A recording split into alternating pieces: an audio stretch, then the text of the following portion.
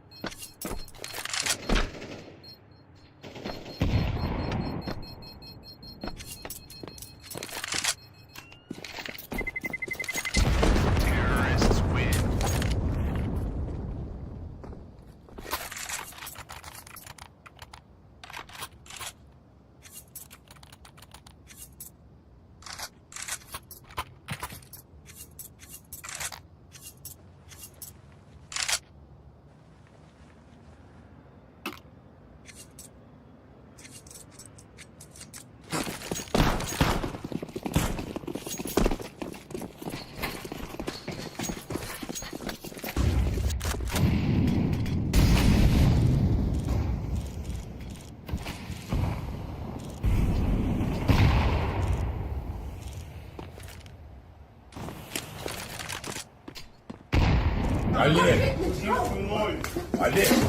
Я говорил, Олег, блядь! Не провоцируй, я тебе, блин, а!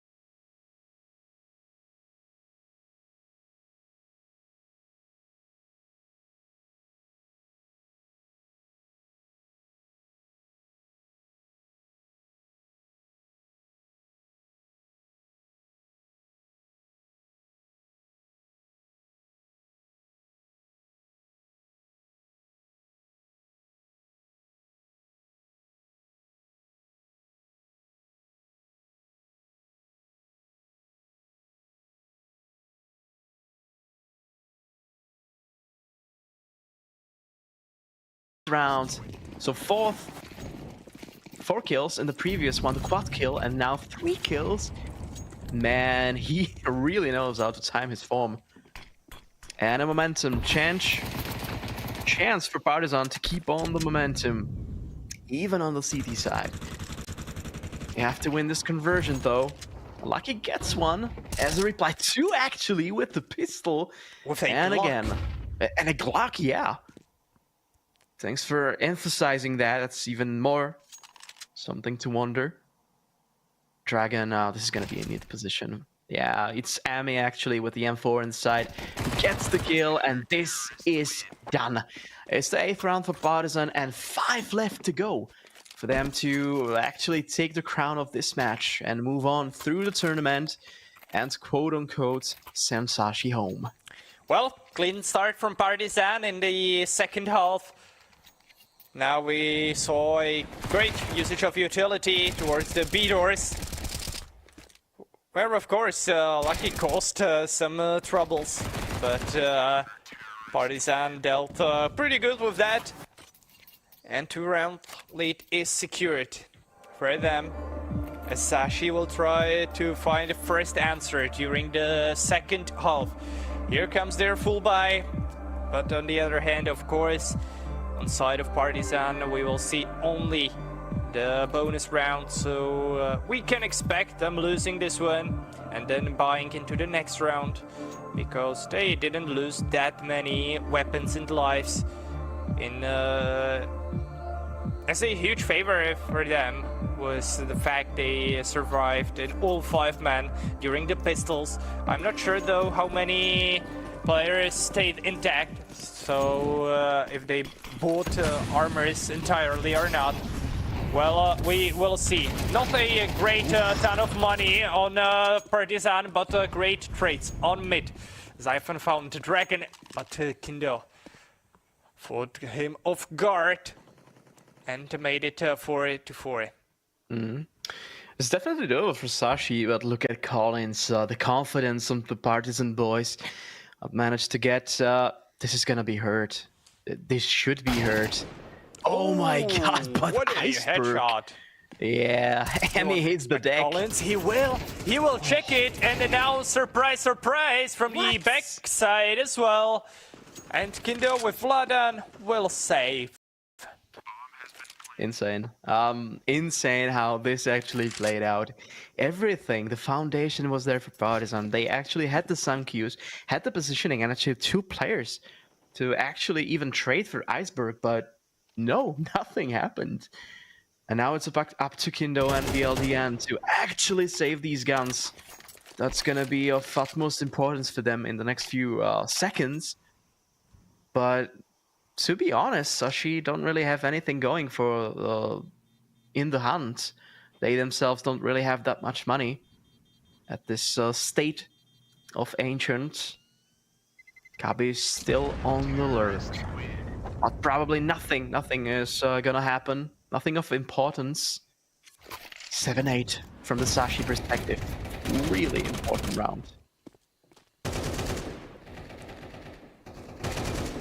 Well played from Sashi.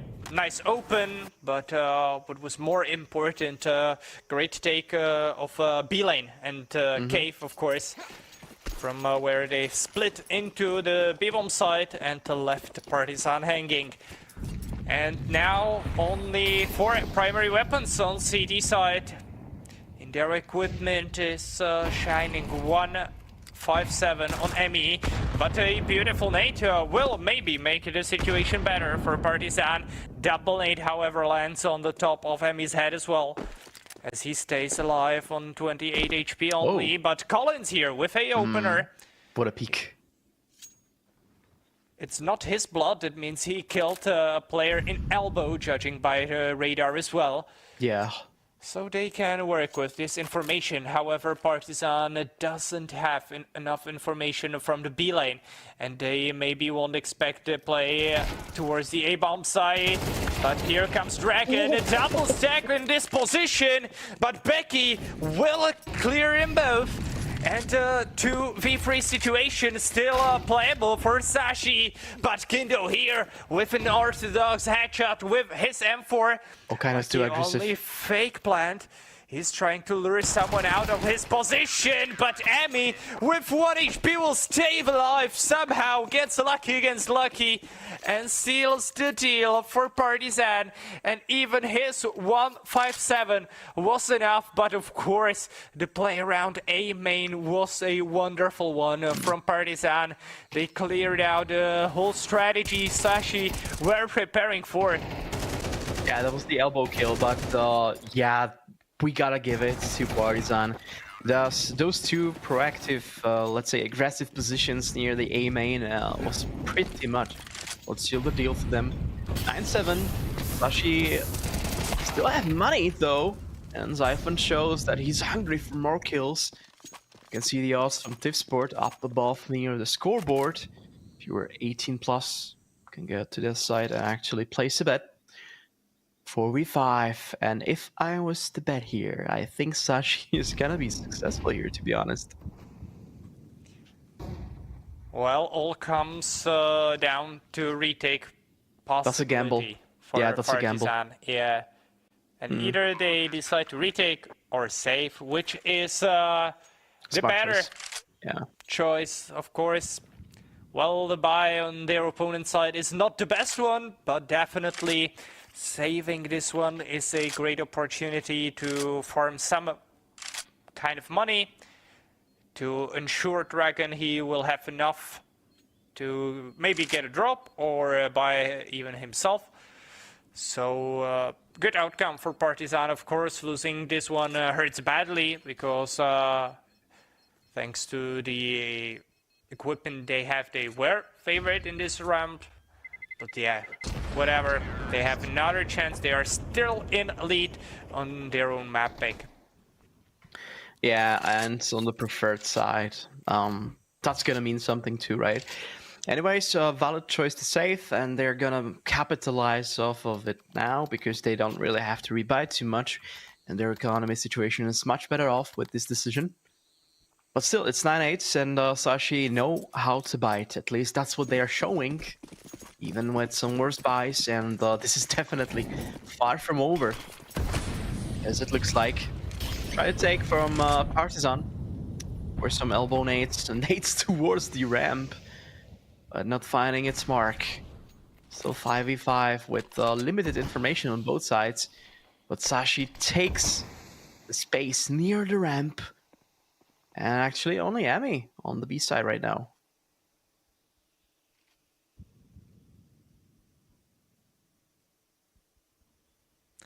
We are still waiting for the first contact between the both teams.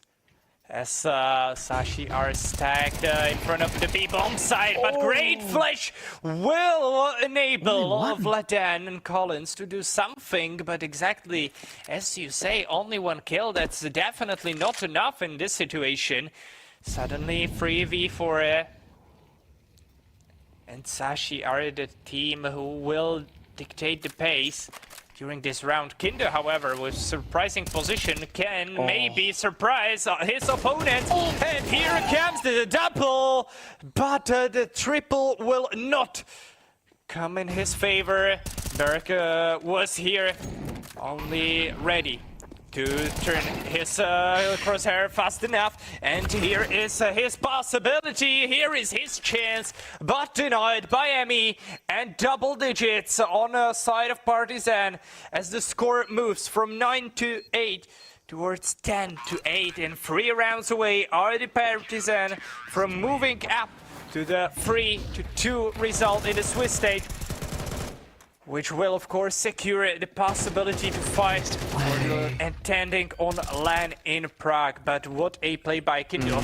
For a long time it looked like Sashi will expect this, but at the last maybe pixel, the player checking it, and I think it was Iceberg, just turned around and was carrying about Donut. Yeah, that's insane. Actually, I have to say that was a huge Iceberg mistake. He managed to survive, get the kill in the end, but 2 of his compatriots were dead already, and that was one of the most impactful things that happened in the 18th round. Partizan on the horse, trying not to get off the saddle. And Collins with a kill. The second one, not so much. A lot of damage. But Partizan really have to clinch this one. They don't want to lose the round. Oh my god, not again. Well, that was a close call by Sashi. Vladan will not expect iceberg. Well, that could go terribly wrong. But here we are in 1v3 for Cabby. The man who was playing on so annoying positions on Nuke is now left in a situation which, well, I don't think will go in his favor. Of course, kill on Collins should be an easy one. But Vladan, he looks like he's ready for this peak, for this information. As he takes this information, he wants the AK. And he will manage to slip in the CD for exactly enough time to pick it up and then kill Cabby with it. Wow, what a round again. Huge chaos, but so far it seems that the Serbian side is able to thrive in it in most of those rounds. Definitely nothing to look forward to for the Danish one. Vladan with a huge luck, to be honest. And he managed to clinch 3 kills, 3 players, 3 frags, and 2 rounds for Partizan to win. And this one should be easy on paper. They're not even full Tech 9s on Sashi. 2 Glocks. Or actually, maybe 1. Yeah. It seems like this is gonna be a cleanup job. Yeah, well, the amount of Glocks and other pistols doesn't matter apparently here. In this situation, Dragon will, in my honest opinion, outfrag both of the opponents on mid. 1 kill is already here. Not enough bullets though, and this can cause a trouble, but the USP is enough for Becky and Lucky. 12-8, and now Sashi need 4 in a row to force Need a miracle. OT. No a room for a single error for them. Yeah, there's not enough space to maneuver. They got themselves into this situation with some kind of not so quality decisions in the last 3 rounds, and a bit of an unluck, to be honest. But still, it's 12-8, and Partizan can play with an open heart, with an open mind.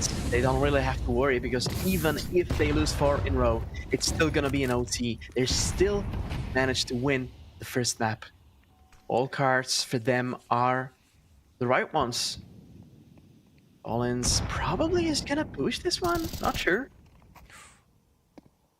Zyphon lost a ton of HP and will find his own deathbed on middle as Dragon kills him. Lucky, however, ready for instant refrag. And 4v4 situation unfolds here around the B-bomb site. 2 players in cave, and bomb is rotating as well. This will be a B-bomb site split. 2 players are waiting for that. And even Kindo is turning his crosshair to move forwards to B-bomb side. Great stack in cave. 2 kills should be enough. 3v2 situation for Partizan. And Kindo here with a frag against Becky. 1v2 situation for Iceberg. He doesn't have planted bomb.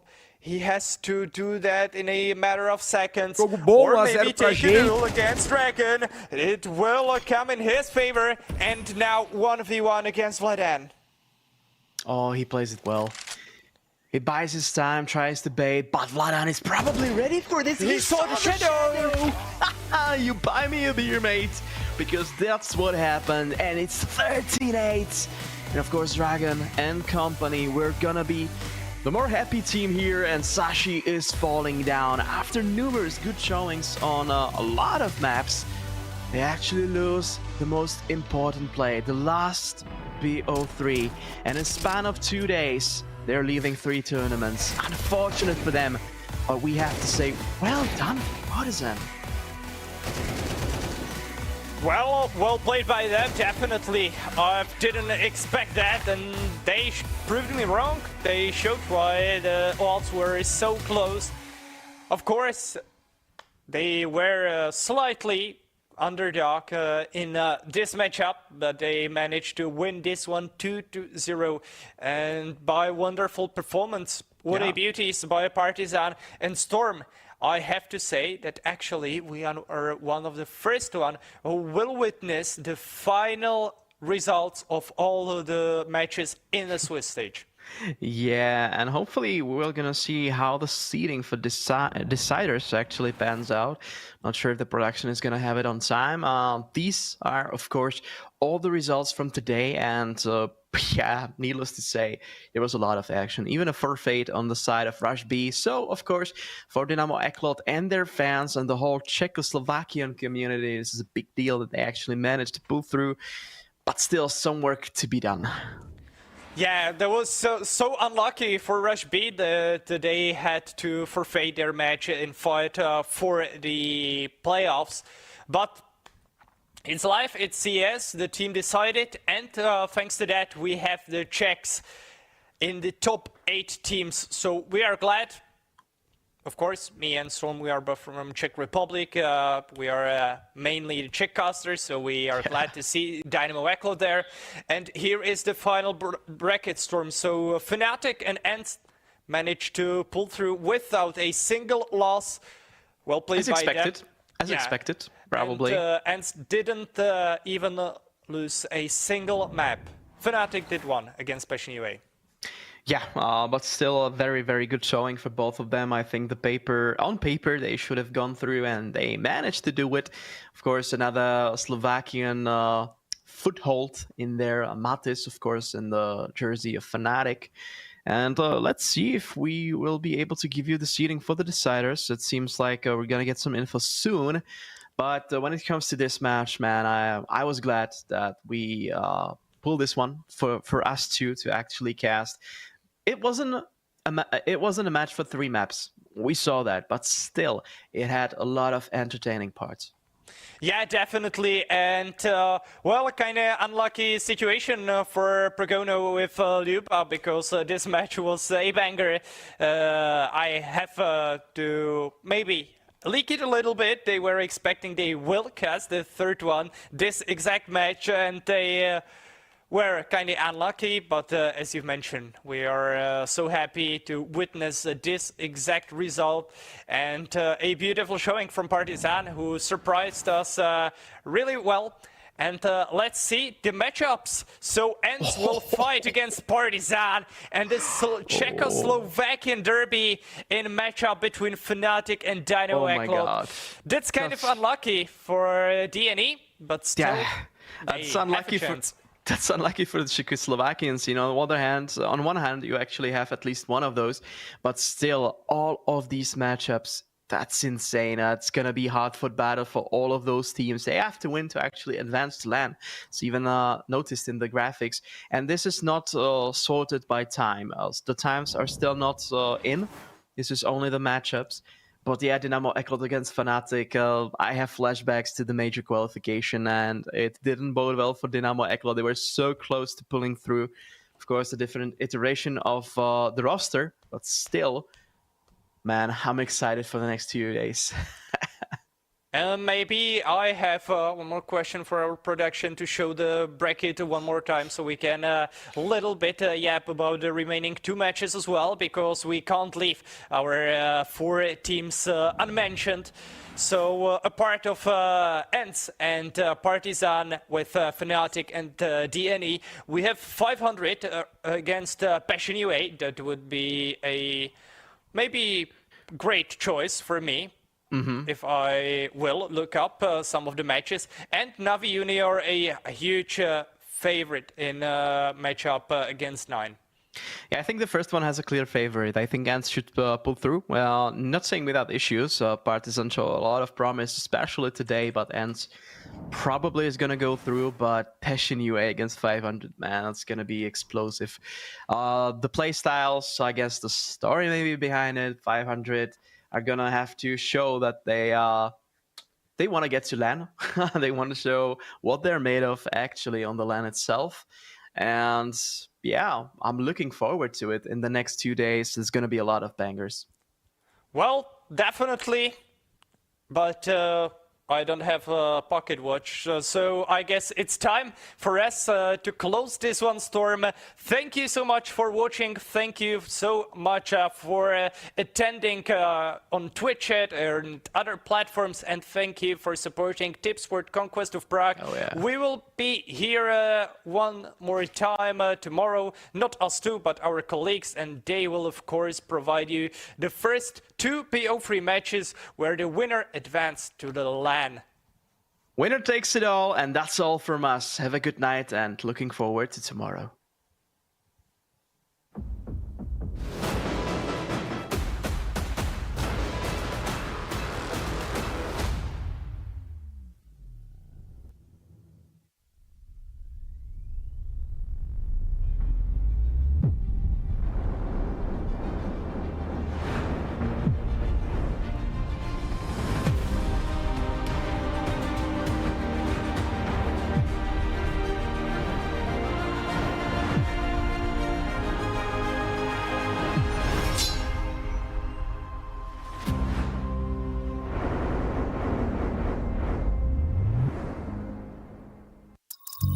Seš ready na další level? Hackni realitu. Urči si vlastní pravidla a staň se tím, kým chceš. Game. Nová vůně od Straight.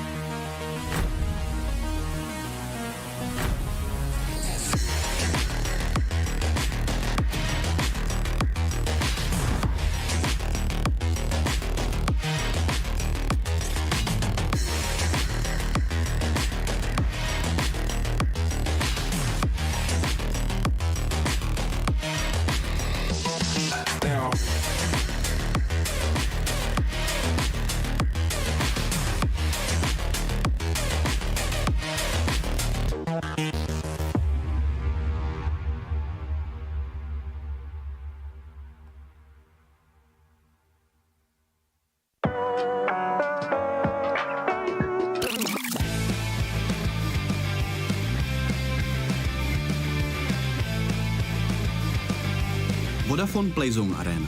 Chceš se bavit? Tady jsi správně.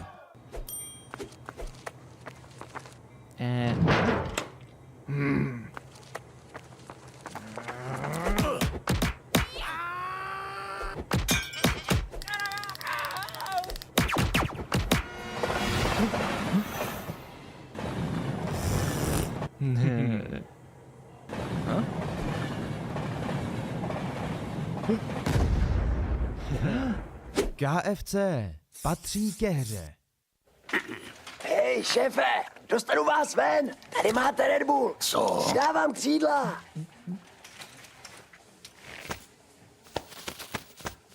Křídla, jo. Fakt vtipný.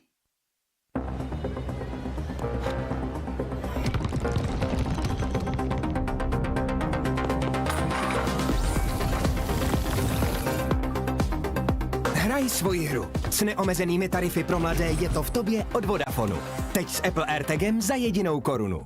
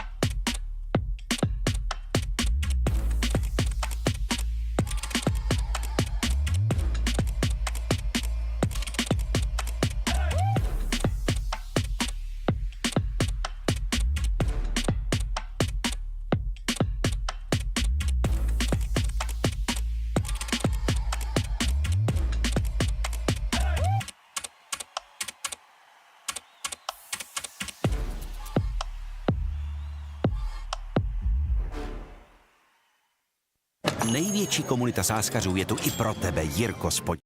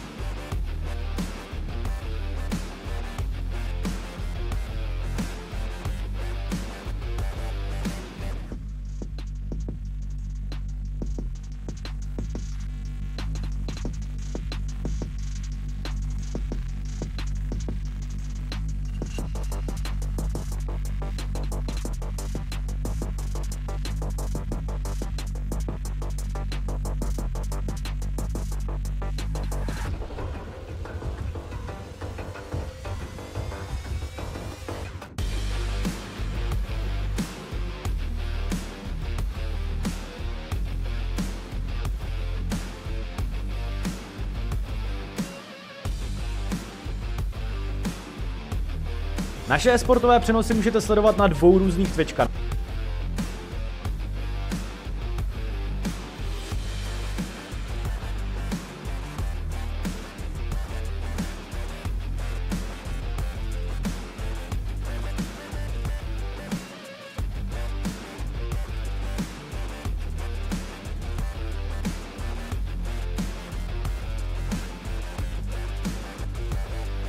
I'm Dr. Lisa Blackwood, a board-certified dermatologist. When my patients ask about scar treatment and prevention, my answer is Scar Away every day. It soothes discomfort, protects your skin, and fades your scars with the use of silicone. Silicone is the #1 scar reduction ingredient recommended by both dermatologists and plastic surgeons. It mimics the natural barrier function of healthy skin to help soften, flatten, and diminish the appearance of scars while also providing relief from pain and itching.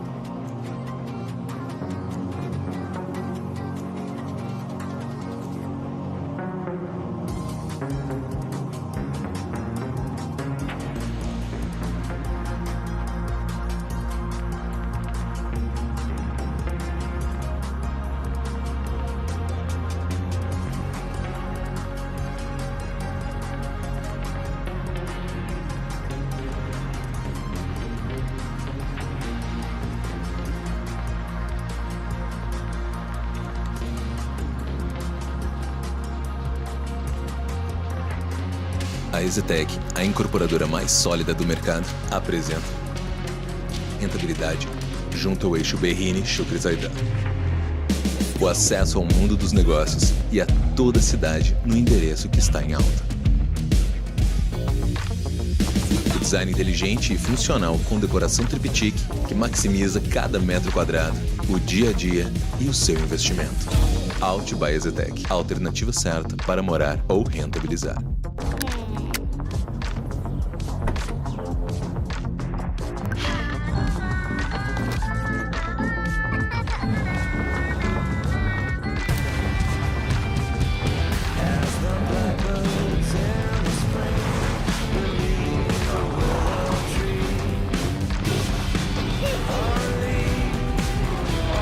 Novo Eclipse Cross, o SUV esportivo para você relembrar.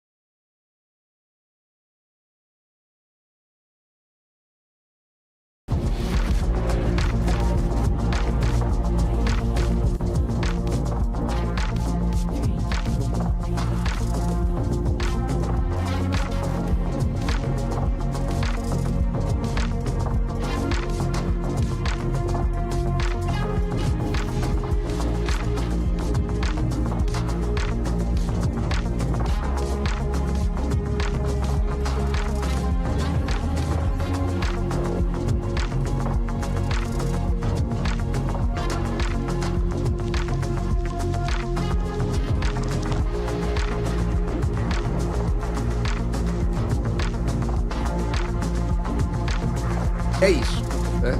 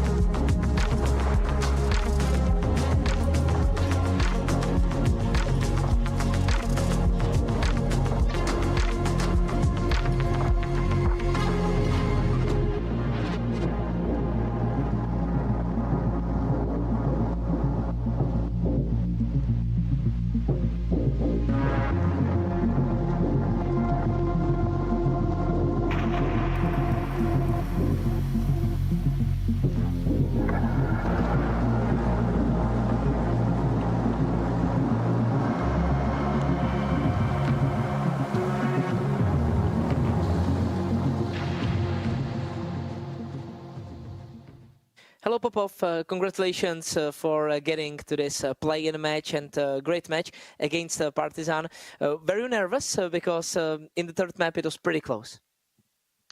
Well, not nervous, we just threw a couple of situations, but in the end on like 12-11, like Oxygen just took things into his own hands. He just said, like, trust me, let's go B, took the initiative. They were just playing retake constantly and giving us that control, so he took advantage of that and we just won the game. Yeah, are you happy with players taking on this energy, keeping this energy up when they just take it upon themselves? Of course, like being confident and taking the round into your own hands after having the idea and the information how have, like that's what changes the game. Like that's what wins you matches. Yeah. How good is your form right now? Because you seem like you are on a good roll, but you are playing other tournaments as well. So how good is your overall form? Well, we're quite in the beginning. We're just getting a few of the maps, like changing positions and stuff like this. So I would say I wouldn't comment on the form. Like it depends. Yeah. Would you then comment on your map pool maybe, because you said that you are just learning some maps, learning some positions. Are you maybe struggling with taking on more maps? I think every team that adds a new player is struggling on some of the maps they played before, but it's just normal. Like we just need to get the hang of it and play a bit more. Yeah, you're playing against Patient UA. Do you feel like it is a hard opponent for you, or are you happy with this draw?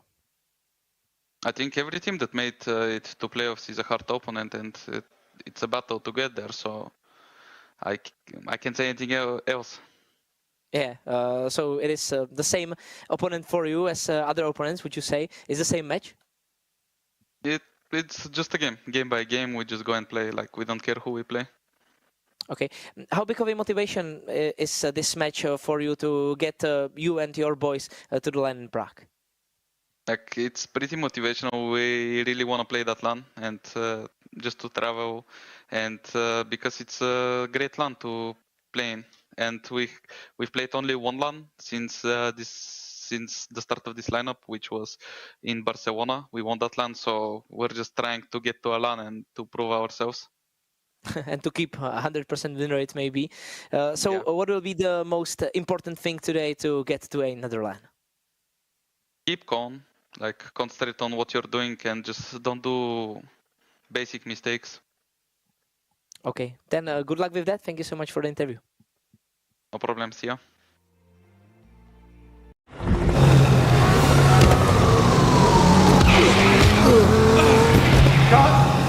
That was great. With over 1,000 payment methods, multi-currency business accounts, and payment cards for your customers, Unlimited's got you covered. Unlimited. Borderless payments for borderless opportunities. Prepare-se para fazer a festa. Compre botijão de gás com desconto de R$ 8,00 utilizando o cupom Primeira Compra. E inscreva-se na promoção Aniversário Premiado Pedir Gás, para concorrer a R$ 150 mil. Peça pelo aplicativo Pedir Gás ou pelo WhatsApp da Supergasbras, 0800 591 2591.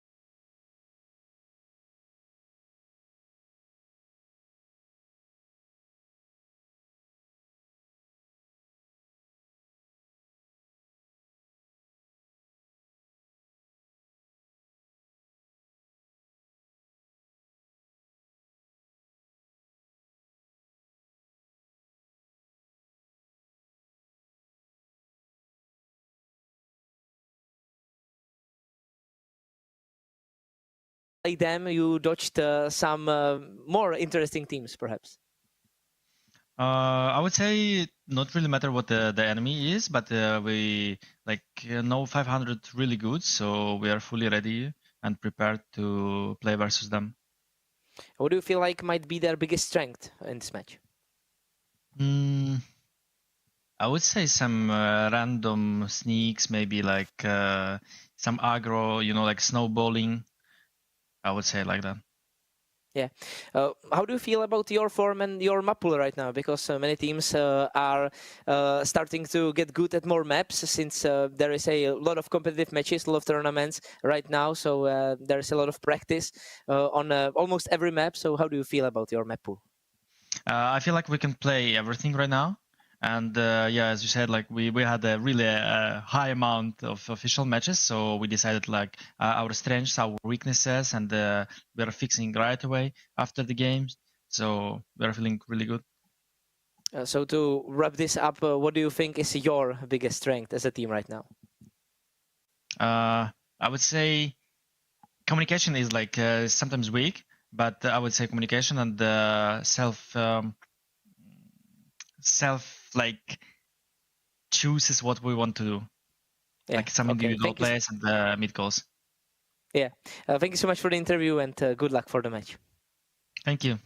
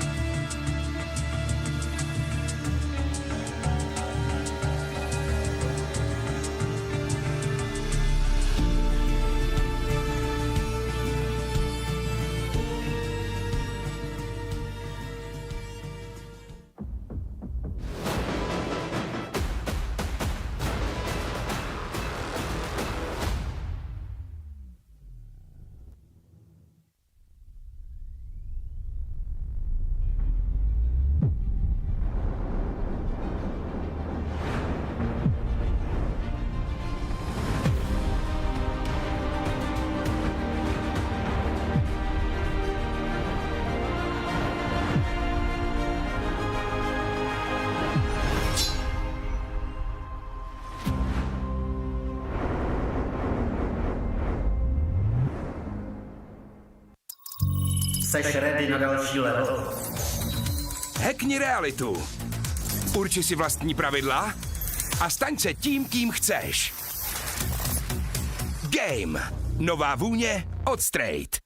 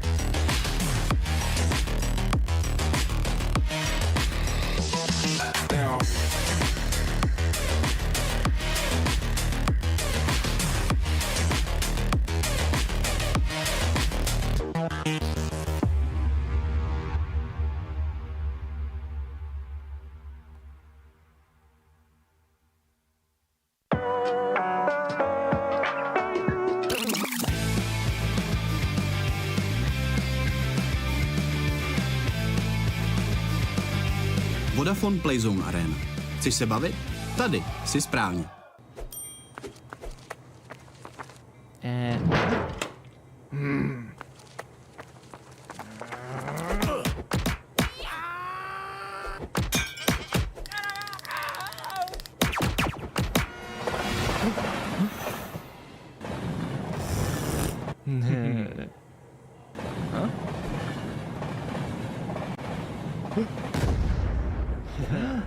KFC patří ke hře. Hej, šéfe, dostanu vás ven. Tady máte Red Bull. Co? Dávám křídla.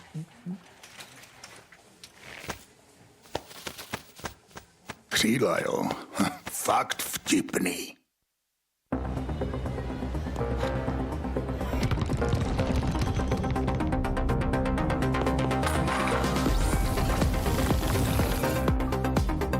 Hraj svoji hru. S neomezenými tarify pro mladé je to v tobě od Vodafonu. Teď s Apple AirTagem za jedinou korunu.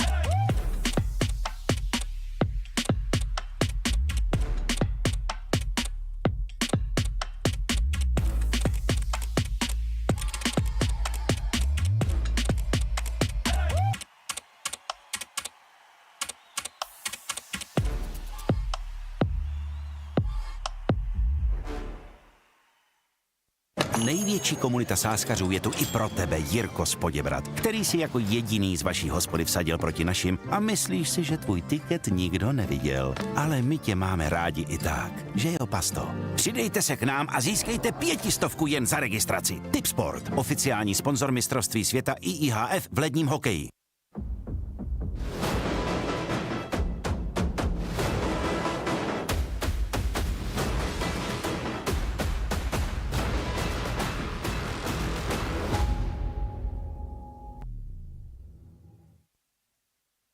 Hello everybody, and warm welcome back to the Conquest of Prague. The online season is about to come to a close. We're only 2 days away from it all concluding, but the question is who is going to reign supreme at the end of our proceedings. Four more matches to go, only 4 more teams to make it to Prague, and we're all going to decide it here today. My name is LJ. I'm joined by Dwayne as per usual for a very epic day of confrontation, mate. This is going to be one of the bigger ones, I think, of the season. Coming to a stage of the tournament in which I don't think we're getting a lot of favourites anymore. I think when you look back at the previous Swiss stage, we'd always have an idea on who our stronger teams are, who our weaker teams are. When it comes down to the finale of the best of threes, mate, it's anybody's game. It really is. I mean, look, we've started off in that Swiss stage a couple of weeks ago where we began sort of exploring who those key favourite teams were going to be in the competition. We had some standout names. We had some surprises here and there. And now these top 8 squads are playing today in the deciders. Tonight and tomorrow, we'll see who of our remaining 8 will make it to the LAN in Prague. That's what it's all about today. There are no second brackets. There are no second chances. You win or you're done. And for a lot of these squads, I think they're in desperate need of a qualification. There's a lot of squads that have come close to qualifying to LANs over the last few months and maybe haven't quite made it. Or for some squads like 500, like they said in the interview, we were there in our very last LAN. We won the whole thing. Well, it's been about 4 or 5 months since you got to that last LAN. So there's a lot of teams with a lot on the line today. Indeed. Some of our favourites will be in action over the course of the day as well. 500 versus Passion UA will be our opening matchup, of course. And later on today, we'll take a look at ENCE versus Partizan. ENCE probably being one of our tournament front runners as well. So a lot of pressure on their shoulders to get victories in today's competition. Overall, however, again, the focus of today's proceedings are going to be 500 versus Passion UA to kick things off. And I have to say that Passion UA, over the last few months, they really have surprised me. I thought this team may end up getting up dead because they lost so many pieces over the last year. Sorry, since the start of this year, I should be more specific. You know, when they lost the likes of Fear and Jambo, I would have thought, honestly, the team weren't going to find much workability to work their way back up the rankings. But look, they're on a positive position at the moment. They're moving up in the VRS, and they've made great recoveries at the moment. They have, but they haven't really caught my eye just yet. And the reason for that is, what have they been doing since bringing in the likes of Kavem to the start of the year, like Warrior, like Demka? They've only been doing decently online. We have not seen a LAN qualification for them. We don't know what this squad's going to perform like at LAN. At least the old iteration, we saw it. We saw the peak that they were able to attribute. So I think for Passion, especially Topper being the in-game leader, he knows that he has to get this team towards LAN because they are peaking at the right time. They are performing very well online recently. I'll take one best of 3 to make their way into the Conquest of Prague here, and for a squad as well that everybody seems to love pretty much, right? These are guys that caught everyone's attention during the Shanghai major. They did extremely good things in terms of just making everybody believe in them, and the pieces were picked apart, and rightfully so, to go to some bigger teams, some of which even are competing here in this competition. But look, I really like what they've done in terms of changing direction. I think Warrior and Demka could provide some great basis now to work up some more great excellence on their side of the board. 500 and their roster changes, unfortunately, were forced out by a disappointing MRQ. So I think I've got a few more negatives to say about them because I really had a lot of hope for them at the start of the year. Haven't quite lived up to the hype. It's a situation for 500 in which they need a LAN qualification because it was spoken about from Popov in the interview. Our last LAN, we played in Barcelona. It was the ENCE Invitational back in January. We won the entire thing. Where was the LAN before that? 500 have not played a single LAN tournament in 2024. The last LAN before playing there in January was all the way back in August of 2023. So we're talking about, what, an 18-month dry spell where they're just not qualifying to a single LAN? Now that you've come into the new year, now that you've forced a roster change, mate, it's got to happen. This is the time. This is the moment. Indeed it is, but are they going to actually be able to surmount the opposition? I'm taking a look at their recent tournament performances, and the MRQ is only one example of how they haven't really had the most success, right? That 0-3 in those results. Yes, some were best of 1, sure, but it was the MRQ, which we thought 500 would do well at. CCT Global Finals as well, lost 2 back-to-back matches. Yeah, to Imperial and Wildcard, okay, pretty decent teams of their own right. The Thunder Pick matchup, they lost to Ecstatic, which, okay, fine, they've got a run to the Grand Finals, but even then, I'm just thinking about how many excuses can we give to 500 if they keep on losing these matches? It's true, and I think for Popov and the boys here at 500, they know that it's not good enough, that the results should be better. I mean, think about what happened before the MRQ. They were getting into CCT Grand Finals. They were winning tournaments. I think they were really starting to become a threat towards the start of the year. So I'm looking at us entering the start of May, going towards the middle section of the year. 500 probably won't get too many more chances to qualify to a LAN. So knowing that it's a best of 3 versus a team that you've played recently, mate, you've got to take it right here. Indeed you have, and look, their run so far here in this competition have looked pretty decent, going 3-1 in terms of their own Swiss, although I will say that some of the results haven't exactly been the most confident of them, because you've got a couple of layups, right? You've got Imperial Valkyries, who they didn't do all that fantastically. You've got Maestro in the mix, who they were a very low-ranked team. You can even see that they beat them 13-3 in that round 3-1 and 1-on-1 matchup. So the only legit result that they've had so far in my eyes have probably got to be that Partizan match. Yeah, that Partizan matchup was quite close. Map number 1 was Nuke, which is traditionally a weak map for the Bulgarians. They came away with a 13-7, lost it out on their map pick, and Mirage went to a decider, and while it was a little bit neck and neck, they did close it out in regulation, didn't have to get forced towards overtime. But the job's not done from 500, and I look at them always banning Train, I look at Inferno always being banned for Passion UA, and you think, okay, well, where are the map picks? It's probably going to have to be a Mirage pick from 500, and then probably an Anubis or an Ancient for Passion UA. Well, we have seen a little bit of that repeating Anubis, Ancient, Inferno and Mirage. Ancient, Mirage and Inferno were the 3 maps we saw in their last head-to-head back in March, where they played during that CCT season. So Anubis gets picked in by the Passion UA side. Mirage does come through for 500, and our final map up will, in fact, end up being not an Inferno. It's Ancient to repeat. And knowing that you've got Ancient, we've not seen many officials from Red Star. So I'll just lay off some of the maps that he's played since joining up with the squad and helping out, standing in to replace Ships' roles. He's played 4 Nukes, 2 Mirages, 6 Infernos, 2 Dust 2s, 1 Anubis, and 1 Ancient. So we're talking about a critical best of 3 in which Red Star isn't really getting officials on the maps that are being played in this best of 3, Vito. Yeah, and that might cause some pretty key negatives for 500, honestly. I mean, that's just to add to the tally of the negatives that they've had over the last month or two. Look, I don't have a lot of, I don't want to say, not a lot of faith is probably not the right word for it, but like, I just seemingly have to lose a bit more and more as time goes on for this 500 side, because ever since that MRQ, it just feels like things haven't quite picked up in the same regard. Come on, I would have hoped... No. How can you say that, bro? Like, look at who they're losing to. I know, and I say that, and look, I'm saying, obviously that those results are still legit, but like I said earlier, how many excuses can we continue to give? On the other side of the board, you've got a Passion UA side who I think are picking up momentum. I think they're getting better and better as these matches roll on. Yes, they've lost their last 2, one of which was to Nexus, I'll give you that, but equally so, I think they've got a great basis to build from, and so honestly, given the veto state, given the fact that we're repeating 2 maps from a previous best of 3 that they won against 500, I could see them winning the series in 3. Look, both teams, I would say, have a fairly equal chance of winning. I think for 500, they're a more consistent team. I mean, this core 4 goes back, what, nearly a year? What about Passion? Where is this core? The core 3 is from the beginning of the year. The core 4 was, what, a month ago? The core 5, a month ago? There's a lot of moving pieces for Passion. And you can say in the majority of these tournaments, the Galaxy Battle, the Thunder Pit, the CCTs, mate, there's no pressure in those kind of tournaments, right? They're just average best of 3s to try and get you deeper in tournament runs. They have not yet played a series that will legitimately take you to a LAN or eliminate you out of the tournament. And I think that high-pressure match situation is really going to pressure the newer roster that Passion UA have. Okay, well, let's talk about pressure and how 500 dealt with it at the MRQ, their probably biggest event that they've had in terms of recent history, the biggest opportunity they've had to make it to a significant level event, right? Their major is what everyone's shooting for. 500 expressed themselves desires to play at the highest level of competition. They bombed out 0-3, so how's that pressure going to impact them in this kind of matchup? Well, that's why they forced a roster change, and to be fair to them, look at the draw they had. ENCE, Big, and Gamer Legion. They didn't have any layups in that entire run itself. There's no excusing how they performed. I think they performed really poorly, and 500 have addressed that on social media, saying that it wasn't good enough, and even Tipsport aren't even going to put them as the favourites in this one. But I just think with how they need to bounce back, with how they're bringing Red Star in to basically renew the roster after a disappointing MRQ, I think that they're going to step up to the challenge today. I've got more faith in 500 than I do in Passion UA.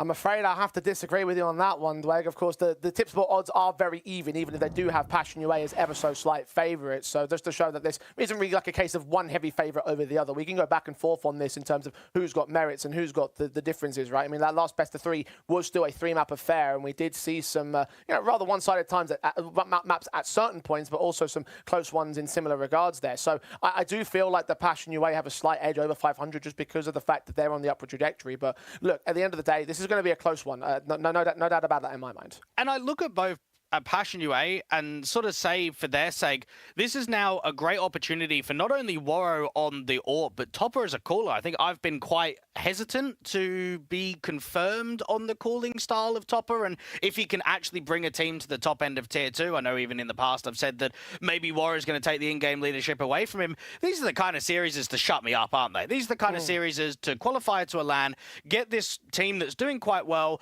We're seeing the impact out of a really solid core 3. I mean, your Kavem, Waro 2K, and Demka, they do bring a lot to the table. And I think 500 know individually they can't be poor. We're going to have to be looking at some of their star players. We're going to be looking at Oxygen in some of those aggressive roles on T side. We're going to be looking at Cirque for consistency on the big green.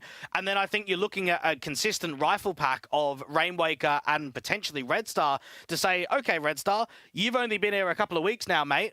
We need you, and we need you badly in this best of 3. They may have to rely on him or some other star, like just to bring something together for this 500 side. Again, the differences will be very, very fine, not finite, like they're very like, marginal, right? This is going to be like a very close matchup, and I think only the best of the showings is going to make the ultimate difference in these kind of performances. So look, I'm looking forward to see who's going to end up being that star. Maybe it is Red Star specifically, maybe it's Rainwaker, maybe there's other elements on this roster that can make things happen. On the Passion UA side, I look towards those veteran guys. I look to Demka and Waro as being the ultimate sort of standout points where they could very easily look like the Monty of old, right? Or the players that came from the Monty of old that did so well. And they're not the only connected players on this team. I know that Topper and Kavem played on Ikla together before reuniting on this Passion UA side. So the new generation of roster are coming from some decently reputable backgrounds within that Ukrainian scene over the last couple of years. You've got Topper and Kavem that played at that ISF World Esports Championship back in 2023 with Ikla. So we know that they've been to LANs before. We know that they've actually been able to do quite well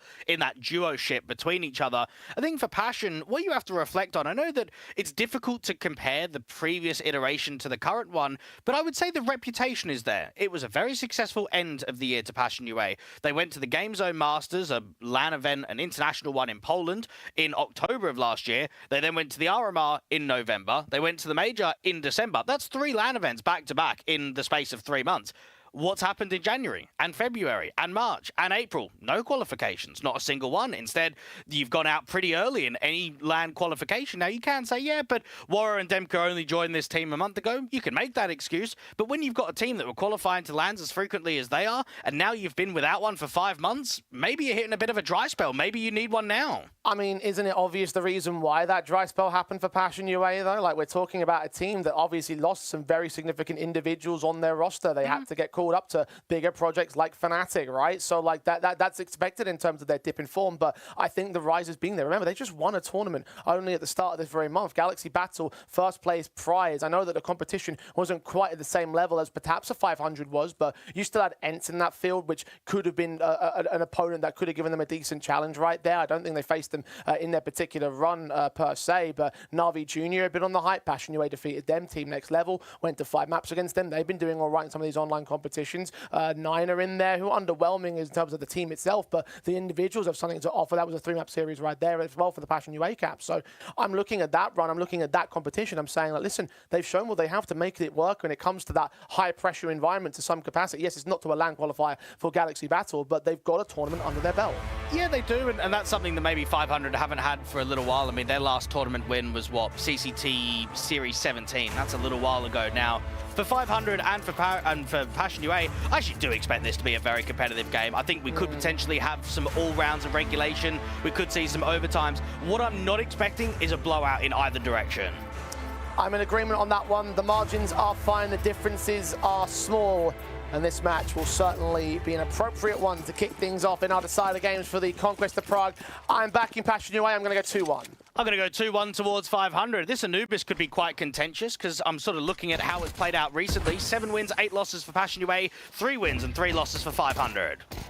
Flashes forward into the pistol basis of the CT side. They will lose first kill. Oxygen with the kill on Jacaz mode. Dwara's going to trade it back, and Topper's going to hear all these footsteps. His player, his teammate in mid, Demka, going to smoke off the camera entrance, but they're going to beat him to that. Kavem might have some pressure. The USP taps only do so much damage. Instead, they're going to clear out water and try to play the retake.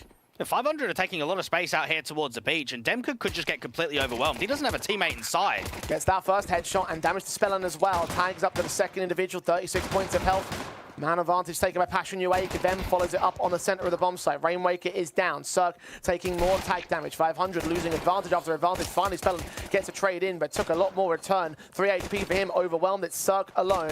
1 versus 3. International former player of 500. Drawing them away from the bomb site. At least going to keep the timer against their name. Get a headshot in, but not the follow-up. Kavem will trade it back. The bomb plant should be decisive. And it will be a pistol win for Passion UA. It's a good effort from Cirque. I think he creates a good opportunity there of splitting both of the CTs up. He's on the back foot. He's trying to draw them out. Comes in close to finding that last connection against Kavem, but just doesn't quite hit it. And you got to remember that HLTV top 20 players of 2019, Cirque was 18th in the world. And I know that's a long time ago, but from Cirque's mindset with playing on a tier 1 team, playing at consistent LAN tournaments, it probably feels hard done by, I would say, post-COVID era to not be consistently in that LAN circuit anymore. I would agree.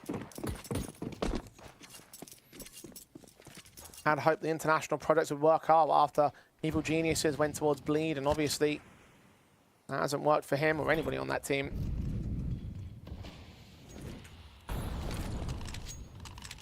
Looking at his tenure here, back on the home states, back here.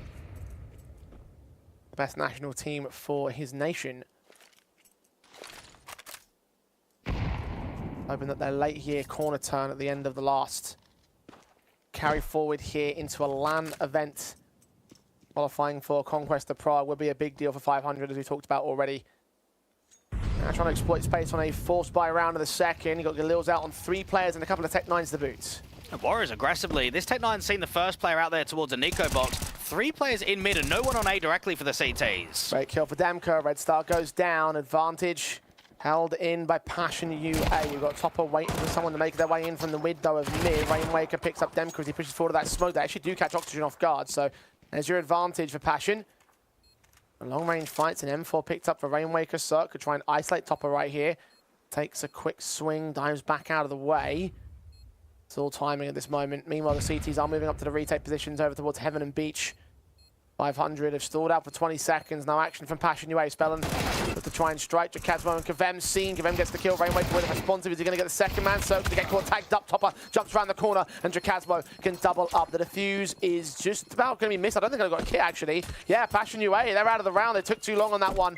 500 will find the steal. And that's Rainwaker at his very best. You've got yourself a 4 versus 5.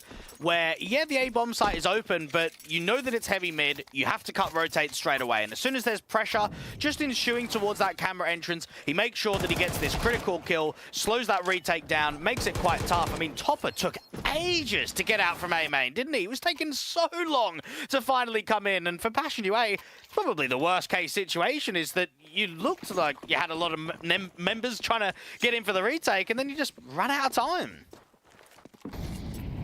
Took too long.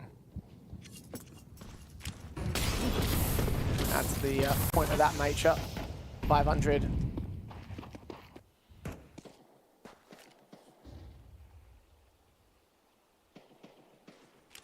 Tag damage done against their Passion UA opponents. Kavem to half. Rainwaker taking something responsive. Needing them up towards the main entrance. It seems to be an A play once again. Smokes the Demka will stall them. 500 have not hit B at all in this first half. It's been taking mid, working A. Demka going to get aggressive behind his own smoke. Now, Kavem, you've got to expect, with him on 52 points of health, how much can he realistically do on this A defense? I mean, even a kill is probably going to be quite tough for him. Re-smoke on for the CT side. They're mostly focusing on just getting the defensives up. Stalling away as much as possible. The last smoke of the CT side is all the way back on the B bomb side, though, so the only kit in play is also centralized to A. So if Kavem goes down, you might start to see a scramble from Passion UA. Well, I'm surprised that there's no info play mid or B. They're pretty much just gambling at the moment. Resmoke goes down towards B main. They're just trying to block it, and they're running out of time. Flash turn away from SMG and M4 combination can wipe out 2. Will that cancel the T side? Doesn't look like it. Mollies are being sent up. Rotations are being called. The 4th player will get here soon enough. Demka is going to get blinded and found. Kavem getting to the backside, burning a little bit in that molly. A reflash forward. Warrior's going to get forced back into the back line for 15 seconds. Time is short against the T side, and the kills pour in for Passion UA as they hold on and hold well. I think you can give credit to the first line of engagement. You've got an aggressive player into A main, a second player back at the fountain, and on first contact, it's an immediate 5v3. And you can feel how much further util is required there from 500 to try and retake that space to make it awkward. Vem and Demka being very satisfied with what was just a gamble stack towards A. It was a lack of info in the round. And now we're going back and forth on the force buys between the two.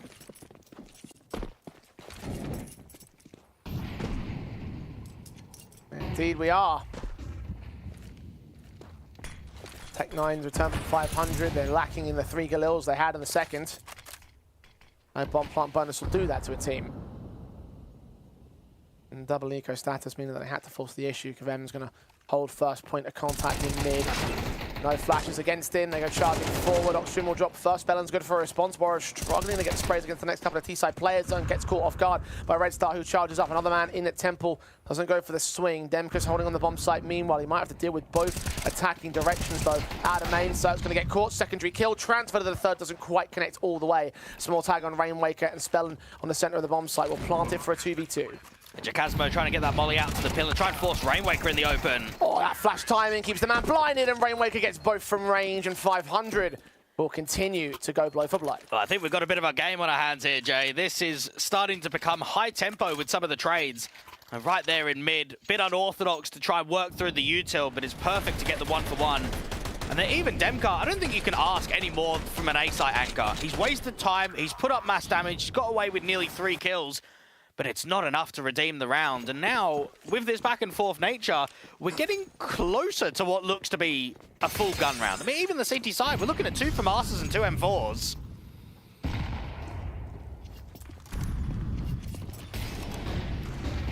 How long will it hold on for, though? Warrow backed up, Topper falling away. There was electric. Red Star's going to get caught first by Jacasmo on the bomb site. Little vertical crossfire against Warrow. Jacasmo into the double and the triple, in fact, for Jacasmo. Finally, Rainwaker trades one back. Jacasmo's got a quadra out of this one.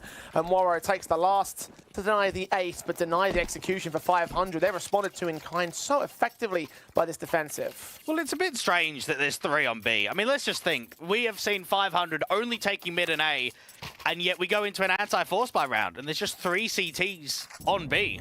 From Spellin's point of view, it seems like the perfect call. This is where we adapt. This is where we go in for a quicker B play. Why is there just so many CTs there? That's a very strange call.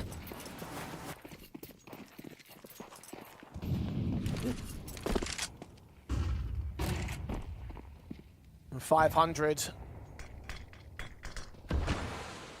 will be reset this time. No force buys found. Spellin did spot a player on the jump face above that smoke. Warrow make sure that he's known to the T side just by blind spraying and hoping for a kill. And so far, 500 not offering that up. It's a bit more of a formality round. If they get a bomb plan out of this, then that would be an achievement of its own.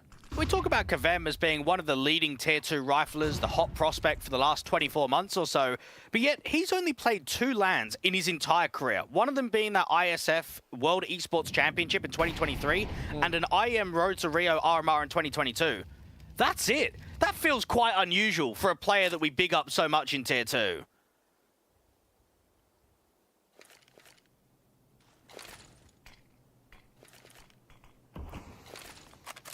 Maybe it's time to get something more out of his career.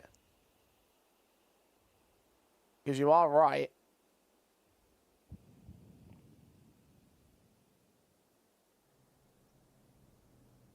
What more will we see from him? What more will Topper offer up? Mid-control established by just the captain.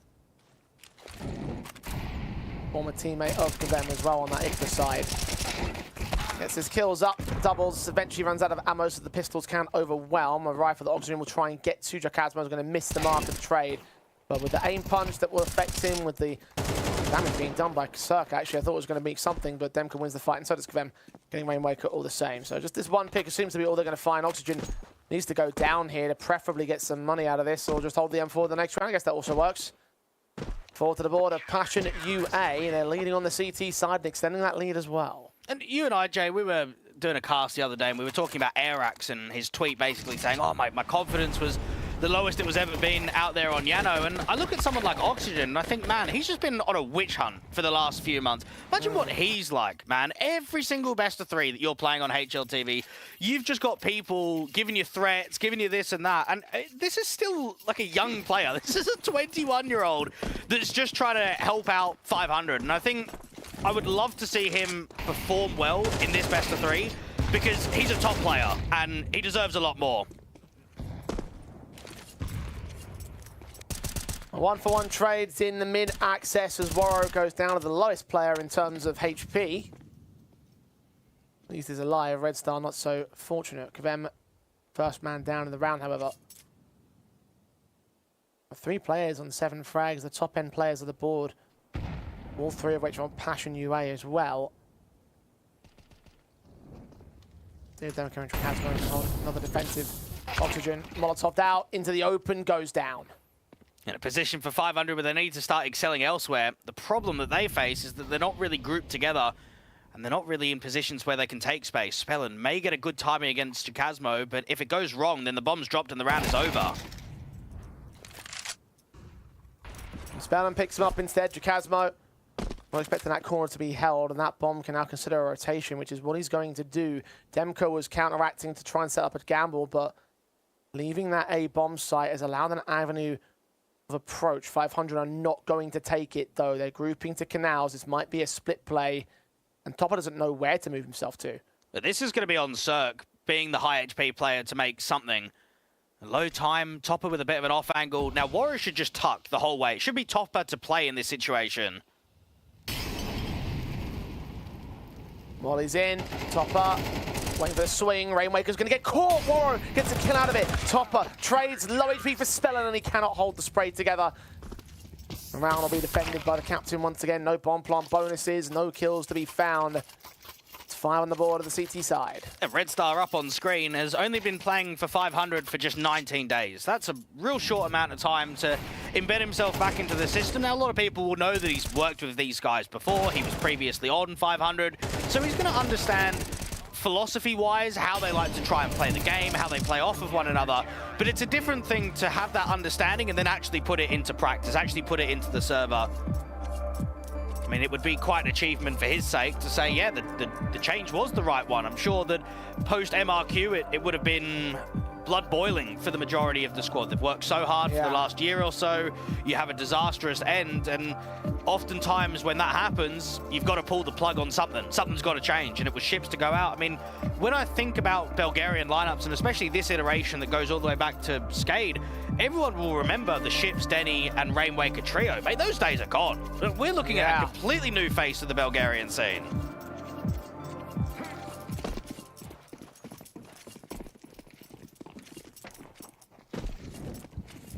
At least the man they've got, Red Star, has a little bit of experience behind him himself.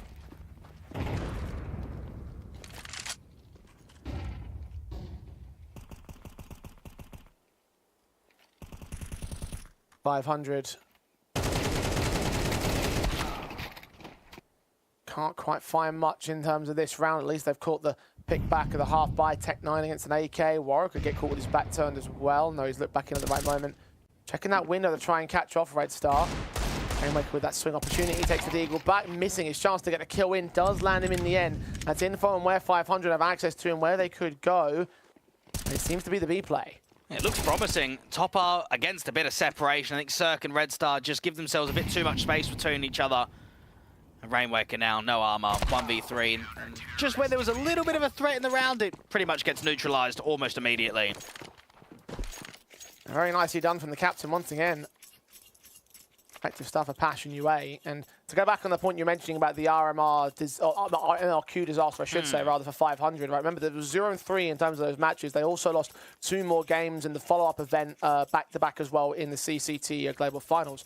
That point, like the bounty points that teams gained off of 500, caused them to crash 20 places in the world in the most recent ranking update earlier this week. So it's irrespective of who the opposition were, like, you are still looking at a massive drop-off for 500 month on month. But are they worried about that, would you say? Like, to me, as long as you're qualifying to lands and taking opportunities, it doesn't really matter what the VRS is. Well, that's why this match is important for them, because we know that lands give you a lot of points, so let's make it to 1, let's do well in 1. That has to be the goal of 500 here. Warrior 2K with a proper unorthodox aggro move with the AWP, sitting on the edge of the lurk smoke on B. Doesn't quite have the timing against Oxygen, but he is still waiting around, and the AWP does find a good shot. That's nicely done from Waro. That's classic Waro right there. Low frag counts the early matchup, but his AWP showing up big time on the start. Oxygen to fall and continue to be the lowest fragger on the server, unfortunately, for 500. And down a man will regroup, try to take space back over towards main. It's going to get left with passive contact as Chakazmo watches it from the back lines of Passion UA. With utility in hand, that smoke, that could be placed so well to stall 500. But there's not really much room for 500 to cancel now. They can go after the incendiary, but they can't maneuver anywhere else. It has to be a play into B main. Smoke goes a little bit too deep there for the Seed Siege. Chakazmo puts the HE on point though. That's damage done to one man in the back. Bomb gets dropped. Topper can't get the double sequence this time. The AWP's going to search back to Canal. Chakazmo gets overwhelmed in the back lines, but the AWP gets his secondary pick. Tertiary right second ready, and Red Star goes down. Quadrant not quite landed. Rainwaker's got 2 more. He's making a ton of noise. That smoke's about to clear. Graham's going to get caught. Demka with a quick swing and trade, and these rounds are coming down to the wire, but they're going the way of Passion UA. And for Passion, they can be very reluctant on how much impact is getting generated by that AWP, because in terms of the entries, 500 are all over them. In terms of the riflers on the bomb site, they're being sat down completely. And the AWP just makes the angles so tight, constantly falling back, constantly retreating from Electric. And this is Waro at his very best, and maybe a sign that Cirque, when he eventually does get the big green up, needs to kind of be generating the same level of impact that Waro is. When will he get it though? 500 continue to have money problems here. I'm going to steal the upgrade pistols to grab that AWP for a follow-up round. The Rainwaker charged in first. Topper's going to see Spellin right behind him. He's already been tagged at 27 with the HEs, incendiaries, and what have you. Chakazmo's incendiary, probably not the best in that position. Forced back behind the smoke. The AWP continues firing, but Topper picks up one from the back of Glyph. Oxygen takes him from range. Cirque finally gets cut down. Kvem hiding inside that smoke, drawing attention away from the site. Oxygen just got caught elsewhere. And Red Star forced to fight, can take one pick, but only to grab a rifle for it. The bomb's been dropped on site, and the CTs will set up their triangle of death. No way back in for the man. Efforts are being made by 500 and trying to get as close as possible, but yeah, too much strength in the Ukrainians on CT side. I do look at 500 with their recent form and say, okay, they have just won 2 out of their past 6 best of 3s on HLTV, but who is it against? We're talking about Gamer Legion, we're talking about Imperial, Wildcard, Ecstatic, all teams that are either at the top end of Tier 2, in Tier 1, or at least pushing themselves for Grand Finals in Tier 2 tournaments. They want to try and get themselves an easier opponent, and I think if you look at those last 4 losses and then consider Passion UA, you'd probably think that this is a good draw for you. This match keeps going like it is for Passion UA though, then maybe it might not look like such a fantastic draw. 8-2 on the board, 8-4 is the best case scenario for 500. They have at least caught Waro up with a missed shot, and no cover to Mika's way into the corner, as alongside Kvem, who is low HP, also in mid. Down to Red Star's fight, so 5-on-3, a true 2-man advantage gained by 500. Demka's going to walk through the smoke over at main on A, and with that kill, the round is lost to Passion UA. Looking at the money state and thinking Demka and Waro have quite a bit of cash in the banks, but Topper does not, Kvem doesn't either. What a lot of people won't know is that Spellin and Waro 2K played 47 maps together on HLTV in 2021 under the Mad Lions organization. Now they're going up against one another, and right now, Spellin probably calling a game that feels uncomfortable on the T side, and Waro playing a game with the AWP where he's getting a lot of freedom.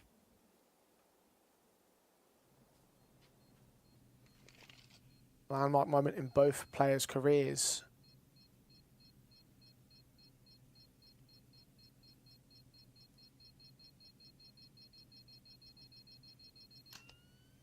International roster that probably should have done more things with Spellin than it really did. We had JL on the roster at one point. And they had some very good players. Yeah, that was a weird one, because the Mad Lions org, if I remember correctly, it was Splice, right? Wasn't it Splice that turned into Mad Lions? I think it was one of those American orgs which they had a CS team and then they rebranded or something. You're on the right track. I'm not sure if it was specifically Spliced, but you have the right thinking about it. I remember the Danish roster was quite good with Roy. I think they were playing one of the flashpoints, and then as soon as they got into those international rosters, good players, but struggled to really make anything happen. They even had a 6-man lineup at one point. I remember that.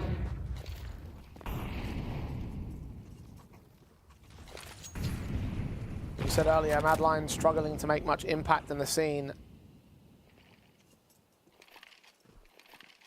So end up being a footnote in both those players' careers as they put feet down here in this matchup. 500. In a very quiet T side.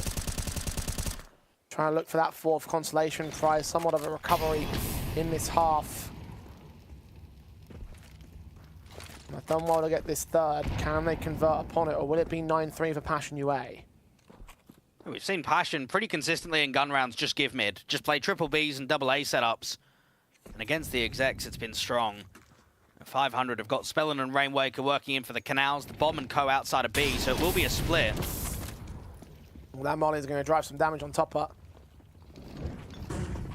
Ready for contact in from main. His back will be turned. The Molotov going to force him forward. HGs will land eventually as well. Jacasmo with a kill. Warren needs to strike. He struggles with that spray. And players get close. He does very good damage on Spellin.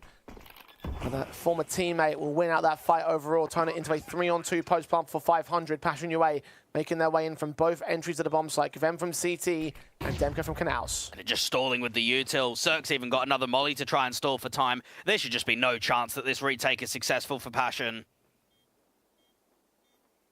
Spellin's too deep on the bomb site for that damage to be exploitable. The flashbang will get sent in. Demka checks for Rainwaker. Rainwaker wins it.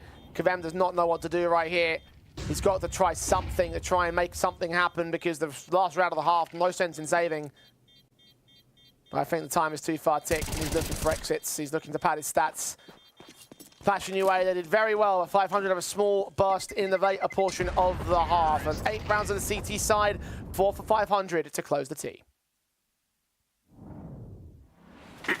Hej, šéfe, dostanu vás ven. Tady máte Red Bull. Co? Dávám křídla.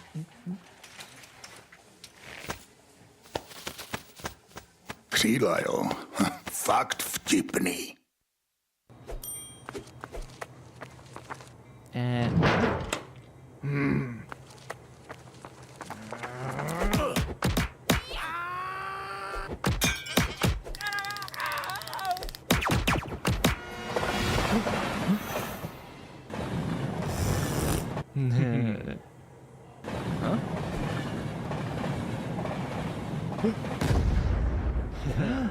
KFC patří ke hře.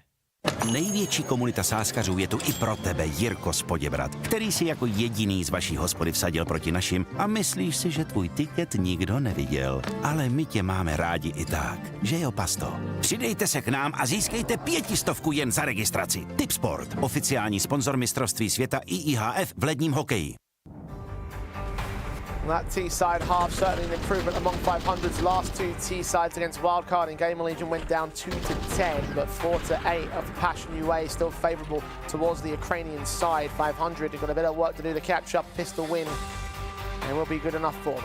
It's an underwhelming scoreline after how competitive a lot of those rounds really were in the first half, and I think for that reason, Passion should get into the second half and start closing pretty much straight away. The Ukrainians have got to look at this and say 8-4 T-side, yeah, let's try and get this 13-5, 13-6, somewhere around that marker. USPs to take fights of Red Star, 3 players in towards mid. Julie set to window, gets 1 kill out of it. Oxygen drawing out first blood, can't land the taps of the headshots, eventually does find Morrow in the mix. 5-on-3 for 500. Demka thinking of a walk forward from main. He's got a lot of main access and control. The CTs have set themselves into the back lines, having cleared up all of mid, knowing there's a lot of presence over at the water, so they'll fight back from heaven. Rainwaker with the latest. Demka to fall. Kvem and Jacasmo both moving up. They finally get a trade, but they need to get so much more. The Julies with the USP combination. Kvem can take one of those out. The Cirque trade team leaving Jacasmo in a 1 versus 3. The cornerstone of Passion UA will not build back into a round here. It's a pistol for 500. We saw Oxygen, after getting that first kill, strafe to the right, but then when he strafed back to the left, he was trying to escape mid. He ends up getting body blocked by Rainwaker, which just commits him into the fight and ends up getting a multi-frag. So a rare occurrence works out for the opposition, and for 500, I think we see the impact out of those dualies, don't we? Oxygen with his mid-move, Cirque playing there on the bricks towards the A defense. Anytime that you invest dualies on a CT pistol, you want it to rip in, and that's exactly what 500 were offered.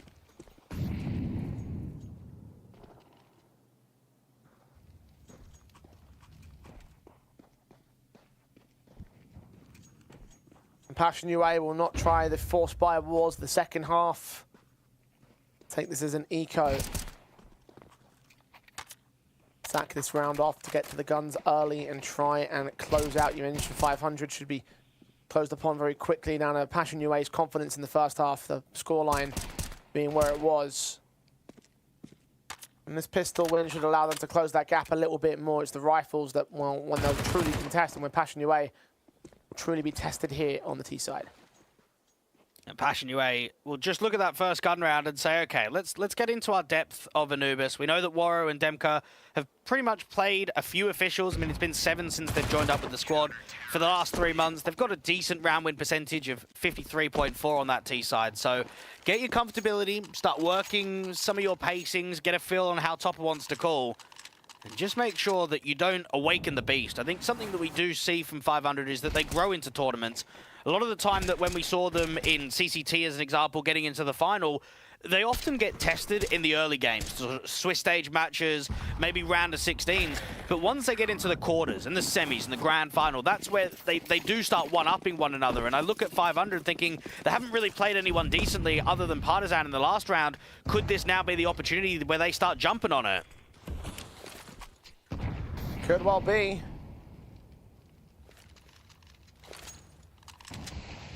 Passion UA have got their full set of guns. Utility resistance from Rainwaker. Still going to get flattened upon by Demka and co. Molotov's into the back line. Going to cut players at camera. Rainwaker forced to fight more aggressively. A good flash in from Spell and keeps that forward player blind. He can also swing to trade back the 2-for-1 against Kavem. Looking up against Waro, doing damage, but not a kill from range of the SMG. The M4 gets off unlucky, and Topper can take the advantage back for Passion. Rotations of Red Star getting to heaven. And no one's looking that direction as well. Topper considering it. Finally swinging from Waro. Sees what's going on. AG goes close. It doesn't get any kills out of it. And still utility coming down from 500. Going to try and set up the retake here. Oxygen in the swing towards the bomb plant, but not to catch the planter. And try and get that molly down there to the left side of Cake, but it misses. Oxygen just waiting for a duel, and there it finally comes. Cadmo falls. HG's close. Topper revealed. Should be exposed as well. Transfer back for Oxygen. Turns it into a 3K as he lost Red Star in the mix. 500 are now within 1 of Passion UA. Oh, baby. This is what I've come for. When I get to these decider games, Jay, I don't even really care who wins. I don't even care who wins each other's map picks. As long as I'm getting show-ins like that, as long as I'm getting some clutches, I'm getting some X Factor, I'm getting entertainment. And for what was a quiet-looking scoreline from 500 being down, what, 8-2 at one point? It's now 8-7 and about to be 8-8. We have got a competitive Anubis in front of us. You can't take it away from Oxygen. Hell of a round showing up from him to continue this little streak of 500. Passion UA, they've taken their first tactical. Saw 1 from 500 in the first half. And 1 more again here for the opposing force in the second, because that very one-sided lead that they had at a certain period has all but disappeared. And now for Topper, what I was sort of demonstrating in the pre-show is him being able to work his inexperience about working with younger players in the scene, guys that maybe don't have the highest of egos, guys that haven't had a huge amount of success, and see if he can bring a fairly good-looking roster towards the top end of Tier 2. He'll be disappointed to not have closed this game out already, and now there is a serious threat on, do we even take Anubis? Is there a chance that we kind of choke map number 1? That would be quite the setback, especially when you're up 8-2 at a certain point for Passion UA. It's been 5 in a row for 500 to bring it back. Oxygen taking damage early at least. The tactical pause allowed a little adjustment to be made. Passion UA don't have the equipment to try and really apply said adjustment. Only Topper with the AK. Spotting players, trying to look for picks. Taps the Tech 9s as well for Chikazmo. And Sart with his blind spray catches Topper in the end, so there's your start. Circus still keeping eyes out here towards the B split potential. They should just start running. As soon as that main smoke clears, that's where the 3 players in Electric should take contact first and allow Jacasmo to play the late round. Oxygen's up, gonna wait. There's 4 CTs on this bomb site defense. Cirque burst firing. Tech9s will make their moves. Check out Glyph. M4 of Red Star gonna fire. Damage will be done as Demka does take Spellin out of the equation. Red Star almost got caught on the reload. He did do so in the end. Cirque's got a gap and no smokes to exploit, but Demka takes a couple of quick pop shots with peeks in and out. Kills are found. Bombs now close to plant position. They're continuing to engage against Rainwaker, though. He might be their only hope here. And he's shot down by Jacasmo on the AK. Good read on Oxygen as well. Bomb now on site will finally get planted. 13 points of health for the AWP. He'll take 1, but that was Warro. That wasn't Demka who was planting. Passion UA shouldn't overpeak here. As long as they play time and they play a tight crossfire, they can't expect Oxygen to have the best of chances at this 1v2, and he ends up just being safe because he got hit so heavily with that spam at the start of the round. 500. You couldn't have asked for more players on B, could you? I mean, everyone is close range. You've got Circuit reverse default. You've got Rainwaker out there at Glyph. Oxygen back at CT. Spellin that's out there on the Temple rotation. They'll be furious that they couldn't quite work that crossfire, that they couldn't get the bodies that were there on B to at least attempt kills. And Passion UA, I mean, it's a miracle that they've been able to win that round. Basically a 4vx scenario with how many players around that bomb site.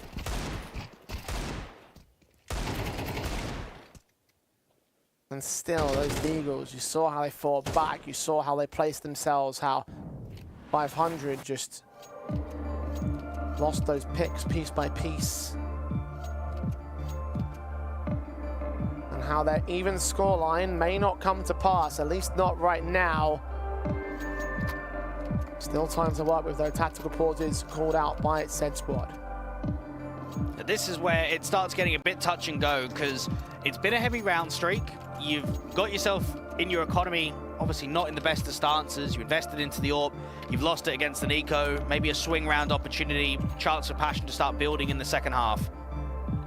I'm looking at some of the numbers and I'm thinking, even though Warro was having some decent impact with that AWP out in the first half, he's still only on 10, so maybe a little bit more consistency from him in the second. I mean, top up, you don't expect the in-game leader, who statistically is the lowest rated player for Passion UA on this map in the last 3 months, 0.92 rating, is top fragging.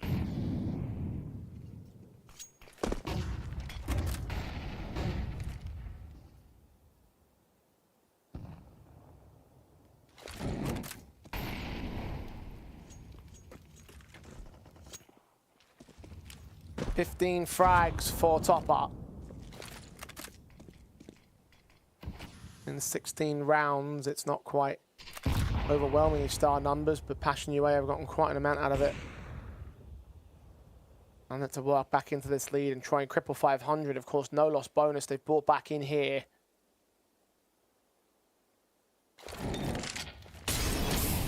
Molly sent. Oxygen and Red Star are driven back from Electric. Resmoke on the entryway, however, will block the Passion UA side the same. I'm saying Passion basically just brute forcing their way into B in the last round. They're doing the exact same thing in round 17. No rotation of a third player to join them up on B. HE placement's pretty good. Oxygen with the resmoke. They might have to cancel B here for the moment, just because the Electric players are just stuck. The second HG's down. The smoke is still coming in from the main presence, though, and there's 3 players on the A-bomb site. It's just these 2 men at Electric, so if they do make that move, that's where things get interesting. Passion UA have got to make action, though, because Cirque's on his way on a rotation, as is Spellin. And the bomb stuck in main means that at this point they have to commit soon enough. The backstabs of Rainwaker close in. Demka and Topper took too long. Passion UA stalled for too far. Passion, Spellin in the back lines, faking fight and face, and Cirque will get his kill. Spellin will close out Jacasmo, and the late lurk from Rainwaker's going to hunt down Warro. He's not staying alive into the next round, runs into him with his knife pulled out. 500 got their way. Oh, that's a tilting one, isn't it? That is free. That is such a proper round from 500. And it's the small little details. Because they're being blocked out of Electric, that's a moment in which Topper is consistently calling the cancel until the util clears. What they don't know is that those Electric players are spamming for distraction to allow Rainwaker to make this move. If you're the A site anchor and you've walked out A main, got behind them in canals, and they're both looking the other way, those are just 2 of the easiest kills that you could ask for.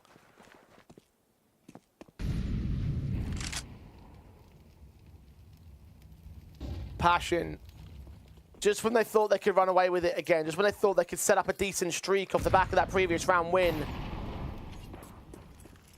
shut down by just sitting around for too long. 500 getting impatient, and well, the lunge forward works up for them. Need to be quick about some of these executions here. Passion UA. Incendiaries blocked them from entering in towards main for now, but not like they've got a lot to work with. The force back has returned from the T's, and they've got a couple of AKs, and just those 2 AKs alone. Red Star, Demka, and Warrior 2K even played at the IM Rio RMR together alongside Joel, Fessor, on Monty. So we've got a little bit of relations with some ex-teammates in the server on both sides from 500 and Passion. The stalling. I tell you, 500 are doing a good job with some of these resmokes, aren't they? Every time it feels like Passion might be able to take some space or maybe start thinking about an exec, it feels like they're just getting stalled out for time. Indeed. Might present some problems here. Mid-fight's close to come down. Incendiaries against the walks out from Kvem and Warrow.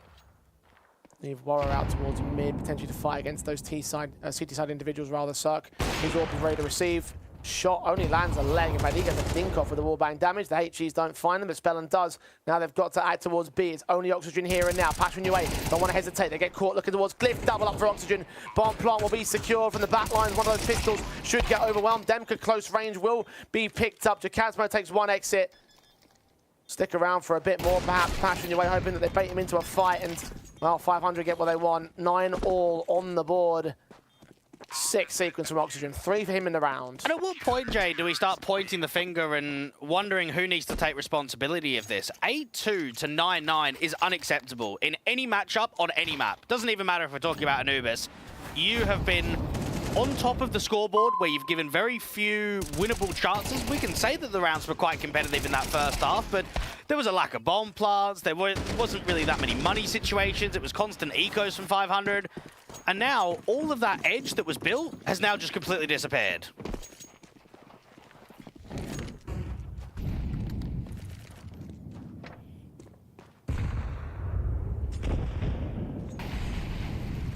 Uh, 500.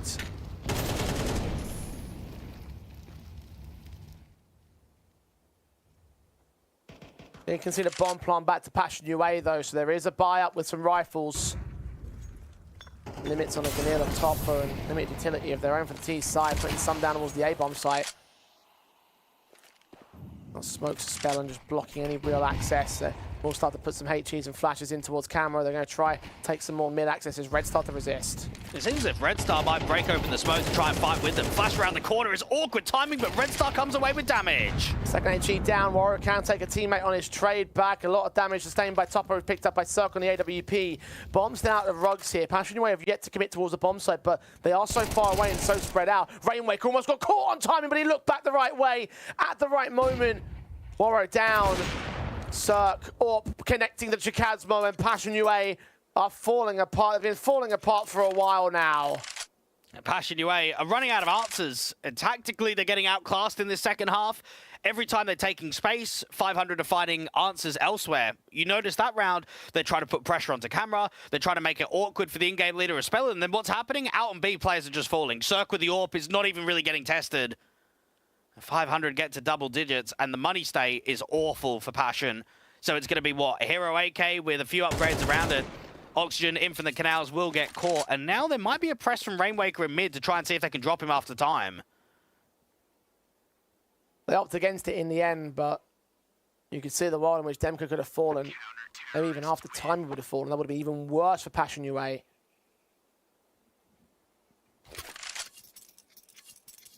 Another tactical is called in, so they can try and figure out a new answer, a new tactic, some sort of way back in. And we go back to that thing that you mentioned a moment ago, Blake. Who do we blame for this? Is it on Topper's head? Is it on TC's head? Maybe he's not giving them enough in these tacticals. Like, we could speculate all day. Oh, I'm not speculating. It is Topper's fault. There's no way you can put it on the coach, bro. Like, the coach isn't in the server. He's there to be able to maybe adapt, to try and calm in the moods, but the player that's making the calls is the in-game leader, and that has to be where the responsibility lies.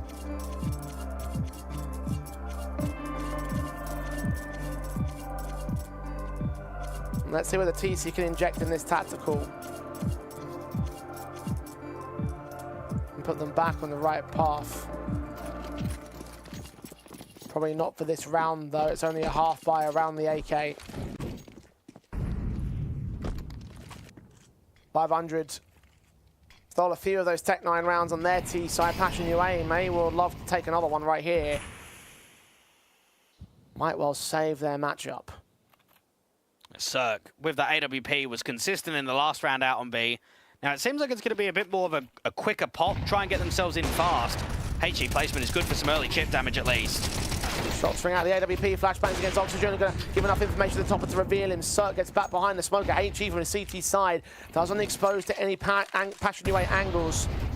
HE and Incendiary's on site. Topper going to put a resmoke down, try plant for default. Red Star does not go for the swing, so it's a 4v4 on the retake. Backstabs are coming in as well. Demka's going to mark that player at Canals. Smoke in instead, well placed. Red Star is in a position in which he can smoke off B main. The Incendiary is going to have to be critical from Spellin. Watch out for the further HE that Rainwake is going to have on the retake too. Volley deep, Demka waits.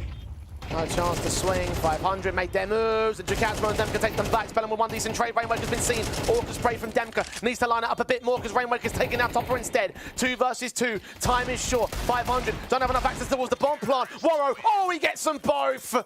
His Deagle holds firm. His round holds secure. Passion UA maybe back in the game. Oh, and I mean just holding on. Rainwaker probably should have been able to get that kill with how little time there was and the uncomfortability that Warrow is in the open towards Jail, fighting on the left-hand side and the right. You would have expected that this would have been the trade frag, missed bullets. I think Rainwaker might have even been out to the pistol there. I think he'd used so many of those bullets on the spams against the rifler of Demka that he couldn't have his rifle drawn.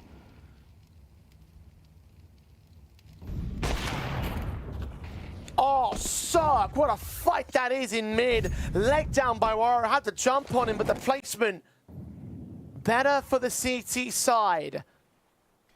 And a start for the 500 squad.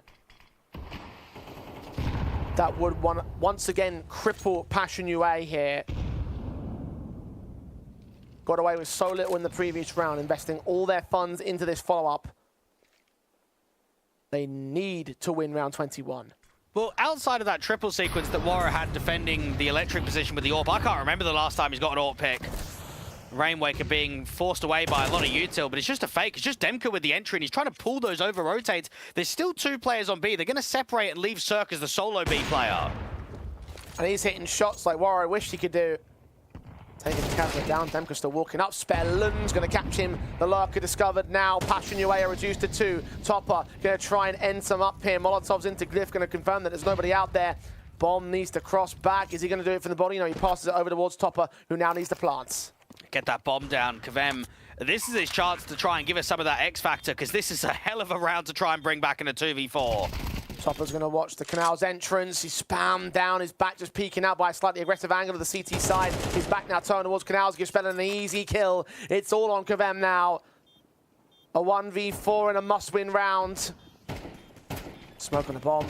Spellin going to cover off his teammate, holding the 10-second defuse here. Kavem leaning up, finding his kill. Needs to get on the second man, but Oxygen plays distraction. And although he gets the frag in, he would have won it by his position alone. 11 to 500's board. I think for Passion, they need to try and work some pace. I think this slow passive default from them isn't working. When I think about some of the B hits that they've had, those split attempts, they've looked a bit more threatening when they've been on the front foot and when they've tried to bring some acceleration. Demka with a decent lurk out there on A, but being watched upon, that felt comfortable from 500 across the board. And I mean, for Cirque, this has been an excellent showing from him. He's been so consistent in this second half. Indeed he has.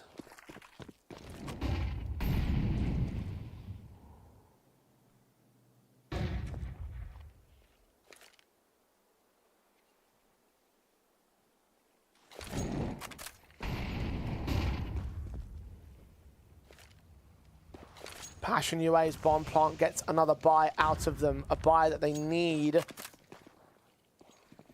to make work desperately. I mean, to make a lot of these rounds work for them, but just none of them have come through.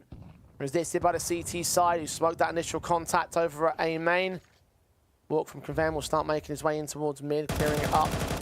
Spots a player, doesn't get the frag on Spell and the Molotov. Will make sure his teammate can't swing forward and take an engagement, but Conven gives it to him anyway. Red Star starts the round for 500 again. Oxygen just smokes off just when they're going to start thinking about executing, and look at the rotate. They're going to have 3 on B. Red Star's coming back over, and not only are they going to have 3 on B, but he's got a full pouch of util. He can re-smoke off towards main. Flash banged off. Oxygen going to wait here. HG comes in against Spell, and they might think that Glyphs is completely cleared up. Re-smokes deeper. Oh, shouldn't be seen by Warrior right there. Demka runs right into the man. He just towards 2 more players, gets tags on both of them. Low HP for Topper especially. 3-on-3 set for Passion UA. Another post plant on the B side, which they need to win. Warro gets a kill on Red Star. That turns the man advantage. Rainwaker needs to get this quick kill against Topper. The low HP player out here in Electric. 19 frags. Top of the board.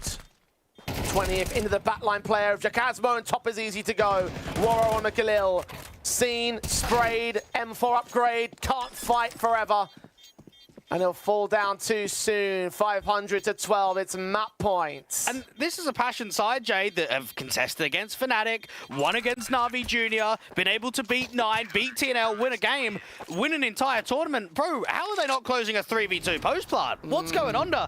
Do you know what it might be? Cracking under the pressure in a really important game. What I was saying for this entire best of 3.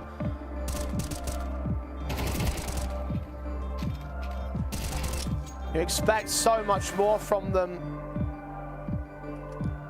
on a map which they decided to play right here. The Anubis that was played and won against so many of the teams that you just mentioned. 6 of the last 7 were taken by Passion UA. They've got their final tactical pause in. What a time to call it in as well when you're down by 2 rounds, 1 to the loss. You started from an 8-2 advantage that felt like it should have been enough. What a choke. I mean, 8-2. On the CT side of Anubis, if it was 8-2 on T side up and then they came into the second and this was a score, you'd maybe give it a pass, maybe. But for that to be on the CT side, I mean, what's going on, Jay? Passion.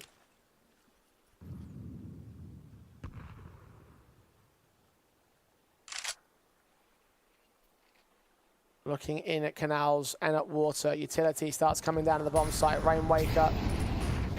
First port of call to the A execution. Got Spellin in the back lines as well. They're all up in main. Molly's sent a little bit back passive. Kaven's going to get Spellin first up. Rainwaker isolates 1 and 2. Look for the triple. Sees that gap but doesn't quite close him. Topper swings out wide instead and gets to him first. 3-on-3. Bombs close. Red Star and Cirque are up in heaven. The third player on his rotation. But Cirque, he wants to get a little bit more antsy, a little bit more early. A fight against Red Star. Dishing out damage. Topper gets that bomb plant in, but just staggered away from Cirque's pre-aim fire. Flashes will keep him blinded. They focus down their heaven individual. Cirque is looking above that smoke. He's looking for any pixels worth of a kill right here. He's seen Topper. He's got him down. 2 players remain. And Jacasmo's head is taken clean off. It's Warrior alone. A fight on the first. Cirque to do damage and to close with the Julie sets. That will make it a map win for 500. At 13-10, they take Anubis. Incredible round from Cirque. But I'm going to look at it from the other point of view. Jay, did you see that molly that was meant to land to the fountain? The very last round of the map, it's just missed. Like, what is going on? Is this not a game for LAN? Do Passion not want it? Are we just seeing these basic mistakes for the sake of it? Come on, man, give me a break. Yeah, I have to say I've seen a lot better from this team in the past. I mean, like, they took Galaxy Battle for good reason. They had good performances. They didn't miss out on fundamentals because, yeah, serious situation lost out there for the Passion UA side. 500 taking Passion's map pick. I remind everyone the start in the series was decided by the Ukrainians, and from an 8-2 advantage, I would have expected them to close from there. They weren't able to do that, and now they have to move to some strong territory for the Bulgarians instead. And I know we can agree to disagree in terms of the run of form and the events that it is, but Galaxy Battle, Mickey Mouse tournament, right? Grand final here, a matchup that's able to get yourself into a position at LAN. It's a different atmosphere. How frequently do we talk about it, Jay? Playing on LAN versus online, it's a different atmosphere. I think you can say the exact same thing for what is a low-level tournament versus one which, when you go to LAN, lose, you get eliminated.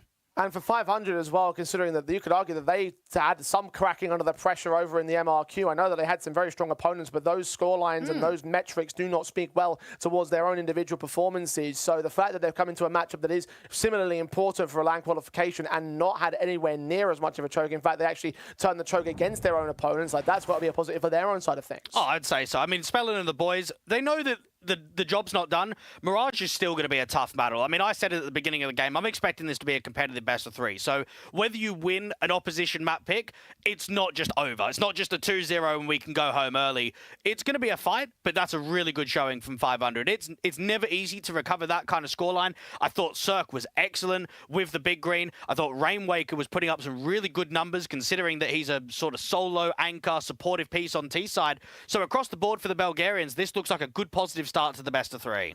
Well, cracking under the pressure may affect the mentality now going into the second map, so you've got to think about that now. Are they really out of their depth here in terms of their mental game as they head towards their opponent's map pick? We head towards a break. It's do or die now for Passion UA. You get no second chances. They have to turn it around on Mirage.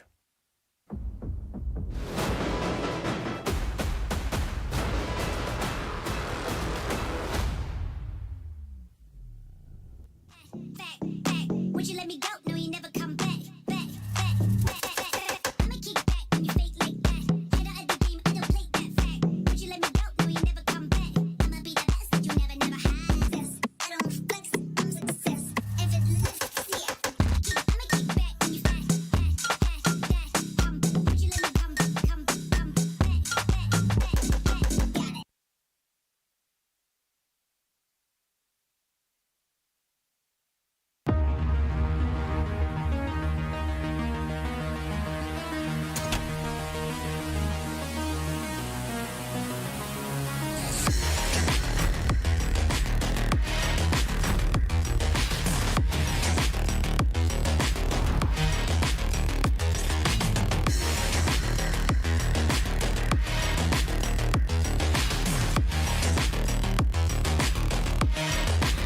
Got it.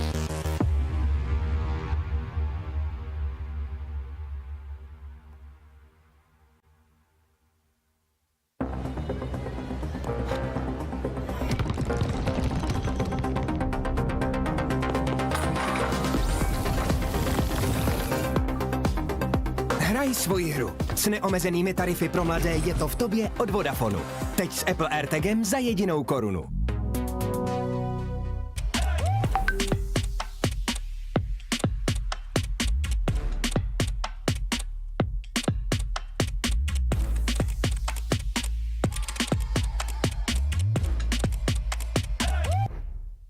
Největší komunita sázkařů je tu i pro tebe, Jirko z Poděbrad, který si jako jediný z vaší hospody vsadil proti našim a myslíš si, že tvůj tiket nikdo neviděl. Ale my tě máme rádi i tak, že jo, pasto? Přidejte se k nám a získejte 500 jen za registraci. Tipsport, oficiální sponzor mistrovství světa IIHF v ledním hokeji.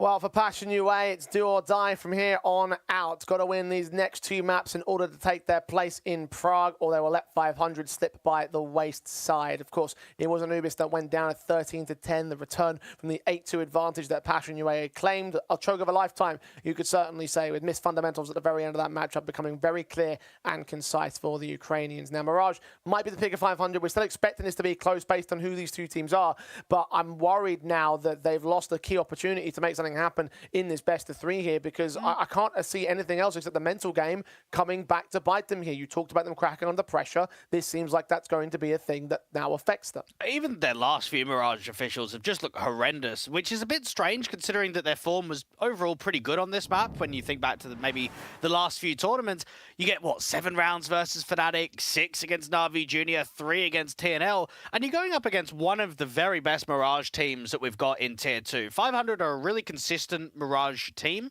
They're a squad that have picked this map for basically every iteration of the roster, and I think with the notion of what's on the line, I expect Spellin and the boys to really step up in the second map and make sure that it's a 2-0. Yeah, 12 wins and 7 losses in the last 3 months for 500, 11 and 10 for Passion UA, 3 of which came back-to-back, the TNL, Na'Vi Junior and Fnatic, some of which were actually rather one-sided. The TNL matchup went in 13-3 against the nature of Passion UA. So there have been some concerns in recent times as well, and therefore, just considering everything we've talked about so far, might want to tug at the colours a little bit, because we're going to need to see a massive turnaround from Passion. Well, even when you look at some of the numbers, I mean, Jacasmo, small site Ankar didn't really have the best of showings.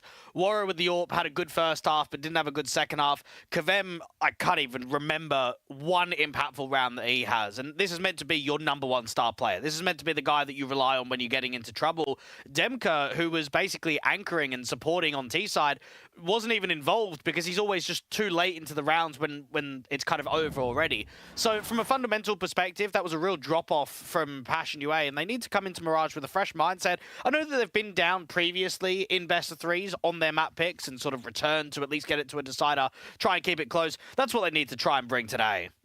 Indeed, and if we can repeat that, then we'll have a best of 3 on our hands once again. But again, I'm just constantly thinking about what you mentioned, them cracking under the pressure, because how else would you describe that last match? I didn't think it would happen, Dwayne. I looked at how they did, you know, even with that mention, even with what you could think about what your opinion of that Galaxy Battle Tournament was, you are talking about players the likes of Warrior and Demko who have been at the highest ends of the scene. That Monty roster will always sit in my mind as one of the greatest things that's come out of Tier 2 in history, and those two players were a part of it. So how have they cracked under the pressure is my initial question. question, and the fact that they have done so means that I think that, again, it's going to have some sort of impact here in the second map. But it's not just individual players, it's just the team. You've got to remember, this is a brand new roster, Jay. That this is a core 3 that's been together for a handful of months and a core 4 and 5 that's been together a month, and yet they've never had any sort of LAN opportunities even coming close. I mean, even when you look at some of the PGL closed qualifiers, they're never in the conversation, same as the showdown. So when you finally do get in the matchup where it is legitimately do or die, win or lose, we haven't seen them in this territory yet. And I think for that reason, that's why you can safely assume that they're going to have a little bit more pressure issues,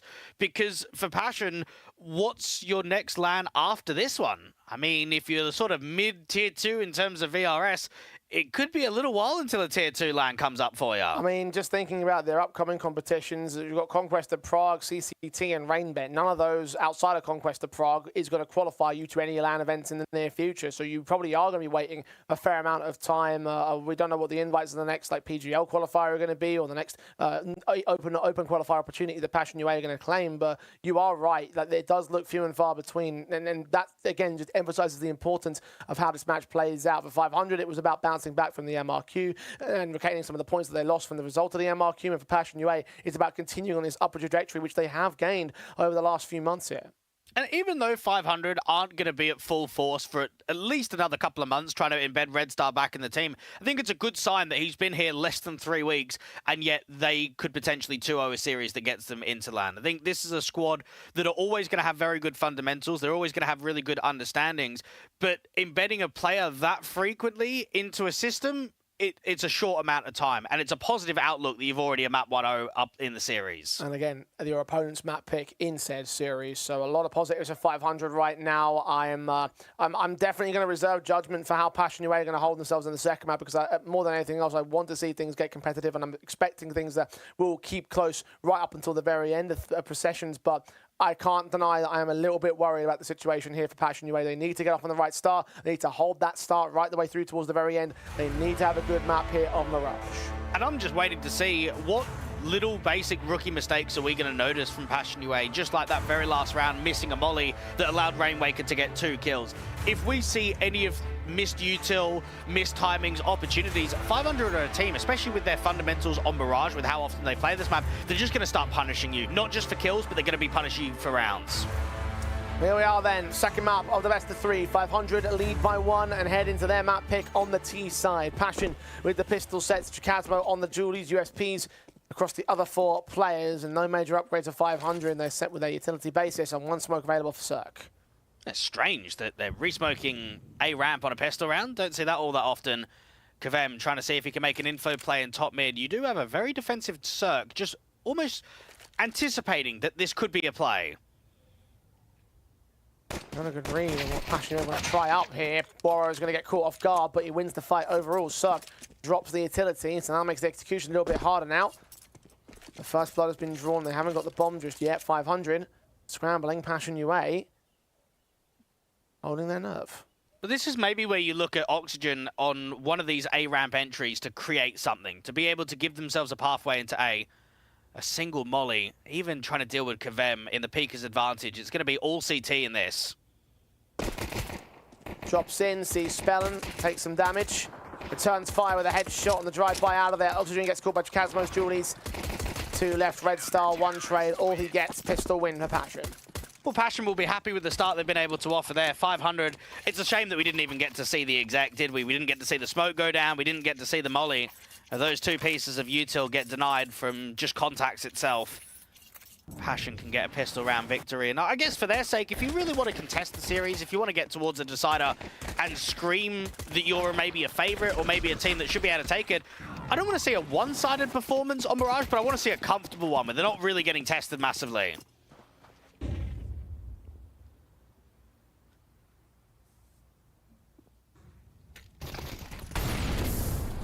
So far, the start sits with Passion. Early doors shouldn't really contest that eco basis of the 500 camp. As at least concede these 2. And can they level up beyond those 2, though? Can they return to the early streaks? Back and forth in the previous map up because of the force buys that 500 brought out. And not having such a luxury means that they will not have such an opportunity either. Top up. making sure that he doesn't go down, or at least if he does, that damage is being done with that MP9.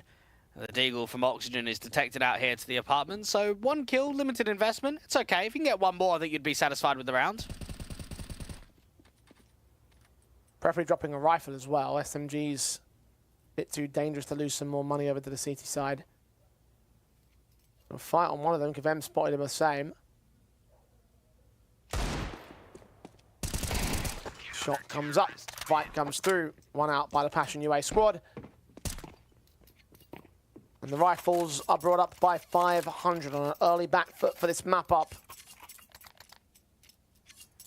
See if it stays that way.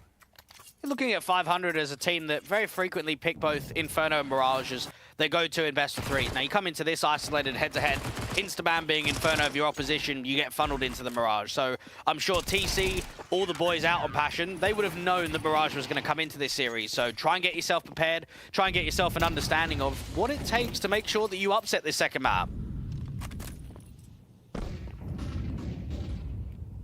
A lot of mid-aggression in from 500 up towards top. Demka playing in from the ladder room. Good flashbang from the CT side. Going to blind off Spellen. It doesn't really make a difference though, because Passion UA not pressing into mid. Just putting utility down. Doing a tiny amount of damage between all bits and pieces of the faces and fights.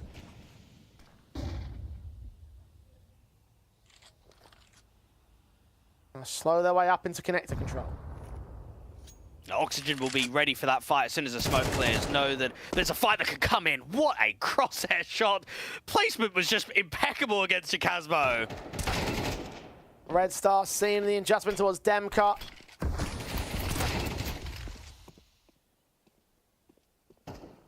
Reduced down to 2 players on the Passion UA side. 500 making light work of the execution right here. Can't be secured. There's no way back in for the AWP of the SMG.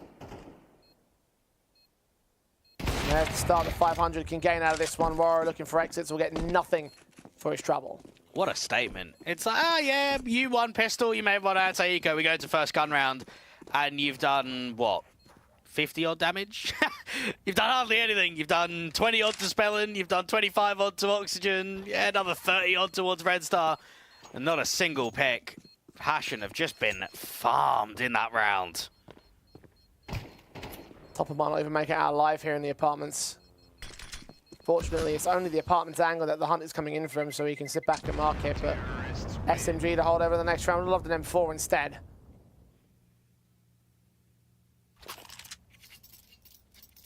As you say, what a statement that was. Made it look so easy, so proficient, and the start from Oxygen was just a perfect highlight of that. Easy, those picks came in from Rainwaker as well. Just effective, efficient, lightning fast, and deadly across the T side board. Rebuy for Passion UA. Cannot let this streak return. It was only a couple of years ago that I used to call Rainwaker the king of tier 2. One of the best clutches that we had in the scene. Passion UA trying to see if they can take some of this top mid control.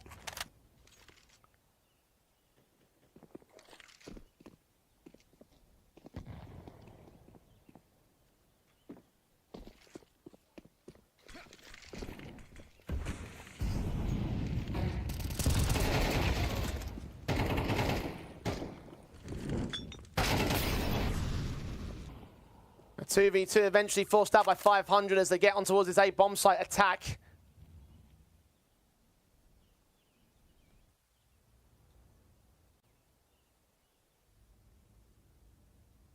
They managed to get that bomb back out of the ramp access. Passion UA getting some sort of mid play in from the T side line. A couple of picks that they gained out of the mid access started the round itself.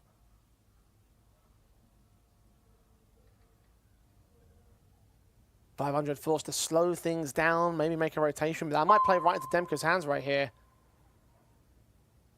Looking lower, spotted them, both of them been seen. That's information, and now rotation to get called back for Passion UA. And Demka's still not going to get help though on this cross at all. It's going to be him to stall and him to stall only. Utility coming out, burst fire, flashed off.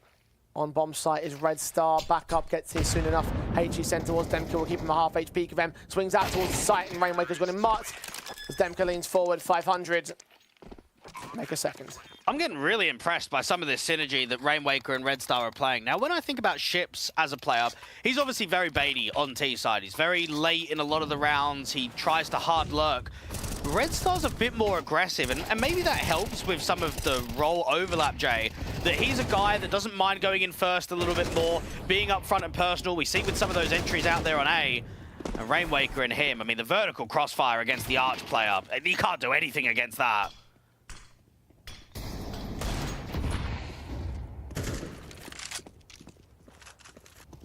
I shouldn't be too surprised that Red Star has some chemistry between players as part of the first 500 team. They formed off the back of Fiend and Skade, they left their organization back in 2022. All these players have experience with each other. Not his first rodeo on Red Star's part.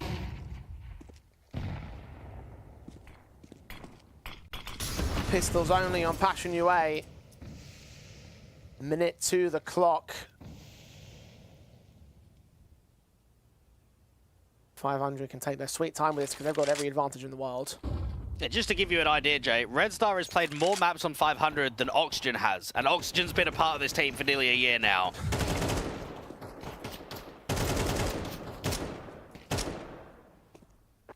Veteran in many different senses, and we have that conversation about, like, well, if they're just recycling players, are they really going to develop any you know, movements up the scene? But these kind of matches, it might work out pretty well. Jacasmo, a couple of picks back on that Deagle, trying to make it expensive, but doesn't quite still come through.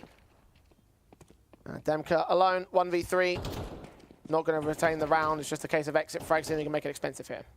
I don't think there's any hot prospects coming out of Bulgaria. They're probably one of the deadest scenes that there is across Europe. Considering how good their #1 national team is, there is just no one even close. I think the only one that maybe comes to eyes in recent days was probably Awaken as one of the AWPers that had that chance out on OG Academy, and then Shike as well, but and not consistently. There just isn't anyone, and I think that's where the problem comes. You just have to recycle old guard. You have to recycle old players because you're just out of options.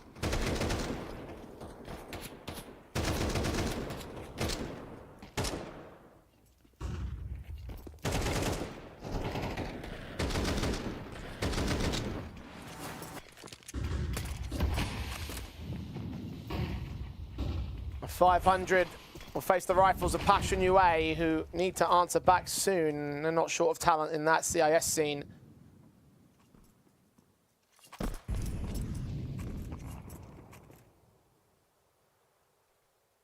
Set towards the apartments, take a 500 side.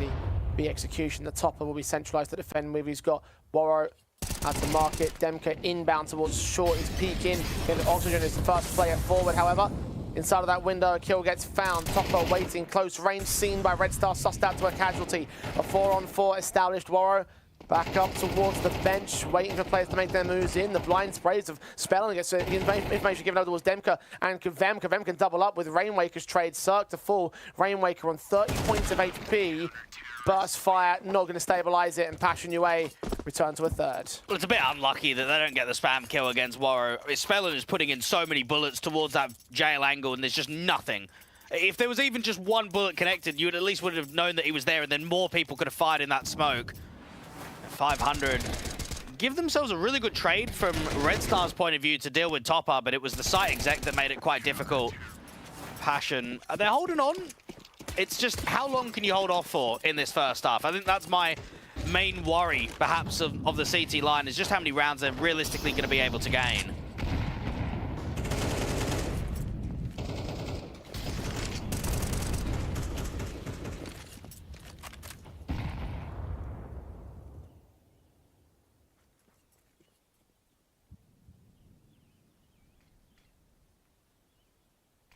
Cirque, first man to fall to Passion UA, a walk out towards his A bomb site is giving Oxygen an opportunity to dope down the same. No trades available. Passion will receive one casualty by Rainwaker, who's returned to by Kavem. 4-on-2 situation.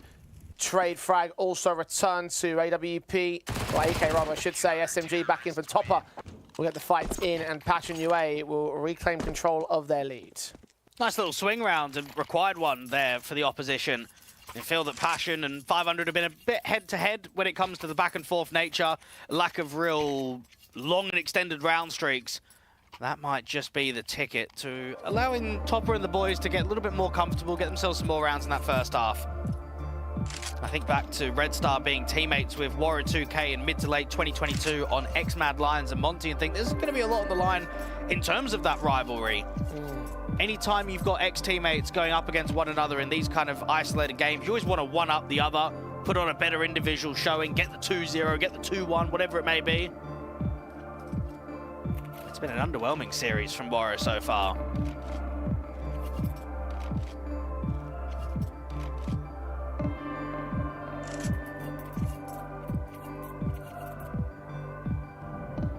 Might have had one of the higher frag counts on the board of Passion UA in the last map up, but 0.94 rating, not exactly what you want to expect out of a guy like him, and very quiet over the course of this map, as you've probably been able to see.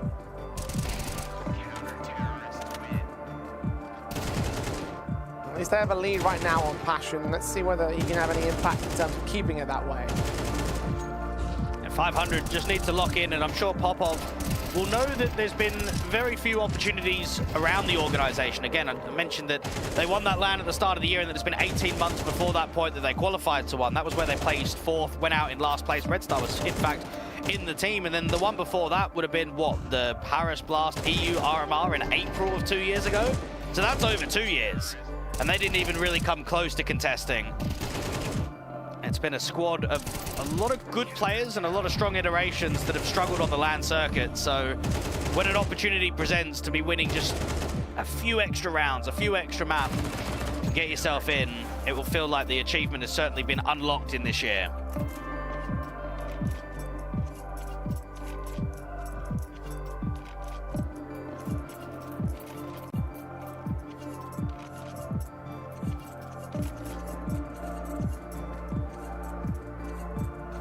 Both sides having very different years between each two of them. Obviously, the start for 500 happened, that Ice Invitational, that other LAN that you mentioned that they had. One that Popov was very keen to bring up, that obviously it's important for them to make it to as many of those as possible.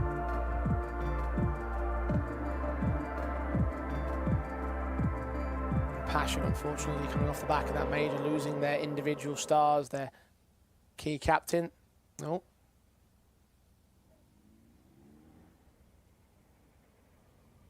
Making returning moves to hopefully restore their position in the tier 2 space. And that return might get tested if things continue down this route. Again, they're down a map in the series and have contested well in the first portion of the map up. Well, I want to ask you, do you think it is embarrassing if Passion lose today without taking a map, considering their recent run of form, considering they've recently won a tournament? I would say, yeah, I would say so. Okay. Look, they've been on the upward trajectory, most certainly. I mean, look, I talk about the rankings quite a lot, because I think there are something that everyone needs to pay attention to sort of judge where progress is being made for teams, right? Even though it might not be a metric of, it might not be the best metric for judging how good a team is, it is important to sort of understand when they're winning and losing their matches. And Passion UA went up by 8 places between last month and this month's updates on the GitHub. So, like, they've been on that upward trajectory in spite of all of the changes that they've made. I think that the debut sort of like run from Demka and Warro gave us a lot of hope for where this team can go. And the fact that they didn't hold nearly as much in that first map as they really would have hoped to, that they should have done with the lead that they had. If they go out 0-2 especially, that would be a major disappointment in my eyes. I've seen far better from them. Even the series that they had against Eklot in the last round of the main Swiss, they got seriously tested. Map number 1 was Train. They ended up losing 8-13 after having a 7-5 half. They go into their map pick of Anubis, and it goes all the way to overtime. So you could very easily say that they probably should have got 2-0'd in that best of 3. Gone down, what, 2-2? Had another game to maybe decide whether they were even going to make it into these play-in games or not, and then that would have been a worse seed for them. Probably giving them ENCE or Fnatic in the draw, which for Passion UA is probably the worst thing, considering how many times you've lost to Fnatic recently. Of course, the team that is the reason why Passion UA have been so held back.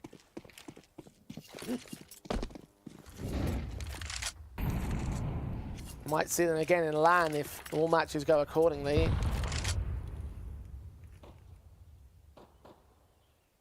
Fnatic in action against Eknot tomorrow in their qualifying matchup. Passion UA, if they can win this series, then they could have a chance to face them at the LAN if they can beat out the Eknot side. 5 on the board of Passion UA right now, who are again on good stead. CT side lead to expand upon, but the Rifles back in for 500. So their eco is dealt with. They try to fight back. Well, we've seen 500 give some pretty good fights against even tier 1 teams. I mean, I think back to the Res Showdown where they had an 0-2 loss versus Astralis in a semi-final. Mate, that was a game that went 11-13 on both maps. So even though their results have been inconsistent and they've been underwhelming from what the point of view should be on these players, we know that they can excel. We know that they can peak at the right time. Rainwaker passively taking a ramp space with a teammate. It might just be an early contact by the T-side line.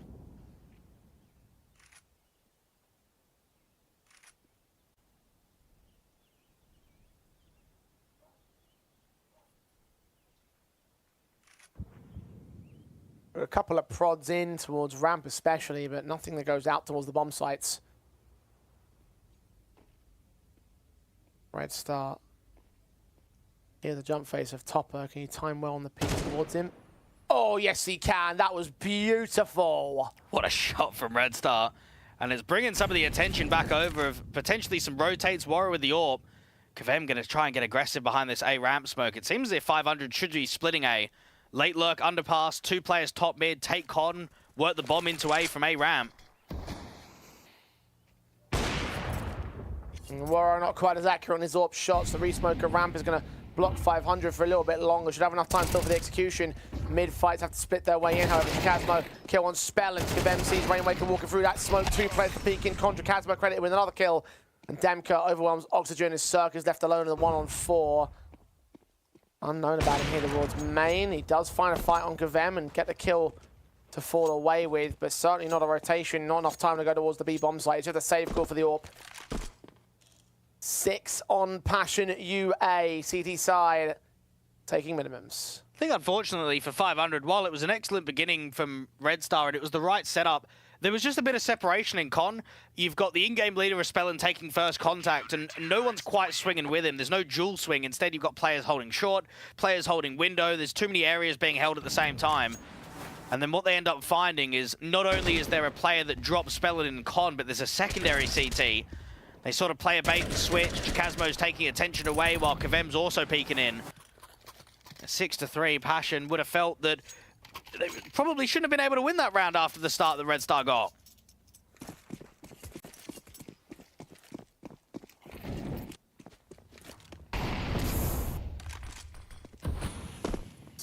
Hero AWP set up in for Cirque here. 500 putting emphasis on a different individual entirely. Boosted up towards mid. You've got the AWP of Warrior on the other side of that walkway at Catwalk. Not an angle that either team can see each other with.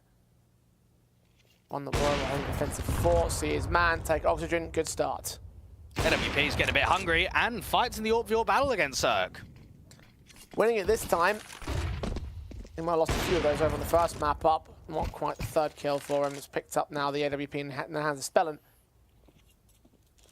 They got Kevlar on the other 3 players as well, so aim punch won't even be the worst concern. And funny enough, Spellin used to do some AWPing in-game leadership in some of his previous teams way back in the day. Indeed he did. The regular old IGL now.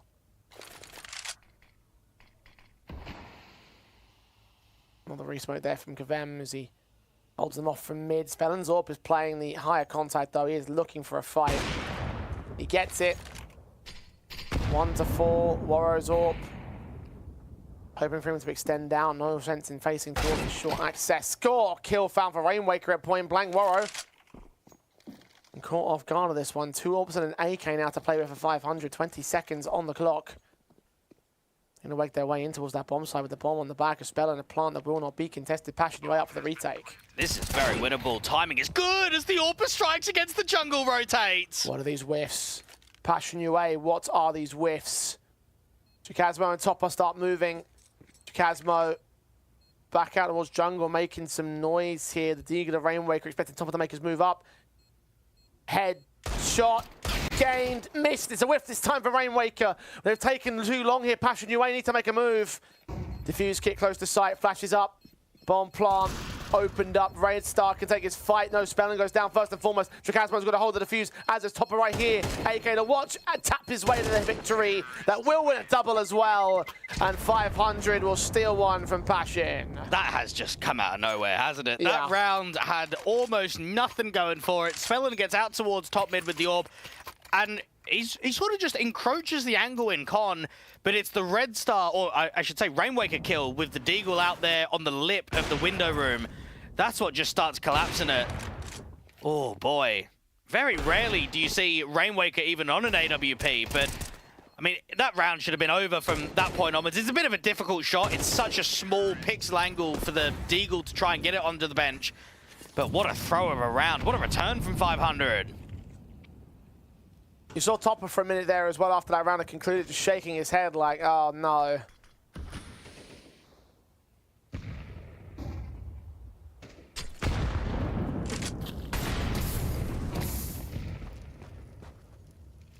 Talked about him as the comparatively inexperienced player in this roster, and the inexperienced IGL more specifically.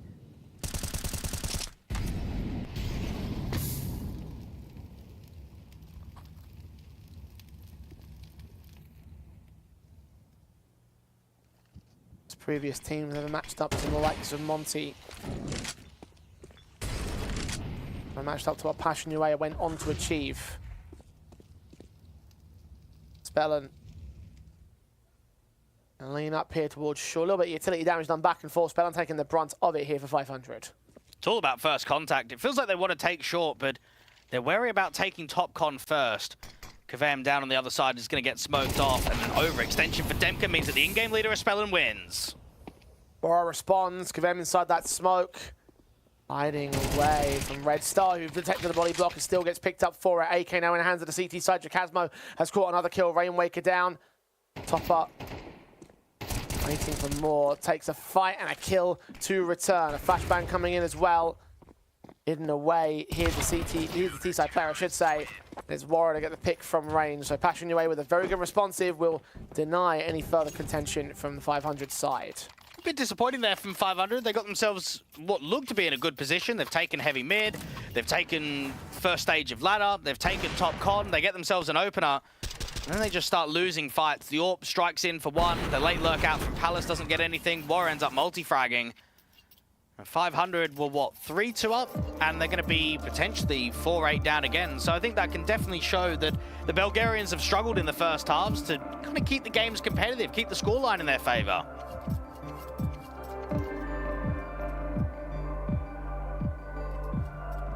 And the start did look favourable towards the 500 side. Can now start to turn the way at Passion UA. They had an 8-4 advantage in the last first half, but obviously lost from that position. Wonder if that'll end up being the same, whether there's more to speak of in the second half. Of course, whether they can even hit that particular milestone at the turn of the half right here and now. It's only one round in it. One key difference. Saw a little bit of an underwhelming Mirage for 500 in that Partizan series in the main Swiss stage. Going into that series, winning your opposition map pick, losing Mirage. They were down 9-3, or 9-13, I should say, in the end after a 6-6 half. So had a, I guess, okay T-side basis, let themselves down when it went to the turn. Got to look at today of sharpening up, making sure that they get a lot more out of it. And for Kavem, I mean, individually, we're seeing a little bit more impact from him than what was kind of offered out on map 1. So I guess that's a positive sign moving forward for the Ukrainians.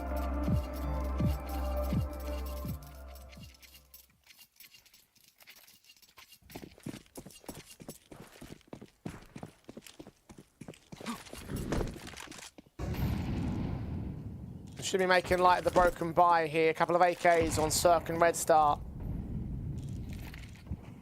Cirque's not had a very good second map, unfortunately. Only 2 kills.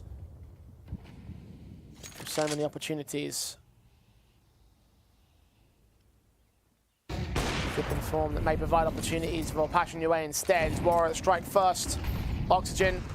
Down and out, Spellin walking his way in, not expecting there to be a player on the bomb side. Jacasmo will get picked up, Cirque and Red Star do chime back, but Demka continuing to try to keep the trades. Red Star wins it into another 2 versus 2. Bombs on site, Rainwaker to grab a rifle with AWP in his hands. Expecting Topper to make a move up, the scope is in, he's out towards CT, smoke comes down, the M4 tries to look to engage. Connector is cut off, the backstab however closing in from Demka. Good off angle here from Red Star. He should be able to dome Demka. Swing up, AK kills found, Topper is all alone now.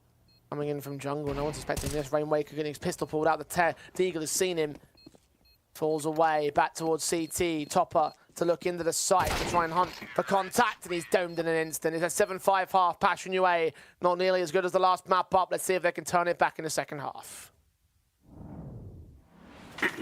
Hej, šéfe, dostanu vás ven. Tady máte Red Bull. Co? Dávám křídla.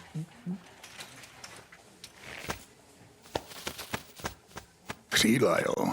Fakt vtipný.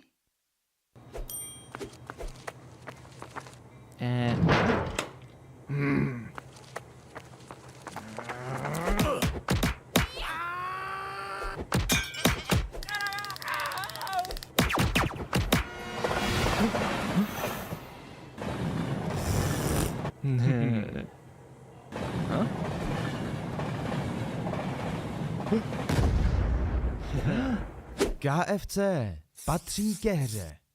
Největší komunita sázkařů je tu i pro tebe, Jirko z Poděbrad, který si jako jediný z vaší hospody vsadil proti našim a myslíš si, že tvůj tiket nikdo neviděl. Ale my tě máme rádi i tak, že jo, pasto? Přidejte se k nám a získejte 500 jen za registraci. Tipsport, oficiální sponzor mistrovství světa IIHF v ledním hokeji. It's a closer half at the turn. Passion UA still lost from their 8-4 advantage on Anubis, however, so is that a good sign for 500? Then they transition over to the CT side of things. It's time to see whether or not this will be a 2-0. Well, it's good to see how hard Red Star is hitting. And when I look at the sample size, Jay, while it might be limited, he is averaging a 1.46 rating on the Mirage officials since joining up on 500. So I'm looking at him with how he performed in the first half, and I'm thinking, mate, give us a star-level performance. Give us a moment in which he can encapsulate this 2-0. He's already top fragging in the server alongside Kavem. Warrior, however, is the man to draw out first blood on the pistol. Cirque to fall. Oxygen, hell of a shot to return, and they haven't accounted for Rainwaker as well in ladder him. He'll get one more pick extending tomorrow, leaving Oxygen alone on the back of the bomb site in the short corner. Fight on Kavem, kill found. Warrior overwhelms with a responsive trade to a 2-on-2. Bombs on site and planted. Spellin start to move up, start to spot this individual close. Red Star backed up over at short, will start making his way in as well. Jacasmo back at the bomb site, where P250, Red Star spotting an individual in the back. Needs to hit a headshot though, can't do so. Warrior trades in, Spellin's alone. 1-on-2, the fight against the first, take him. Reload for the second, 30 HP versus 100, needs to get a perfect headshot! Oh my God! What a shot that was! Look at his reaction! He can't believe it! I don't think we can believe it! Oh, they just all think it's funny! Oh, what? I can't believe we've just seen that! That is pure RNG. That is so mad! What have I just witnessed? Look, what have I just witnessed? I don't think we'll ever witness that again. I'm a little bit speechless here. Full running too. What is that? What is that? That isn't even inhuman reactions. That is just RNG. That is just... Oh, man. What a moment for 500. What have I just seen? They have to take a moment to think about it themselves, because, like, Passion UA will be grateful for the mental moment, the mental reset, because they can't be happy with how that played. I mean, you talk about how they're laughing in the 500 cams, you just turn back to Passion UA, you're just like, oh, for God's sake, why? Well, it's getting serious. It's getting to a game now where you've allowed something that probably should never have happened.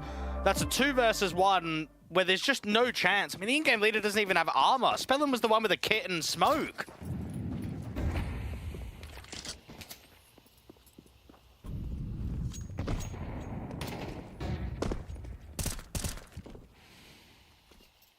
The bomb plant bonus will at least give him a buy off of Passion UA. Opportunity to clap back if it's all possible.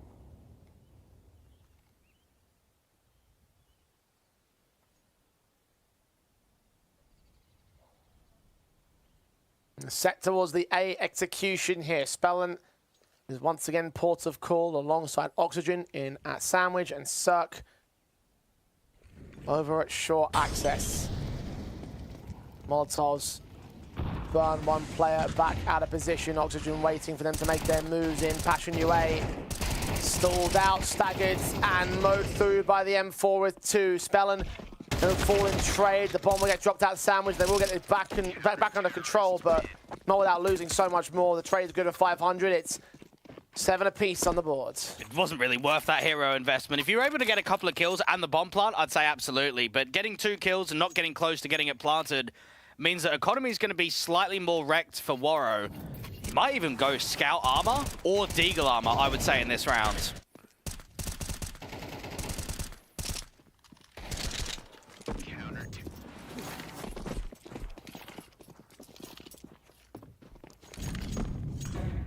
Deagle set in. Passion UA.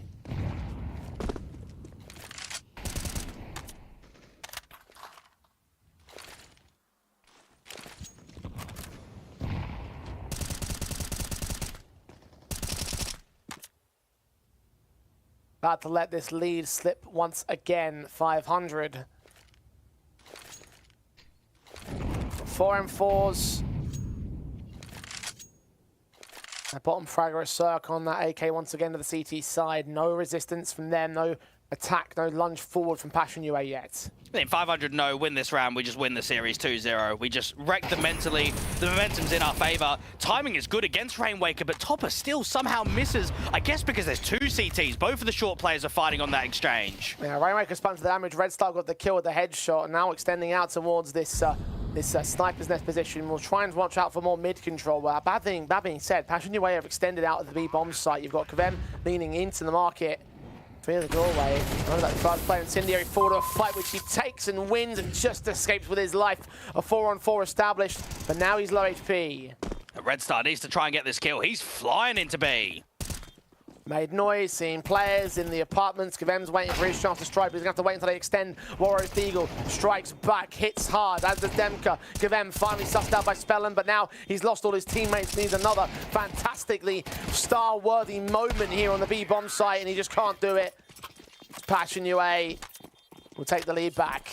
And that's always the uncomfortable nature when both your B players are fighting heavily towards short, is it opens the bomb site up to a lack of anchor, and it gets compromised straight away.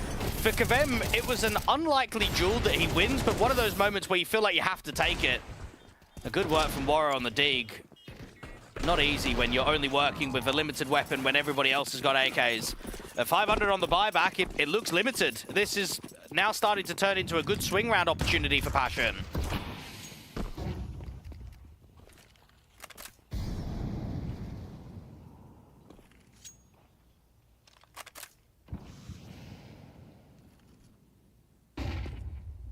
Advantage set. Will it extend? Will 500 find a response? They have done so before. Well, it feels like they're going to take heavy mid, and this is Cirque's time to really put up some impact. 3 and 11, you're the one on the hero M4. I'm looking at you to try and get a multi-frag in round 16.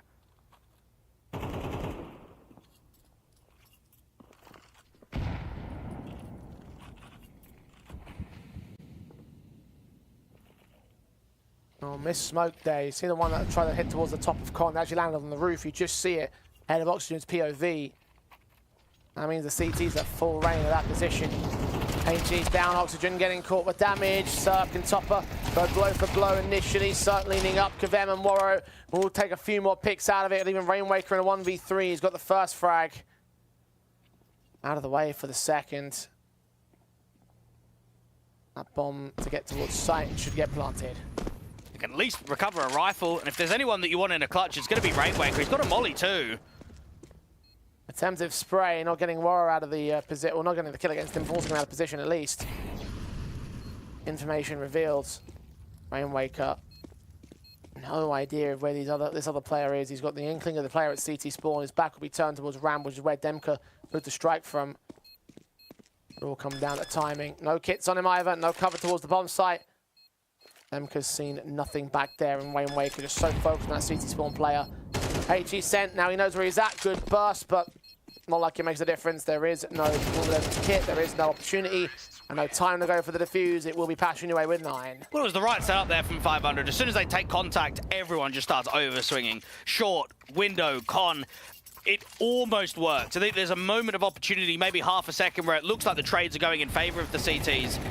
They come in close. Cirque, unfortunately, just can't quite multi. I mean, Kavem, it's just madness, isn't it? They're just players spamming all directions.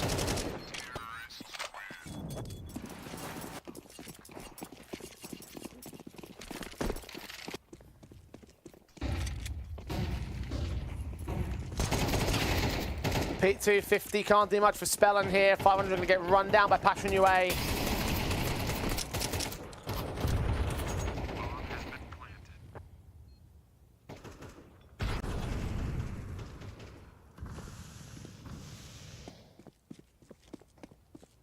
I'll take their 10th round. In these circumstances and continue to extend on the T side. Well, this is what everybody is hoping in this best of 3, that we get a returning 1-to-1, we get to that final map decider of Ancient. Almost make it feel as if you get your money's worth in this best of 3. That if anyone's going to be going towards LAN, it's going to be a fight and a challenge. Red Star trying to see if he can make some exit damage happen. They have done some decent work with the HP numbers, but Kavem and Jacasmo don't even go down towards the bombs. So double digits is gained, and now for 500, they are pretty much running out of chances. Cirque is still not going to get the AWP on the CT side. I think that's the most uncomfortable nature for him, is that he wasn't AWPing much in the first half. He gets into the second, and the way the economy's coming, he can't even glass cannon. So it's just going to have to be rifle sentry for everybody.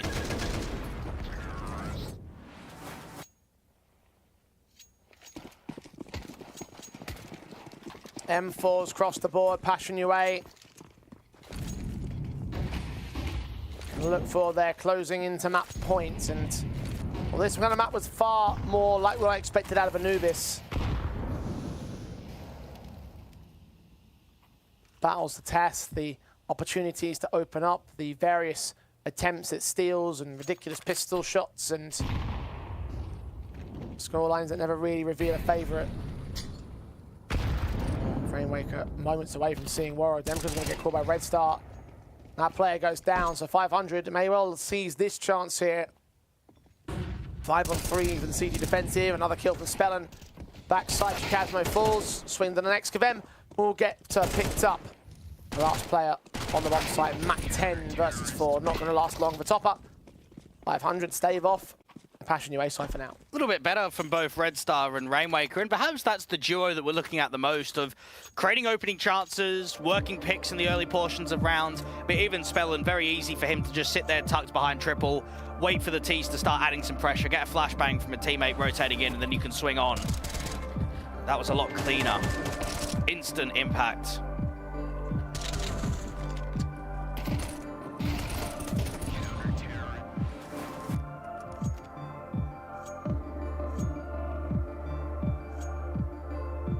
Tactical called pause getting called in for Passion UA. It's only their first.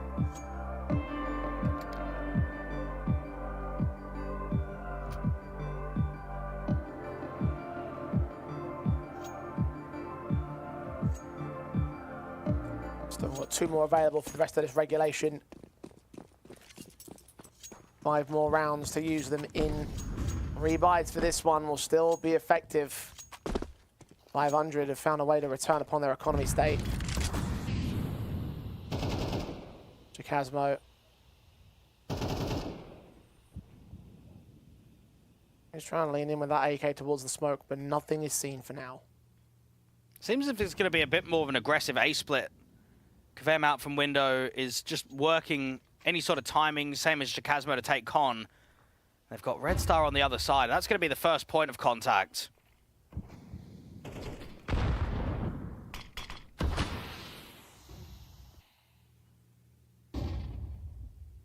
Various smokes and flashes to block any A attack here, and split play it seems to be coming in from them soon enough. Waro winning that first fight, at least Circus traded back to them, looking for another. It's the AK of Rainway connects the task, and Demka trades back Cirque from the center of the bomb site, Spelling in the dark, he's going to burn. So Waro's Molotov, it's a 2 versus 2. Rainwaker backing away with Oxygen, rotating up towards the CT spawn stairs. Bombs in the open for the time being, needs to get picked up as soon enough. Warriors playing Overwatch towards the CT spawn. The swinging from Demka reveals where Oxygen is. Good read on Rainwaker out towards Connector and all.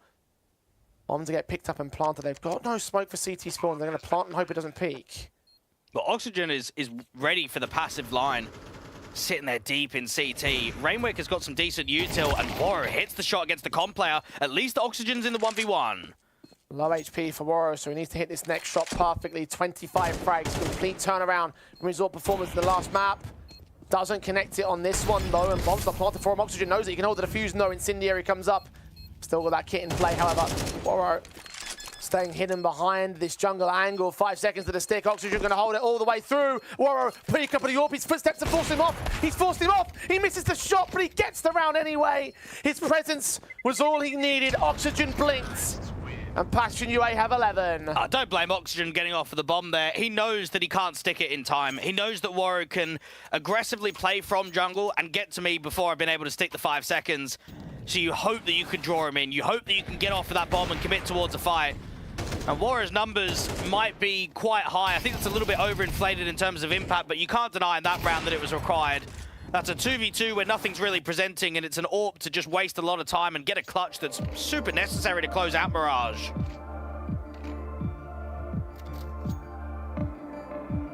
$500 on the ropes now. Last tactical called in by them. What felt like it may well have been a simple enough 2-0 for their favour may lean in favour of Passion UA instead. The Anubis collapse that converted into 500's own map pick. It felt like all the stars were aligned for the Bulgarians, but Passion UA may still beat them to the punch. 2 rounds to close this map and take us to a third. 500 have their rebuy that's weakened with SMG fast out the gate towards Ram. Red Star sees what's going on. His M4 burst and fire will be slowed down by the smokes. Demka extends out to sight and Spellin gets caught off for that. Beaten by pace, and it might be beaten into an instant save. I can't really see 500 sending themselves into this one. Unless a kill presents quickly, you're better off just keeping 4 players alive. They're searching for some sort of entry frag in the entryways to the bomb site, but Oxygen just fell there. So that's another rifle down. Cirque is still searching. He's still looking for something here.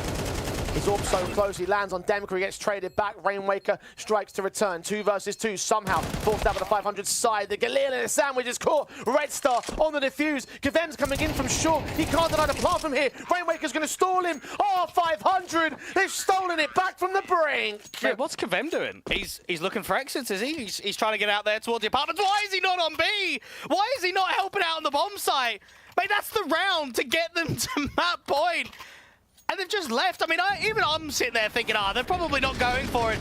But the fact that he's just left the bomb site.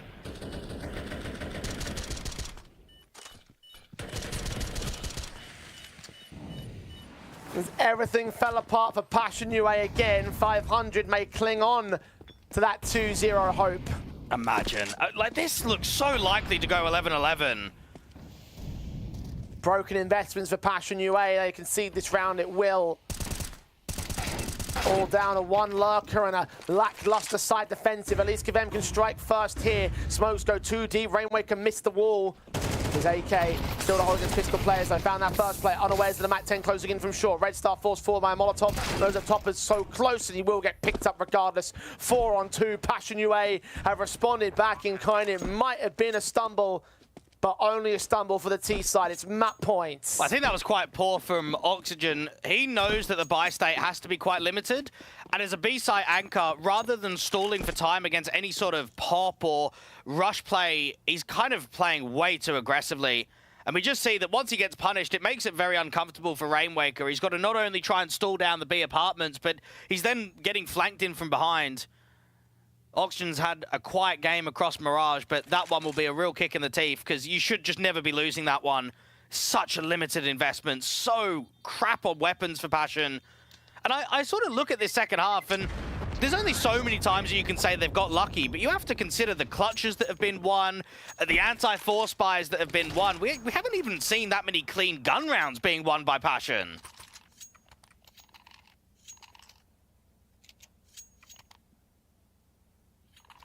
But they have been winning them. Regardless of how clean they may be. The scoreline reads 13 and the map is over and you have taken it.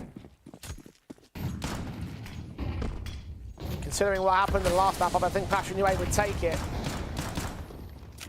Cirque burning to 19 points of health in a connect. They're going to get down underpasses. They're going to get Chikazmo. Swing forward, shot connects. He escapes in towards the bomb site with a man advantage for 500. No trade found for Passion. It's a good start to the round because everyone's quite limited. You've got a couple of MP9s, you've got a FAMAS, you've even got a 5-7 as your com player. Rainwaker and Red Star receiving a lot of mid-nades. This is where the FAMAS needs to start getting active. Watch out for both the boost up in window, but also the short playthrough ladder.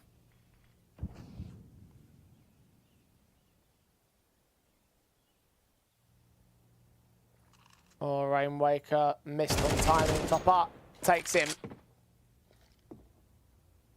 Advantage negated, 4-on-4. You still got Spell and Oxygen on the SMG. Cirque's up with Oxygen on the defensive over on B site. Tucked away. He's up, shot connects. Gavem goes down, and Molotov's missed. The SMG fights back, and 500 respond, it seems. Passion UA just not allowed to get away clean at all. 1 out of 3 to get to OT. What a round from Cirque. Not only has he gotten a triple J, but he's making a statement on how much impact can legitimately be found when it's set up correctly. Now that's a round with an aggressive mindset. I'm going to work a pick towards underpass. I'm going to be playing a little bit more passive, be one of those rotator individuals. And he ends up getting 3 on low HP. I mean, he was on what? Red HP before he even took a contact, just going through that con molly.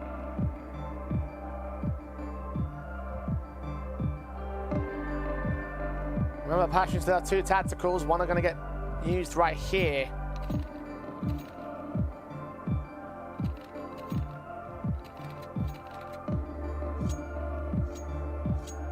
They still have map points. They still have a chance to close. All they have to do is actually close it all.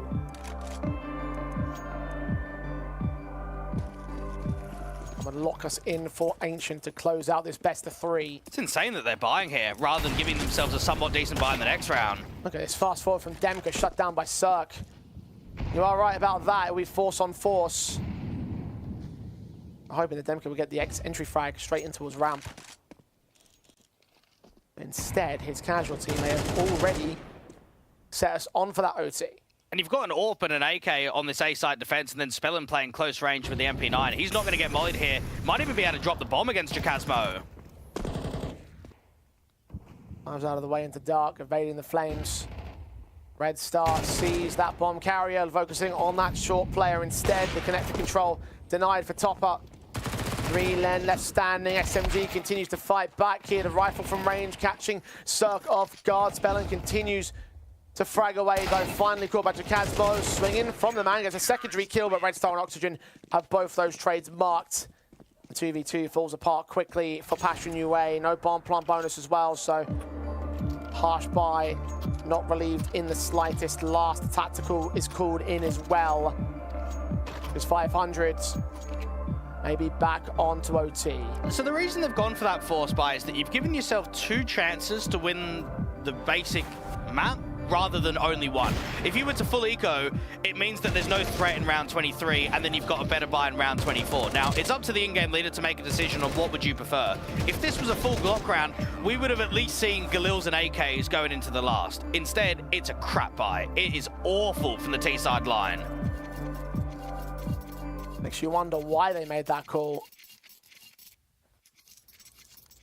See the logic in the opening frag, but considering what you stand to risk, what you stand to lose here.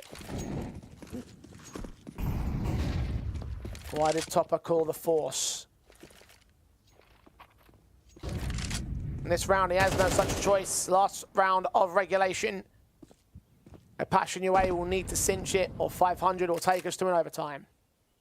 500 have got Oxygen a lot more passive against this weaker buy, and I think that's the right call. He got punished last time he was aggressive in the apartments.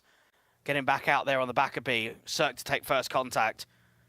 Now, previously, it's been Cirque starting window or towards CT. This time, he's on market rotate.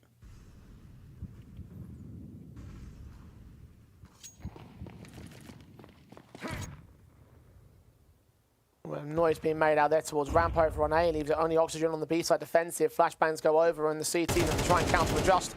Bomb carrier dropped though, Oxygen with a kill, a second one. Traded back by Rainwaker, Jacasmo, next victim, Kavem seen by Spellin and Cirque. The backside of Red Star just evades the periphery of Demka. And Kavem falls, leaving Topper in a 1-on-4 that will not work out for Passion UA. 500, they won their 2-0, and they'll go to overtime to get it. And we can only state facts here, Jay. Passion UA have thrown away a 8-2 lead on map 1 and a 12-9 lead on map 2. It's only going to come back to bite you, isn't it? If you're not taking those moments, if you're not converting good rounds into map wins and eventually into the series, then it's going to come back to 500 playing into overtime. Nah, can't. Nothing there. Nothing there. He had 2 isolated fights to win right there if he had not gone down to the Molotov. Decent effort, but it was always going to be a far cry. With only a pistol in play, overtime. And you are right about that assessment of the leads that Passion UA have found. Several opportunities to close things down. We looked at how the Anubis first half went, and you said it at the turn of the half when we went into that pistol. Yeah, this should be an easy close for Passion UA. It wasn't. Just quickly to interject here, Cirque is going to get the AWP consistently. Think about the economy of how 500 were in this second half of Mirage. He was barely having the AWP. He'd only have it every so often. Now that you've got the money, not only are they going to get Cirque on the AWP frequently, they're even getting the B-site anchor of Oxygen on a big green. Double AWPs and Oxygen set towards the apartments to watch out with that big green. AWP on Warrior as well can also bring it out consistently here for the T side.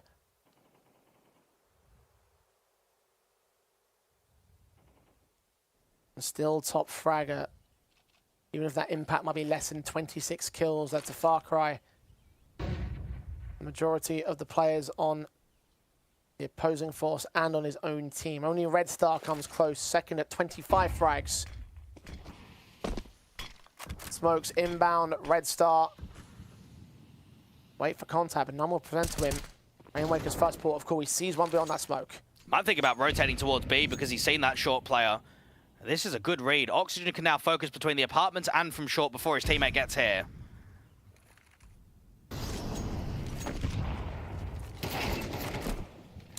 Damage done to Red Star first, 60 HP. Demka takes Spellin and kicks things off on the right foot. The AWP Cirque is waiting for someone to present in from Connector, but no one's moving in from Passion UA.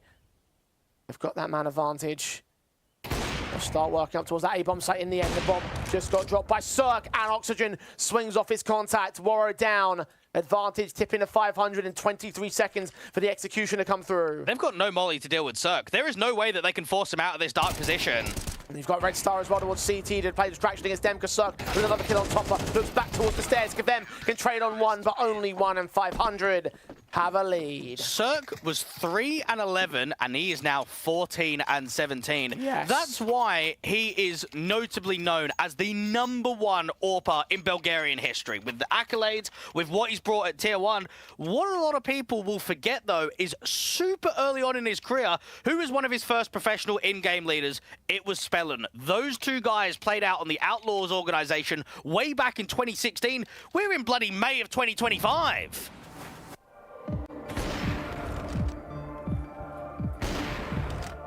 Approaching 9 years since that point. That foundational duo, that young AWPer and veteran IGL. And now, even today, have returned to play together and find success here in the Conquest of Prague. They are only 3 rounds away from claiming victory and their spot at the LAN Finals. Passion UA have suffered with a tactical pause in from the 500 camp, who've used their 1 in OT. In the back of their minds, they're thinking, man, the opportunities we wasted in this series. How different things could have been had we just found the wherewithal to close.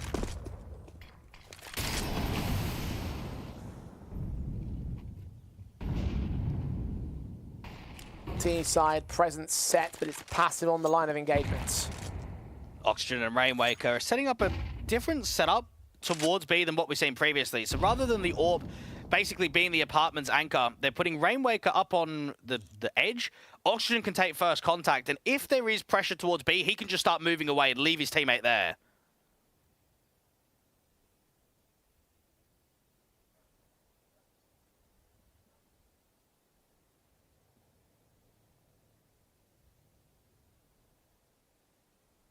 Minute to work with.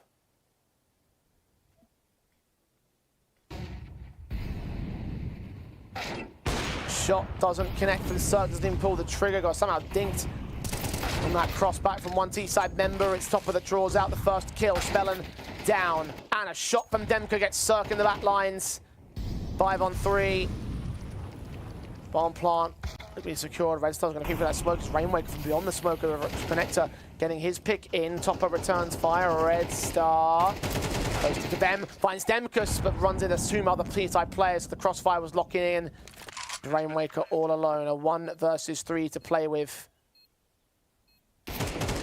Checking close to sight, adjusting back towards that palace position. 1 T-side player holds 4. HG's attempted. Rainwaker gets nothing out of this one. Passion UA are back to evens. Yeah, 500 unfortunately have their in-game leader that just doesn't find anything. You've got Spellen playing reverse default, swings out in the open, only does damage, and then Cirque tries to take a pop shot off, just tries to swing out to that right-hand side, and before he can even scope back into the AWP, he gets caught. It's an excellent shot. And for Passion, they give themselves a little bit of a lifeline there. I think it got a bit uneasy when the bomb gets denied from the spam.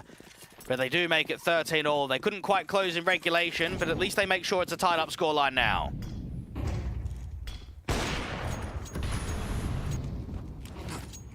Passion.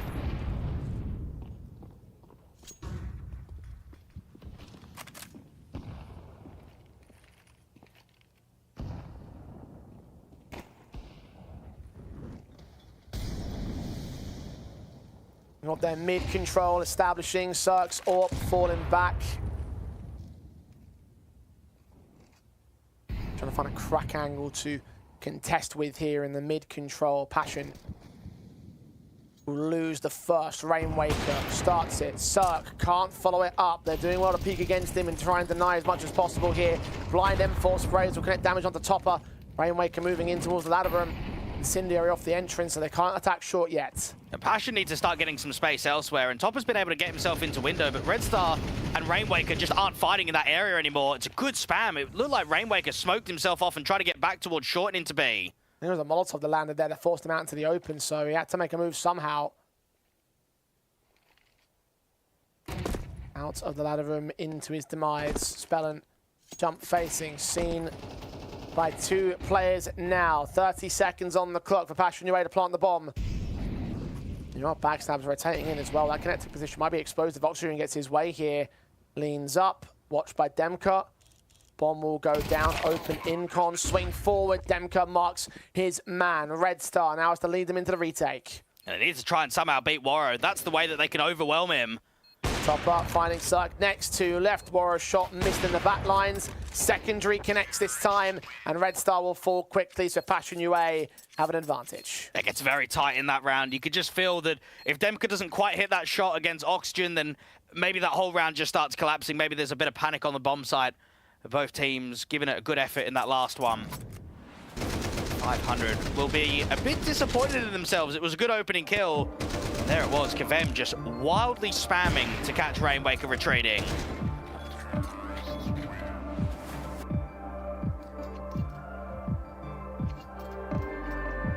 Advantage set near the turn. And once again, Passion UA have to focus on taking us to a third map.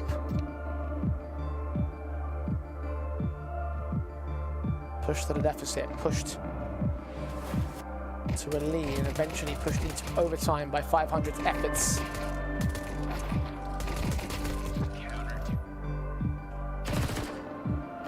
We said today that this map would be a close and competitive affair. It has been.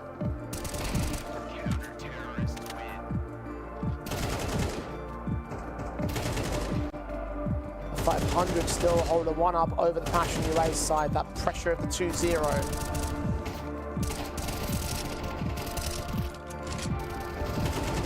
It's not like they've got a 3-0 advantage half to play back against here.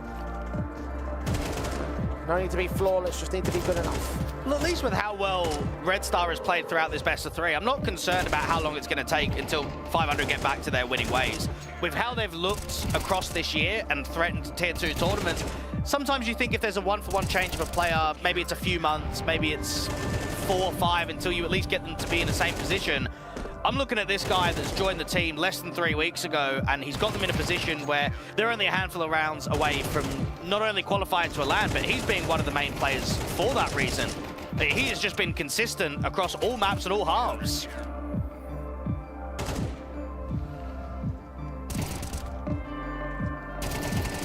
And that he is. Every time they stand out, look towards those consistent elements as the true heroes of this game. We talked earlier at the very start in the pre-show about how stars may become the difference makers. Certainly they have to a certain extent. Cirque from, what was it, 3 kills at the turn of the first half of regulation, now into becoming a serious threat against the Passion UA side.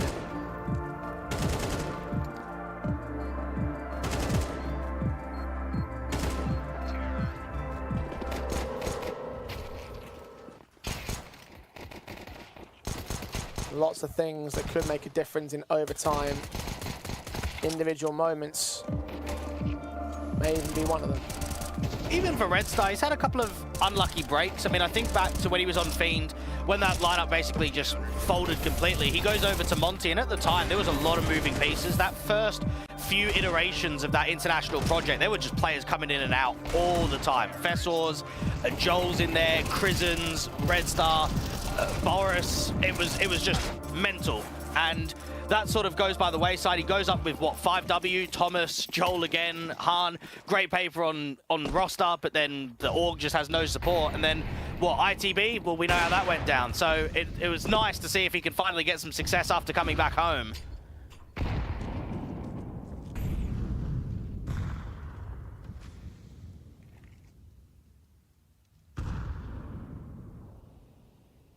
Isn't this curious in 500? Double AWP set up on T side.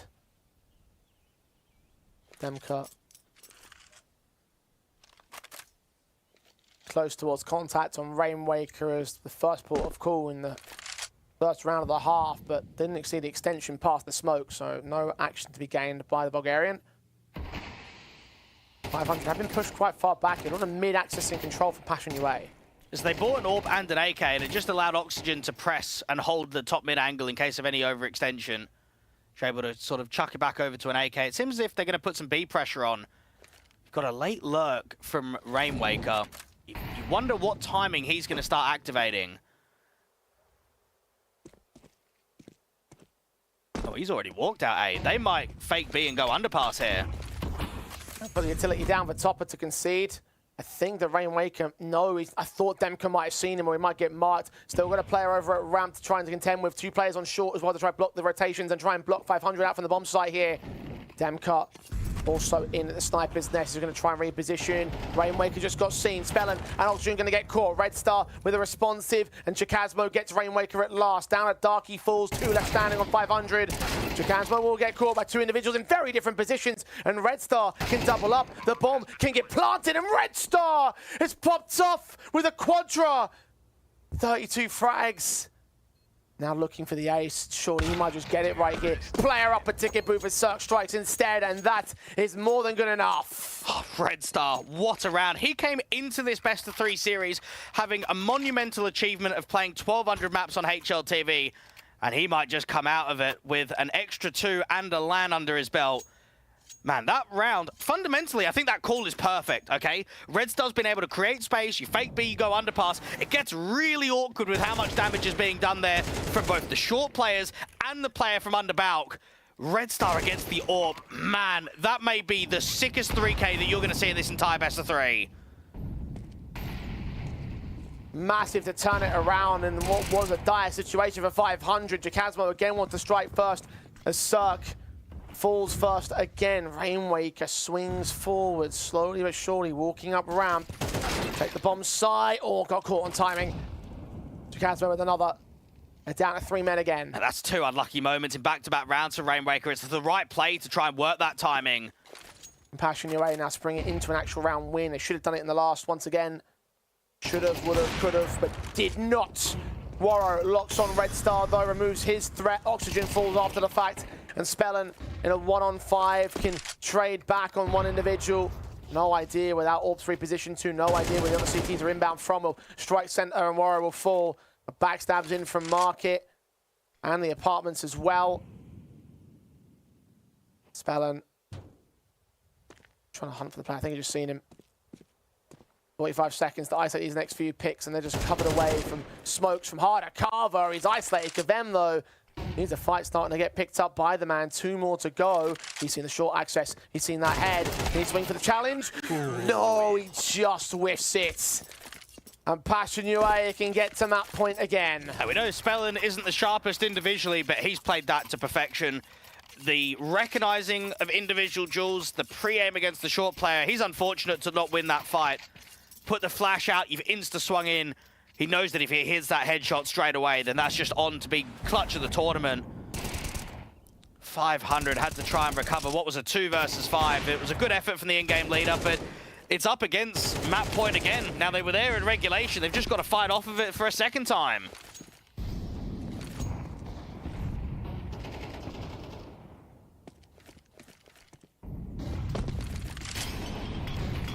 Not that far from the second overtime itself, though. Only 1 round to make the difference. Set piece from 500 to Chakasmo hiding at the ninja spot. Warriors AWP waits for a peek. Sees a player down at firebox. Spellin's going to get caught first. Smokes in the way. Chakasmo swings to strike with a kill. Found only 1 of them. The AWP gets another one out of it. The 3-on-2 for Passion UA. Demka sees a player on the bomb site. Bomb plant will be secured. The retake is on for the CT side. They might go quick into it as well here. Cirque needs to try and get the fight against the stairs player. He's going to try and press himself up behind the smoke towards bench. Small gap, but can't see his man. Red Star. Not sure of where to look either. They're coming in from CT spawn. We hear those footsteps now. Smoke will clear. Demka caught on the frag back. Red Star again delivering moments to refuse tap. Top have picked up. Kavem known about as well. Low HP for him. 500 have worked their way out from the back corner once again. A shot can connect, but the defuse will not, and that means we're on to a second overtime. A Red Star is not going to lose this game, and I just feel, Jay, in these isolated best of 3s, doesn't matter what the pressure situation is like, whether we're talking about a Swiss stage game or even a playing game or even a game at LAN, there are moments where you can just feel that an individual is not going to lose that game and not going to lose that map for his team. The way that Red Star is performing in regulation and overtime, he just gives me that belief, that factor of it's not going down. It has to be a win. He's doing everything he can to pull them into the 2-0. Kicking and screaming into another overtime, 15 all. 19 is your new magic number.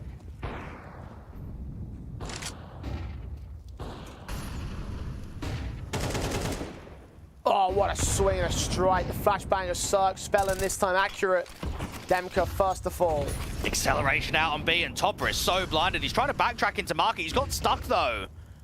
Add the bins, Oxygen better check it. All sorts of T-side players around, and Oxygen will go picked up for it. So Topper returns to an even stance. Cirque gets the man advantage back. Topper extends and Red Star deals with him, so no more opportunities opening up for Passion UA. Warrow with one exit frag. That's as far as it will go. At 9 points of health, he knows he's off the table for the retake. Jacasmo and Warrow are just so stuck. And no one's offering anything. They have full apartments. So even Warrow on this backstab is just going to present nothing. It's only going to be Jacasmo that can win this round.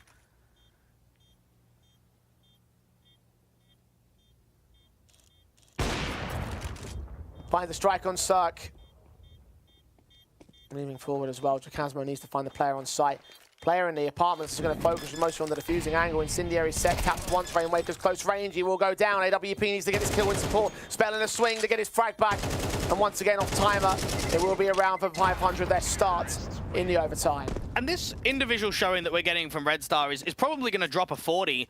It reminds me of that Fiend 2021 period, doesn't it? When he was sort of set up as a hybrid player, did a little bit of secondary AWPing, involved in a lot of those star roles, and it was just where all the old guard, your Victor, your Bubble, your Dreamer, they were just setting up the young boys. They were setting up Red Star, they were setting up Han, and you would just get the two of them. I mean, I remember at CT side of Mirage, you'd have Han AWP window and you'd have Red Star AWP con. It would just be madness.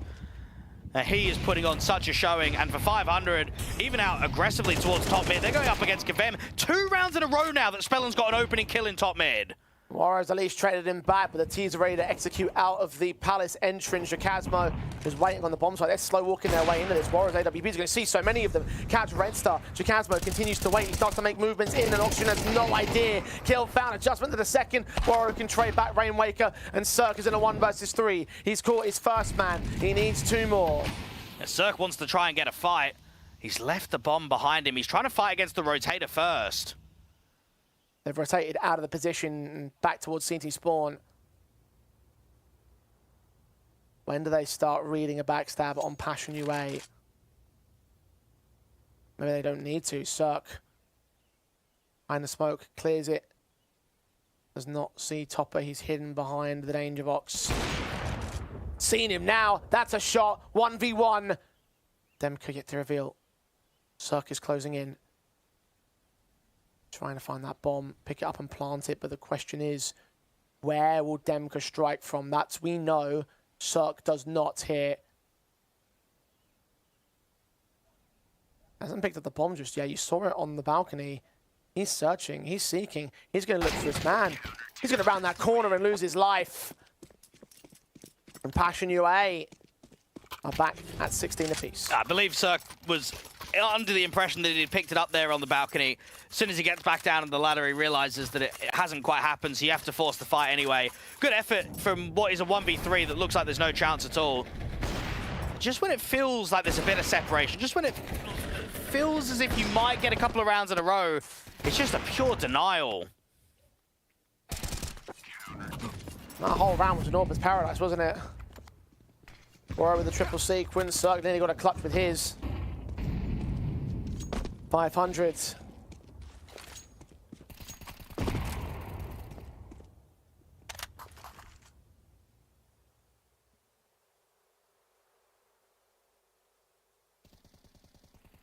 Once again packed and moving into the apartments. B seems to be the target with the bomb being out there. An extension out from Gavem will start to get information. The execution utility is going to indicate that. So a third player breaks away. You've still got 2 on the B defensive. And as the longer this round goes, the more and more info Gavem's going to get, the more and more they'll understand it's going to be a B kit. Demka falls first from the execution itself, though. Topper, good for a trade. Jacasmo gets a couple out of it, whereas AWP is right on the scene. A 2v3, very low HP for these 2 men. Red Star has to be a playmaker. He's got to almost be baiting Cirque in this post plant to try and get as much impact out of it as possible. The problem is he's being watched and scouted upon. Den with a quick shot back. Cirque now playing hidden. HEs go back towards the van. Incendiary be available towards the CT side. Warren doesn't need to put his out.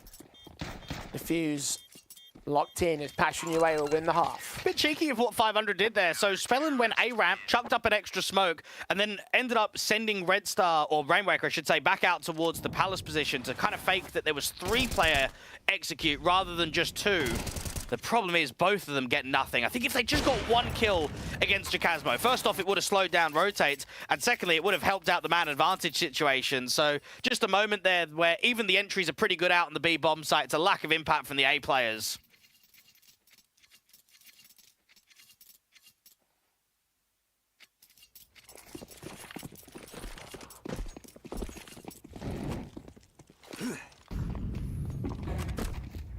Passion lose a first pick here in the second half. Double spray in from mid for Rainwaker and Red Star combining against Topper. On that smoke, he thought he was safe and he thought wrong. Advantage 500 here. We've seen 500 do pretty good work with their opening kills. We noticed what Spellin's been doing on top mid on the T side. We're now looking at that one in an advanced position. You've got both your short player and your com player peeking aggressively, really having intent to work a fight up early. Passion have got no lurk towards A and not much towards B. They've got a single player coming through from underpass. It should really be a con take for the T side. Need to put a smoke down, maybe a molly out towards short, try and siphon off that area of the map. Watch out for Cirque's impact when he starts watching con.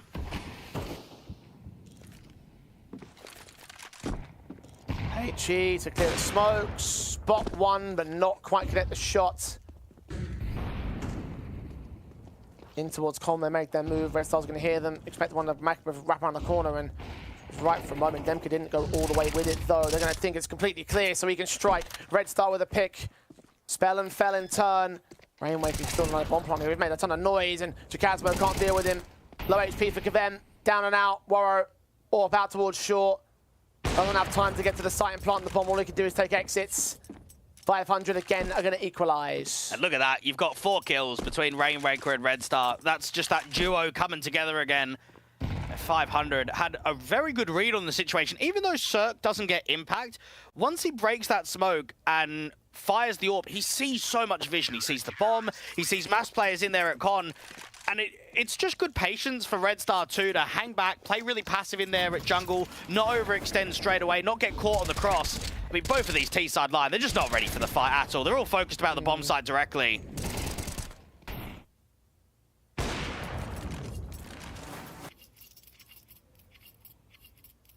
So we go to evens again. No clear and obvious winner at the moment. Not that you expect that out of overtime. We are having a major top 8, though, going 11 and 23 for Passion UA. Yeah.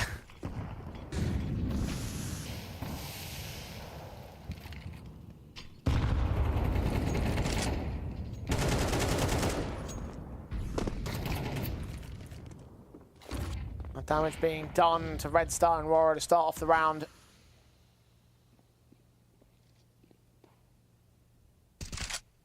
Red Star can hear Kavem making noise, but not willing to strike early here.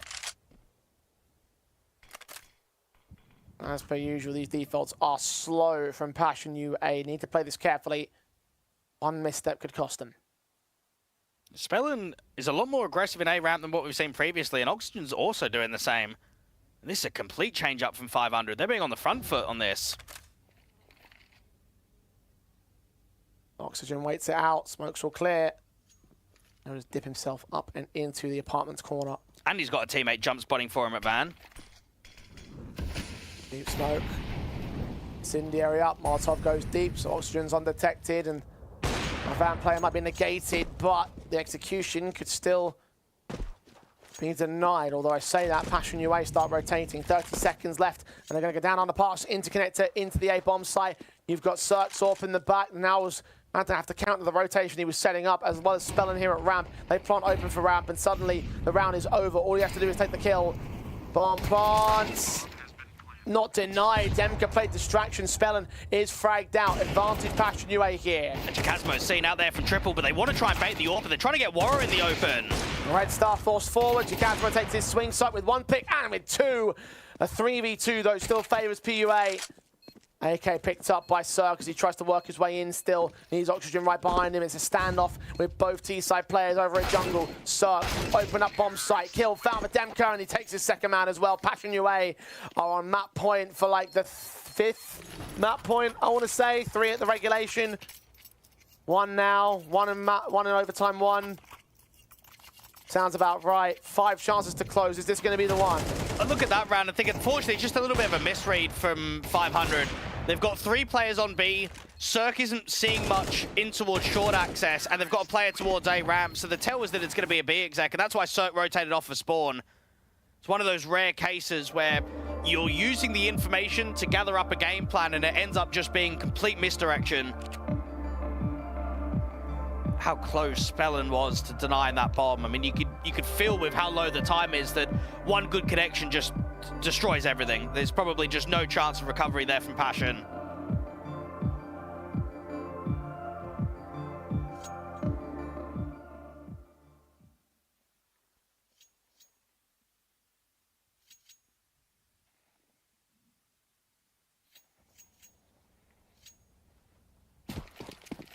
Now they need 1 more.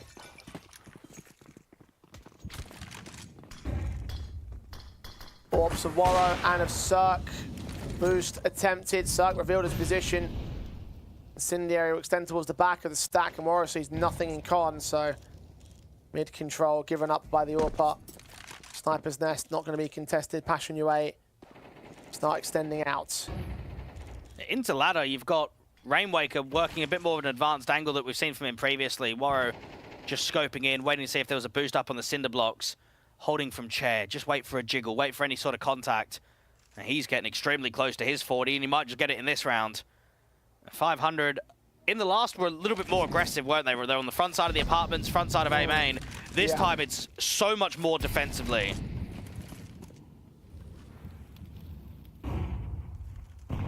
$60 seconds left.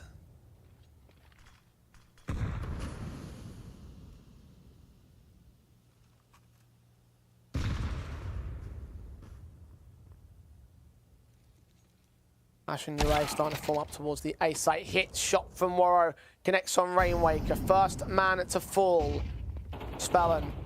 Back of the bomb site has Red Star as well with him towards CT spawn access. They haven't checked this angle yet from Passion. Bomb needs to commit to site.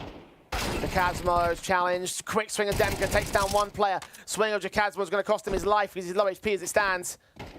4 versus 3, low for Red Star. Topper has just taken oxygen. 2 left. This is the moment for Passion UA, but Cirque are able to respond back with an AWP pick. Passion UA with the bomb down and start backing away from the bomb side. They're charging in real quick right here. Cirque centralized. M4 finds a headshot. 2v2 at just 3 HP to his efforts. Topper's close. Cirque caught with his head turned away, and the last man surely shall win no more engages.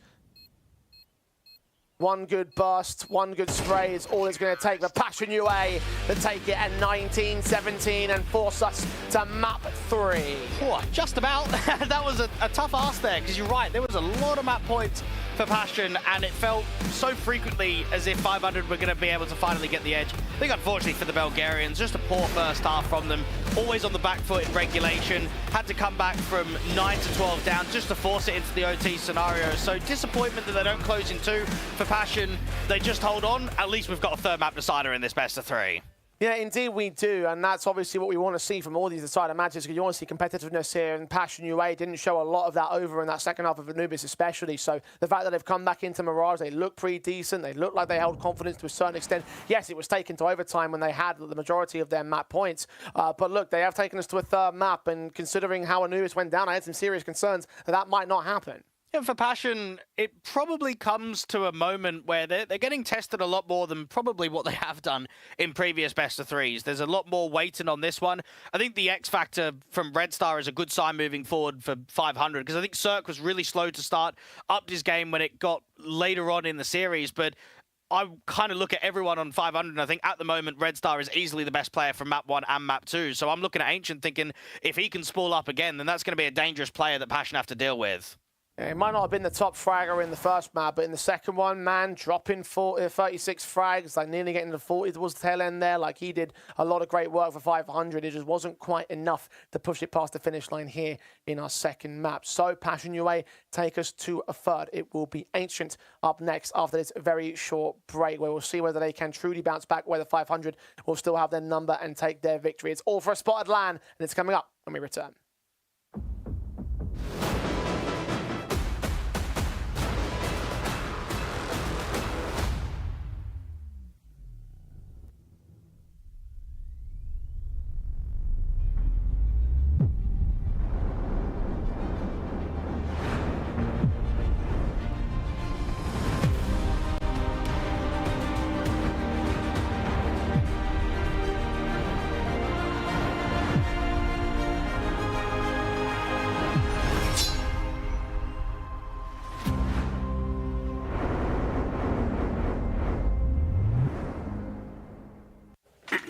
Hej, šéfe, dostanu vás ven. Tady máte Red Bull. Co? Dávám křídla.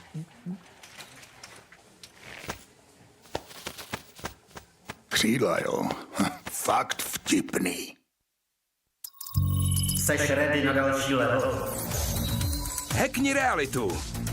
Urči si vlastní pravidla a staň se tím, kým chceš. Game. Nová vůně od Straight.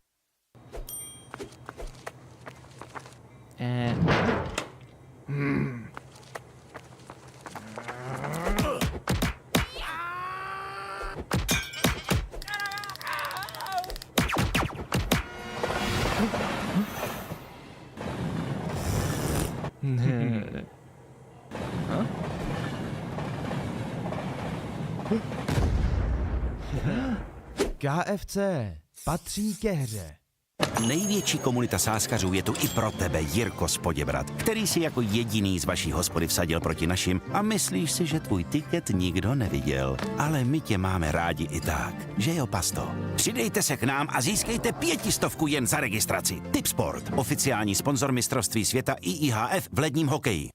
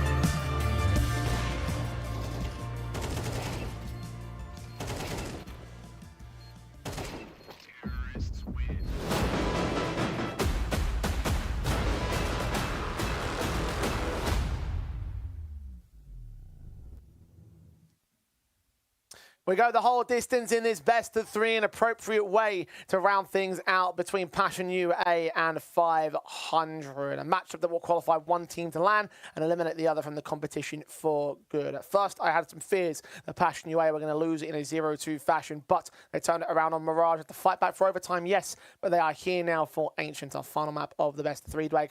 Let's discuss how we stand now on this one, because you could look at it in many different factors. You could look at a great turnaround from Passion UA to take your opponent's map pick and now to claim a second chance at a lifeline. Equally, though, you could say that 500 are the very fantastic Anubis and they were able to close out in confident fashion, and then they still had to battle hard, and they battled very well to get to take away the opportunities that Passion UA had to close out that second map here. So which side of favoritism do you lie on coming into this third? Probably not much. I think I just look on the map as a general overview now for the decider and kind of forget what I've seen on map 1 and map 2.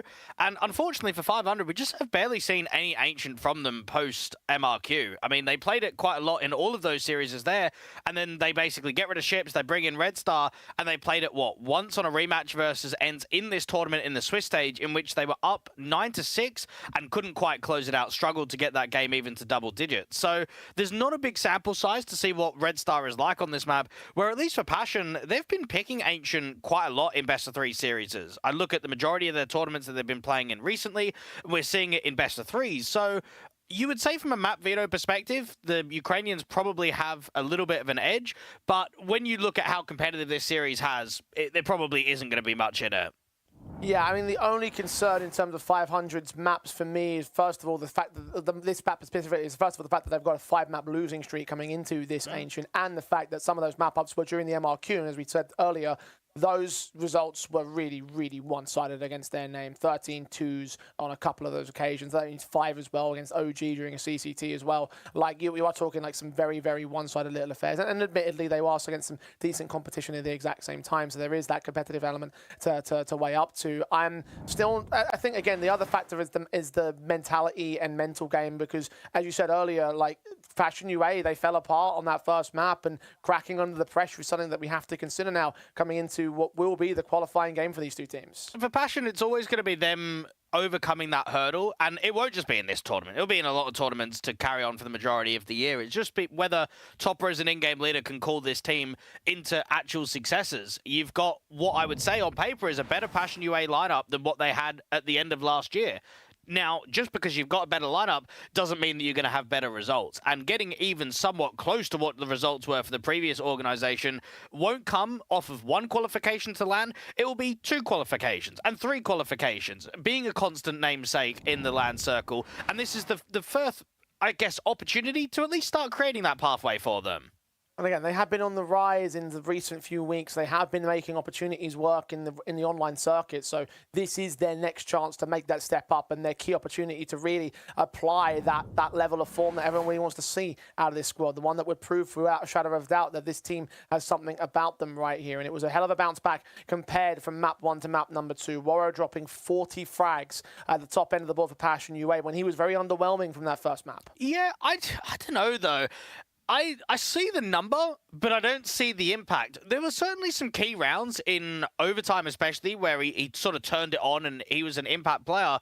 But I feel like the majority of the time we were seeing more impact from Cirxor than what we were from Warro. And sometimes following stats only give you so much of a pitch. I'd like to see what the eye test looks like on Ancient, because, I don't know, those numbers just seem higher than what they should be for Warro. Well, what about the other 2 players that actually went green on the Passion UA side, in Chakasmo and Gavem? Did they have impact that was a bit more weighted towards the Passion UA favour by comparison to Warro? Not so much Gavem because of the role that he plays. I mean, he's a passive T-side player, and he plays an A-side anchor when it comes to the CT side. I think Chakasmo offered a little bit more, which is probably a good sign, because I don't think he played particularly well on that B side of Anubis and map number 1. So yeah, I'd say Chakasmo would have caught my eye out of the 3 of them if we're going to start talking about individual players. Maybe it might be the guy to watch out for into this next map as well. For Warro, I mean, to put those numbers and make it look more impactful would be the next big positive in terms of implying himself and giving that little extra push that Passion UA need, because this one, I think, can still come down to the wire. Even if 500 have a negative map record, even if they're on a 5-map losing streak, I still think that this map up should be close from them. I still have backing of Passion UA to take it overall, though. Like, I'm still sort of looking at them. I'm concerned that there are some aspects in which they wouldn't do so, but I'm going to stick on my guns and how I predicted this series. It's not going to be an easy call all, though. It's not going to be far gone. It's not going to be one-sided. This will be down to the wire. And this series is starting to get dragged out. I mean, we're, what, 3 hours-ish into the best of 3, and we haven't even played the third map decider. I know that both of these teams grind quite a lot on HLTV, and they're familiar with what it takes to have a long series or 2 best of 3s in a day, but when you are playing such an important game, you just mentally need to be ready. I mean, we went, what, nearly all rounds in regulation on map 1. We went to double OT on map 2. What's in store on map 3? I hope we don't get a blowout. I hope we don't get a one-sided scoreline, because that would just be the worst way to cap off this best of 3.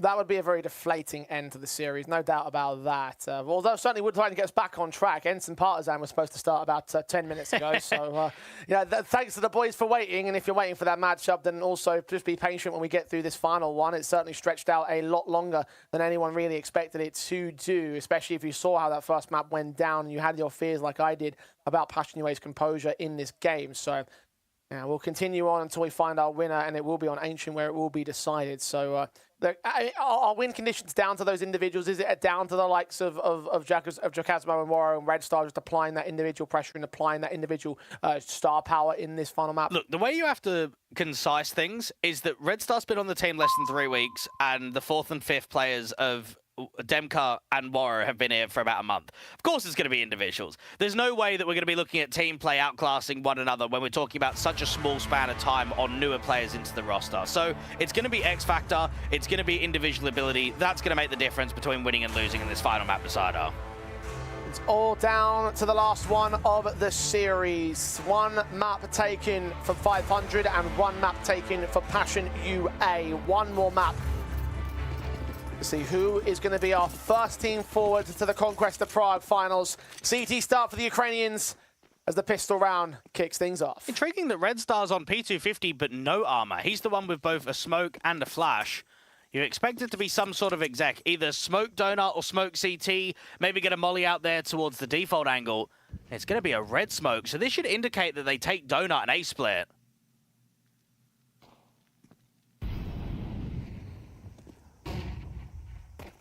Flashes and Molotovs in to try and protect them. An attack from the 500 side. Topper and Warrior getting tagged up first and foremost. Demka, headshot, flagged out on the first play. Need to get Cirque next up. They're both blinded. Cirque caught on reload. Rainwaker surprise support. And Cirque can trade back another. Kavem and Topper are solo HP in this. So 500 will steamroll the pistol. And even though 500 may look as if their Ancients looked weak in recent days, this is still an organization and a lot of players that used to pick Ancient as one of their go-to maps in the pool. I remember when Red Star was a part of 500 in the previous iteration, Ancient was their #1 map. So you expect the cohesion to be quite good on both the first half and the second half. I'm mainly, if I'm looking at 500, I'm looking out for Red Star and Rainwaker. I think that duo, in particular on Mirage, was creating a lot of good moments for the Bulgarians.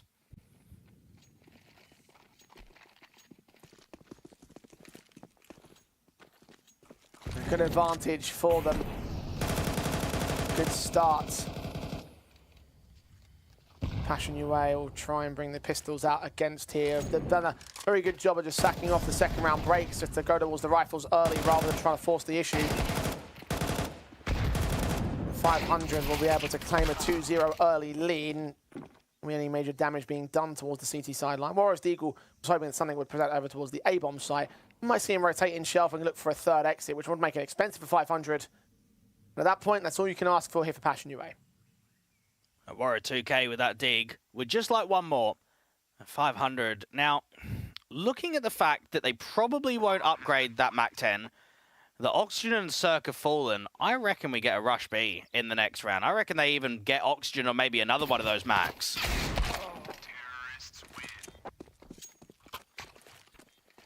Plausible.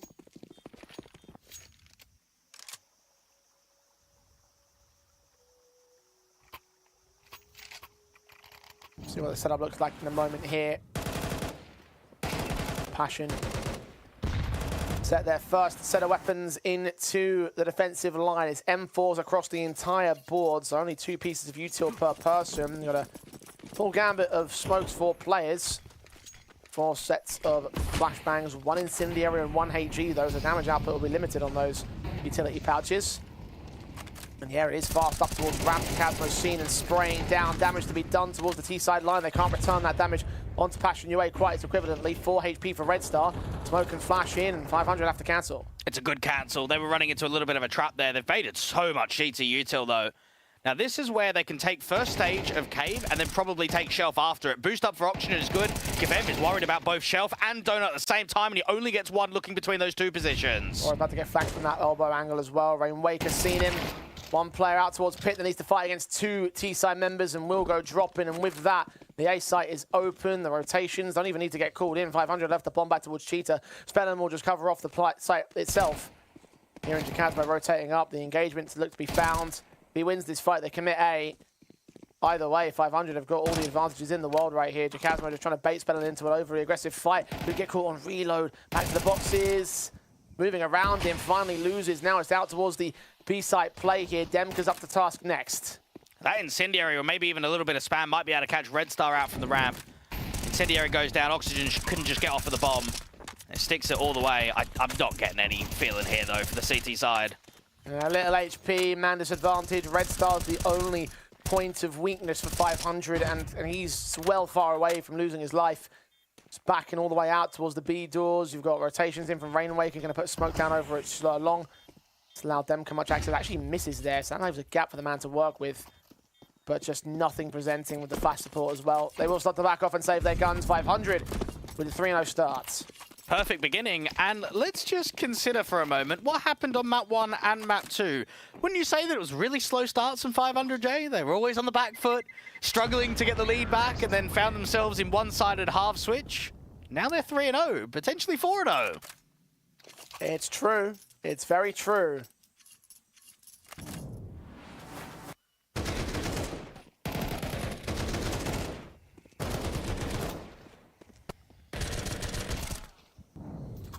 How can Passion UA deal with that? Certainly can't do much in this round. This is the follow-up rifle that you're looking at the most.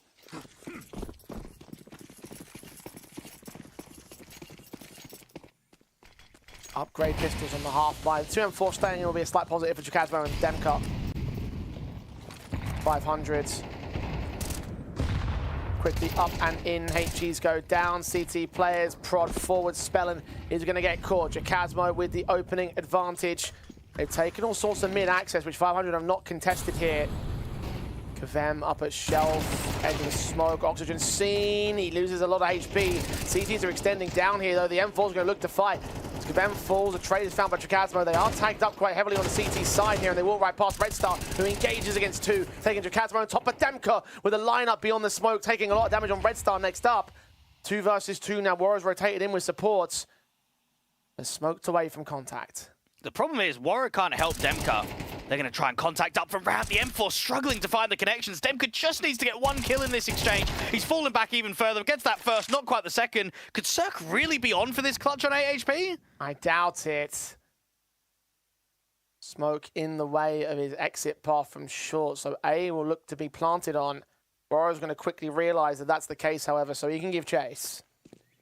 Yeah, Cirque can get the bomb down, and the problem that Warrior's got is that he doesn't know where Cirque is repositioned to. It's a plant open for CT, but Cirque can go Donut, he can go back to Sport, he can go Temple. There's so many areas that he can work on this.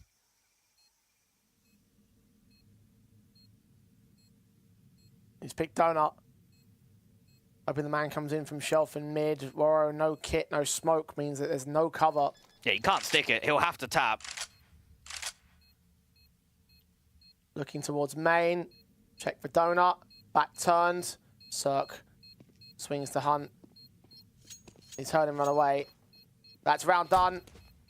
Warrior's not got time for this. Cirque has indeed won the clutch by virtue of the bomb plant. No need to get the kill in.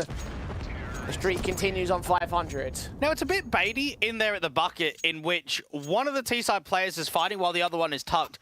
But what a lazy clearance that is from Jacazmo. I'm not being funny. If you really want to prove to me that you're good enough to qualify to LAN, you've got to be clearing that area. You're just tunnel vision to the top of Shelf. That's the freest kill that Red Star could have got. And then even when he's on low HP, he can transition back to what, that second player at bottom ramp? That's just 2 free kills that have been offered to 500, which is one of the very few reasons why they were able to redeem themselves in that last round. Might have just thought that the one player was out there in that wood corner, not expecting the second man, because there was a kill that came in initially. The bomb was dropped for good reason.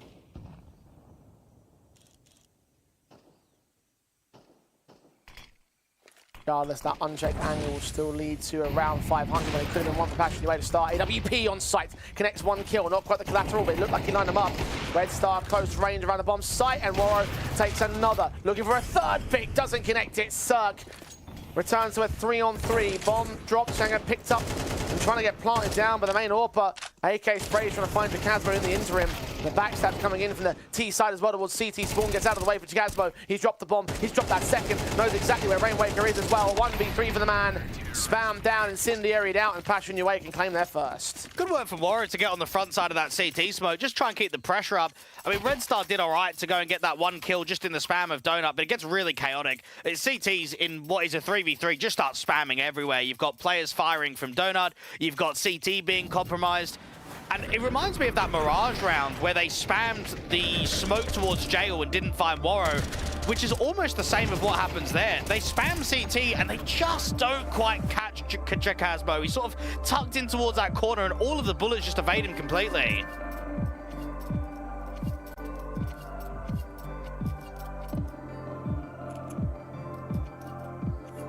It's a start. 4-0 for 500 initial opening is going to leave them and still in with a pretty decent lead over Passion UA.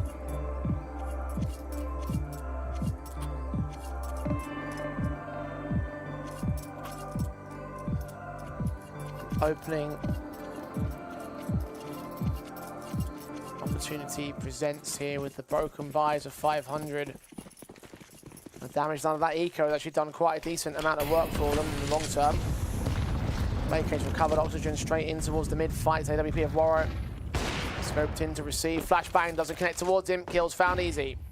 Warro is a bit stuck though.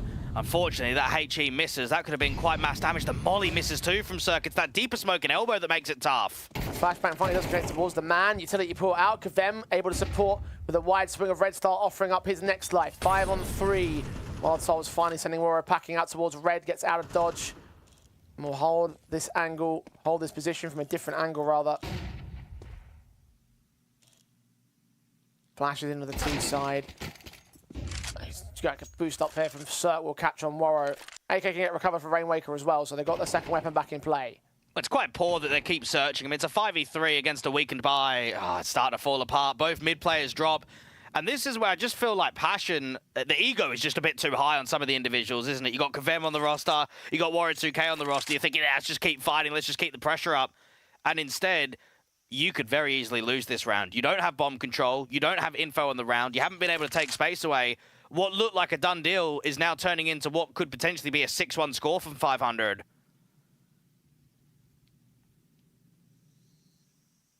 And again, I've seen better from these boys.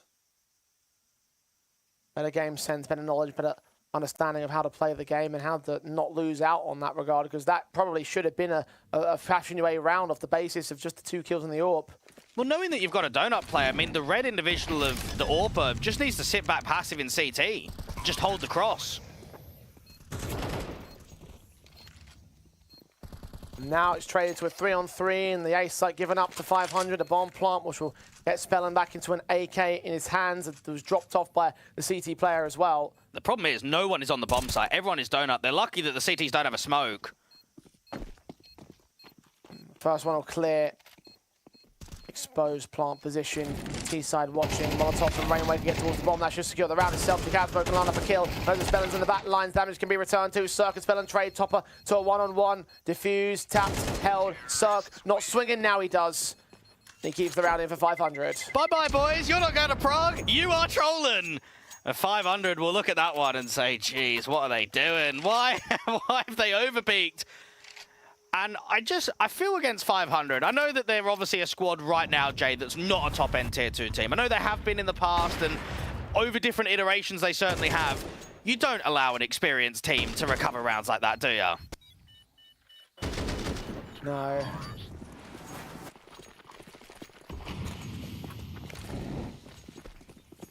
Starting to feel that deflation I mentioned a moment ago, Dwayne. Fast hit out of 500, stalled out by the incendiary of the TT side. Casmo in, HE's on top of struck the opening frag. know that player's there on Geelong. Take the fight. Red Star gets the kill in. Down to 3 men of Passion UA and no overfighting. The 500 are going to give to offer up. Returns. Decent M4 kill for Kavem, but not able to deal with Cirque. So down to 2, even being hunted. Demka spamming his way forward and caught on the reload. Could have fallen rather easily towards Red Star. Even if that pick is found, it does not lead to a round here. Demka could just grab the AK and save it. Might not even get away with that much here because Rainmaker's on the hunt. Demka should fall, but Warrior should be okay. One weapon at least.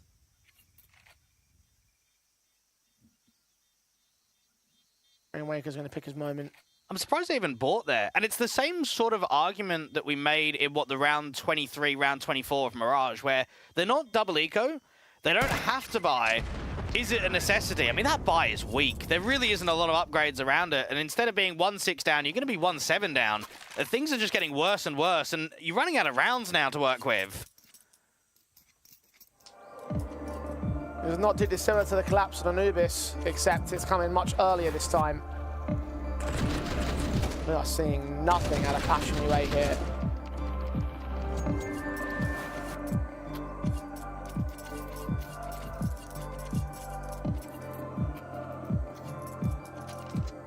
Concessions of this ilk towards the likes of Nexus, a team that they probably should be beating.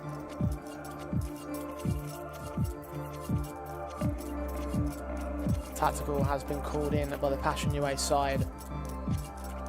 At least in that matchup, they were able to turn it around with a decent ending half streak, but that was to recover from a 7-2 deficit. Even Demka is heroing down. I mean, they're trying to get a bit more impact out of this round, but you need to kind of steal it.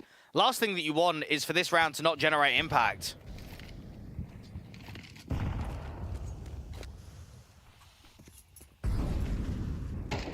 SMG and 2 other pistols. The MP9 on Kavem is going to lean up initially towards elbow. Spelling going to start searching his shelf. Molotov's utility in, top up. Just a fight as alongside Kavem's spray coming up with damage, but not the kill. Spellin gets him through the smoke. Just looking flat now. And top up, hoping for that boost up, but it's just not approaching at all. Instead, the T's are just heavily taking shelf and elbow.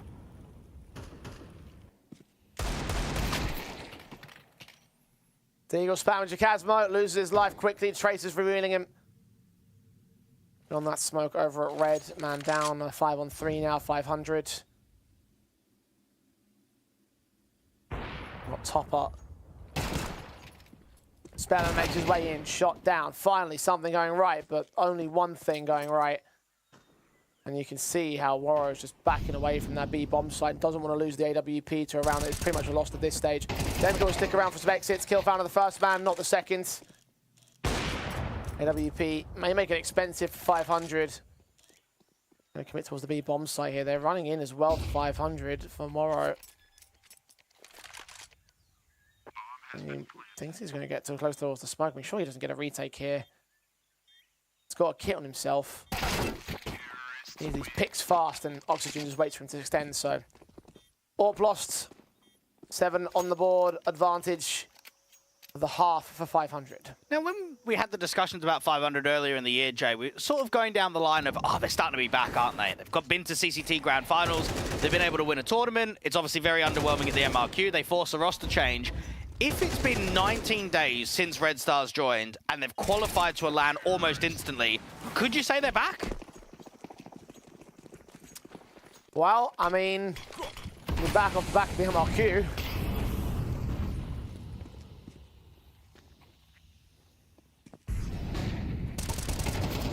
Charge forward from Kavem, wants to try and put pay to those thoughts. To Spellin takes the frag. He's a casualty to start. Advantage CT side. And a second one through the smoke on Cirque. Passion UA, another 5-on-3 as they take that lane access and control. And 500 start backing off themselves. Nicely done there for Kavem. I think last time he's gone aggro shelf and tried to compete against Spellin. He's normally been on the receiving end of an opening death. Oxygen tried to do everything to force that fight back out, but there's just too much util. Now, this is another 3v5. So I would just say watch out for the crossfires and watch out to see if any mistakes are being drawn on the CT line. Minute to play with. 500 to get to all the mainstay weapons that they can. Oxygen revealing himself to go to an AK upgrade. And a bomb on his back as well. So if he starts extending in from lane, he needs to make sure he gets both of these kills. And with the crossfire, that's an impossibility. Well, he's just going forward to pick up more util, which is only going to help them probably get out elbow. Seems to be. He's walking slowly but surely into spawn alongside Red Star. Seeming like there's hard to save back here, so... And losing those first 2 fights, opting not to give any more AKs away. Doesn't mean Passion UA will get to number 2. Passion have just not really cemented themselves as a consistent team here on Ancient, not just from the scoreline, but how maybe some of the man advantages have worked, how the mid portions of the round are. They really need to start capitalizing and going on a pretty big round streak. They've got to, I would say at bare minimum, get 5 CT rounds. I think any less than that, if they get 3, 4, I don't think they've got a second half in them. I don't think they've got any threat to be able to really take this best of 3.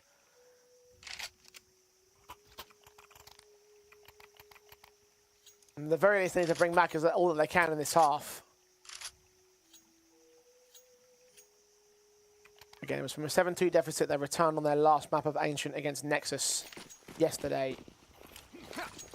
They went to a 7-5 half and then eventually contested it to 11-13 loss.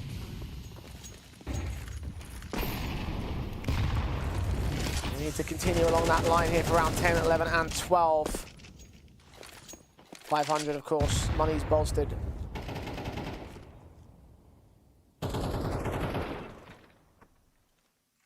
They will lose that first fight. Red Star down. NWP could make it another if there's even just a jiggle coming out towards Shelf. It seems like it's going to be a quicker play into taking Cave and going up ramp with the bomb. Top up. Waits and holds. Kivem takes another kill on Spell and Oxygen. Trades. Topper returns fire. 4-on-2 for Passion UA here. And Rainwaker needs to try and get a duel before getting this bomb down. Tap it once. He's trying to see if he can get a CT to come through one of the smokes.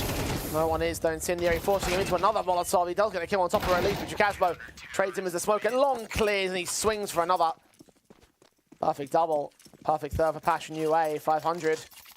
Not quite so rich anymore. That's a bit of a shame. You're going in for a bit more of a quicker maneuver, and before you've even got yourself into committing, you lose a straight spam. Kavem just, wallbangs into that sort of bucket area, straight against Red Star. And then follows up with a bit of a multi-frag. You've got some off angles being cleared. Shame for Rainwaker, where he's sort of watching out the backstab to see if there's going to be a secondary player, and then the smoke starts clearing it long. So it's a couple in a row, and 500 are going to go Hero AK onto 1.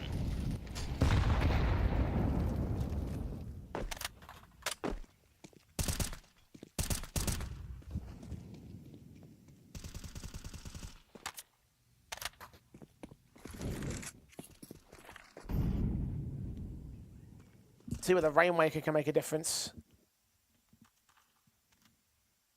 Catch him off guard, make an expense.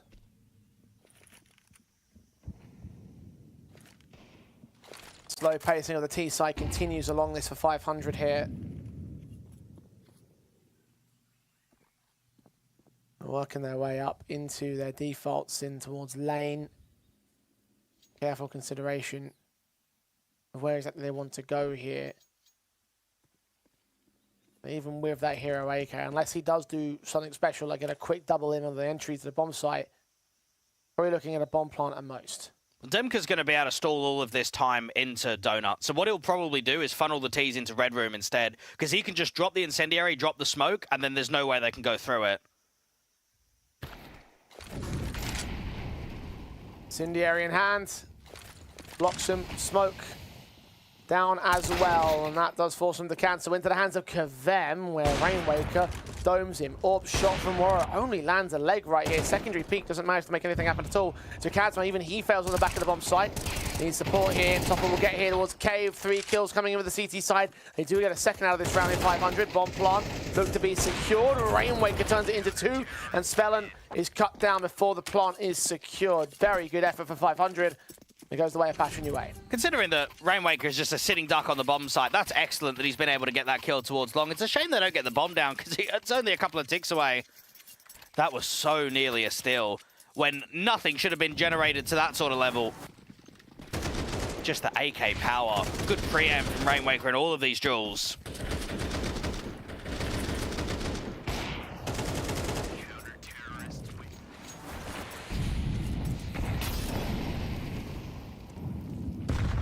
Last round of the first half sees Passion UA bringing this scoreline back. Arduously, slowly, but surely. 3 rounds for the good, 2 if they can close out the last round of the half. Demka receiving the fast play in ahead of the smoke down at CT spawn. Spray will get a kill out of that one, but he's flash blinded, so he has to escape towards CT spawn itself. Kavem behind the Molotov, or the smoke rather, here over at Donut. HG's to open up there. Smoke get a kill back against the bomb planter. Cirque trades it. Rainwaker pushes forward to a 3 versus 3. Topper's round the corner, and Rainwaker's going to catch him. As Topper thought he was a little bit too close to the corner itself. The bomb will make its way over towards the B site. Kavem will not get cut off.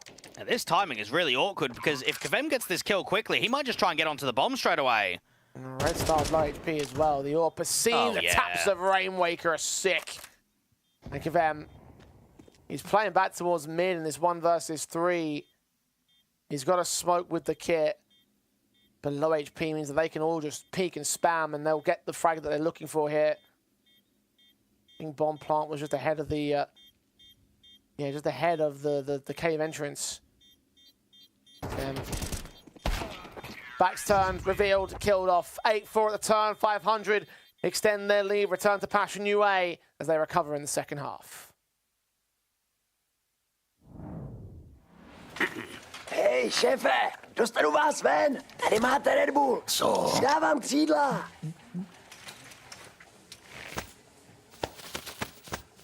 Křídla, jo. Fakt vtipný.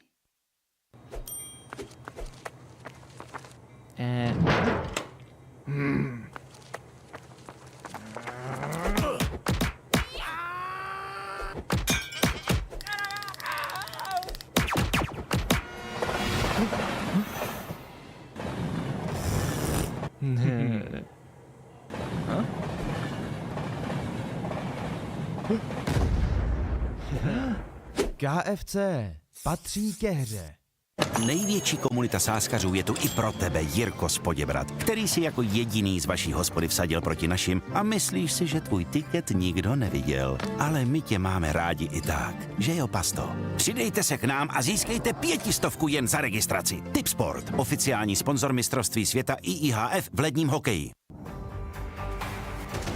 500 looked fantastic on the T side. Now, can Passion UA look the same? It was a recovery to bring back the 4 rounds, but couldn't turn it into a 5th, so it's 4 to separate the 2 sides. And a lot of work for the Ukrainians to do to go to Prague. Well, let's just consider what we've seen in the best of 3 series already, Jay. Map number 1, 4-8 on the deficit for 500. Map number 2, 5-7 at the deficit. Map number 3, the decider, 8-4 up. We have always seen 500 be on the back foot, trying to claw that scoreline, trying to get it in their favor. And now they're in a position where they're putting the pressure on the plucky new team. They're putting the pressure on the team that's on the rise. They're in a position where I would say win the first pistol. Mate, your eyes on LAN are just basically locked in already. It's such a good scoreline to be up. Indeed, they are.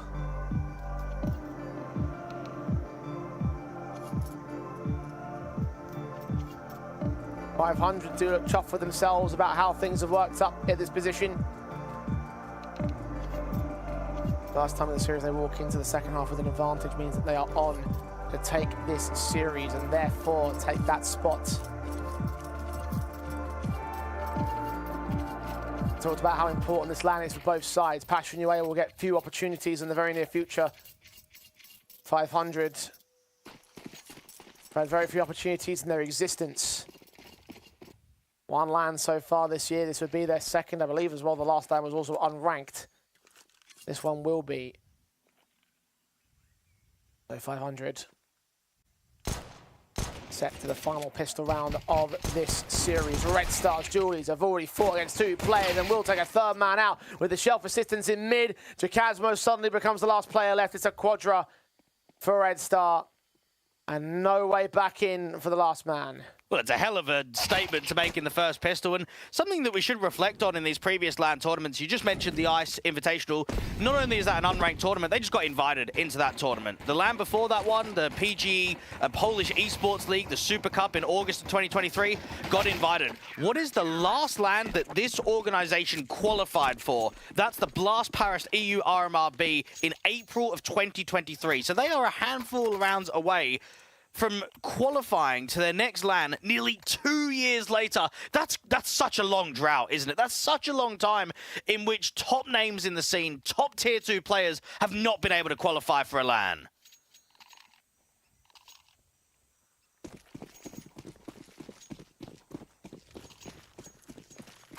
No legs up for this team. Had to work for their spot and they have to continue working here and now. They've just taken their 9th round with the pistol win. Should have number 10 on the board as well because Passion UA, as ever, will not be forcing into the follow-up. They're going to take the eco and try and grind back the 6th round deficit. Towards the B-bomb site they go. Top up, fragged out first, fell and seen. Chakasmo, zone Glock doing damage towards Oxygen, but not enough to get the kills against him. Everyone falling on the T-side line, 1-on-5 for Kved. Well, I'm getting really excited about this potential partnership between Rainwaker and Red Star reuniting, putting up a lot of good showings, because I saw it on Mirage, I'm seeing it here on Ancient. Yeah, they're a little bit more role players. I mean, Rainwaker is certainly more of a supportive anchor, a supportive T-side, while Red Star takes a little bit more of those star roles. They've put up nearly 30 kills between them in just the first half alone. And we saw Rainwaker having an absolute stellar last round of the half, where he cuts the rotations, he pushes through that CT smoke, makes it awkward for the donut players getting up there from shelf. This might have to be a really fun and entertaining duo to keep an eye on. Very in character as well for Rainwaker to duo up with one of his teammates and become iconic. We did it with Denny Slaw back before he joined Liquid. Of course, it was an AWP rifle combo. This time, AWP's on Cirque. No partnerships there to speak of, but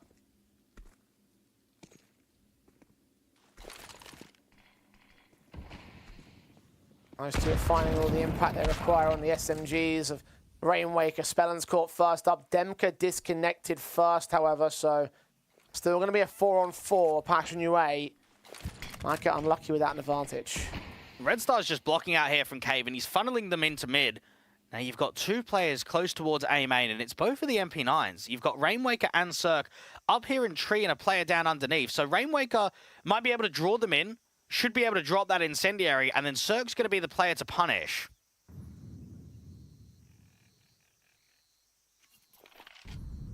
Gonna hold out for them. Orange, Chakasmo, Papa, and Kavam.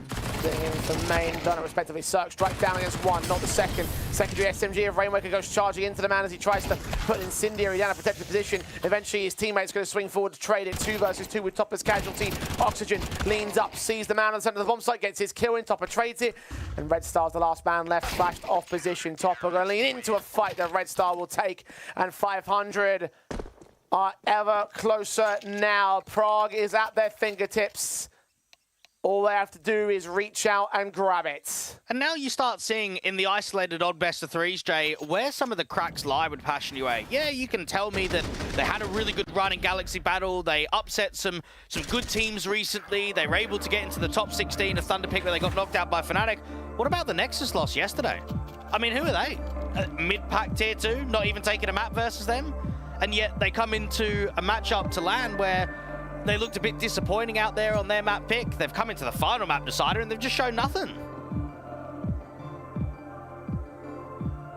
And it is a deflating way to end this series. Small recovery in the tail end of the last half is all that Passion UA have to speak of. Need to win that pistol, need to win that rifle. They've won none of them. 3 more rounds on the trot for 500, 4 if you include the last of the half.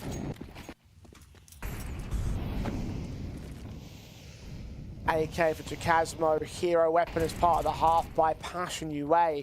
Half buying to try and make 8 rounds in a row into overtime. That seems like a very big stretch, but Chakasmo has struck the first man down. Spellen is picked up, Oxygen near the corner. We'll get down 1 player. Chakasmo with a double. Needs to get that triple incendiary against his man. AWP is Cirque.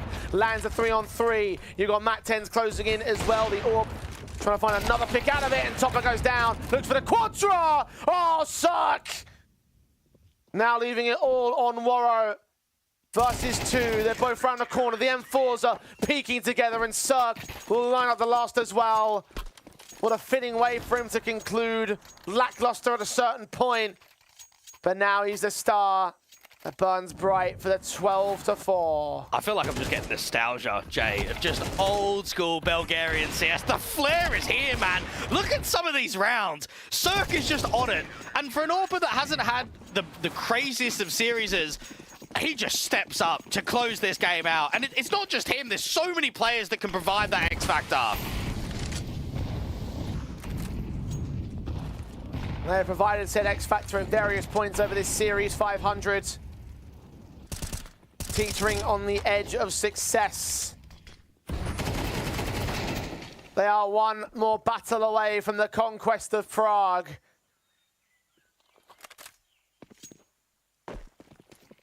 The 1-for-1 trades. Spellin and Topper have at least kept things at an even stance, but no guarantees. Passion UA got Jacasmo leaning in from Caves. Oxygen was caught off guard with that, but that's just just that one pick. They think there's more here towards the B bomb site. Little do they know it's completely open. They're going to execute now and find no one of the Bulgarian team. What we have seen is Spellin basically getting punished frequently on this B bomb site. He got spammed in one of the previous rounds playing reverse default. He then got charged up against Ramp when he was holding an incendiary in the exact same position. And then that time he goes aggro lane from Cave, only goes 1-for-1. Maybe that's a little bit of a weakness that Passion might start exploiting. The problem is it's 4-12, isn't it? So even if you start getting an inkling of, okay, maybe we can punish Spellin with some of the spams. Maybe if we try and pressurize Ramp and lane a little bit more, we can find some easy openers. It's only going to be a matter of time until Red Star goes shelf, or Soap brings the AWP out on B, or there's some sort of adaptation that the CTs find. This needs to be a bait level comeback and then some. Passion UA.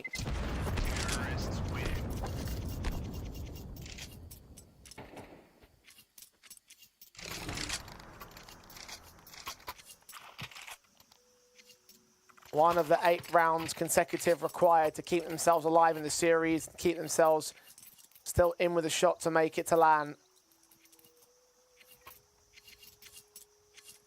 Rifles, of course, was saved over from the previous for 500, so they'll be on a strong buy here as well. AWP in on Cirque. SMG for Spell on the weakened element. You've got everything you can want for.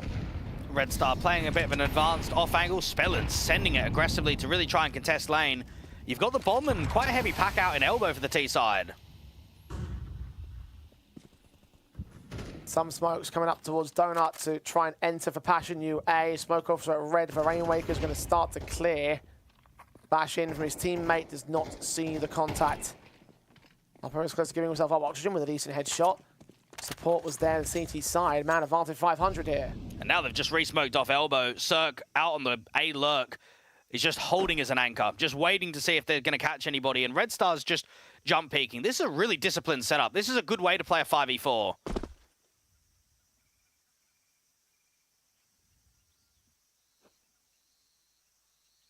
AWP just posted. Unsure to look left or right.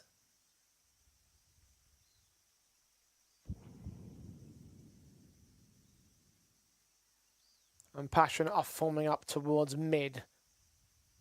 Got a rotation on the way, however. Red Star may try and contest this. Oxygen is called Jacasmo. Out towards lane. That's another man drop. 3 remaining for Passion UA. 30 seconds to the execution. Cirque is caught off guard. Woro still traded quickly by Red Star. He's on Topper and Demka. Last 2 lines of defense. Need to hold this round together desperately. HE's, Demka's fallen. Topper on 44 HP, flanked in the back from one player in from main. Spellin's about to win this game and win this series at 13-5. 500 have won their latest battle in the Conquest of Prague. 2-1 over Passion UA as they are off to LAN. And they deserve it. They worked really hard. This is a difficult opponent to go up against. And honestly, Jay, they made them look very uneasy. They looked as if they put Passion UA in a position where they just weren't comfortable at this level at all. And I heard to say that I told you so, but for 500, I think they're back, man. That was a really good showing in a really important best of 3. Yeah, I have to agree there, Dweg. Look, I had a lot more expectations for what I was expecting out of Passion UA in this matchup. I thought they were going to do far better. Their form was looking good. They were on the upward trajectory. I had fears about some of the recent tournament exits from 500, but clearly that wasn't even a factor for them at this moment. I don't know what happened to Passion UA, but the collapse on map 1, the non-showing on map 3, like something very clearly went wrong here, and it's going to take some time to digest it, I think, for them as well. It's going to be a difficult one because there's nothing worse than beating top teams, winning a tournament, going into a tournament that qualifies you to a LAN and you don't even hold weight. I mean, they probably should have got 3-0'd in this series. If we're looking at how Anubis, Mirage and Ancient went down, could we even give them a pass on taking map number 2? I mean, they had 5 map points and only got it on the 5th one. So it was a tough series for the Ukrainians. And you're right, there's going to be a lot to discuss after this best of 3. Yeah, because again, like they were doing rather well. Even if that tournament, that Galaxy Battle tournament wasn't the most highest level of competition, you're still defeating decent level teams in those playoffs, especially. So it's like I would have thought you would have some of that. I would have thought you would have brought some level of quality to this matchup, but I just don't think we saw that at all. Even in that overtime battle, like the fact that it was even pushed in overtime in the first place, just demonstrates exactly how far you had to work in order to beat out 500 in a certain capacity. So a couple of rounds going wrong in that map up, and yeah, you actually would have seen the 2-0 from 500 instead. So yeah, very disappointing day for the Ukrainians, unfortunately. They do bow out,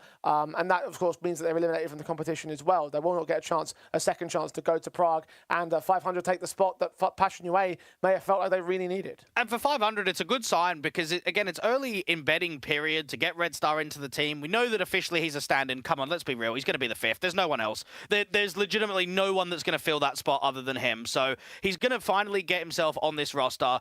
He's cracking with the boys. He's helping them out. And with the individual showing that we were getting from him, now you can understand why they thought that a change was required after the MRQ, why they looked at it. I mean, some people might, on reflection, say, oh, well, they just got full tilted, didn't they? As soon as the MRQ finishes, that's it. They want to make a change. But I'm looking at what change has been made, and it looks positive. It feels positive. Well, let's put it this way, right? He was near the top end of the board in pretty much all of the maps in the series. I know that obviously that doesn't show for map number 1 because of how one-sided things look for Rainwaker's stats, but just green in all 3. Very good in the last map up as well. A lot of excellence from him as an individual, and 500 can go over Passion UA in a 2-1 series fashion. They will be off to Prague. Red Star's going to be there. Everyone's going to be there from this team, and they had to earn it the hard way. Ultimately, through the Swiss stage, they worked well, and they worked together, and they moved forward. It's our first team that qualifies for the Conquest of Prague. But the question is, who's going to join them? We're going to find out after this break, as ENCE will take on Partizan. Similarly confident and similarly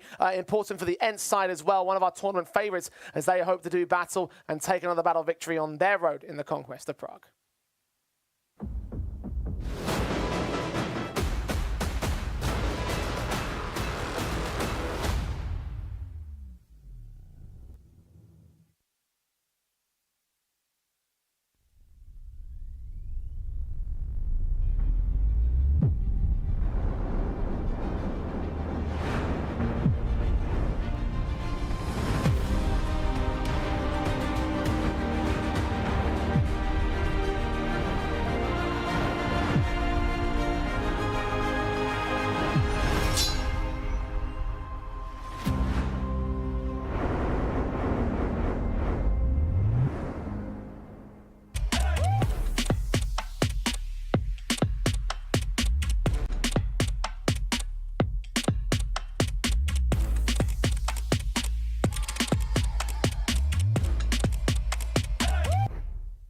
Největší komunita sázkařů je tu i pro tebe, Jirko z Poděbrad, který si jako jediný z vaší hospody vsadil proti našim a myslíš si, že tvůj tiket nikdo neviděl. Ale my tě máme rádi i tak, že jo, Pasto? Přidejte se k nám a získejte 500 jen za registraci. Tipsport, oficiální sponzor mistrovství světa i IHF v ledním hokeji. Na portále Playzone.cz jsme společně s Vodafonem spustili podporu komunitních turnajů ve hrách League of Legends, Wild Rift a Counter-Strike. Můžete si tak užít spoustu zábavy a zahrát si turnaje o peněžní výhry. Tak na co čekáš? Dojdi na portál playzone.cz a vyhrávej parádní ceny.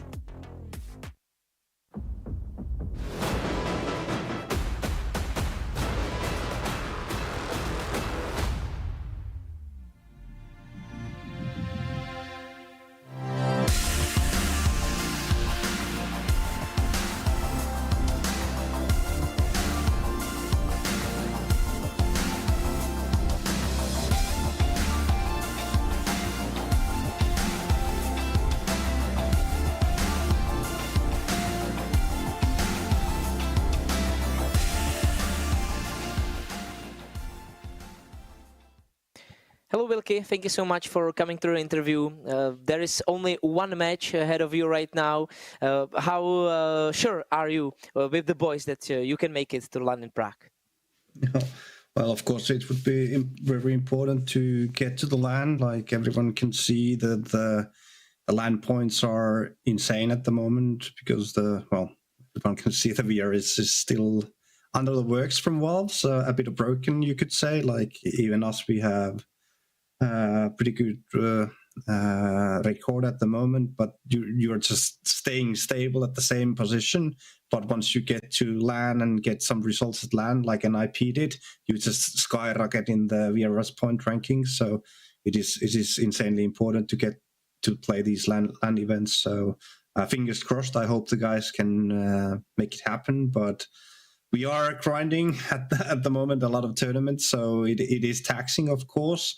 And then it's like, what do you want to focus? What is the most important thing? And of course, for us, at the moment, it is to get to those LAN events.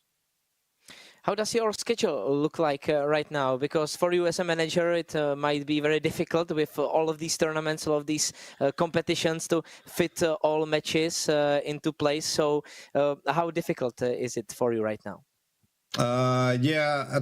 At the worst time, we had 3 tournaments going at the same time. So that was quite hectic. But for now, we have, like next week, we have 3 different tournaments going on, but 2 of them are overlapping each other at the beginning and then at the end. So that's still manageable. But when there's the third one, then it gets pretty complicated. And of course, when you have playoffs games or finals, then rescheduling matches doesn't usually work out. So it causes some issues, but at least for the time being, we've been managing. And of course, for the summer break as well, we have been getting invites for the tournaments in the player break as well. But of course, the guys still need to have their breaks. So sadly, we can't play during the player break. But get the rest the guys need and then get ready for the next season. Yeah, so since the start of the year, are you still at 100% of played matches, or did you forfeit any due to some time issues? Let me think. I don't think we have forfeited any games yet. Because, like at the beginning, of course, some teams were abusing the mechanic when you didn't lose the VRS points when you forfeited. So you had the chance to play around the system, but then Valve fixed that. So I don't think forfeiting is an option at this point. Yeah, exactly. How do you feel about your opponent, about Partizan Esports? Are they dangerous in your eyes? Because they already made an upset against many very interesting teams. Yeah, I think all the teams are scary in online CS because, as you have seen, we have been struggling against like even these teams that are close to rank 100 and so on. So it's just online CS is a different beast to the offline games that we also used to play back in the day. So it's people are when you play from the comfy of your home, you are more willing to do some crazy stuff that necessarily don't happen when you're at LAN events. So yeah, I think every opponent is scary in online because you never know what's going to happen. And then yet again, if you lose the match against lower ranked team, the punishment at the moment is pretty severe regarding the VRS points, like when we lost the match against M1. So it's pretty rough, and you cannot underestimate anyone. Yeah. Before this match, currently, are there any issues you are working on right now? You are fixing right now? What is the biggest issue you are working on in recent times? Well, I guess if you have seen any ENCE games in the past 6 months or 5 months, everyone can see the problem is the consistency. So that is the key problem we are trying to solve. It feels like we never get 5 players to the server at the same time, and usually when we have 4, we can win the match. But if we only have 3, then of course it's pretty impossible to win at that stage. So if only we can get all 5 to the server, I think we would be in a good position. But the consistency for sure is the main thing we have been struggling, and the guys have been trying to work on that. Yeah, thank you so much for the interview. Good luck with that as well, and good luck for the match. Thank you. Yeah, thank you.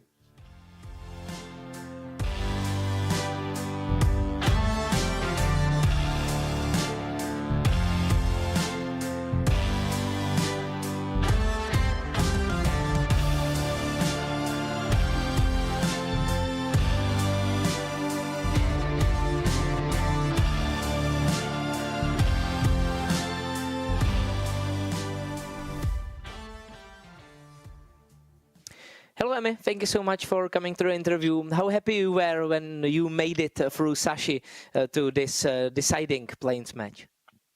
We were really happy because we've been struggling a bit with our form lately. So every win is really good for our confidence, and hopefully we will bring that confidence today against ENCE. Yeah, well, even through these struggles, you still are playing a pretty good tournament, upsetting many good teams. Are you happy with your performance at this particular tournament at Conquest right now? Yeah, we're happy because we went through the playoffs and now we have a chance to qualify for the LAN, and we're just gonna give all we've got today, and hopefully it will be enough.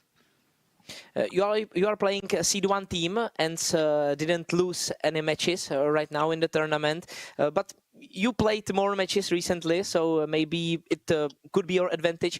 Do you feel like that? I don't think so, because every match is a new match, you know, but obviously we played them a couple of times, so we have an idea how they're playing, and they probably have an idea how we're playing. So I think it will depend on the day form of the players, and also on the calling of me and Glaive. So yeah, I expect it to be a tough battle. Yeah.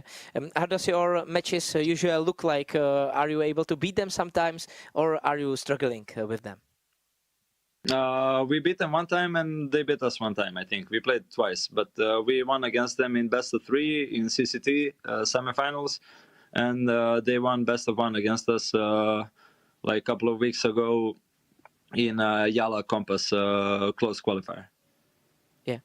For you as a team, how important this match is when the LAN in Prague is included, because there is a lot more VRS points in play. So is this maybe one of your most important matches of this year? I'd say so, yeah, because obviously because it's qualification for a LAN tournament, and there's a lot more VRS points. So yeah, one of the more important matches, I would say. Okay.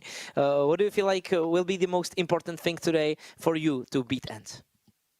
To be confident and to have a good mentality in the game, even if things go wrong.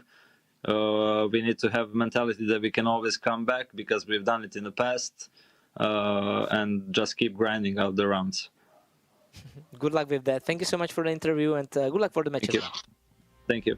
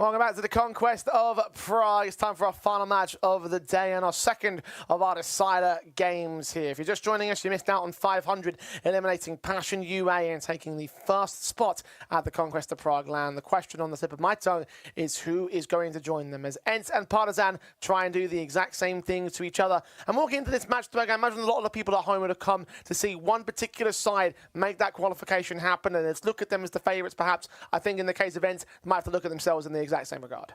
You'd certainly imagine so. I think from an outsider point of view, you just look at the main Swiss stage and say, right, there's 16 teams here. There's 2 teams that look like they are better than the lot, and that's Fnatic and ENCE. Now, I would also say there's a very good reason why a lot of these teams want to try and take down the Giants, right? This is a very good opportunity for Partizan to have another run at the king, have another chance of ENCE. Exactly. They already had one head-to-head matchup, as you might have heard in that interview, and well, we'll see whether or not they can repeat those performances of how that best-of-3 went down back in February. But in terms of how the Swiss went up, this is a very different story of dominance on the Partizan side. They had to get stretched all the way to round 5 in order to make themselves known here, defeating Sashi in that 2-0 fashion. Whereas for ENCE, they made it through in 3-0. They got the flawless run. Yeah, and I guess we would kind of say the same thing for 500. They didn't really have the toughest of draws. You can say the same for ENCE, opening game versus Maestro. Next game versus 500 in a best-of-1. You've just beat them in the MRQ, so it's an easy rematch for you.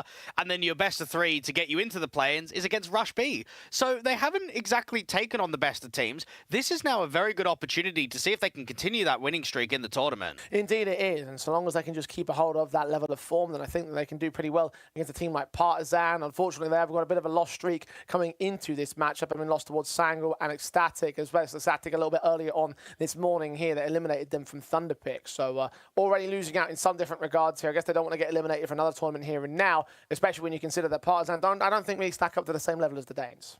No, they probably don't, but I want to talk about some of those recent losses. The 0-2 one against Sangl, I mean, that's not even a mid-pack Tier 2 team. I'd say they're probably low-end Tier 2.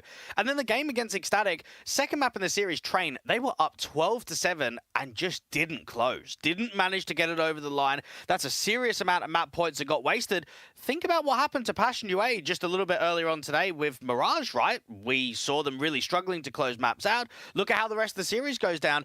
I don't know if ENCE are going to be coming into this series thinking that this is going to be a walkover. I think that they shouldn't underestimate Partizan at all in this best-of-3. Oh, complacency is exactly how you will lose a matchup against a team like Partizan. So I do hope that ENCE are not going to end up doing so. I hope that they've taken the time between that morning game and here now in the late evening now that your series has been delayed a little bit more to really buck up your ideas and sort of iron out exactly what went wrong in that matchup. Because look, even though ENCE should be expected as the favourites, and I think that from their mentality perspective, they have to look at themselves as the favourites here. They are still dead set even on map-ups and don't have a best-of-3 in hand over Partizan. Partizan did beat them in that CCT series back in February.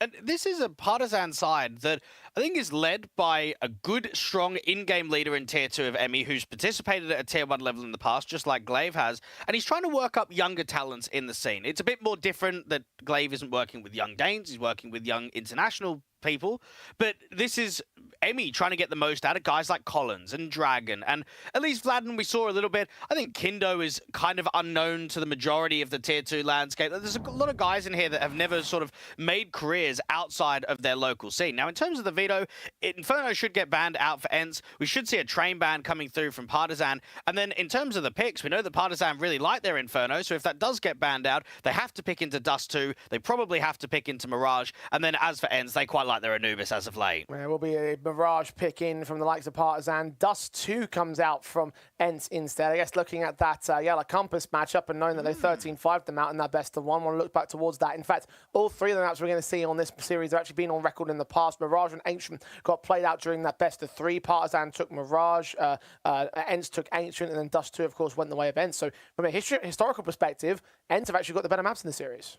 Yeah, I'm a bit surprised about the Dust 2 pick, though, because Dust 2 gets picked a hell of a lot from Partizan, and I think their Dust 2 is pretty good. Look at what they did on Dust 2 out in the CCT Global Finals. They beat BC Game on this map. They were also able to beat the Imperial side. This is the Tier 1 Brazilian Imperial side. They picked it against Zero Tenacity earlier on this morning, got a pretty comfortable win.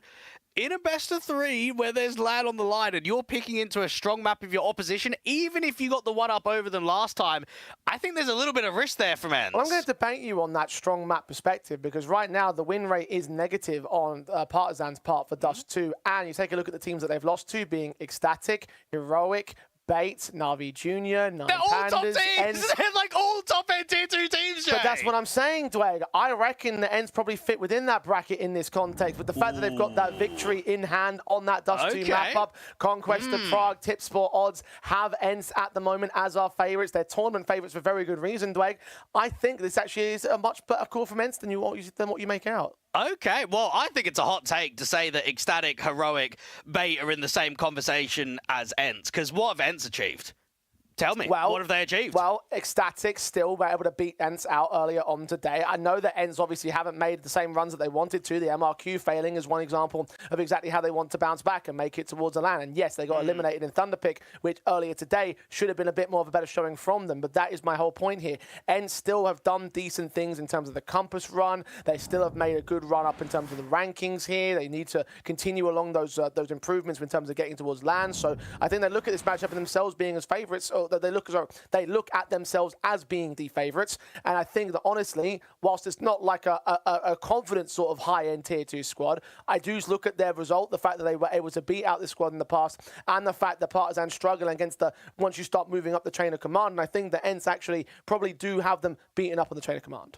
Yeah, I kind of want to give a little bit more towards Partizan. I mean, even in this tournament, right, the best of 3 that they took on against 500, map 3 went all rounds of regulation. They held weight against 500, in which Passion UA weren't able to do. And then even against Sashi, I know Sashi aren't in the best of form, but they still play tactically some pretty sound CS. Man, they were all over them. They just did not even give Sashi a look in. So I kind of look at Partizan today and say they're a side that don't often play at LAN. I mean, for historically, the organization, they've actually only played at one LAN tournament, and that being the ISF Esports World Championship last year in November, where they ended up placing top 3.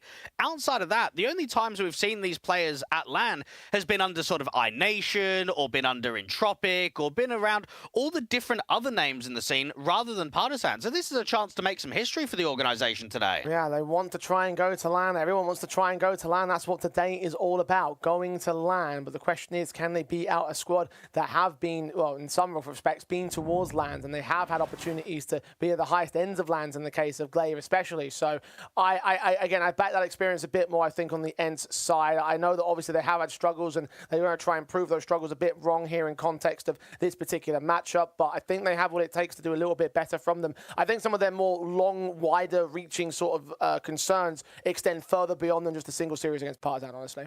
Yeah, that might be a good point. I mean, for ENCE, they've only been to one LAN at the tail end of last year, that being the Alyssa Masters Espo that they won in October. They haven't been to a single LAN in 2025. Before that, it was even before the changes of bringing in Kaspersky and Naitu, but last place in ESL Pro League, and made the stage in Sky Sports Championship in July, but couldn't even win a single map, let alone a single series once they got to the stage. So the results have been very underwhelming. And I look at Kaspersky, he's only played 2 LAN tournaments as a whole, that Alyssa Masters Espo event, and then 1 ESL Pro League season where he played with NIP, and that's about it. Even Naitu, mate, he's only really played local French LAN. So I think it would be really good for what is a young squad to get them in an international LAN, get them playing in Czechia, because it probably would be the last chance that this 5-man roster for ENCE would continue if there is a failure at this tournament, if there isn't a LAN qualification. Well, we've talked about the fact that for compositionally, ENCE doesn't make 100% sense at certain points. Like we talk about like comparing them to Fnatic, or I thought like in a similar sort of position where they should be doing decently well, but sometimes they do have failings, right? I guess you can put that down to how you would describe ENCE here in this matchup. And honestly, like we talk about like too much firepower on Fnatic, not enough firepower on ENCE, right? I mean, look, at that point, roster changes will be made to try and improve or fix that sort of problem. So you probably are right if they do have some failings, that there are going to be some questions about the composition of the roster and how they make up the rest of it moving forward, and who they decide to move in place of whoever they decide isn't worth the cut. And this has got to be a lot of pressure on the backs of Glaive, because he's an in-game leader that hasn't really achieved a massive amount since leaving Astralis, and he's been a part of ENCE for, what, 2.5 years now. That's a long period of time, and this is sort of a moment where he needs to try and step it up. He needs to try and bring a little bit more to the fold, and I think for Partizan, they're going to give them a proper run for their money. This is not going to be an easy best of 3 at all for ENCE. It's only been 1.5 years, but you know what? It is a good point. It's been a fair while for the man himself, who did quote, you can quote him when he entered this team saying, I want to win trophies with ENCE. So, well, a Conquest of Prague trophy is certainly a trophy.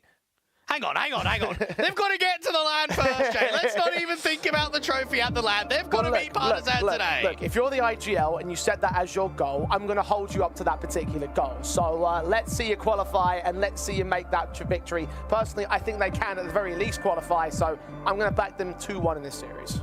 I'm going to go 2-1 towards Partizan. I've just got a feeling about the plucky underdogs today. I look at Partizan as a squad that's been working really hard. I think the results have been inconsistent, but we have seen peaks at times. Just think back earlier around the 3-month window, CCT Series 17, mate, they were able to get into a grand final. They 2-0'd Fnatic, 2-0'd Nexus, 2-1'd ENCE, got into that grand final, took a map off of 500, just couldn't quite take it. So we know that they can have these long and extended runs. We saw it in the CCT Global Finals, taking a map off of Bade, beating BC Game 2-0, beating Imperial 2-0, even giving a fight back to Heroic, who not only went on to win that tournament, they've then just gone out to Mongolia and won a LAN there. They've contested against teams that you would probably think is in a ballpark too far away from them. Of the ENCE side, if you want to talk about like a Partizan making runs to grand finals, remember ENCE had that grand final position also at the Compass Qatar online event. Went 2-3 in that particular group stage, which is a negative record, but tiebreakers put them in the playoffs where they beat 9 Pandas and then beat Betboom, and they lost out to Navi Jr. in that grand final. So both teams have had grand finals online in the last couple of months. And knowing that you've been in grand finals, it sort of makes fair dues that you're here in a play-in game, that you're in the last sort of chance to make it towards a LAN or not. I mean, I'm looking at Emmy. He has played 51 LAN events, with his first one being back in September of 2011. So 14 years on, there's a chance for him today to make it his 52nd LAN. God damn, that's a long old time for Emmy. Yeah, man. They usually talk about players being in the twilight of their careers. I'm not sure how Emmy feels about that, given how long it's been. But one more for the road if it does end up ending at some point soon. Obviously, for everyone on the Partizan camp, you are hoping that there is some level of success on their own part, because of not only the veterans in the roster, but even guys like Vladen, for example, who we saw on Bleed could do really good things when he was bedded into a system, and he didn't quite work out on that roster. Coming back towards the local divisions and hoping he can find more success here on this Partizan squad. Well, I'm going to extrapolate that a little bit further with some of the changes that have been made recently. We saw earlier in the year Rogger getting kicked and then Vladen coming in. It sort of filled up the AWPing role because Rogger was an AWPer over there.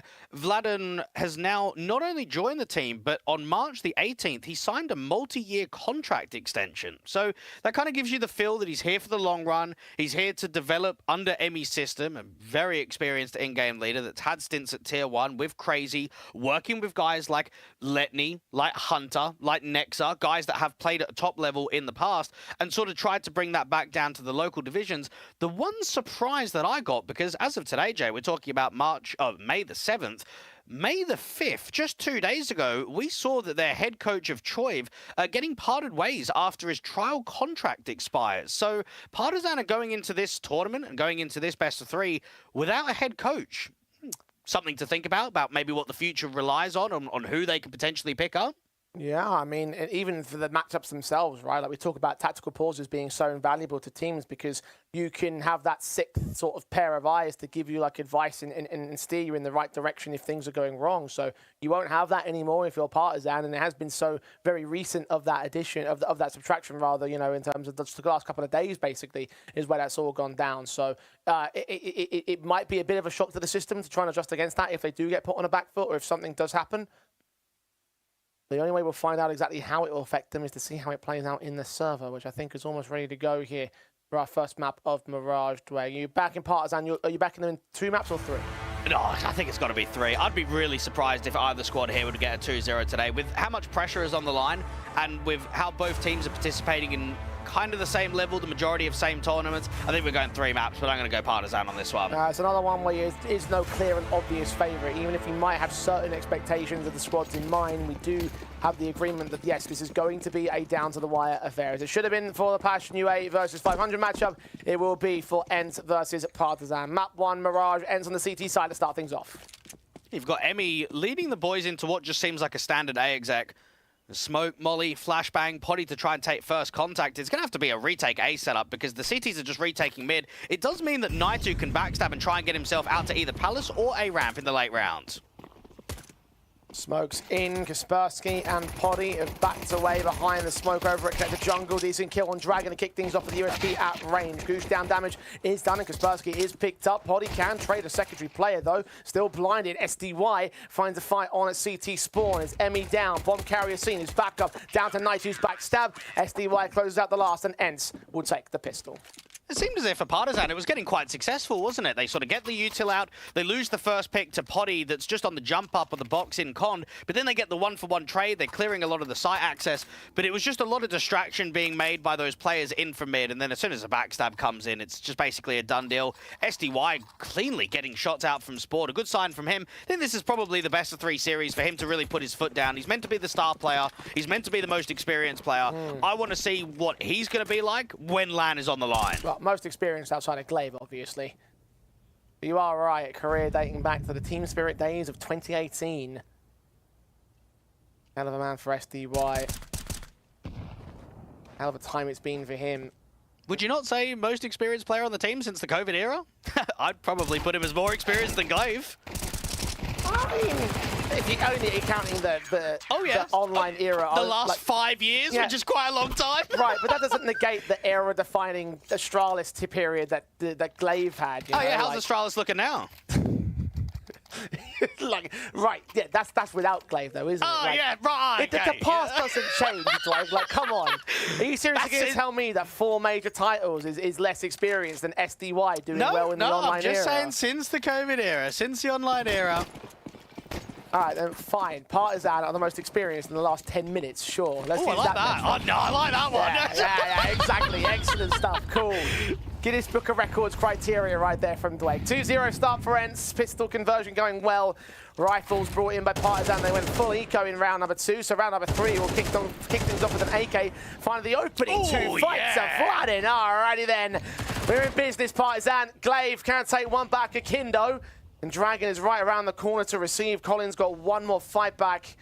Makes it a 4-on-2 for the T side. What a secondary shot that is from Vladen. And we definitely saw it out on Bleed. The sharpness as an anchor. He is impeccable. And he was, when the team was struggling, one of their better players. So I would say, even though he's not a star player, and you're not going to see him in the most active roles, he's a player to watch out for in this best of 3. Well, Glaive and Potty are the last 2 players that remain for ENCE in the meantime, and you've got one of the more experienced versus one of the lesser experienced. They will both make a unified decision to save their weapons here, not toss themselves into the A bomb site and lose their lives here. The money still weakened for the early matchup, and there won't be a hunt as well for Partizan. Very good stuff from Vladen to start off this rifle basis for Partizan, and again, as you mentioned before, sharp as a knife sometimes for that individual. I was so shocked when he got kicked, or not kicked, but benched from Bleed there, because I genuinely thought that he was making a serious positive turn in his own individual career. You got to remember what was going on with the team, though. I think a lot of the benchings and overall signings were probably the players wanting to bench themselves. True, yeah. Like, Cirque wanted to get out of there. It's a tough one because from the naked eye, you go, oh, yeah, he was kicked, he was benched, whatever you might look at it. But with how that whole lineup went, the way that I look at it from my point of view is that he just wanted to get out of that team. And he was exceptionally good. Yeah, I frequently forget because when I think about my reactions to Vladen in Bleed, I always think about how he left it. And I remember both of us at the time like looking at each other and just going, what have they done?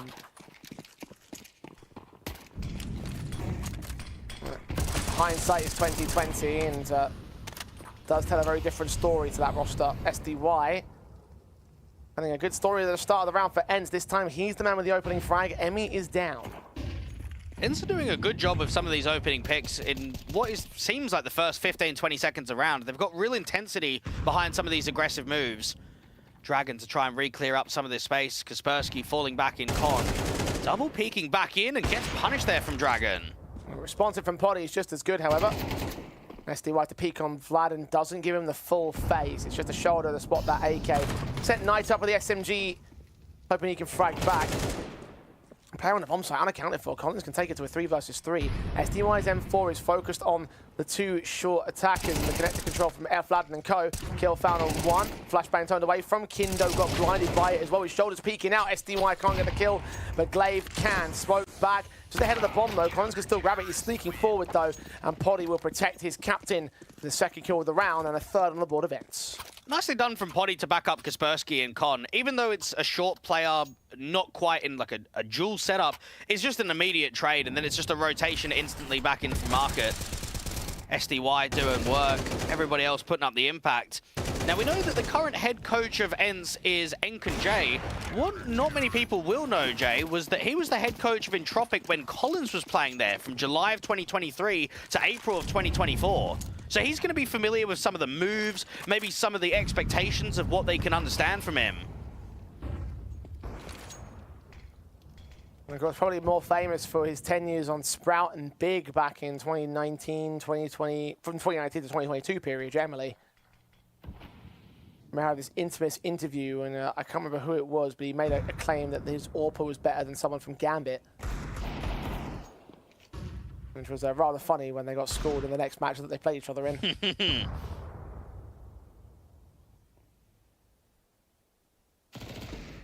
PTZ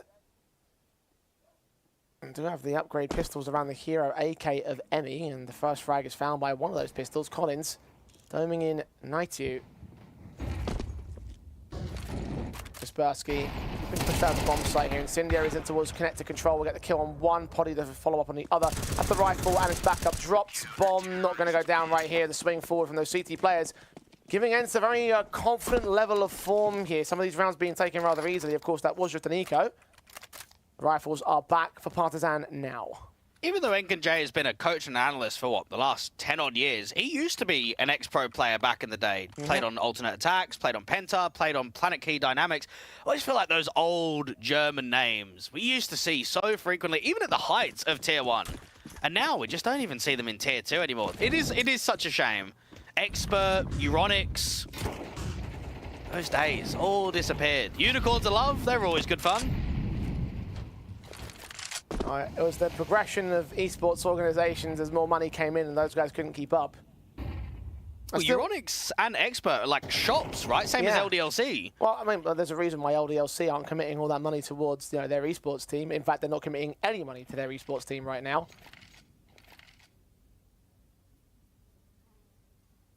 And very true to think about, but Glaive is shots on as we focus back on the matchup more for a moment, because ENCE received the B-side execution of Partizan. Poddy's all going to back away for a little bit. C1 player jump facing with that bomb in towards default. SDY can swing in to get the kill. Not quite double up as Vladen took both him and Kaspersky out. Incendiary goes to the backside. Shouldn't catch the man though because he gets away in time. And it's Poddy and Naitu. 2 versus 3 for the retake. ENCE are looking really on point with some of these trades and some of the positions being held. This is going to be a tough fight for Partizan. Good shot from Kindo. And now Poddy, well, he might as well be saving. The money's not excellent, so hold on to that or bring it into the next round. Yeah. And I just get the feeling that on this first map, if Partizan aren't going to be able to take it, it's going to have to be an A-star performance. Everything's going to have to be on point. You're going to have to get impact out of some of your good fraggers. I mean, Vladen got some very impactful trades from the apartments against those site players.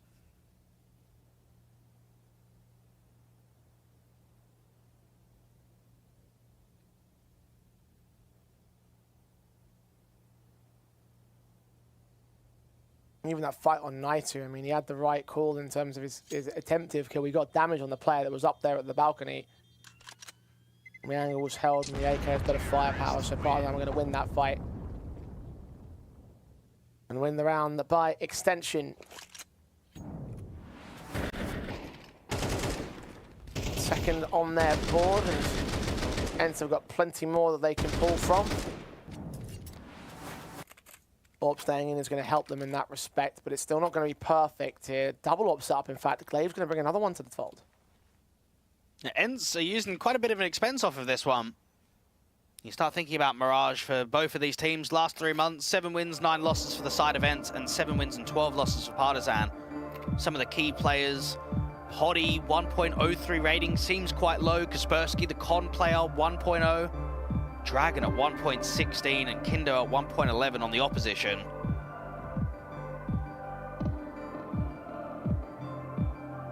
Looks like the Sydney Opera House there, actually, from Collins.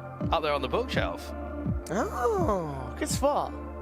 It might cool, not actually. Be. It does look like it, though, with the sails. It does look like it. I don't know. I mean, a building that distinctive, I don't know if there's anything else that would compare. Yeah, so yeah. Why would he have it, though? That's just such a strange thing. Oh, I mean, why would...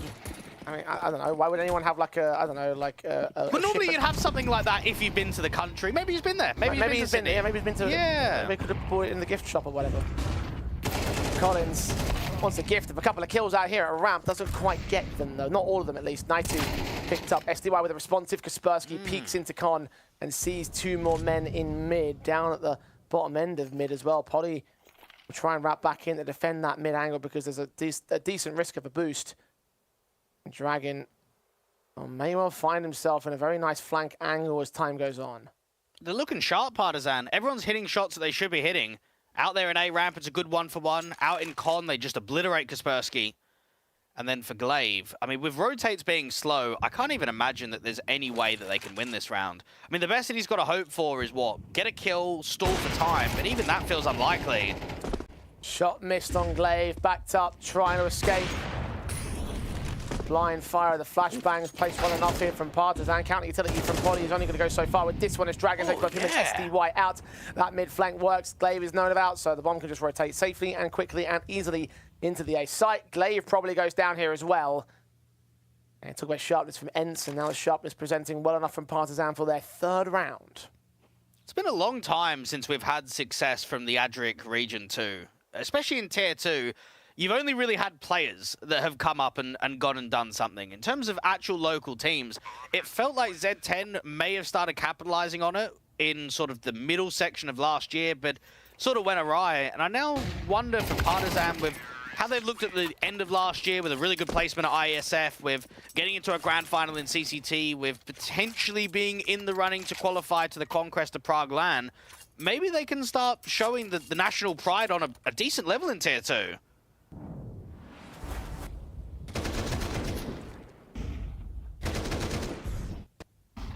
And they keep this up.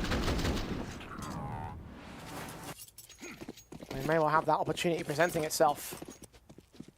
No buy-ups for ENCE. The money has been whittled down. Not a lot of cash for a lot of players, so Eco into the next roll-up on the rifles. We've got a deal in from SDY to see if he can provide any extra support. And top fragger in the server right now. You want to see him be a star? Well, so far so good. Not able to do much at this moment with that star power, though. See if the hand cannon can get any more headshots out of this one. There's a missed smoke there as well towards the connector jungle cross. Unfortunately, Con's with the backup smoke, so we can use that. And even then, the firepower is not there for them to resist the bomb plant. Exit frags at best here for the CT side. Get one out. Mac 10 could fall, and indeed it does. So secondary pick. Tertiary one not quite coming through for them. SDY does pick one out, so there you go. 3 casualties taken by Partizan. ENCE can be happy. Potty's going to try and get back out towards this dig and just see if he can make it one more kill. Those where both T-side players are or baited.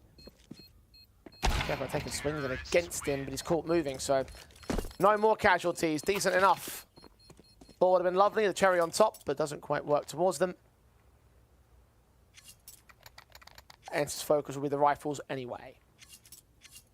This is where Emmy needs to start locking in, because if we're looking at map number 1, he is playing his 1,499th map on HLTV. Could it potentially be a 2-0 win, let alone an 0-2 loss? Can he turn this into a bit of a positive in this best of 3?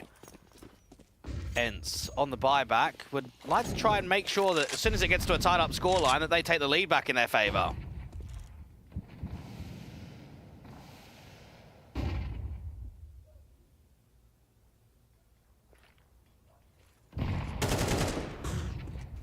Leaning in for the Partizan side. Mid control looking to get established.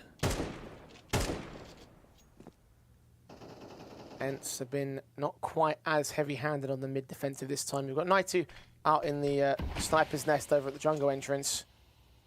He's waiting for them to extend up through the window itself. Kindo more focused on underpass to Con.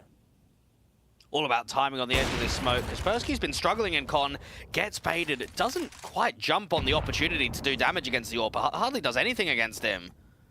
A quarter point of health. Similar amount to what Kaspersky's taken as well from the CT side. So returning damage keeps it evens, although it's 2 players that have been tagged up now for the T's line, so Polly that draws out the opening fight. Up from ticket booth, looking down in connector. Kindo caught dead to right. Secondary and tertiary T-side players have the bomb on their back as well. Smokes on Naitu. Oh, this crossfire is wonderful. Need to win the round outright. Trade in. Oh, dragging us both those kills. SDY deals with Vladen at the edge of ramp. 3-on-2 favors ENCE right here. Nades onto SDY. Not nearly as effective, even if they land real close. Collins picked up. Dragon down to Glave's hands. ENCE reclaim the lead. Well, it's a promising sign that they're still brute forcing a lot of these trades in their favor on the T-side line, even if they're losing opening picks. I look there in COD and think there should be hardly any way that they'll be able to overwhelm 2 CTs. It was Potty on the AWP that made the difference. Getting that high ground, playing around the CT ticket, and just giving a little bit of pressure back over towards the underdogs.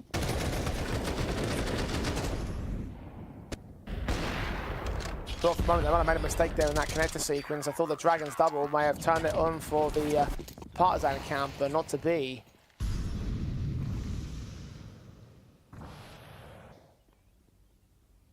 AWP's in towards Palace.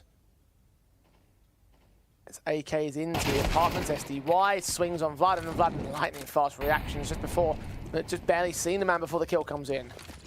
Kaspersky might try and get that deep HE, and Vladen is taking a lot of attention away towards B. They can get a boost back up, but what we're seeing is the bomb outside of A ramp. Oh, just misses it, doesn't he? Oh, the HE lands short as well. Vladen's on 4 points of health. That would have been more than enough to take him down. Just didn't place it correctly. They're in a 4-on-4 now. ENCE be playing against pressure. At least Vladen can't do much more in this round. Naitu expecting to be a T-side contact. The shoulder bait's not able to see his man and gives up some HP advantage over the Partizan. Now flashbang in with the AWP of Potty. Holds his nerve, turns it into a 4-on-4. Counter flashes and HEs in towards around the AWP, but the T-side's been baited as well, so Glaive has information to work with. Dragon now becomes his next concern. And Dragon is key to this round. He's got to get the jungle player. Dragon's fought by Poddy. Now from Dark Knight, 2 can swing. Glaive does get picked up. The AWP finally missing a shot. One man now down towards Dark. Going to be pressured by both T-side players. Dragon has made a triple happen. Kaspersky all alone, 1v2. Smokes ahead of him. Going to get it. Going to beat it. Get the head of the connector control. Straight through. Damage down. Kill found. Secondary player runs out of ammo. His USP's pulled out. He looks for the headshot and he gets so close. That Molotov lands inside the smoke as well. Kaspersky gets a chance to reload. The bomb plant look to get secured. Down at default. Kaspersky swinging up. Doesn't see his man. Needs to find the right moment. Needs to find the right timing, and he's got a HP advantage, so he will win that fight and will clutch the round for ENCE. Well, fair play to Dragon. He looks unbelievable right now. He is hitting some ridiculous shots in really awkward positions. And this is a guy that I remember casting in the early days of Fort Glory. I know that he played out on iNation for a few different iterations, got benched, got brought back. Some of the kills just seem impossible. What a triple this is from Dragon. Such a shame that he's not getting a bit more help from his teammates. I know that they're trying to trade there and they're trying to swing together as 2, but that's a round that you get 3 kills where you probably should only be getting 1. You should be getting traded there from Poddy, let alone fighting against the AWP and then getting the 3rd kill towards Dark. Yeah, Partizan have a hell of a star on their hands in Dragon. Very good stuff on display. Yes, you could characterize a lot of their positions in the last 3 months to being down to Dragon doing well, but not receiving as much from his teammates. I mean, you take a look at their ratings, right? He's at 1.13 over the last 3 months across all maps. Kindo next man down at 1.04. So is that going to be another point of concern for Partizan moving forward in this matchup? ENCE still hung on to the round despite Dragon's efforts. And that will lead to a broken investment. Half invest pistols upgrade with a hero AK on Dragon. So, I mean, I guess they're going to have faith in him doing some good work of impact. Will it be enough to force out a 5th round out of ENCE? ENCE have looked a little bit more comfortable than what Partizan have to the start of this match. I think Partizan have been relying a bit more on some of that X factor, some of that individual ability to create opportunities, work mid-rounds. It's the tactical depth that does concern me a little bit for potentially what might come in the second half and then even translating out to Dust 2. Poddy. It feels like he's everywhere at the AWP right now. He's out playing window, he's out at CT ticket. This round on the anti-eco, he's playing in market holding the apartments. Shoulder bait's attentive from Vladen. He's baiting in the AWP with Clave's backstab. Receive a lot more. Collins and Vladen both get caught. Both go down. Bomb dropped. End of round. And as the rest of the kills start pouring in for the CT side, Kaspersky gets a very easy pick on Dragon. No more impact for him. Negative on his frag to death ratio. So we get picked up by Kindo to try and resist something. It doesn't really matter too much though. Last round of the half, so looking at all the main staple rifles, regardless of what you do to the ENCE side, and they have the half advantage as well. 7-4, looking for an 8-4. We've seen many of those over the course of the day. There will be a buy from Partizan to resist it though. I'm sure 500 would love to see ENCE in the LAN so they can get revenge. Revenge from what happened in the Swiss stage, revenge from what happened in the MRQ. I know that it's not the scariest of Bulgarian teams in person. It's not like Bubble, Victor, and Dreamer turning up to a LAN like it used to be. But even still, they'd love that rematch. Kaspersky hiding out of the smoke. They've gone right past him. They've gone right past him, but he's walked into Dragon instead. The Tech 9 pulled out, the kill getting found, and a rifle for him to maintain. ENCE also have to concede that B bomb site as a result of it. Glaive has walked out towards short, unknown, being exposed towards apartment, swing forward towards the short player with Poddy's AWP catching Dragon just like that. They've turned it all back on its head, 2 versus 4, and the only 2 that remain are on that B bomb site. Bomb plant needs to be secured because Collins is secured by Poddy. Last man standing is Vlad in a 1 versus 4. Is he going to be Clutchmeister today? Get that smoke down, tap the bomb. He needs more fights though. That's what he needs to try and draw in. It was a flashbang he just sent out there. Going to be a short access angle. Hearing players coming into market. Swing the shoulder bait, catches the player with utility in hand. Second frag isolated. 2 more duels to gain out of this. Swan! He's got it down to a 1v1. It's SDY versus Vladen. Star versus Anchor. And now the man's been seen. Vladen pinned in a corner, but he's got his spray. He's got his 4K. He's got his clutch. That turns up 1 more round for Partizan. Hej, šéfe, dostanu vás ven. Tady máte Red Bull. Co? Dávám křídla.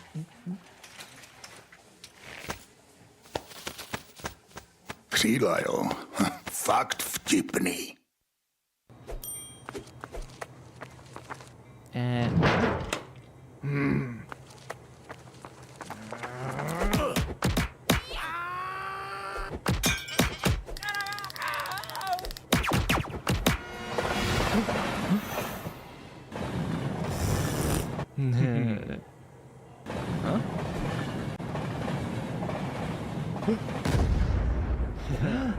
KFC patří ke hře. Největší komunita sázkařů je tu i pro tebe, Jirko z Poděbrad, který si jako jediný z vaší hospody vsadil proti našim a myslíš si, že tvůj tiket nikdo neviděl. Ale my tě máme rádi i tak, že jo, pasto? Přidejte se k nám a získejte 500 jen za registraci. Tipsport, oficiální sponzor mistrovství světa IIHF v ledním hokeji. It should have been an 8-4 half for ENCE, but one man made the difference when it mattered most. Vladen, the clutch master, isolating all 4 of these fights in what was a 1 versus 4. An excellent round of show, exactly why we rate him so highly. It makes it 2 at the turns of the good of ENCE and a pistol for the second half on their T side. Vladen is easily one of the best clutchers that you've got in Tier 2. So calm and such good game sense of isolating duels in 1vx's. Partizan worked extremely hard for that, but I feel like they get unrewarded with the rounds. With some of the plays that we were seeing from them, 5 rounds in the first half, it feels a little bit low.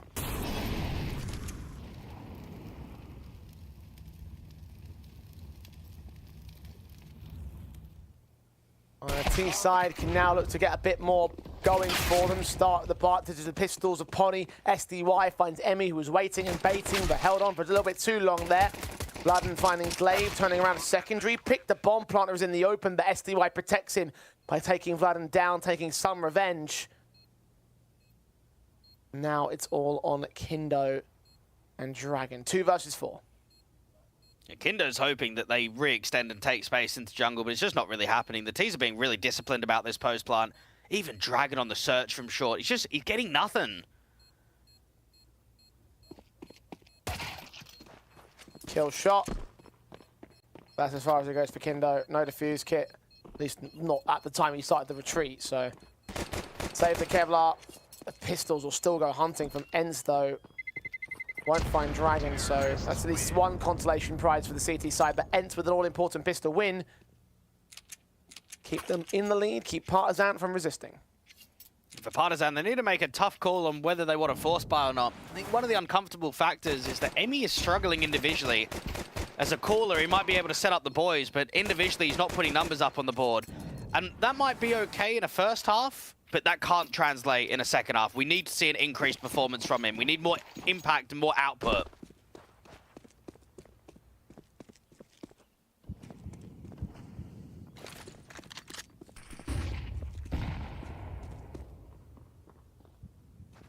A basic pistol sets the Partizan. Gamble stacking the B bomb site. This should be a basic round for ENCE to deal with.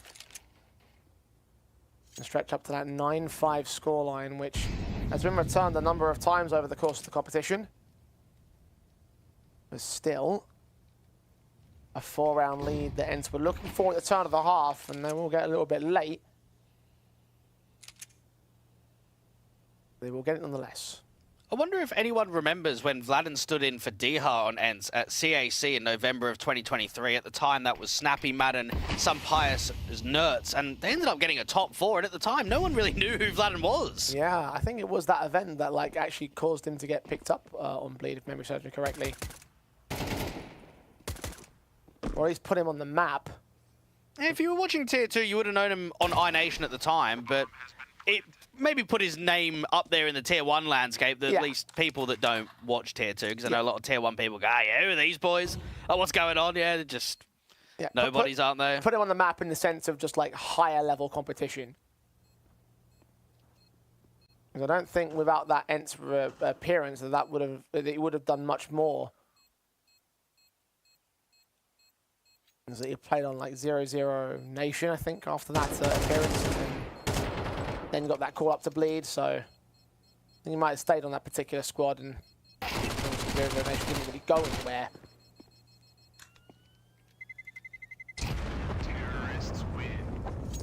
So yeah, good stuff from him as an individual. There's a bit of a strange lineup, because on paper it's actually quite good, that 0-0 Nation. I had Bird from Sky, Sus was there for a little bit. I don't know. I don't quite know why that didn't work out. There's probably a lot of lineups in Tier 2 that we've seen over the years where on paper there's a lot of good players, there's a lot of good names. Maybe Fnatic are in that same sort of position now where on paper it looks like a banging team. But yeah, they can't qualify to anything. I mean, even Nina are playing tomorrow. We're having conversations about that on another show to like make of that squad looks like it should be a top-end Tier 2 team, but getting pressed by squads like Maestro probably indicates otherwise. So a number of squads that you could say the same thing about. ENCE trying to do a little bit better than failures. And the rifle rounds of Partizan set in, no casualties taken by the inside. So they're going to keep all their same weapons up. Good kill from Kaspersky, but it's only the one trade back. Advantage held in by the CT side, and it's mostly SMGs available to them here. The AKs were dropped there towards those mid-fights. Glaive still able to get a returning frag to a 3v3, but 90 lets him down, unfortunately. He's pulling attention back into this B bomb site as the bomb's going to make its way towards A. So bomb plot bonus, given the state of the MAC-10s and the HP for Kaspersky, I think that's actually a pretty decent affair for ENCE. They didn't invest anything major in this round. So cash injection, little bonus. See if Glaive can just keep their attention drawn. Pick up the AWP player, making sure that the bomb will certainly go down. Kindo peeks into him, gets his frag back, and now the plant will be secured. Kindo can at least hold the cross to know that the player hasn't gone back towards spawn. Knowing that Kaspersky's on 5 points of health, I think it's unlikely that he gets a single kill, because even Collins should be kind of the guy coming in last rather than the guy going in first. And that is the case. Emi leads the charge. Kaspersky, actually, Collins actually giving himself up, so yeah, they do get another kill out of that one, almost a second, in fact, so well done for Kaspersky given the circumstances, but you are right. Doesn't lead to a round, doesn't lead to a doesn't lead to a defensive, I should say. And I mentioned in the pre-show some of the changes that have been made recently from Partizan, that Roger got kicked and Vladin comes in. So that's kicking an AWPer, bringing in an anchor. So it means someone on the team has to pick up the AWPing prowess. And Kindo kind of puts his hand up to say, right, I'm going to be the AWPer. He's never AWPed professionally. He's always been a rifler. So this is a new change in his career and what he can bring to the squad. It's only been a handful of months that it's been the case. The only player that, to me, on memory, has done that is probably Automatic, when he went over to, what, Gen G, went from a rifler into an AWPer. Yeah. It's very rare. You don't see it often. Yeah, I really hate it when teams do that as well. I'll come back to that in a second, because SDY is charging up towards the A bomb site and gets picked up by Collins in the end. So frag was well enough for Partizan. 9-2 swinging in for a bit more contact, though. Takes down Emi, who's forward face, and even transitions that spray onto Collins as well. So damage up for him, damage for Dragon, who took, I think, a fight elsewhere towards mid. So man advantages with Partizan, but ends up a number of trade opportunities. Kaspersky snuck past the player in market, looked towards that Palace entrance and drops Collins to a 3v3. Seeing Dragon as well will fall back away from position, because he cannot finish the kill. Get himself into ladder and Kindo gets dropped. This was looking like such a good sequence to the start of the round for Partizan. Yeah. Now the bomb's on site, no one's there to stop it. Vlad's going to try closing the backstab, but if he goes too quick, then Glave's going to hear him. Glaive better put his head on the swivel. He is low HP in this context. The SMG can do well. Aiken needs a headshot. Vladin, all distracted by the footsteps of Poddy, unintentionally so. Glaive going to get him. Poddy actually flicked around with the AWP, excuse me, so that was lightning fast reaction from the big green gun. Regardless, it's a frag that will leave no chance for Dragon, being hunted down by Kaspersky, who wants to finish off the casualty, take all players out the CT side. Caught switching to utility and knives out, will get that kill in. But ENCE going to take 10. And to go back to that conversation, Jay, about you like not really liking it, I think the counter argument is, what option do you have when you're a small scene? I mean, you noticed it on the Renegades 100 Thieves roster. Liaz was basically a top star player in Oz. You get the call up to the #1 Australian team, you can't go in star roles, you have to go in anchor roles. Who are we looking at in Serbia that can AWP? Like, what options are there? It's a valid point. If you don't get Roger, if he doesn't fit the team, then I think role-wise, someone needs to take a sacrifice. You're not going to not get Vladin. It is the unfortunate case if you don't have the player base, if you don't have the players in the scene. I mean, look at what 500 have had to do. They've had to bring Red Star back.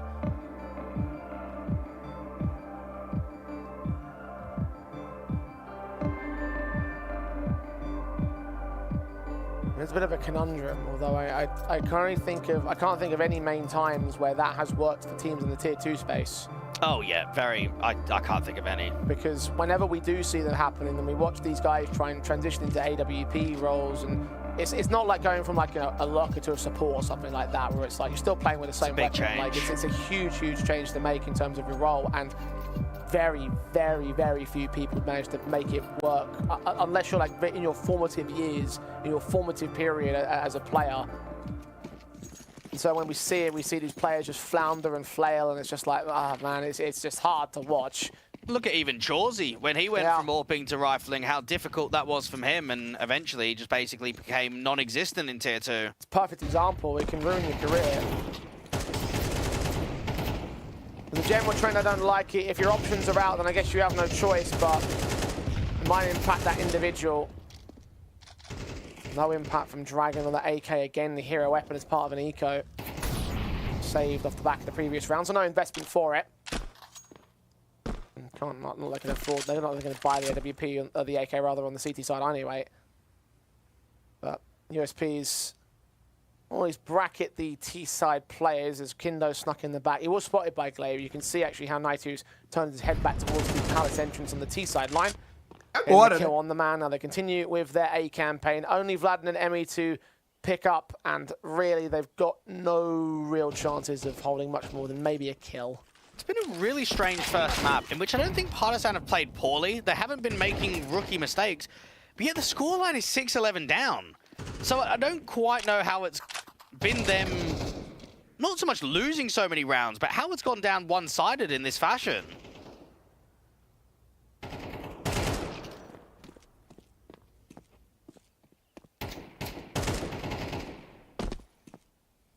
Making it expensive as possible. Vladen, oh, he's got 1-1. Glaive's low HP, this is possible. This could be a clutch for his own right. He might just disrupt the narrative. He's one good burst. Laden's a headshot and he loses it. Vladen has somehow pulled this off of an eco clutch. 4 kills for him. Partizan. Maybe they're just not finishing. That was a perfect finish right there. What a round again. And that is just basically USPs. That round just looks over. The clearing out con, there's a little bit of Manic spraying from Glaive out in A ramp, but not much. I mean, even Dragon with the AK is not developing much impact. Just comes out of nowhere. USP impact into an AK. And this is basically back-to-back 1v4s in the same map for Vladen. How rare is that? What's shocking to me is if you look at his HP, he isolated each of those fights when ENCE were looking the wrong way. Like, he picked his moments more perfectly than I've ever seen before. And that might change things a bit more here, because when we were looking at 11-6, this could go 10-8. Should do, at the very least, with the pistols that ENCE brought out, getting mowed down in mid. It's guaranteed at this moment. No investment and nowhere near as much success as what Vladen had gained. 10-8, and 1 rifle win away from Partizan evening up the board. Well, Partizan know that right now Dragon and Vladen are putting on a lot of impact. Now, if you are clever and if you are ENCE, you know that Dragon is the short player and you know that Vladen is the B player. So if I'm not seeing more targetization of the A bomb site, then I'm not sure why that's not being called. That should be the first perspective of what we need to do and what we need to challenge against this opposition. Well, these thoughts continue to lean towards mid. Vladen's leaning up into the apartments. Kaspersky with the fight first, and Vladen takes him down. 19 frags, top of the server. Excellent stuff. Another opening start for Partizan's favor. ENCE down a man. And well, this is a sign of things starting to fall apart for ENCE, perhaps. We'll have to slow things down for the responsive. The CT is not going to give them any more fights. They'll back up and that they're in control. Partizan just getting some comfortability for the first time in the series, because even in that first half, we were getting some good rounds from them, but they were struggling with the round streaks. Now you think, is there a lucky break from Vladen? Give themselves a clutch, give themselves a few rounds in a row, start resetting the opposition's economy. And this is a tough round to work. Glaive has got to work a timing, but Emmy's pulling attention away, and they don't even know the AWP is out there towards CT. Volleys and flashes. Emmy fighting desperately in the open. Dives back into dark, 40 seconds on the clock. The AWP of Kindo.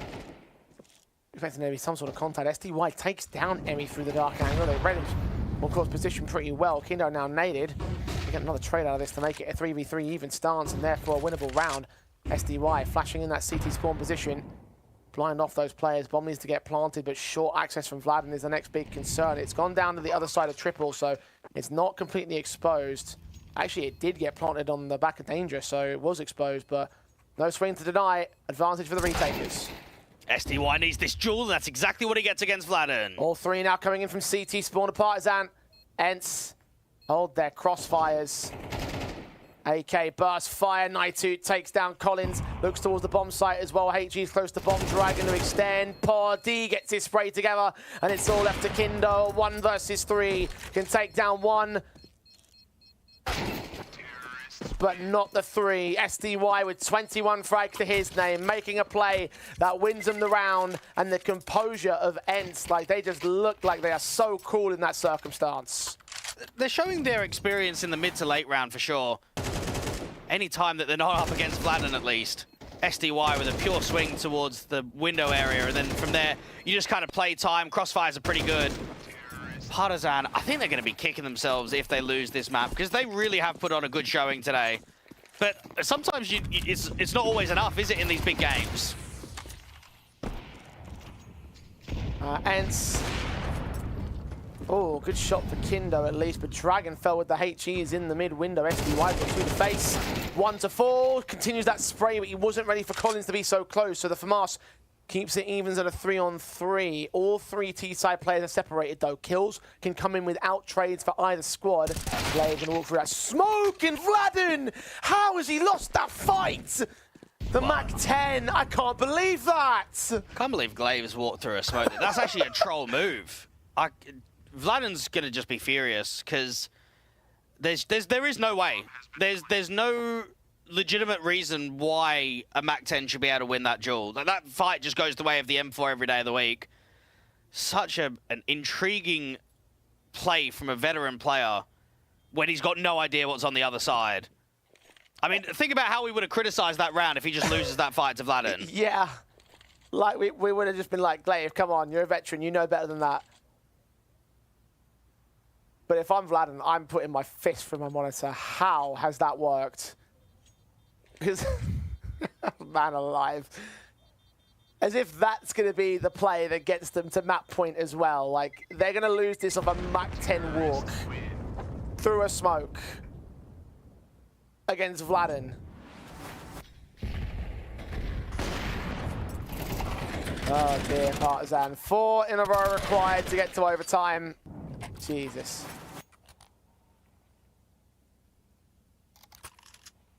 And they will invest all that they can. FAMAS is up. SMG for Emmy. The AWP and the AK stays, of course, but it's a broken buy. That is what Glaive has done. Partizan want to try and get that AWP in for impact. Dragon looked like he wanted to go for the short boost, but missed it, so ends up going towards top mid aggressively anyway. Kindo to break the window smoke. Not seeing anything. They've got a top mid clearance. SDY is the only one in mid. It's heavy underpass instead. And Dragon with the linchpin element because no one's really going to account for him here. Flashbang forward. He's going to make some noise. SDY. Can he account for the man? The smoke's about to clear it. And Dragon's caught dead to right. Look down at underpass, but the other T-side players can strike with SDY's assistance. Kaspersky can make it down to 3 players on Partizan. That was one of the AKs, the AK, I should say, for Partizan, just dealt with in an instant. And Collins providing no further support. Vladen for FAMAS, Emmy, MP9, AWP for Kindo. No one on the B side either. If they take it now, the game is over for ENCE. Yeah, Partizan aren't even really making an info play in this 3v5. They're almost just gambling on A. They look at it and just say, we don't have the weaponry, we don't have the util. Let's just hope and pray that we can try and send them and funnel them into A. Kindo with the AWP, searching Con. Just nothing's being seen. He's heard a little footstep for Kaspersky, but that's it. That's the only info that's granted.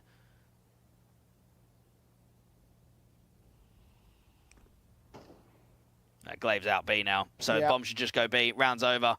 Also got Naitu leaning out of the A-bomb site to ensure that the kills are coming real cleanly. Spray on the AWP. It's a little bit messy, but still finds Kindo regardless. And no matter what they do, Vlad and Emmy can't win this round. Minus the miracle of someone just DCing with the bomb on their back or whatever it might be. Like, you're looking for true miracles here. This game is over. ENCE are going to take map 1. A 13-8 margin. It's been a wonderfully sharp performance from them, a fantastic start, and even though Partizan might have held some decent competitive rounds, they weren't good on the finishing, so ENCE will take away their map pick. Well, it's a really good sign because ENCE overall weren't being tested in the majority of rounds. I look at Partizan and think they had a 1v4 that came out from the likes of Vladen on B. They had like a 2v4, but basically a 1v4 from Vladen again on the Eco. Dragon looked insane in that first half. There were so many things going right from Partizan, but they missed key rounds, didn't they? They missed key chances to break the economy. I thought for the most part the economy was always strong in the first half and the second half from ENCE. And it's an outclassing performance in which Emmy's got to know that that was a winnable map. He's got to know that they were literally a few rounds away from tiptoeing the economy, getting the momentum in their favor, but it wasn't enough today. And they've really got to try and step it up on map 2 to make a series out of this against ENCE. And I want to come back to something that you mentioned as well during that map up, is that you had one player in Dragon who was doing extremely good stuff for Partizan, but he was unsupported by the rest of his teammates. I think Vladim got a little bit more going in the second half, so you could argue there was 2 players there that provided impact, but Partizan couldn't turn that impact into rounds. And maybe that is something that's characteristic to why they're unable to win map ups like this, even if they do look so close on paper. Yeah, maybe. I mean, Emmy was, what, 1-10? I think he finished with 3 or 4 kills. Yeah. Kindo with the AWP didn't have a huge amount of success. And then Collins, who's traditionally a very consistent rifler, didn't get much from him. So maybe it does go down into that account. You've got 2 players performing really well against 3 that have been a bit average against a team towards the top end of Tier 2. Perhaps it's not enough to win a best-of-3 series. Yeah, and SDY popping off in this matchup doesn't help the situation either. You said you wanted to see him become a star. Well, I think he did in that last map up. 23 frags by the time it had concluded. Excellent stuff from him as an individual, and he wasn't the only guy doing great work, right? Like, everyone seemed to have like their moments at the very least, even if they were boneheaded like Clave's Mac 10. It was still a moment that made contributions towards the end of the matchup, and above all else as well, I have to say, it's going to be tilting knowing that Mac 10 did win them the game. And there was a few moments like that. I mean, SDY in the 3v4, swinging against Vlad and out in window room, and then everything just starts collapsing from that point onwards. There was a lot of winnable situations from Partizan that weren't quite taken. At least they play a lot of Dust 2, and at least they pick a lot of Dust 2. I think there's redemption room in the series, but Emmy's got to lock in. He's got to get as much out of these boys as possible, because it will probably be a long time until another LAN opportunity comes, and they can't afford to waste it today. Yeah, absolutely not. And at the end of the day, even if you want to take a look at redemption room for Dust 2, remember that Mirage was still the pick of Partizan. ENCE wanted to play Dust 2, so they're going to come into this map with a whole lot of confidence, and if that confidence looks anything like it did on Mirage, it might be a very quick end to the best of 3. We're going to head to a break and see what Partizan can do to respond.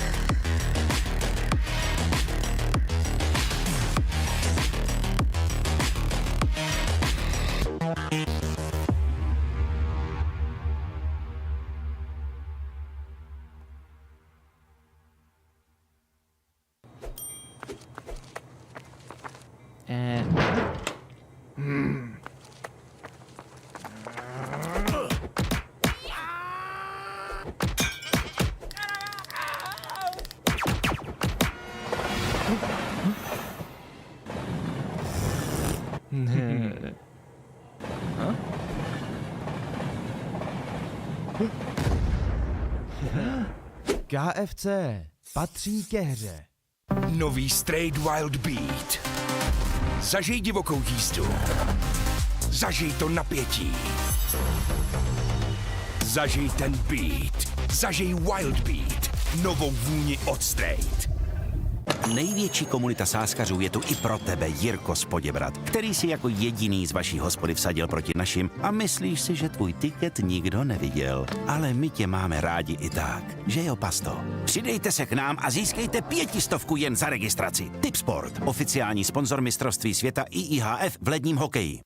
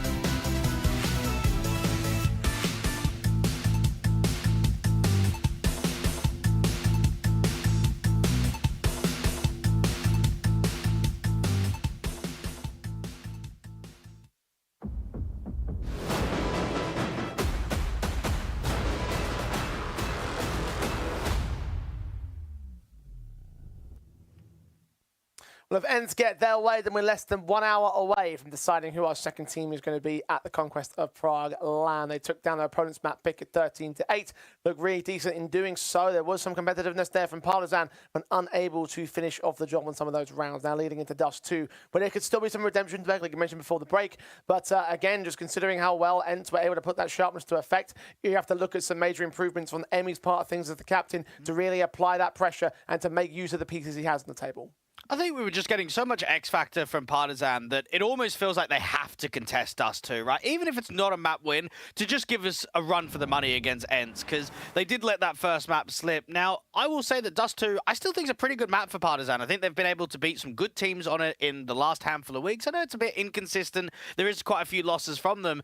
They're going up against an ENCE side that looks strong today, and if the boys give us an average level performance, then it's not going to be enough. They really need to show up if they want to turn this into a third mapper. As a reminder, Dust 2 was the last map played between these two sides outside of this particular best of three, and it ended 13-5 to the favor of the ENCE camp. You were surprised that they picked into it because it has been played so much by Partizan, but I can see why they want to do so, to repeat those performances. They clearly understand that something's going on. They understand something and how to exploit what Partizan are doing. And again, I take a look at some of those records, seeing that those top-end Tier 2 teams, and I feel like that's something that someone like Glaive is going to be smart enough to recognize and figure out, you know, what those teams are doing so right against the Partizan side.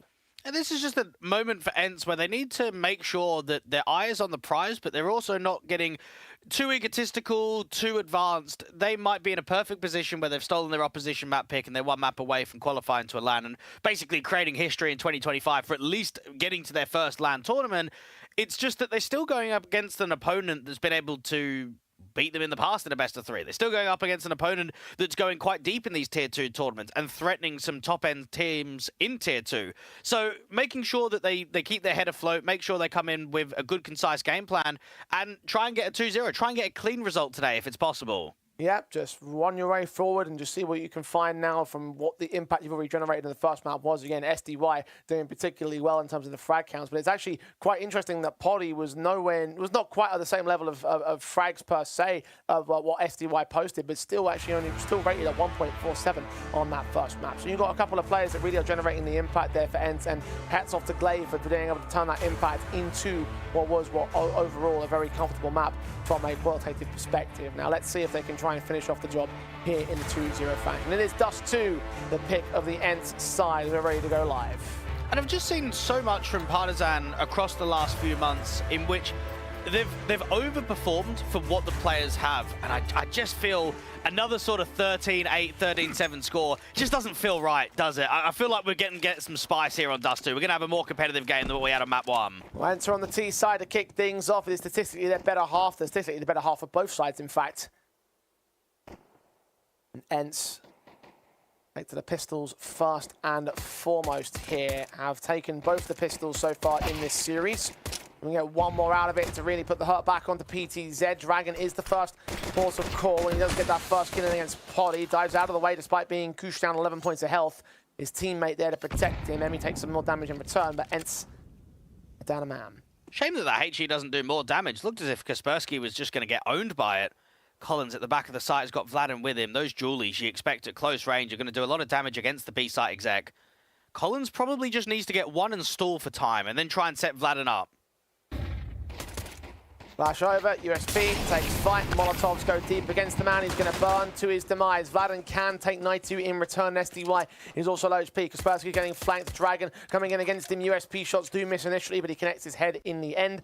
And it's Glaive and SDY in a 2 versus 4. The two more experienced elements than the ENCE camp. Bomb on the back of the Starman. Glaive going for the flank around towards the top end of mid. He's got to deal with Dragon. And got to do so fairly quickly because he's closing in on SDY. And time is short for ENCE. Dragon knows that as long as them and Emmy just kind of work info, hear the footsteps, they'll be able to work a crossfire off of it. It's the double goosh, and you wonder if there's just somewhat of a return. Great tap from Dragon. Might even be on for the 4K. No, not quite getting SDY. 13 seconds for him to work in. Emmy is high HP as well, needs a perfect headshot. He's trying to just jiggle peek. Eventually does get caught off guard. Emmy! How have you let that go by? Unfortunately, it might be a kill after time. Yes, he does stall out the cash amounts for ENCE. The injection does not work out for SDY. $750 for the next round. Emmy has done quite a lot, actually. I thought for a second it was going to be a choke, but he's done a lot more. Excellent hold from Vladen with the Julies on B, just to siphon them away, force them out of that context. And you got to remember, the last time that Vladen played at LAN was back in October last year at the REST Regional Champions, where he ended up going to the final. He ended up going all the way to second place with the unpaid roster. That was with Jacob and Nexa and Cypher and that lot. He'd love the opportunity to try and win 2 maps here against ENCE. Scout out aggressively in from mid, but no contact being made for damage. Didn't connect for Potty, and the CT player that peeked up didn't get the kill or any damage either. ENCE. He allowed a lot of access towards mid, a lot of respect given over by Partizan here. Short can be taken, they're looking for the execution, there's smoke ready for Collins. Put that out as soon as he sees utility, as soon as he receives contact, flashbang against him. Put that a little bit closer instead, and that towards the CT angle. Naitu catching a player blinded, looks towards the long position. They read the player at the right back. Yes, they do. Satis uses Kindo. Eventually fought on by several of his upgrade pistols. Gets picked up by Kaspersky. Advantage negated to a 3-on-3 by Emmy's efforts. Another kill comes in, but Kaspersky can trade him from range. M4 in his hand. Scout out for Glaive. Needs to plant that bomb, however. Smoke to support and down at Shore. 2-on-2, it's cash injection for ENCE, but they did force into the round. I might need Kaspersky to give that M4 over towards Glaive. Just try and trade weapons between one another. Probably a good idea. 6 HP for Kaspersky. But they're going to stick with their guns. Smoke at Short, about to clear. Kaspersky. Open Vladen. His head's been seen. Kaspersky gets so much damage, and Vladen takes him back. Now the Scout of Glaive needs to hit a headshot. He's not going to happen. Partizan 2-0. Fundamentally, we're seeing some good rounds, though, from ENCE. I mean, I'm looking at that utility usage in particular. So difficult for the ramp individual. Naitu's up close personal with the Tet-9. Gets himself a bit of a freebie. You're probably expecting that round to go the way of ENCE. They get themselves into some good positions. They get the bomb down, but they just can't quite work out the post. How close they were to that kill against Vladen here deep in CT while being dinked. An important shot and an important second round. ENCE will probably look at rebuying again, though. Bonus bomb plant, 3 players to fall. Reset on the table against Partizan, yeah. Glaive likes his chances. A few more automatics to play with for the ENCE side, and AK for Kaspersky especially. SDY with the Khalil, Potty, Scout, Morse be back in play. Dragon, HE sent initially towards the tunnels, doing a little bit of damage to Naitu. Start against the Frenchman, who leans down with the MAC-10 in hand. ENCE need to try and create an opener, and you're wondering where that's going to come from. Is it SDY pressing towards short, maybe trying to retake long? And Dust 2 is one of those maps where if you don't have a huge amount of util, it's difficult to force opening duels. Getting into those drier angles always give the advantages towards the CTs. Kindo crosses out and gets quite lucky on the timing, in which Potty is not holding that down with the Scout.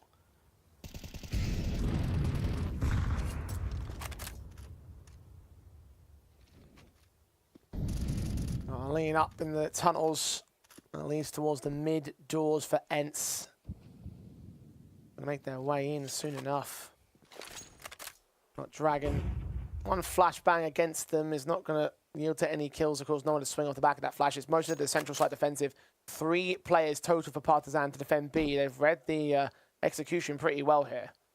This is a perfect setup. I can't even see ENCE getting a couple of kills, let alone a bomb plant. They are just gonna get pumped on this side take. Emmy's mid backstab, going to be a little bit late, but they are going to face him soon enough. Fire back does get the kill in. The Scout player forced to fight. Meanwhile, the B executors have been completely swamped. 1 kill on the trade is all they're going to find for Kindo. Potty, good headshot on Collins as well. Now just trying to survive after time. They might even hunt him down after time again.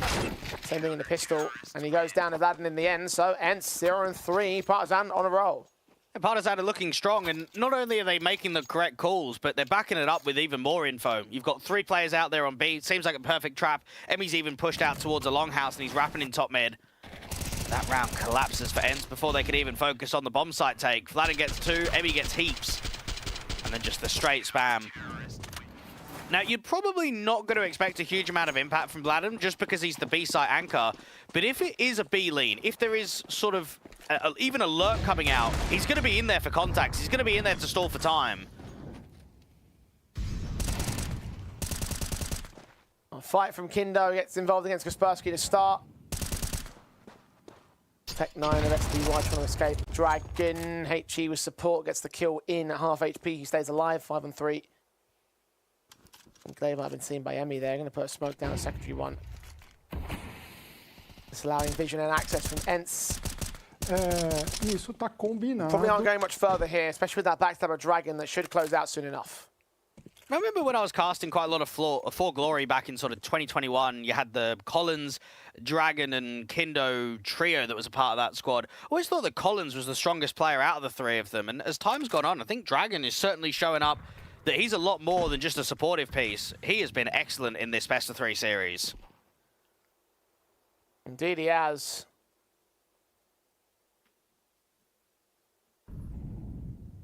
Vladden's the man standing on the top frag position. Also deathless for Partizan, the only player who is in server right now. Kindo and Emmy make light work of the rest of these pistols. ENCE will concede the 4th to Partizan in a row. See whether Poly can take any more exit frags, try and make it somewhat expensive, but none are presenting. Yeah, Dragon to close him. And ENCE on max loss bonus will have their investments now, and they need to make good on-thread investments. Because it has been a very slow start for them on Dust 2, 4 rounds. Partizan will now be 1 away from equalising the same scoreline they got down on ENCE the last time they faced. And even if we're talking about the best-of-3 veto in which it gets picked quite heavily from Partizan in best-of-3s, they've had some good results on it recently, you just have to look at the last 3 months and say that Dust 2 is the highest played map in the pool for them. You take that for ENCE, and it's one of the least played maps in the pool. You're looking at, what, 9 maps of officials out on Dust 2, 10 on Train, 14 on Nuke, 17 on Mirage now, 22 on Anubis, 23 on Ancient. Was this the correct call? I mean, I know we're talking about a head-to-head that had a little bit of distance between in terms of time, but don't we often say, Jay, that when you play teams on rematches, you want to try and change the veto? You don't want to change and pick the same maps. It's very true.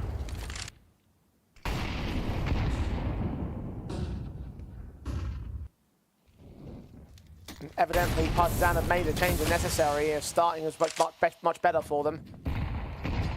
ENCE also began on the T side of that best of 1 and got 5 in a row before Partizan started. End of the half, 10-2 up. That is no longer an option for ENCE. It's an option for Partizan. Kaspersky trying something a little bit different. ENCE just took a tactical pause.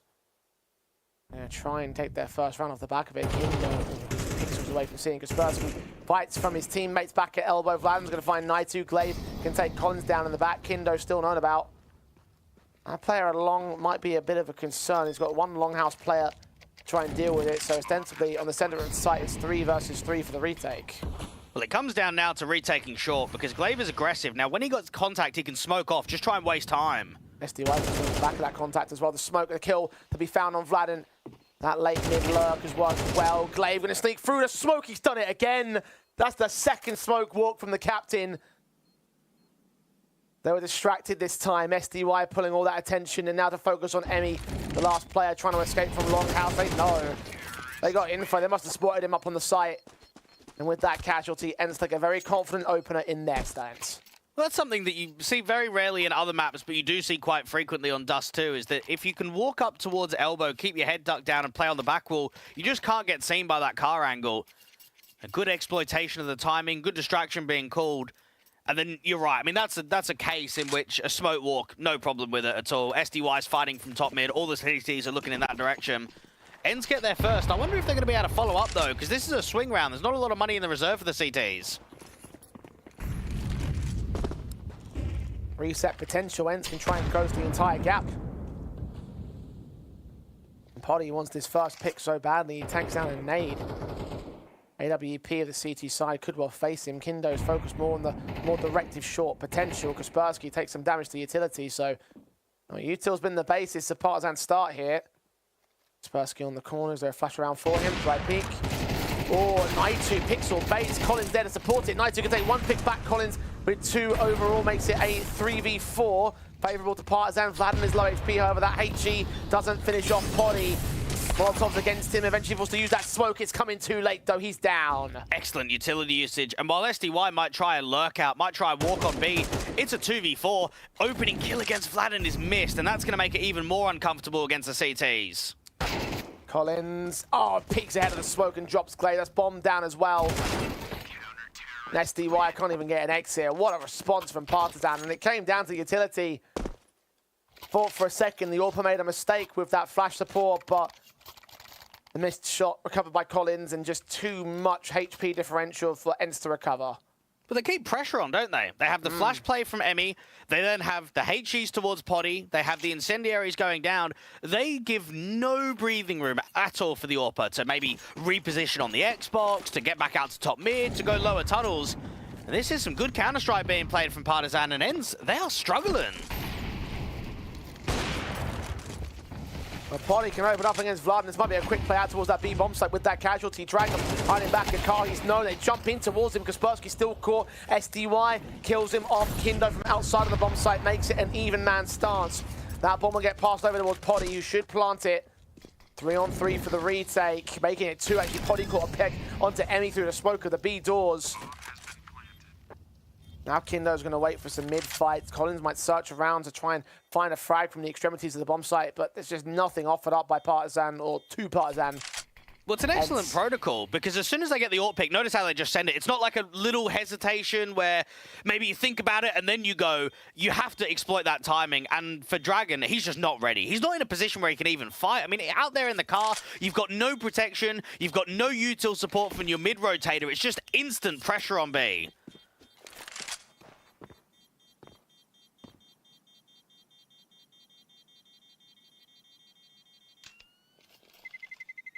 One pick turning into a sight storm, turning into Partizan collapsing. Excellent stuff from ENCE for their second one, as it was excellent for their opening as well, but the one thing they're missing from that opening is the follow-up.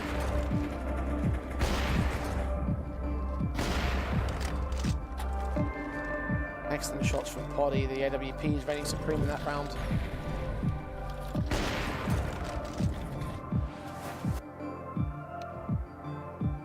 So we're going to try and keep this up to keep pace again. It was SDY and Poddy, the 2 players that led the rating charts. Map number 1. Those 2 players worth of impact, invaluable to ENCE if they continue to do the same here on Dust 2. I think it's a real shame to the Finnish Counter-Strike scene that Poddy is playing up here on ENCE. Like, for his individual career, it makes a lot of sense, but for a local scene that's struggling massively, it's probably the worst that it's ever been. You'd kind of want those Finnish players that have got at least some Tier 1 experience or at least high-end Tier 2 experience to come back down to the local divisions. Instead, because he's early in his career, you want to escape it, don't you? You want to try and maximize your career. You want to be able to expand and go on. I mean, maybe it helps in terms of motivation that you can see guys like Alexi being guys like Poddy at the highest ends, but yeah, right now the Finnish scene looks to be in an awful state.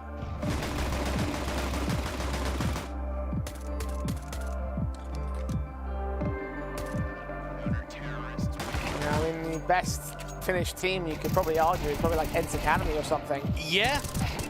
Which is like an academy side being the best squad in your entire region. It's like, ooh. And they're not even full Finnish. Yeah, that too.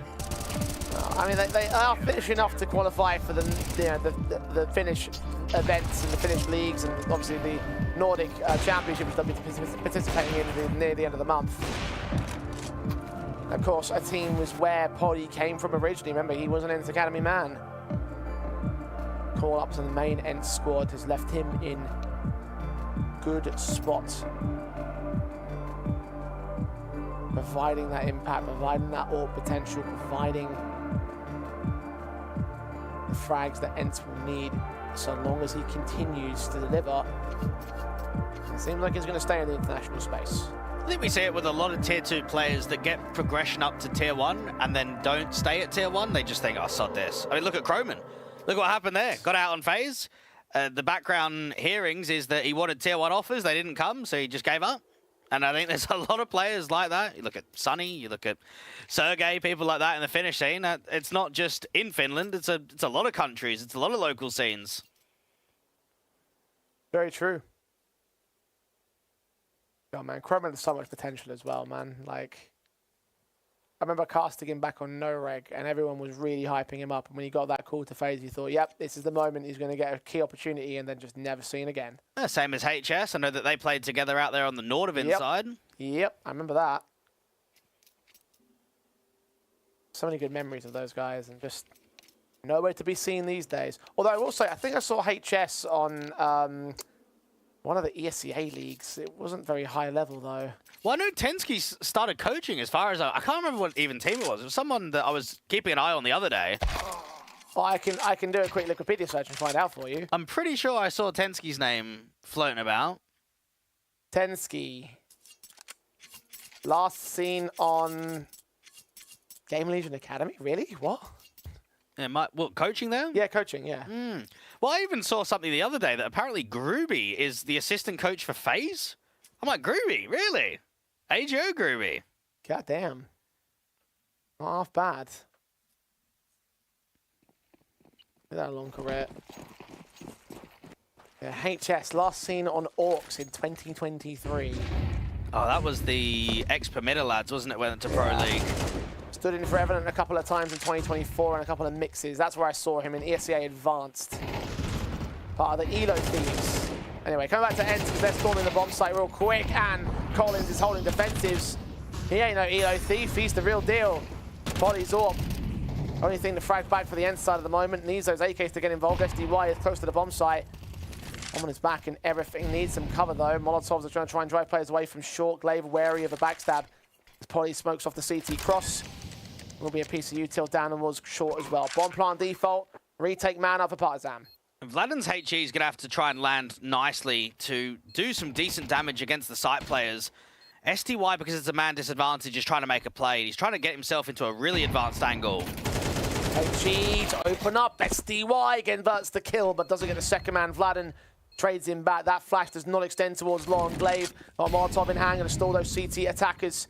Fall back to the passiveness. The bomb, of course, exposed towards default. The smoke is in the way, but Partizan are running out of time right here. Might not have enough of it. Good shot on. Poddy connects. Diffuse. Being held. It's not to the right position. The secondary AWPer swings forward to the CT forces, and they have enough time.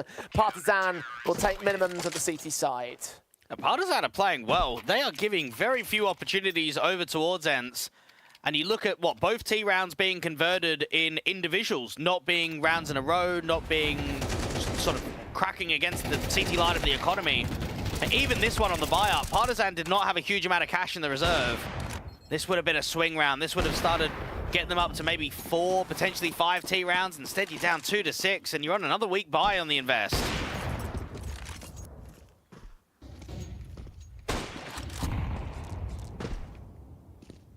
Scouting an AWP in for SDY and Poddy, and starting to feel a little bit frustrated, I'd imagine. Collins, damage done early again. Poddy finally picks up a frag, but look at the HP they've lost to try and get just that one kill. Dragon's right around the corner. Kindo's in with support of AWP. Poddy, crack angle, hoping for a recross, but Kindo's going to back away from CT, smoke down the entrance. And Dragon just be there to start the sneak forward. Is he going to reveal himself? Well, we've just seen, and that gives Poddy a trade to a man advantage for ENCE. Was that a bit of an overfight? Probably was. Kindo out from long, misses a sitter. Needs to try and follow up now. He's got to try and stall for time, try and slow down this T side. Cindy already do so much. Flash forward, and they peek in towards Poddy, who's completely unaffected by it. His back passive enough.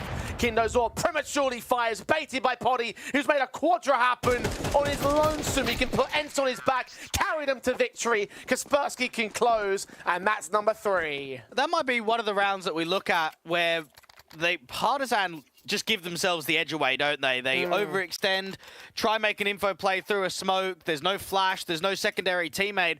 And then it starts crumbling because even the AWPer that tries to flash Emmy aggressively towards short, the flash is slightly shallow.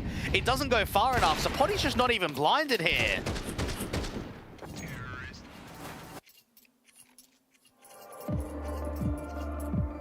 Partizan taking tacticals, and probably the best team, or the best time rather, to call it in, because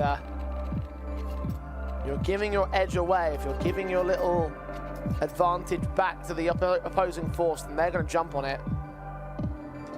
A team like ENCE, too good to let things like that go unpunished. I mean, let's think about it, right? You've conceded a frag back, but you've got players on like 30, 20 HP, the AWPer being one of those guys, and you're still letting him get 4 kills out of the round.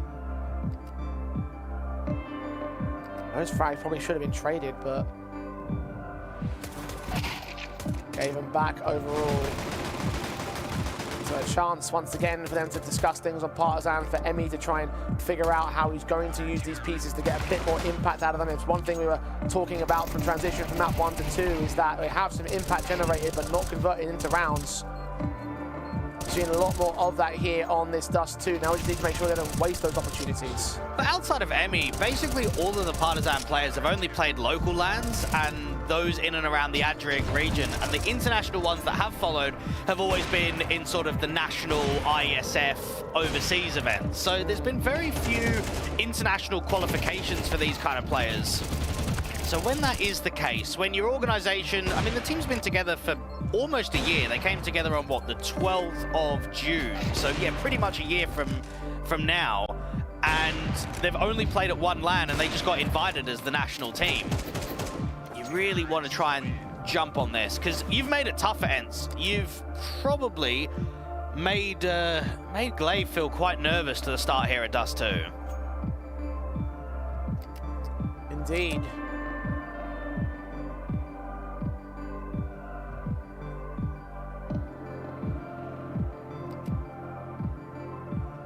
Responsive was well set, but off the back of how that first map went down when ENCE felt rather comfortable from the eye test.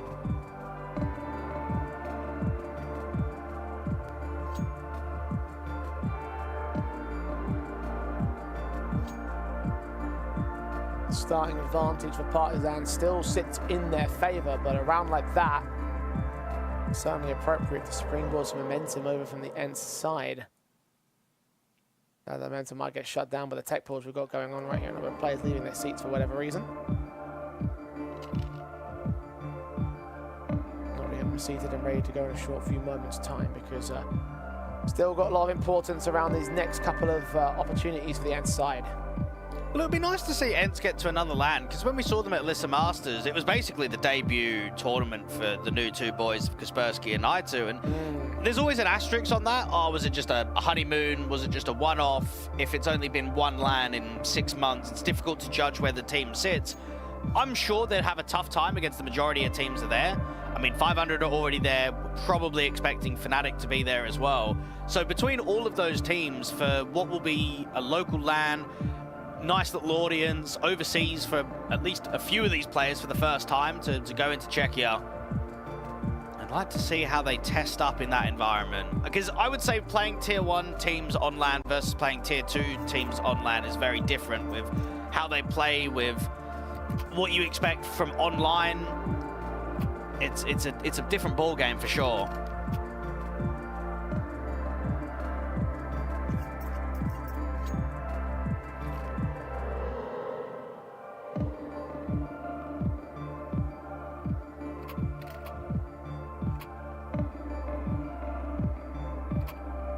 Even by comparison, right, like, you sort of say to a certain extent that Kaspersky and Naitu were like kind of thrown in the deep end with Elisa Masters, because that's like a full arena. Yeah, I'd say so. I don't know what kind of venue Conquest of Prague is going to be played out in. Well, I've seen the local Tipsport LANs that always go on, and there's always a live audience there. Get yourself these little prac rooms. Yeah. Okay. I mean, last year, there were just so many Tipsport LANs. I mean, Eclot were winning kind of all of them, and then Sinners took one. I mean, it will be a good rematch tomorrow, because you got Eclot versus Fnatic, which will be the rematch from the Shanghai RMR, in which it was 3 match points, I should say, for Eclot at the time when Kriaz and Blitz were still on the team. And if they won that game, they would have qualified to the major. There's been a lot of heartbreak with Czechia teams in the past. The Sinners won versus BNE Antwerp, eclat of what they were able to do. I mean, that whole RMR, you had Unity, eclat, and Sinners. It was huge for the Czech and Slovakian scene. We've never seen that many representatives be there in RMR. But how many made it to the major, Dweck? Well, that's been a tough one. It's only been the individual players, hasn't it? Oscar, Neofrag, but to do it on national, local teams, nah. Not impossible, just very, very difficult, evidently. And look at Zerk. He's been to quite a few majors. Has he done it with any of his Bulgarian teams? No.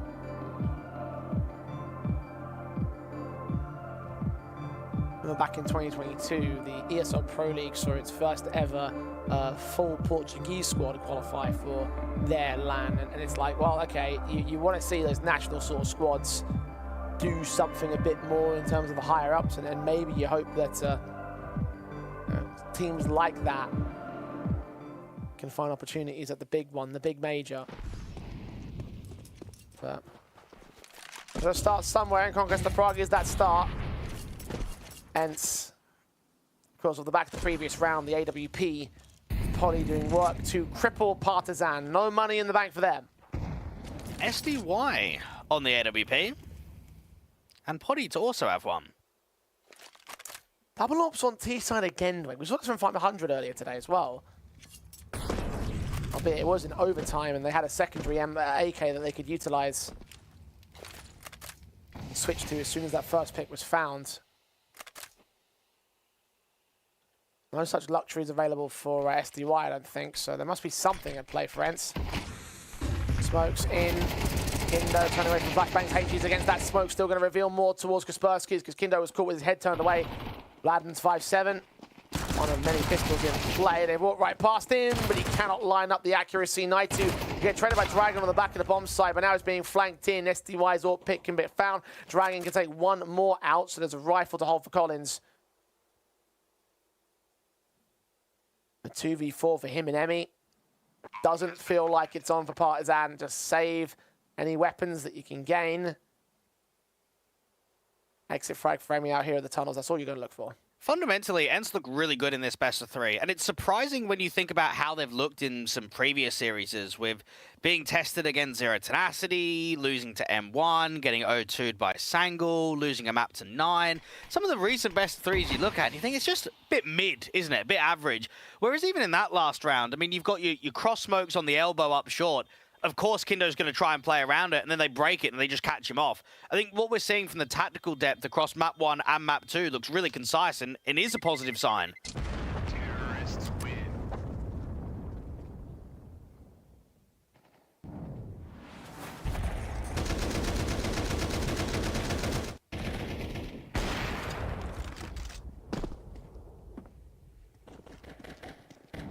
Far superior to some of the showings that we've seen. That M1 result is the one that really stands out in my mind as the major disappointment for ENCE. Like, it would be one thing if M1 were, like, you know, bringing fights to other squads, but they're not.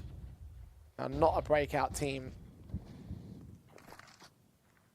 Maybe that was a point where ENCE started to say, let's start to, you know, maybe we should probably look at turning this whole thing around. Maybe we shouldn't be losing to M1, and they started a little bit of a win streak off the back of that loss as well, so something ahead of them is SDY. And Dragon get the first starts into this round. The M4 on Dragon here was passed off to him by his teammate, Bort Kevlar. Kaspersky looking to strike in from mid to B, does not get a converted kill. 4 on 4 for now. Dragon's looking to lean towards the man, though. Is York watching it? Yes, he is. Leg shot taken, finished off by Kaspersky. Swing on Vladden, gets that kill. B's open for business. And any potential of the round is negated on Partizan. And now you just start thinking back to that 4v4 round where Dragon walks through the mid-door smoke and think, what if?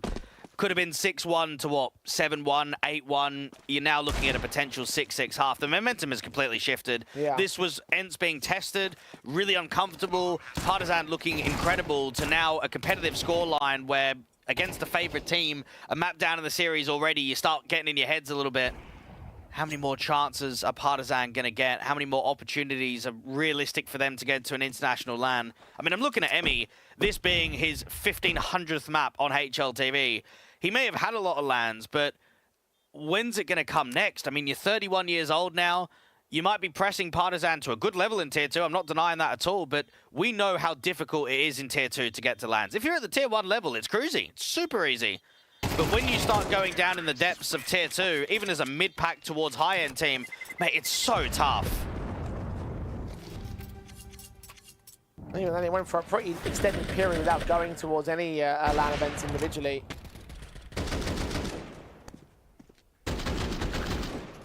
So you attended that IEM Fall RMR in 2021, and then you just look back on the next 2 years and nothing was gained until finally you got those IESF events from last year. It's a long time. Another extended drought like that would certainly hurt, but unfortunately for the way things are going for Partizan, doesn't look like they're going to get back there. He's not going to get back there. They've lost the control of they've lost control of the advantage. The lead still holding for now, but ENCE are closing in on an even half scoreline at 6 apiece. On 92 on a Mac 10s, there are some weaknesses in the ENCE buy.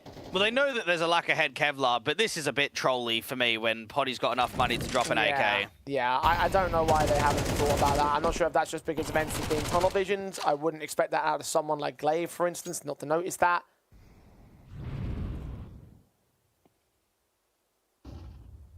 If it was any other round, I could respect the, well, let's protect the value sort of thing, but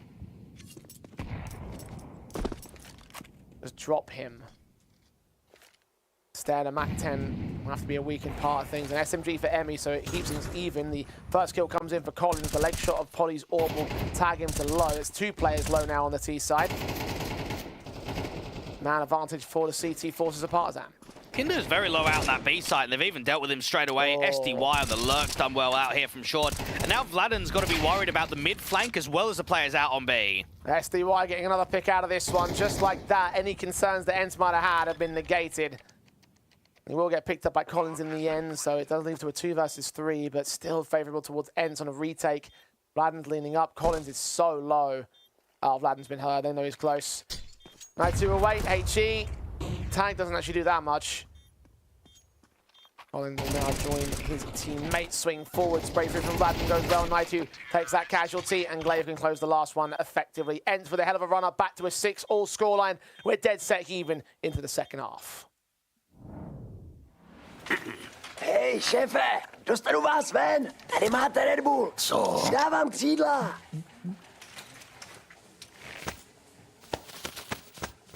Křídla, jo. Fakt vtipný.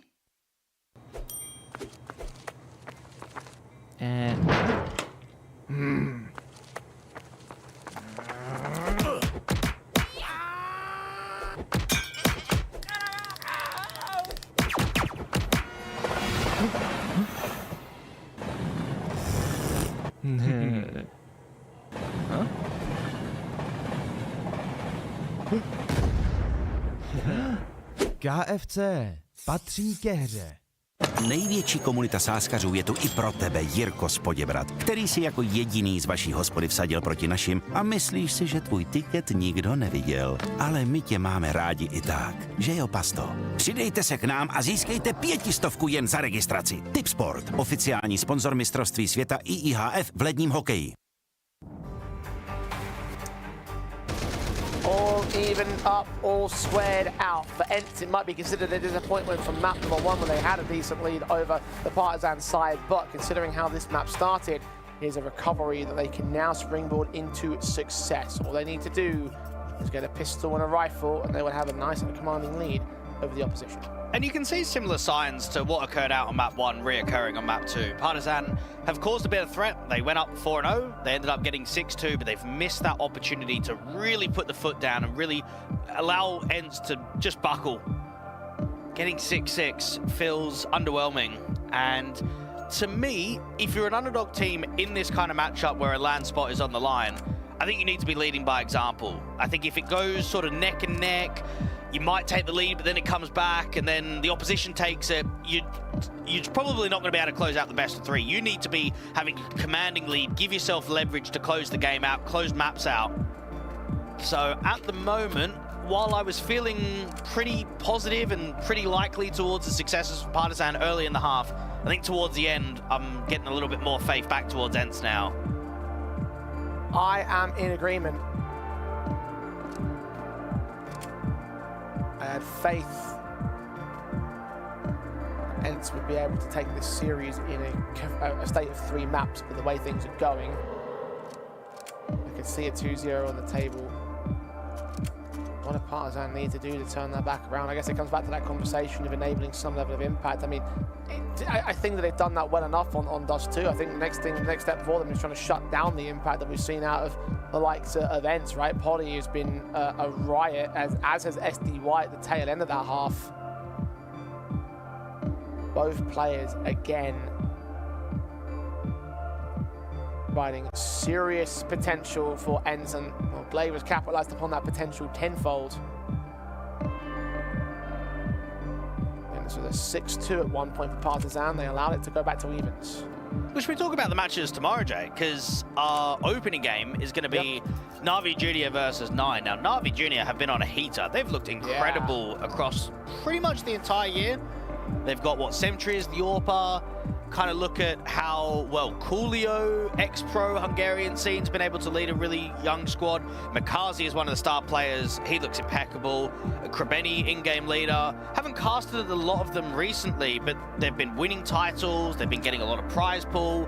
They're probably making a statement for themselves now in which they shouldn't be under the Na'Vi Junior banner, that maybe they should be under another banner so then they can participate in Tier 1 tournaments where Na'Vi are. Because I think they're getting close to that conversation now.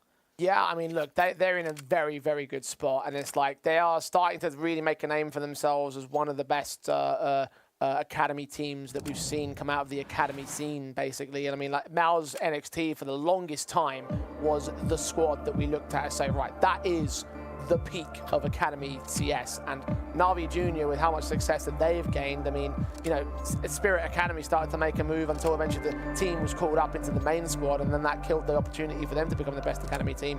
But this squad right here, I'm really excited to see them tomorrow because there's a really good chance that they could win that matchup. In fact, well, yeah, go on. In fact, I think given how dire 9 have been as of late, I think it's actually it actually feels like Na'Vi Junior actually might walk into that one as not ranking favourites, but the form favourites most certainly. I think they're heavy favourites in that game. I think 9's really going to struggle in that best of 3.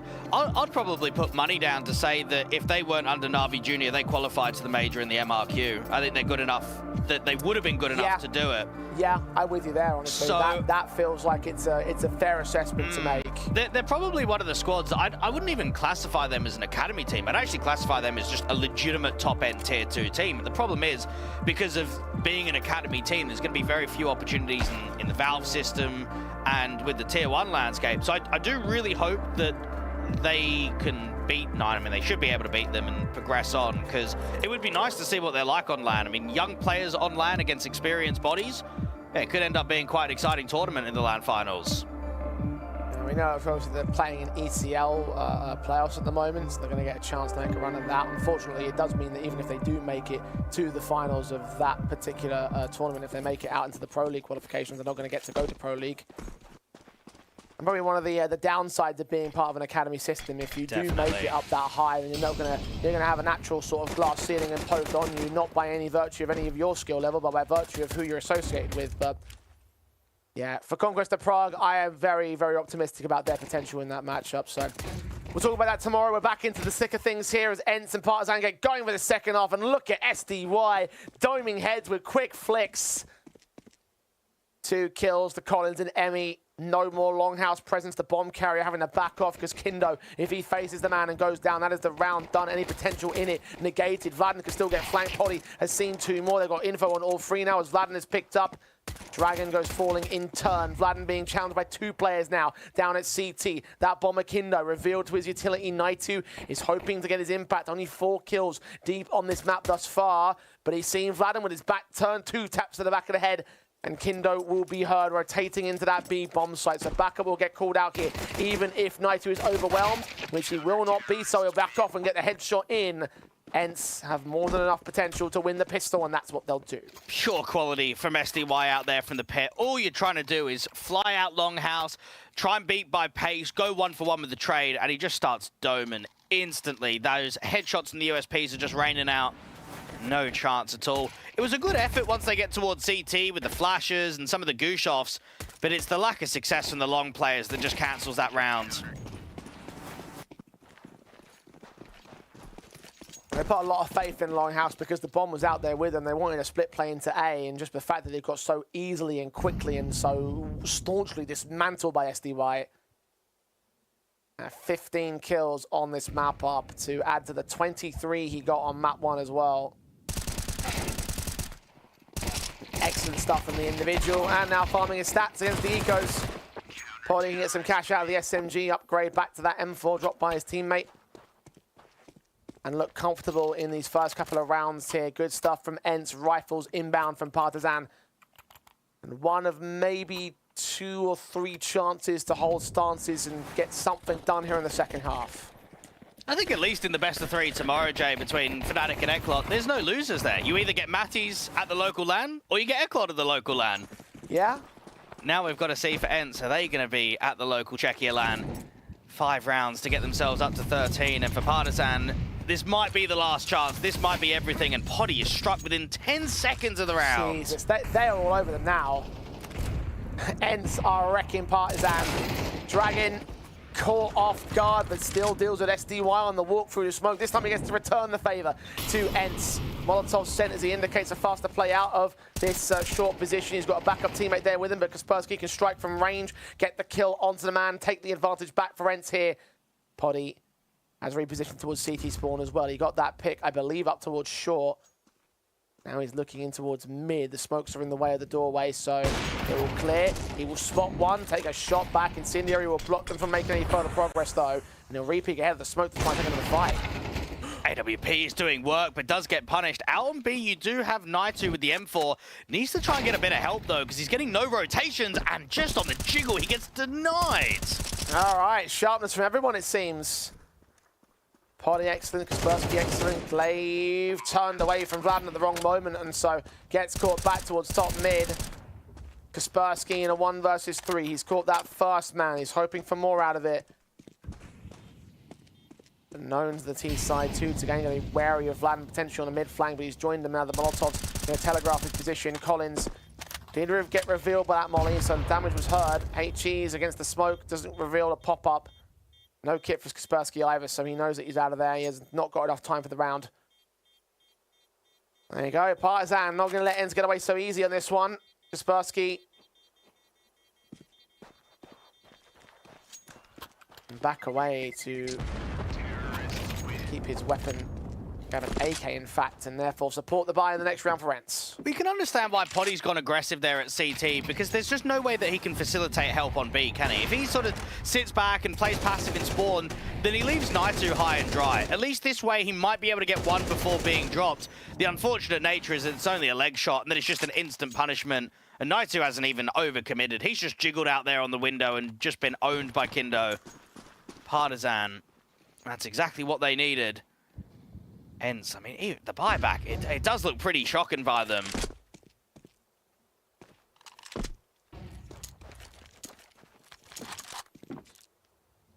Scout and a couple of SMGs.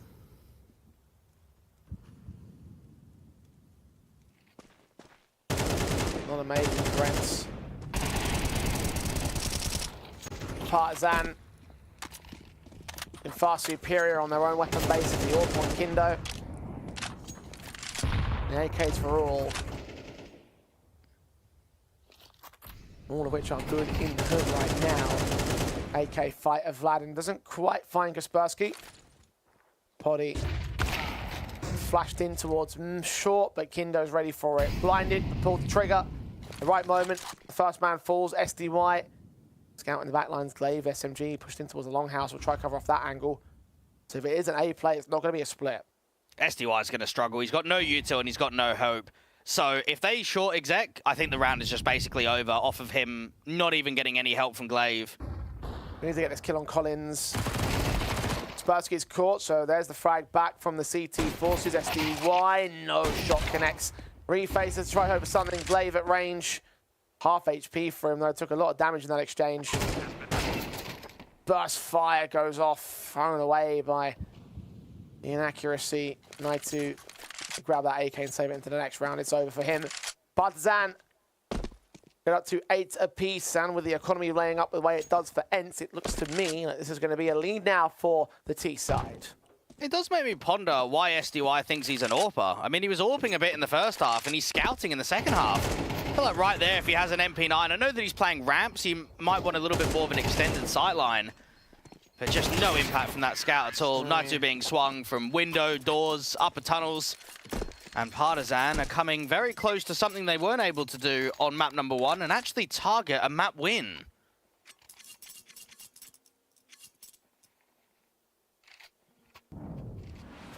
I'll start with getting the lead first, because that was something they also were able to do on map 1.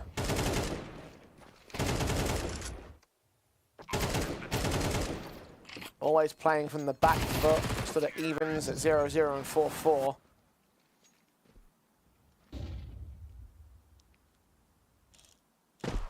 Now look to go 9-8 up, minus shenanigans from the ENCE side, who bringing in 1 revolver. Kaspersky posted at range, looked back in the mid, did see Vladen, who spammed him down, so nothing gained there. The CTs will force forward and will lose their lives, so nothing more to find from the ace. Go on, block out, Glaive, yep, there's the ace. Vladen, nice and effective anti-eco from him. Now the guns come back from ENCE as they've lost their lead. They look to fight for it back. And now Partizan are in a driving position where sort of felt that they had a good start at the first half, but let it slip. You then go into the second half and you lose pistol, you lose anti-eco, but you win a few key conversion rounds. Ones where the economy is a little bit lopsided, and then you feel like you're driving on. Good long spawns for a couple of players. Kindo not going to exploit it all the way, though. ENCE bringing a lot of players out towards the doors early. This is 3 players in the upper tunnels to start. So they might just try and see if they can search and work an opener on B.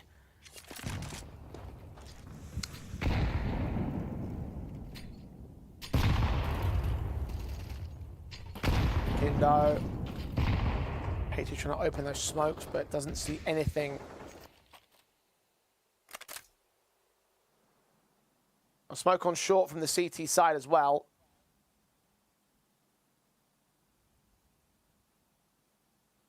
Stopping access from Partizan to make their way up, but they still hold up in mid. Not really taking any short presence, and catwalk control is Nout.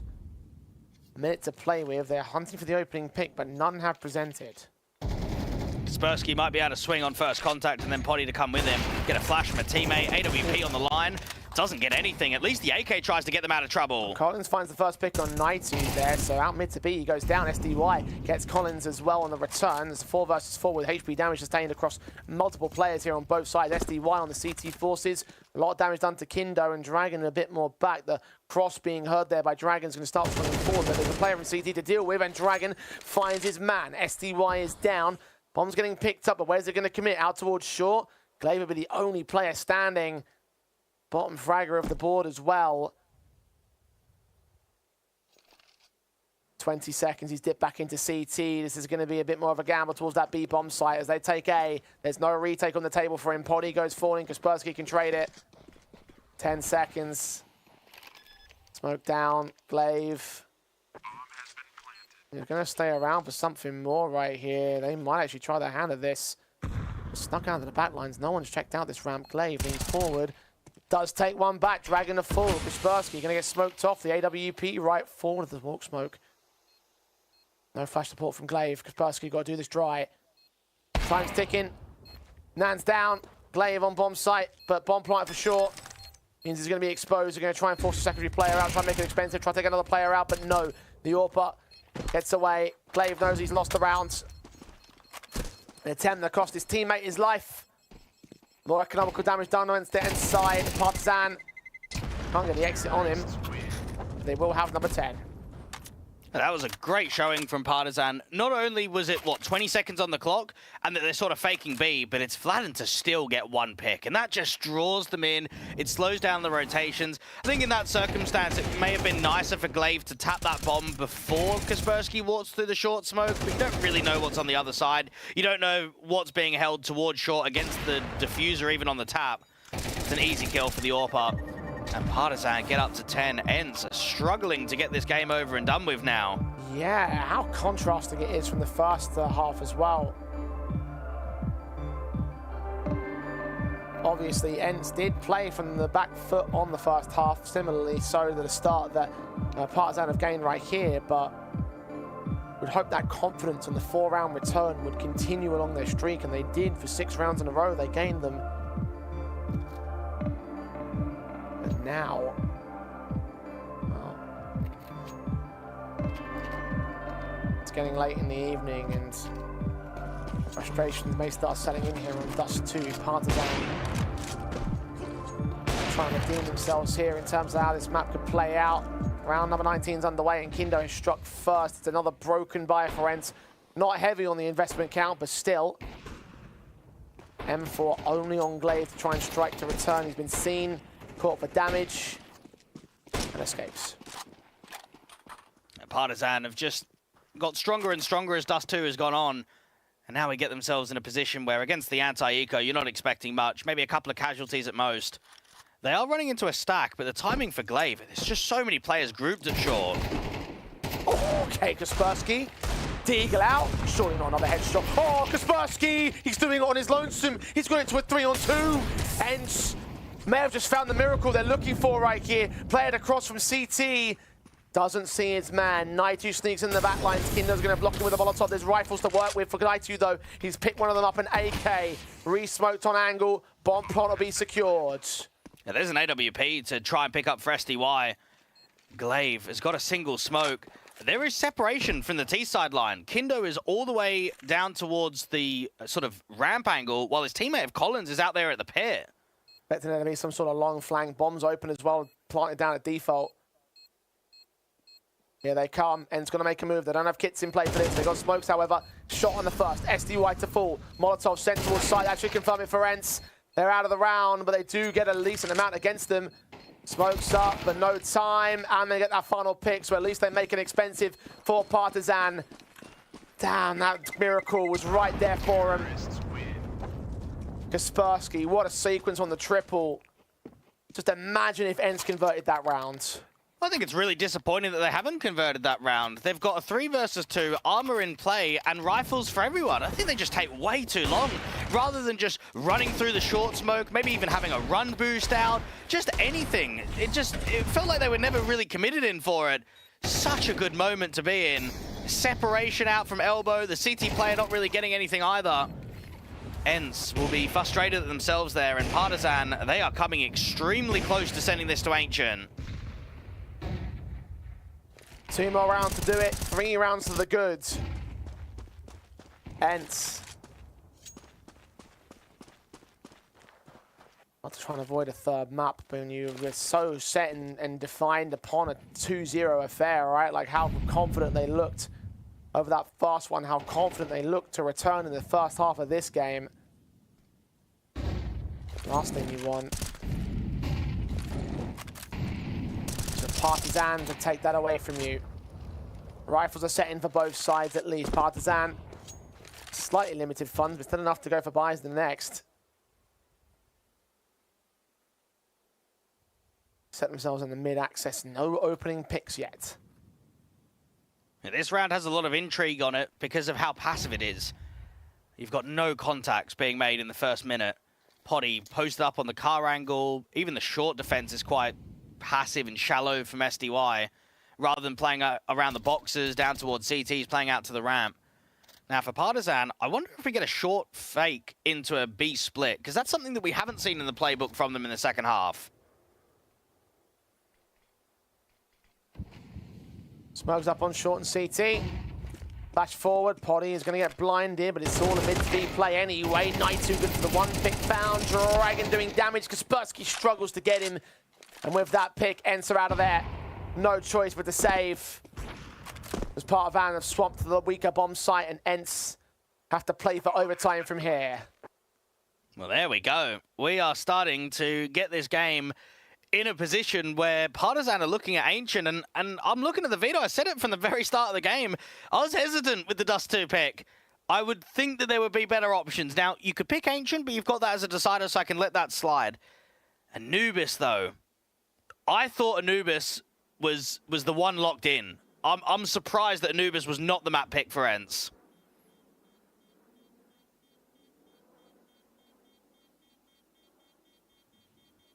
Maybe you look back on that veto and say, that could have been the ultimate mistake. I mean, even for Partizan, 3-map losing streak on Anubis recently. Out of all 31 best of 3s that ENCE have played in the last 3 months, they've picked Anubis 10 times, second highest in the pool. Lowest played map for Partizan as well. Maybe that was the right call. Maybe that was the right map. And especially you'll be thinking about that if they lose the best of 3 and they get a turnaround on Ancient. This Dust 2 has not gone the way that ENCE had expected it to. I mean, just even compare Anubis and Dust 2 in the officials. 9 maps played in the last 3 months on Anubis for Partizan, 20 on Dust 2. Oh, Kindo striking SDY. Poddy finally hits his connection trade. ENCE find the fight. Colin spammed down by Glaive. Smoke at the longhouse will stop any progression. Is to do all he can to stall because it's 4-on-4 and with map point looming over Partizan's head. Cannot afford to make any mistakes. Poddy getting forced away by that molly, but he still wants to hold aggressively, still wants to create a chance. 2 to spot. Emmy's caught on the shoulder, and that's enough for Poddy to get the kill. Kaspersky down in the lower tunnels. Back by teammates, swing forward and then check it all the way. And he gets both of his kills. Dragon alone, 1-on-4. And Partizan not given quite an easy path into the map victory, into the 3rd of the best of 3. ENCE. There's 1 exit to Dragon, but still 3 more to go to win the round. Dragon's attempting, but there's just too many players, all in different positions. And while I've been praising and giving a lot of positivity towards Partizan, I have to look at the numbers from Emmy and say he is now 8 kills and 30 deaths in map 1 and map 2 combined. That's a joke. That's an embarrassment for an in-game leader. That is so low on the frag counts. In the modern meta where you need to have a fragging captain, it is a very good point to make.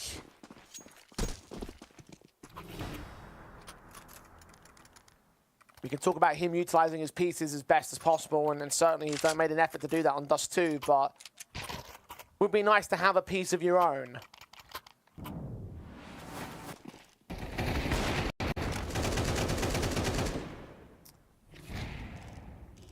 Partizan running 1 of their 4 map points.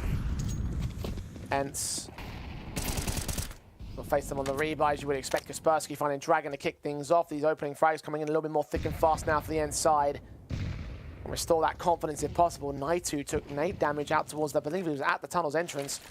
Killed off in the end. HE to the smoke. Oh, Kindo flicks and Poddy's down. We've seen both AWPers from ENCE and Partizan having impact here on Dust 2.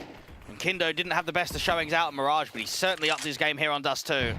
Glaive, HE back towards the top mid smoke. And I reckon Kindo's won more AWP v AWP duels against Poddy throughout this map too. Yeah. I mean, I'm trying to think about how those statistics are going to break down on the Matrix. We'll see it after the map, I imagine. Oh, but this is just wonderful stuff from Kindo. 19 frags for him, posting up more numbers than Poddy, matching the top frag numbers of SDY on ENCE. Only man he's second to is Vladin on Partizan, 20 for that individual, and 2 left standing for the ENCE side. Those effective picks of Kindo should be enough to close it out. Emmy will lean forwards. IGL, oh, he's walked right past Glaive. We'll get that trade, but that probably should telegraph where the majority of the defenders are, and they'll make their way into the A-bomb site. Doesn't feel like there's much leverage in this round. I mean, even the late lurk from Vladin might not be cleared all the way. Great shot, actually, there from Glaive. Okay, 2-on-2. Oh, Kaspersky, he's tapped his way to victory, and somehow ENCE have just bailed themselves out of certain defeats. Ooh, that's a tough one, because that was basically a done deal. I was almost getting myself ready of just thinking about Ancient, thinking about what I'm going to say at the end of the map. And it's just ended up turning into a massive steal. That's a 4v2. And when you consider that it was 12-8, it's gone to 12-9, it's now 12-10. This is going to start affecting the tilt a little bit, and also it's going to put a lot of pressure on Emmy to make that correct call when times are tough, because the money's not even ideal for round 23. Take that drink, Poddy, because you're going to need it. This one might be turning into a marathon. I had one overtime today that stretched quite the distance, and obviously the reason why this match was so delayed is because of that opening. Tactical calling by Partizan, their first of the map. I've had a lot of confidence with their early starts, and even when they were on the back foot, didn't need to take one. And now that they're here on map point, they're starting to get truly threatened by the ENCE side. They've picked up the pace, they've picked up the performance. And they are threatening this map again. They're threatening the 2-0. Hero AK in from Partizan, meaning that they're going to save the majority of their funds to go into round 24 with. We should be playing the full set of regulation. Let's see whether Partizan can close in the next. Look, if there's anyone that you want a hero AK on, it's Dragon or Vladen. It's either one of those two players. And notice how there's armor on 3 of them. So if they get Dragon in for a contact, let's say he goes 1-for-1, then Vladen can pick it up, and then you can get a little bit more firepower out of that AK. It's a B lean, but Naitu has got both a molly and a smoke in terms of util. Put the molly down as soon as he sees contact or utility. There's no utility from the T side, though, so this Molotov might come in a little bit late. Seen him. Good kill for Kaspersky. Secondary frag not quite landed. SDY's there in support. Naitu tapping his way on the last couple of individuals. Vladen's low HP. A decent effort from Partizan, but firepower far more superior on ENCE's setup, and that will take us the distance. 24 rounds of play. Only one outcome to take. Is it going to be victory for Partizan or overtime for ENCE? Partizan just need to settle, because we've seen them have some good tournament runs. I mean, they proved it even in CCT, being able to upset some tier 1 squads from both maps and best of 3 victories. But this right here is a round 24 versus ENCE in which you have to close. You cannot allow this to go to overtime. Imagine having been thoroughly defeated in your own map pick to go into a Dust 2, which you were questioning about, to get revenge over the last best of 1, the last Dust 2 that ended 13-5 in favor of ENCE over Partizan. And here you are with the perfect chance to close at 13-8. Instead, you've allowed ENCE back into this. You've allowed them back into the 2-0 possibility. You've given them a chance to deny the 3rd map and deny your own survival in the series and qualification for the Conquest of Prague LAN Finals. Collins tagged up initially. Utility down in the tunnels. A minute to play with as Partizan begin their rotation. They've got a good read on this. 2 of the B defenders have left the bomb site and are focusing more directly on CT. Kaspersky gets on the front side of that lurk smoke and just doesn't see anything. Doesn't see any walkers, any lurkers trying to see if they can maybe pop that mid angle. Molotov on short. It's going to block access for now for Partizan. Got smoke on SDY. They could also use that at that position. He's going to put that out as soon as it burns. Kill. Oh, Poddy's DC'd. Surely that will not cost them now. Partizan have got a spread thin A bomb site, which is where they're executing towards. It's Glaive and SDY that need support real quick here. 18 seconds. All they have to do is go off the bomb planter. SDY gets Emmy. They need a hero right now, and both players are stepping up to the plate. They don't need Poddy when they're picking up everyone in individual fights. SDY, star of the night here for ENCE, has saved them with a stellar sequence. Glaive can rightfully smile because he just led his team to overtime. There are very few moments of recollection of that I have seen of that nature. I can't believe in round 24 we have a DC, and yet we have a crossfire that is just on lock. SDY is getting absolutely nothing. They're trying to put some util down, but they just cannot force the AWP off the angle at all. Oh, that's disappointing. Holy madness. We have to reflect on it, Jay, and say, well, hang on. Let's not even consider the DC in round 24. Why aren't we talking about the 4v2 they had at 12-9?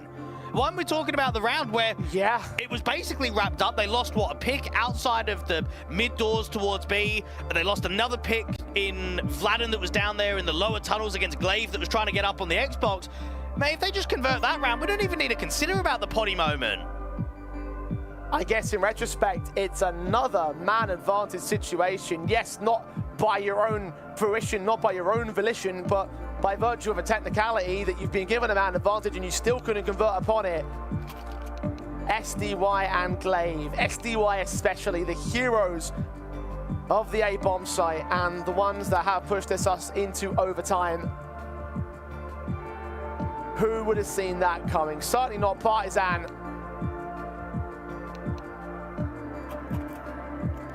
Is that going to get in their heads now?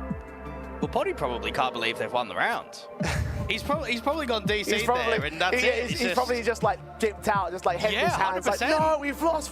Oh, he comes back on the team speak and it's like, oh wait, we're good, cool, great, fantastic. Yeah, Potty. No need for him to show up in this regard, and I mean, look, he's been stellar over the course of the series, but the two guys that are still at the most right now has got to be Kaspersky and SDY.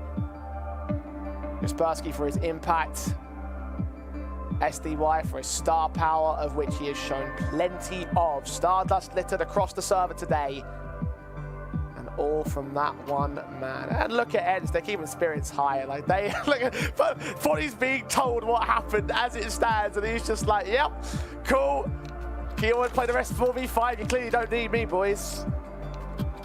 For ENCE, I mean, they're on track to not only qualify to the LAN, but also qualify without dropping a single map or a single series. It started off with, what, 13-6 against Maestro on Train, the 13-10 against 500 on Ancient, the 2-0 against Rush B, one of which went to overtime. Map number 1 was pretty comfortable, 13-7 on Nuke, very similar kind of marker than what we got on map 1 of the 13-8. And then map 2, Anubis, their map pick, 16-14. More than can be said for Fnatic, the other 3-0 team that lost one of their maps to Passion UA during that qualifier game. Excellent stuff as Collins will start things off in OT. Partizan on the T side, of course, they've killed off Potty. Nightsu, low HP, is going to get fragged out in mid very quickly. B site's open as Partizan strike back with a vengeance. Mid, backstab from Glaive, sees that bomb carrier but can't focus down the fire against him, struggling to convert upon. Kaspersky will get involved ahead of the smoke but unable to connect anything of his own right. Just the one kill. SDY. Orp in hand, probably going to save it because this round is over. Well, why did we forget to mention it? Of course, the team that never closes in regulation always wins the first round of OT, every time!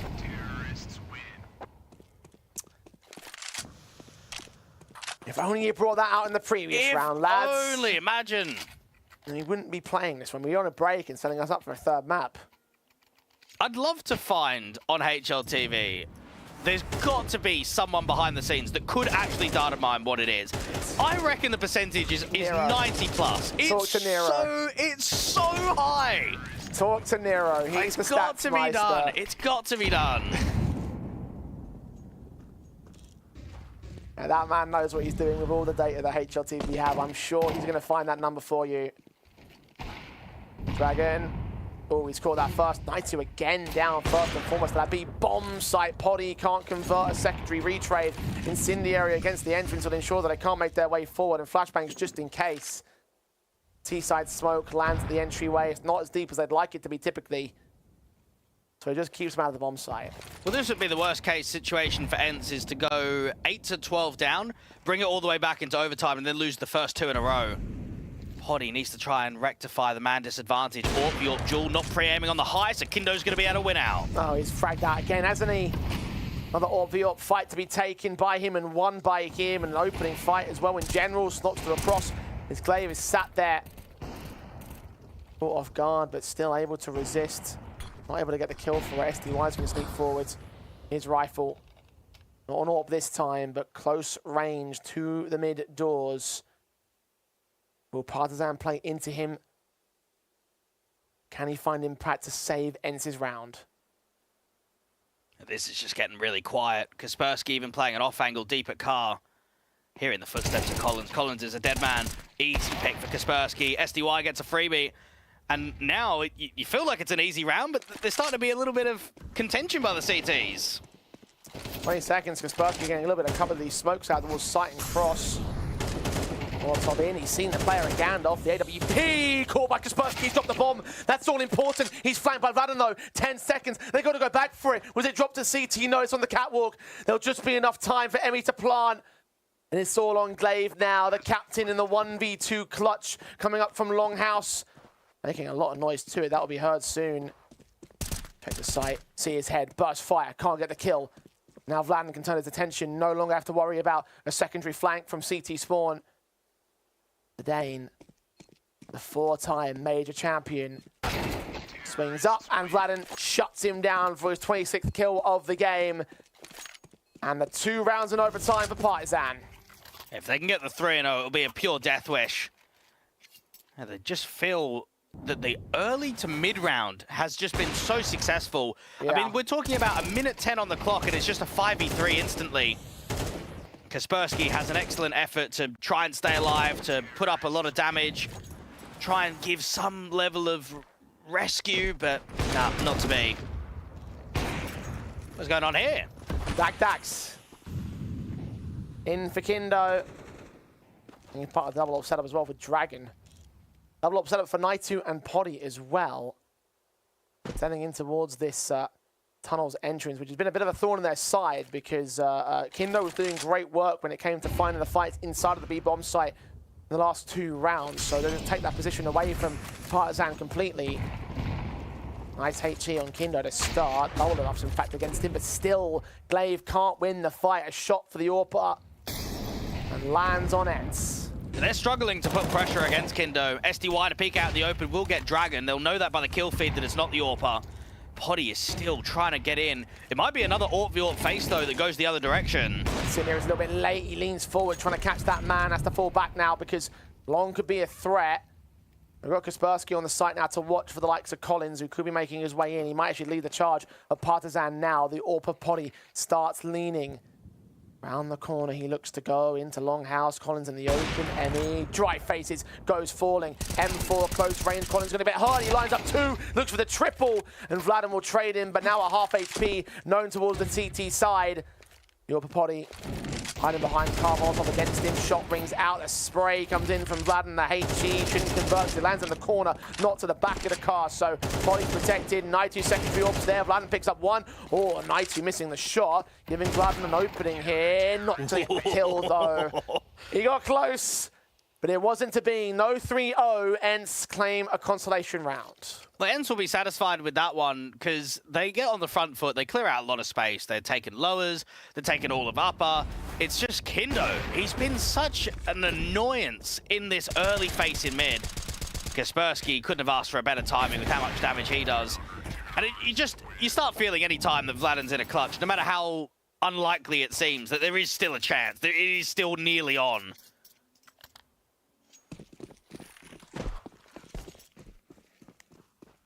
We saw him in a 1v4 in the last map up for good reason. Now ENCE try and turn some potential back against them. Poddy has found the first frag on Vladen, so no chance to clutch in this one if necessary. Kill from Emmy. Returns on SDY though. So out of Longhouse he looks to go. And gets nothing for his trouble. It's a 4-on-4. Kaspersky is in a position where he can start exploiting some of this short space. You've got Collins that's quite defensively just putting down util. First the incendiary. And now the AWP is just going to sit there on the car, actually going to start trading nades between one another. So there is a timing of an exploitation on A. Defense is a bit quicker. They can make their way up. They actually are going to do so. Flash in. Both players blinded. Kindo fires and has to fall away. They don't have to defend long. As ENCE have taken control of the bomb site. 4v4 on the retake still. Plant down at short. They've got all sorts of short control for ENCE. So smoke at CT as well to ensure that flank angle is not a contentious point. Kaspersky going to clear it out just in case. Partizan are getting stalled. This AWP is desperate for Kindo, for someone to overextend on the bomb site. Nade lands close to the pole, but he gets very little damage done. Flash in, Poddy is blinded for it. Engagement to get found by Glaive. Naitu traded by Dragon. Kindo's AWP fought upon by Kaspersky, who continues fragging away. 3-on-2, leans up for an aggressive fight. He does lose his life for it, but ENCE is stalled out for time. Glaive ready for Dragon, quick burst to the head. Running out of ammo, but the kill coming in from Collins. Low on this timer, 1 versus 1. Glaive knows to act for time, and he'll get the kill anyway. ENCE have equalized. I have no idea how that HE's done, what, 8 to Kaspersky? That looks so close to him.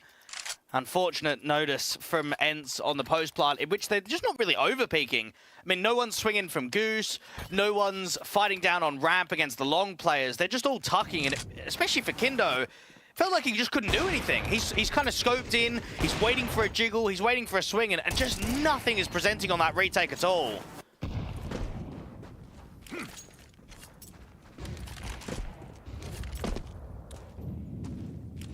We go 14 all.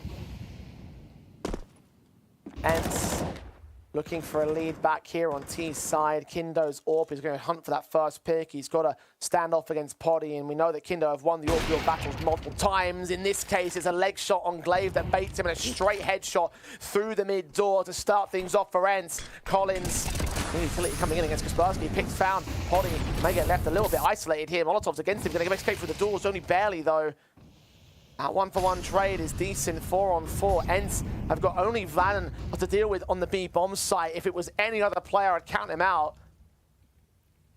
Two men to look forward, gap seen, bomb drop, Dink has been found, however. Can that second player get the return? No, SDY can't. Vladen has fended him off, taking the bomb back away from the tunnels, and the reposition to regroup with ENCE. Didn't even force much of an over-rotation. It's almost as if Vladen said, I don't need the help. Just solo holding down B, and it just turns into a cancel, and I mean, now there's just nothing. Double AWPs and a 2v4, just no chance here for ENCE.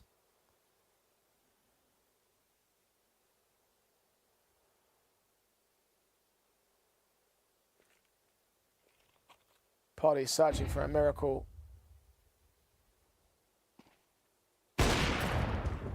Doesn't hit the one. SDY, low HP to get cut down, bomb dropped, round is officially done. All that Poddy can do is hope to survive. Even that doesn't mean anything to ENCE right now. They'll be buying in the next round because they have to. Well, I'm surprised that they walk contact against Vladen on B with only two. I feel like if you're going to walk against a B player that's as solid as he is, you need at least three. At least get yourself in trading positions, because once they lost that first fight, SDY is caught in two minds, isn't he? Do I retreat and hang the bomb back, or do I commit forward and potentially drop it in the open? And once you have that hesitation, that's when eventually you end up getting dinked in the process, and it has to be a cancel, and then that whole move is just basically a naught. I mean, Collins respected the smoke there at CT spawn, so had you split play into B bomb side, even that would have been a better option. And Partizan are back on map point, only one of them this time. 5 total in this best of, well, it's one map, I should say. SDY taking Collins to kick things off. That's a much better opening, even if it was blinded by the flashbang. It's an advantage for ENCE to try and stay alive and push us to another OT. It's the 15 all. So they're trying to get a resmoke down there to block the T's progression out in long, but there's a big gap on it in the left-hand side. So what Poddy's going to do, he's just going to sit in the pit, and he's going to use that gap to exploit if anyone crosses, anyone just gives him any sort of face out there on the bomb site directly. Now, realistically, they should leave Poddy in the pit, and they should just walk up A. Smoke on the cross, and just scale. But it seems as if they're more tentative in the upper tunnels, and because of that resmoke now, Poddy's just going to give up the space completely.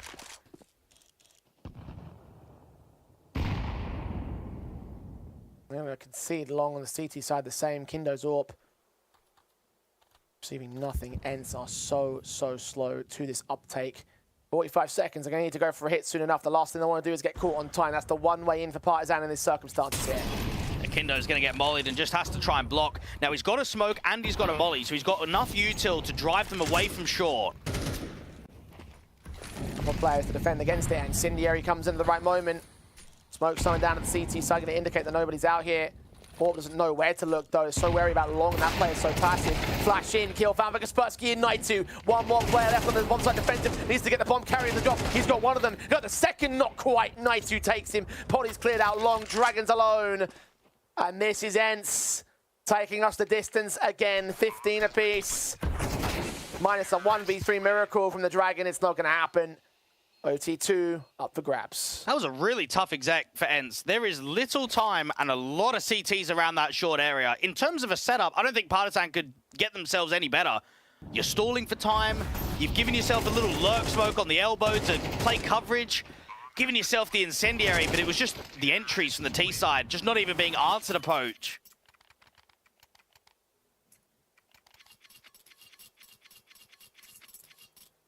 ENCE.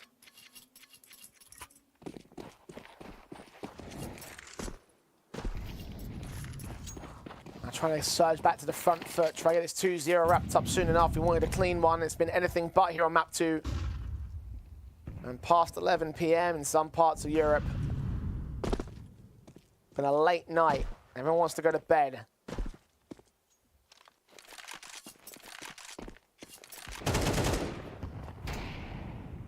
ENCE.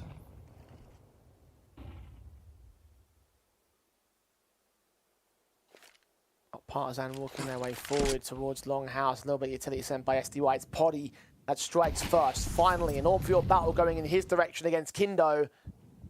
Doesn't mean the B-side threat is neutralized though. Vladen's there on defensive. We're starting to notice the rounds getting even slower in OT than what they were in regulation. I think maybe just the pressure of being able to get as many OT rounds is starting to get to both of these teams. Even Vladen's got an AWP. What's happening with how much double AWPing we're seeing in both best of threes as soon as we get to OT? It's a question you can ask and I cannot answer. Blade walking up the mid door. SDY is going to trade on that bomb's been revealed. But where's his end destination? Smoke down at CT indicates it's going to be a B play. The backstab from Emmy's just seen contact the Poddy. The AWP has been removed. Vladen with a kill back. Secondary flick, not quite as much so. Kaspersky and SDY moving together. Shot lands. SDY's alone. And Vladen can do it with an AWP. He can do it with whatever you put in his hands. Another start again for Partizan. Emmy might have low numbers, but the amount of times that he's been able to walk, push, Longhouse, get into top mid, and just win the round. I mean, right there, he gets a kill on the mid doors player. He sees the bomb going lowers. He just calls it into Vladen, mate. It's going on. Now, as well, Kaspersky is trying to molly. As Vladen ducks down, as soon as he ducks back up, Kaspersky's got a molly, and it doesn't even get thrown because he gets the kill before the molly goes out. What a return from Vladen. It's super rare to see him AWPing, but that was an easy sequence from him at the back plat.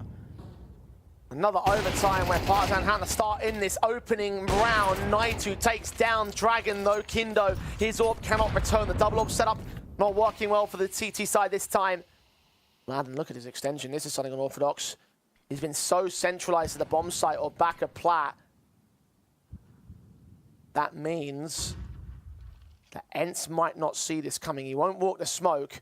With Glaive being as low as he is, though, wouldn't shock me if Vladen got the kill. Poddy's making action towards the short control in the meantime because SDY is walking out to that A-bomb site and no one is there. You only have that Longhouse player of Emmy who can't do anything to stop this bomb from going down. Kaspersky's just a lurker. Well, it turns into a gamble because you look at Dragon in that first contact, he's still moving when he shoots, and that's why he can't get the kill off. ENCE can be very happy that SDY has allowed this lurk because it's just won them the round and it's taken them into safety. If there was a misread and they ended up B splitting or B execing, that's where you run into the trap. That's where you run into disaster. 16-16, Partizan. Well, there shouldn't be anything here. Not at all.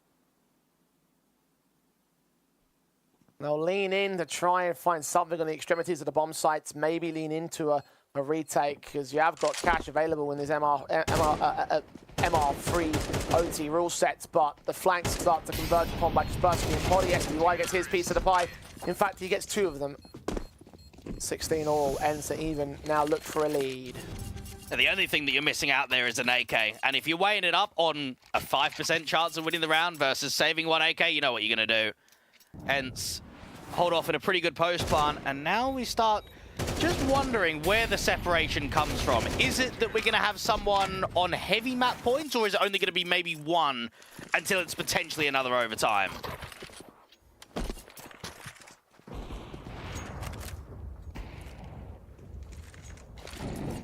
Leg shots in abundance against Poddy. A number of AWP set there towards the cross of mid. Compared to those rifles, still with 3 AWPs in play at the moment for ENCE. Collins has been allowed to walk all the way up towards shore. Kaspersky's going to miss the mark against him. Evade that HE, fortunately. Collins found by Poddy instead, so he finds that forward face, so they're not ready for the Xbox angle of Kaspersky. ENCE trying to return confidence. Kindo's AWP frag back. Dragon leg down to 7 points of health. Spammed up by Naitu trying to get the killing blow. Poddy's got another kill on Kindo. It's all coming undone now. Partizan falling to pieces in this third of OT. Vladin be the only hope at a clutch in this round, but at a 1 versus 4, you doubt it heavily. And this reminds me a little bit of what happened in Yellow Compass Qatar for Partizan. Their opening game, they lose out to Eklot 10-13. The next game, they lose 11-13 versus 9 Pandas. They beat Gun 5. If they would have just won those 2 opening games, mate, they're in the playoffs. And they're in a playoff of a tournament with a big prize pool, help out the VRS tournaments. It just feels that they can compete in so many of these games, but they're just missing something. And I now look at this one, a map down of the series, 4 map points in regulation. Now you're facing down 16-17.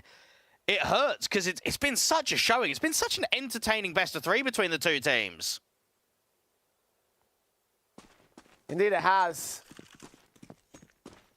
And part of it is down to the assessment you just made. They do good work. They have good moments. They can have a good match. They just can't find enough within that excellence to finish the job. Maybe it's a new coach. I mean, they've just got rid of their coach a couple of days ago. Maybe that's what's required to try and get this team over. Perhaps. It would be the easiest choice you can make, the easiest change you can make right here. Don't know who would replace Troy, but... His son? That would be something, wouldn't it? I mean, he played with Emmy. Well, I guess we'll see where that goes if he does. Pretty sure he coached Emmy as well on Valiance, if my memory serves me correctly. That was a little while ago now. I might have to cross-reference the timelines in which they were part of the teams. We'll look into that later, I think.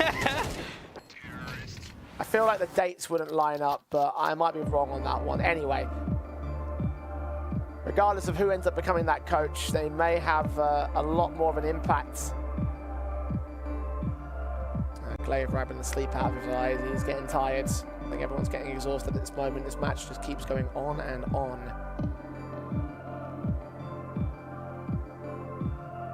But just got to keep soldiering on here until your opponent gives in, until your opponent finally breaks.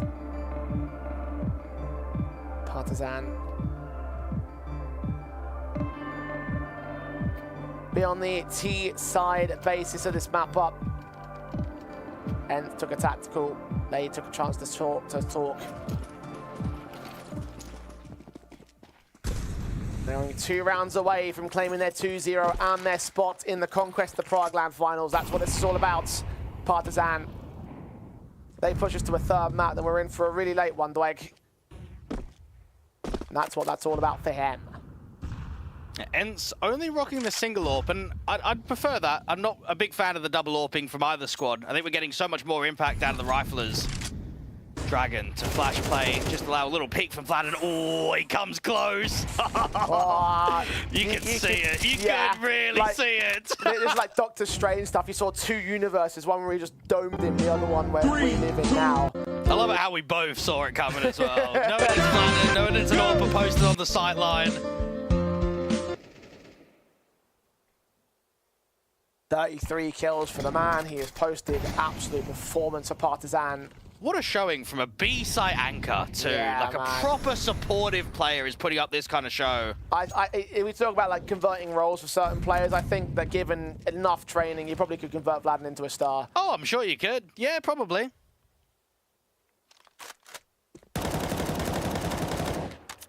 Partizan haven't been able to utilize him for the opening pick. Instead, they're going to start their potential split plays. Smokes down over at the tunnels, but 4 men to walk out mid to B. The AWP of Kindo. One fight after fight over Poddy. Gets the shot that misses completely. Overcooks that flick. Reposition towards the doorway. The players are close. He's blinded by a flash. Naitu now with a lot of pressure against him. He gets that 1 kill. Turns back towards the second. Burst fire finds Collins. Sets up a 3v3. ENCE needs to rotate in for the rotation for the retake. Kindo is still posted up in mid though. Is he going to get sussed out here? He's in that cubby corner. Glaive around set corner. Runs right into him. SDY trades him back, but Dragons call Kaspersky. So it's Sun Young. The star of the CT side, top frag for them as well. HG to 39 points of health though. Can't find Vlad, and now he's seen those sprays. He's seen that quick burst of the AK. Flank maybe on from Dragon in from the mid doorway. Indeed, his back is turned, but no success on the kill counts, no success on the timer. SDY down. Partizan found one missed shot and they ran it down. That was just gorgeous from the T-side line. So first off, they jump bait the AWP up. So they're not overswinging, they just jump out, strafe enough, bait the AWP. Notice how good the timing is from Kindo on that flash. I mean, the AWP, it doesn't show it on the kill feed, but he is half blinded there. It's just the perfection on how to bait certain players and how to use util in certain pathings. Just on point, that was class.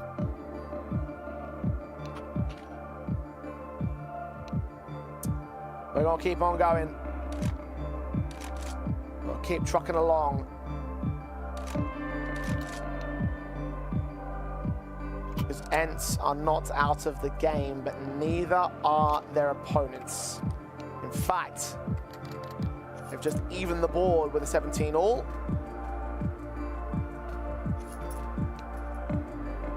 Unfortunately, we are facing small technical issues, which is why the players are getting up and moving around a little bit. I guess you're doing the bathroom break at a certain point. I like how they can do that, but we can't. No. I think every time. I've been in the bathroom since round 23, and I've sat here and crossed my legs. And I'm going to soldier ahead. That's We're it. going to keep this going. Carry on. You ever take pause? Yeah, go and take your time, fellas. Yeah. Go and, no worries.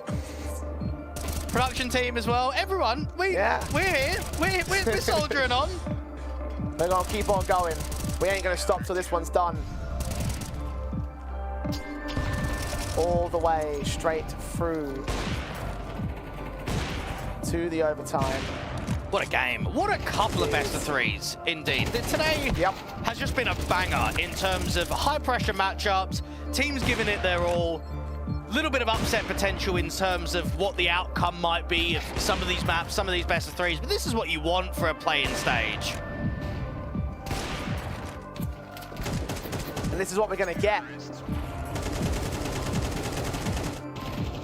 All of the illustrious LAN spots that everyone wants, everyone needs. Talked about importance of them in so many contexts for a team like ENCE as well, who missed out on the MRQ. Eyeing them up as a key favourite in this competition, and to gather all those points from a decent LAN placing. When you saw the prize pools on a moment ago, $20,000 for the winner, that is the kind of goal that a team like ENCE will be aiming for. They want to take that trophy. All those LAN points for the next major cycle, what it would do for them.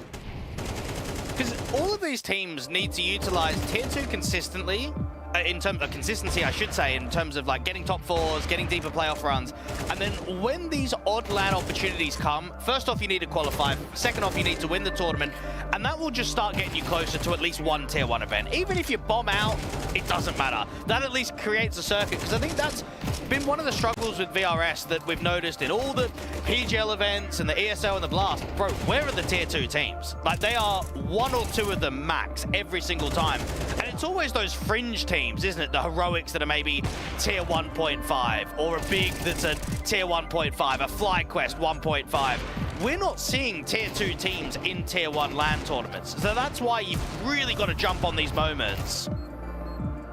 And with the whole like emphasis on the tier 1 environment with the VRS system and everyone catering towards tier 1, there's like very few tier 2 LANs, which I can imagine in the next like year or two that someone's going to come along and organize like a big old like DreamHack open style tier 2 circuit. Well, it's got to be done.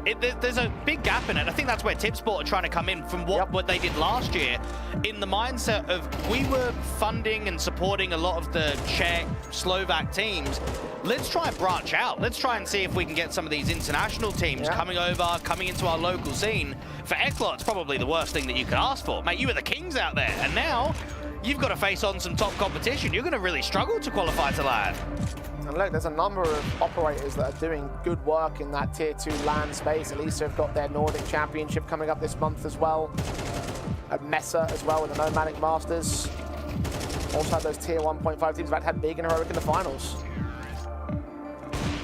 So opportunities are opening up around the world, and well, I can speak from perspective when I say that I think that the Conquest of Prague has been a lot of fun to work. I think the LAN Finals goes just as well as how the online position has been. Very big success. Well, everyone except for ENCE and Partizan at the moment, who are still looking for their success in the matchup and in their spots. Only one can get claimed. And right now, it has looked like ENCE have been the favourite team in terms of the totality of the series, but Partizan are giving it a good go right here. And well, so far on Dust 2, they've been the only ones that have had the map points. It will be really tough if they don't win in the map, though, because I look at how they've performed on Dust 2, and they've certainly advanced how strong they looked from map number 1. They had a lot of moments on Mirage, but they didn't have the consistency. They've almost had it all here on Dust 2. I think they got unlucky at times. They had, what, the 4v2 round, up on map point, didn't close. Had the Poddy DC, didn't close there. Just didn't really take their moments, and that does happen. This is still a fairly inexperienced squad. I mean, Emmy might have 1,500 maps played on HLTV. Collins might be close to 900. Kindo over 600. Vladden around that sort of marker, same for Dragon. But when you've only been to one LAN under Partizan and the team's been together for 1 year, you almost need the org to represent international Counter-Strike, to show that Serbia's got what it takes. In a tournament that isn't quite at home, but it's been in your home region, would be perfectly poetic. And I could say that they're holding weight against what we would say is one of the tournament favourites. So if they're holding weight in this series, and let's just say they can overcome, get towards a third map and decider, mate, there'd be a lot of teams at LAN that they could beat, that they could actually challenge against.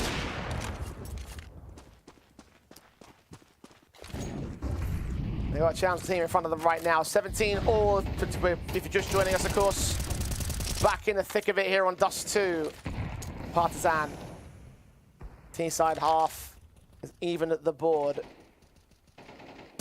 Can they go again? Can they get another map point? They've had 5 so far on this map. ENCE have had 0. And been slow to get started in some of these halves. Now Partizan the early advantages. So they can take an advantage of their own right here. Double ops back in for SDY and Poddy once again.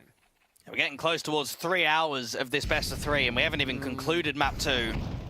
Kindo, Orp, Set, Naitu with the spam. There was a bit of breakage, but it was just a spam connection towards the top of Xbox, and that's Vladden to fall. It's a good start. SDY going to get flashed off position. The smokes and flashes to combine out towards that short position will disallow Partizan to make their way in. They're down a man. No execute allowed. Smokes towards mid to B. Kaspersky waiting. Counter smoke at the CT side. That is wonderfully placed. And they might just have to go through this. I don't think they've got much option. Dragon at least have a HE, so they can break if they want. Is there a flashbang available to them though? Kaspersky is going to wait for them to walk. Dragon, he's detected. His body blocked. He's walked right past them. That might be a complete ruse. Misdirection. Naitu's picked up. Poddy on the site, but now Kaspersky can strike. Picked up by Dragon on return, and Poddy goes down on the site again. Down and out of this round, 3-on-2 for Partizan. ENCE. Oh, imagine that Kaspersky didn't make that move. Imagine what he could have gained instead. ENCE are saving their guns. They're going to try for another overtime. That is mental. With how good that timing is on the resmoke, with the pauses that are available, that just looks like a done deal. There's not even a debate. And instead, it's an info play on a timing. Kaspersky falls, Naitu falls. Jeez. I can't believe Partizan have won that. And now you've got to take it. Now you're 17-17, you got up to 18, you're up on that map point, you got to close now. You didn't do it in regulation. This is your chance, this is your moment.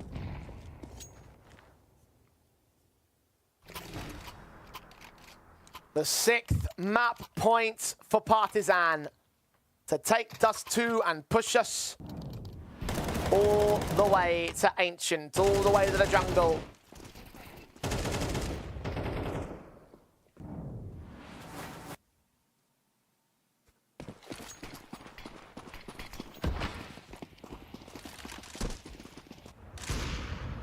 But ENCE have denied every closing chance of Partizan so far. Will they do it again? Vladden given the AWP for the first pick out of Longhouse, doesn't work. HG sent towards this Tunnels entrance. Kindo's AWP is ready to receive. A back is turn of his teammate is watching for Naito and Glaive. Neither man will be spotted. Peek forward, shots on. Frenchman's down. Yeah, Glaive is now in a position where he needs to try and stall against potentially a B-exec. Poddy sees nothing on that breakage of the smoke, and you wonder how much of an over-rotation this is really going to provide. And Poddy's now going to double up on B, which means mid is completely open. Short now has to be held passively from SDY. So many options for Partizan. Poddy's been struggling a little bit as well on that AWP on this B-side. Timing. So Glaive, he's going to get the bomb carrier, but he misses the mark against the AWPer. He knows that he's there, but he's got it to a 4-on-4. He's got info to work with. Poddy once again set towards window. And it's this position which has caused him a lot of trouble. He cannot afford to miss another shot now. Poddy on the big green, you expect is going to get jiggled. Resmoke goes down, they've got to go, they've got to start running. Oh, Poddy looks away. Glaive alone here in the corner. Emmy to check it as well. Poddy needs to be a hero and he only gets one frag for it.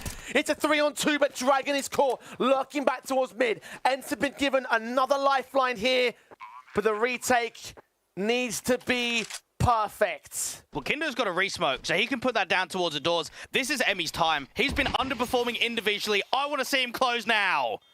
Kaspersky leaning up. Flashing from his teammate. Emmy's blinded and he's dead. Where's the last backside? Spray through. Kaspersky steps up with a triple and we play on. Mate, that side take was so good as well. The pathing. Oh, I could keep watching that round. How they clear out Glaive. How they get the trade against the player up there on the window of the AWPer Poddy. That was perfect. Do you know what let themselves down? The unfortunate nature of Dragon thinking that he can get back to the lower tunnels. Getting out there from the mid-door smoke, trying to get into lowers.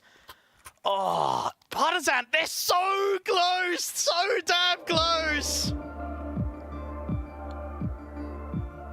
And yet, so far, 6 map points, 4 in regulation, 1 in the first overtime, 1 in the second overtime. All of them have been taken by ENCE. You want to talk about changing narratives and changing patterns? Well, remember, it's always Partizan that get these early starts in these OTs. Maybe a small change from ENCE to start off, get an advantage, turn over the half and get a map point of their own. And that one chance that they get to seize the day would be seized in whole. This is only map 2. If Partizan win it, then we play a third, and that's when we get deep into that good night. Poddy's extension all the way up towards mid. Look at Suicide, where he's got a player to watch for. Flashes a Molotov to force him back. He's going to get caught up on the Xbox. SDY is forced back as well, but Poddy disappears behind a smoke. Glaive to swing. Dragon's on that corner, and Dragon wins the fight. Second CT players back at elbow. That contention draws a lot of attention over towards the A-bomb site as well. A late lurk in from short. Keep eyes on Vladen. Oh, SDY swings out. Dragon's going to get caught for it. AWP missing its shot as Vladen overwhelms. Partizan, business as usual. Can't convert on the map point, but storm their way through to the next round in the overtime. Kaspersky close to the bomb site, but he's going for miracles here. I mean, ENCE just throwing everything at the wall. Trying to get this one under wraps. They are trying for a retake. They might as well do so here. Vladen afterwards, Goose still wins the fight alongside Emmy in his swing. It's Partizan in the lead. That was a change-up, because we haven't really seen that many aggro moves, especially towards long. And Dragon just gets that first clean connection against Glaive, and then it just starts collapsing. Here it is again, minute 33, 20-odd seconds into the round, and it's the double. I think it's been Dragon and Vladen that's been the most exciting in some of these multi-frag sequence moments when a player's required, where they need to get to, create space. It's always been those two guys. You've got 3 impactors right now for Partizan. Vladen, Dragon, and Kindo.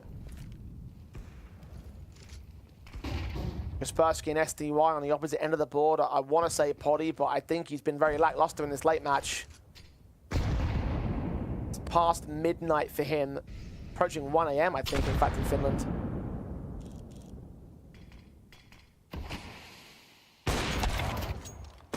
Kill for Night 2. starts things off on the B bomb site. Glaive trying to force them back away from Longhouse. The CTs are up a man. SDY is not hearing anything coming up on the Xbox, and Poddy's holding down Kindo. Just when the smoke cleared by the looks of it, he was able to get Kaspersky.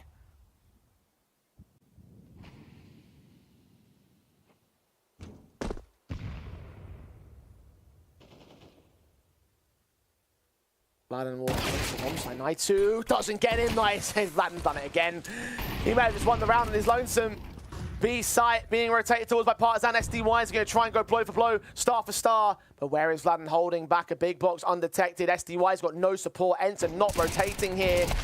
Kill on the AWP, damn near gets the bomb carrier as well. If he won that fight, that would have made it such a winnable 2v2.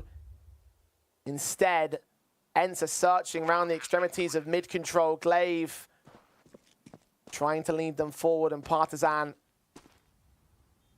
and they're expecting something to come their way. ENCE are going to try another unlikely retake. A bit more likely than the previous one, but Collins has seen Glaive's inbound position. Poddy, nothing for it. Collins hearing that noise being made. They're back towards the boost. Glaive leans up, Poddy goes down. Vladen with another kill. He is the difference maker on this B site, and Naitu has not been able to keep up. Neither has Poddy. Glaive can at least get a trade, but that's meaningless at this stage. 20-18. Well, let's just consider Naitu and the likes of Vladen. They're the exact same player, aren't they? They're both B anchors. They both play B lurks. Mate, one's on 20 kills and the other one's on 37.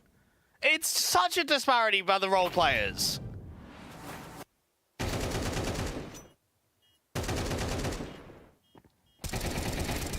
Excellence on one's part, lacking from the other.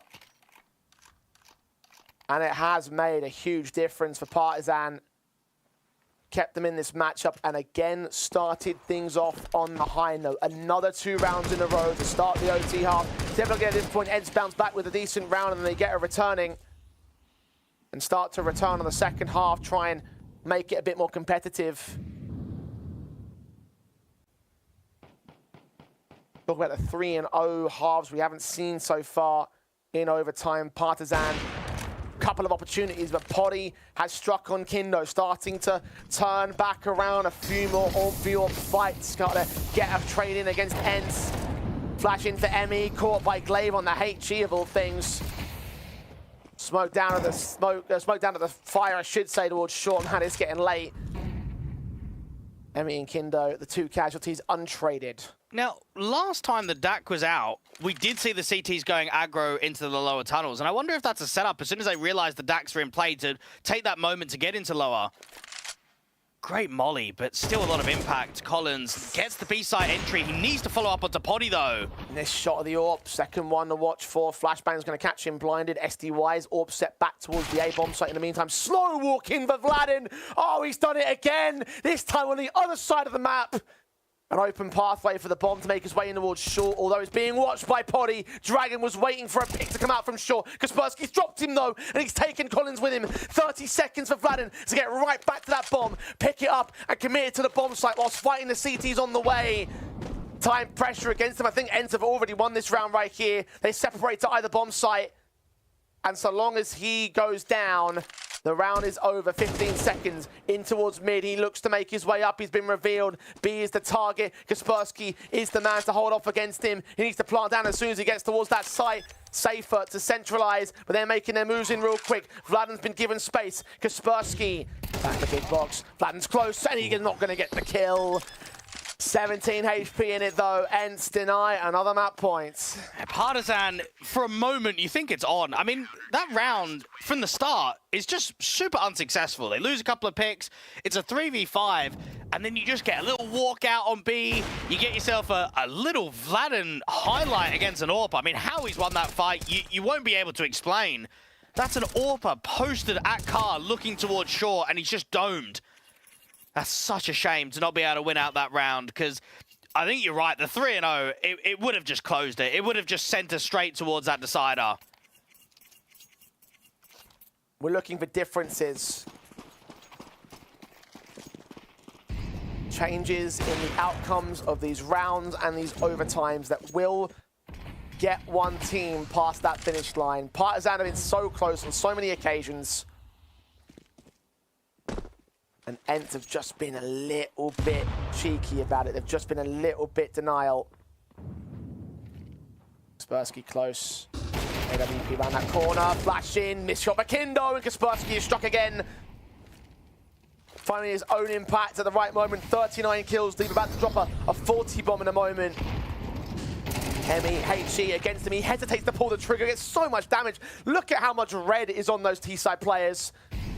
But the numbers game, too much to handle. ENCE quickly taking the bomb site and quickly taking the round. It's starting to get a bit reckless from both of these teams, and maybe it is because the series is just dragging out. I mean, right there from Kaspersky, great flashbang, great flash assist to allow him to get into 2 kills where both of the CTs are just completely blinded.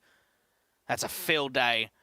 And then for Emmy, you can criticize his lack of ability all you want. Mate, there's no one that's going to be able to hold off against that, is there? There's just so many players.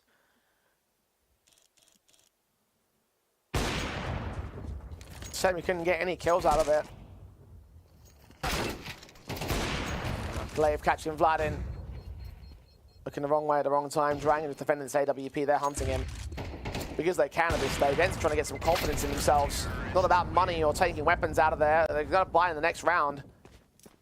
ENCE just want to just lunge forward and look confident and feel confident and take those confidence into impactful rounds and finally get this one under wraps. I wonder if Glaive is thinking, do you reckon we can get rid of Naito and bring in Vladin for the LAN? Like, is that possible? Is that something that we can work? Do you know what? Have I cooked? Because we've been talking about this whole, like, well, ENCE don't have enough stars on their roster, so maybe we look at a team like Fnatic who might be making changes in the new season after the major. Maybe we look at someone like Partizan, who have clearly got a star in Vladin, who had an international opportunity that didn't go well for him because of mitigating circumstances, because Bleed are a scummy organization. You know, maybe it's the answer. Well, I would just say, you better get your paybook out, because he did just sign a multi-year extension 2 months ago, so you better be throwing some cash out there. Yeah, and for ENCE, maybe not. Yeah, maybe somebody else. Good to dream, though. Although if Natu's watching, give it a consideration. Make some inquiries. Some phone calls wouldn't hurt. ENCE. Calling on the short access. A site is the target. 2 to defend. 1 from Longhouse. Emmy be the man to resist. Smokes are going to stall them. This will be a last-second execution. Collins and Kindo, the threat of the AWP especially. The lack of incendiaries and HEs are going to hurt the A defenders here, because they're just going to be able to put no damage up against this short take. Smokes in, Molly's out. Flashes over Kindo, Dame down, shot from SD White, is sick, he gets Collins as well. Emmy, the lone defender, the bomb's gonna go down, he can't deny it. Man advantage for ENCE. Is this the moment for their match point? Partizan, they're worried about a mid lurk as well, they're revealing themselves at CT. Smoked off, HEs will come up. They'll do some damage, but the AWP more focused on that long challenge, and Poddy's connected him. No miss flicks on this occasion. Vladin and Dragon, the 2 key guys that have shown the most from Partizan in a 2 versus 4. But as Vladin falls, Dragon, he's all out of fire. SDY takes him, and ENCE are finally at to winning ways. Map, match, and qualification point for the first time on Dust 2. And all we need to do is sit here and compare the facts. This is a series point for ENCE versus 6 map points across regulation and overtime for Partizan that have not been converted into winning Dust 2. How quickly do ENCE close now? Do we go another overtime? Do they finish it off here? I would be heartbreak for Partizan. Like, at least if you go to the decider, right, and you don't end up winning, then you can say fair play. But when you've played like they have on Dust 2, if you don't win it out here in overtime, it will just be nightmares for the boys. A tactical for Partizan this time, who for once are playing to get us to OT. It's not ENCE, it's Partizan, who not only are playing for OT, they're playing for their survival as well. ENCE are up and up in the series. To take Dust 2 means to win the best of 3. Would take the spot at the Conquest of Prague LAN and eliminate their opponents for good.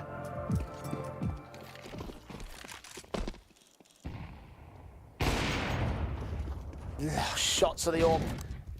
4 sets of them in for ENCE have legged down Vladen. A key piece weakened because of how unbelievably good he's been. Orb for the CT side, meanwhile, walking up Glaive. Tucked himself away. Do they suspect him to be so close? I mean, they've got passive angles. Shots ringing out towards the B-bomb site. Meanwhile, noise is being made. Do Partizan start taking space here? I don't think they do. No commitment yet from ENCE. Oh, man's been seen. Glaive catching the headshot on Kindo. That's a start, but it leads to an execution. They can't really excel. The bomb is still so far away. Glaive needs to try and stall. He's committing towards this fight on the elbow player. He's caught Collins for so much damage. 6 points of health to the Molotov. The HE coming in close, doesn't get him, but 4 points is no better. Advantage held, and now ENCE start the storm. A site the target again. The plant will be secured. The retake got to get set on for Partizan, who have a player at 4, 26 and 65 HP. Potty close. Vladen's going to get him. And still finding some impact to the 4v4 retake ensues. They need to get this incendiary in from Dragon. It's going to be key to get themselves through short and into the bomb site. Emmy's already come up long. Did he get seen? I think he might have just been. Kaspersky on site.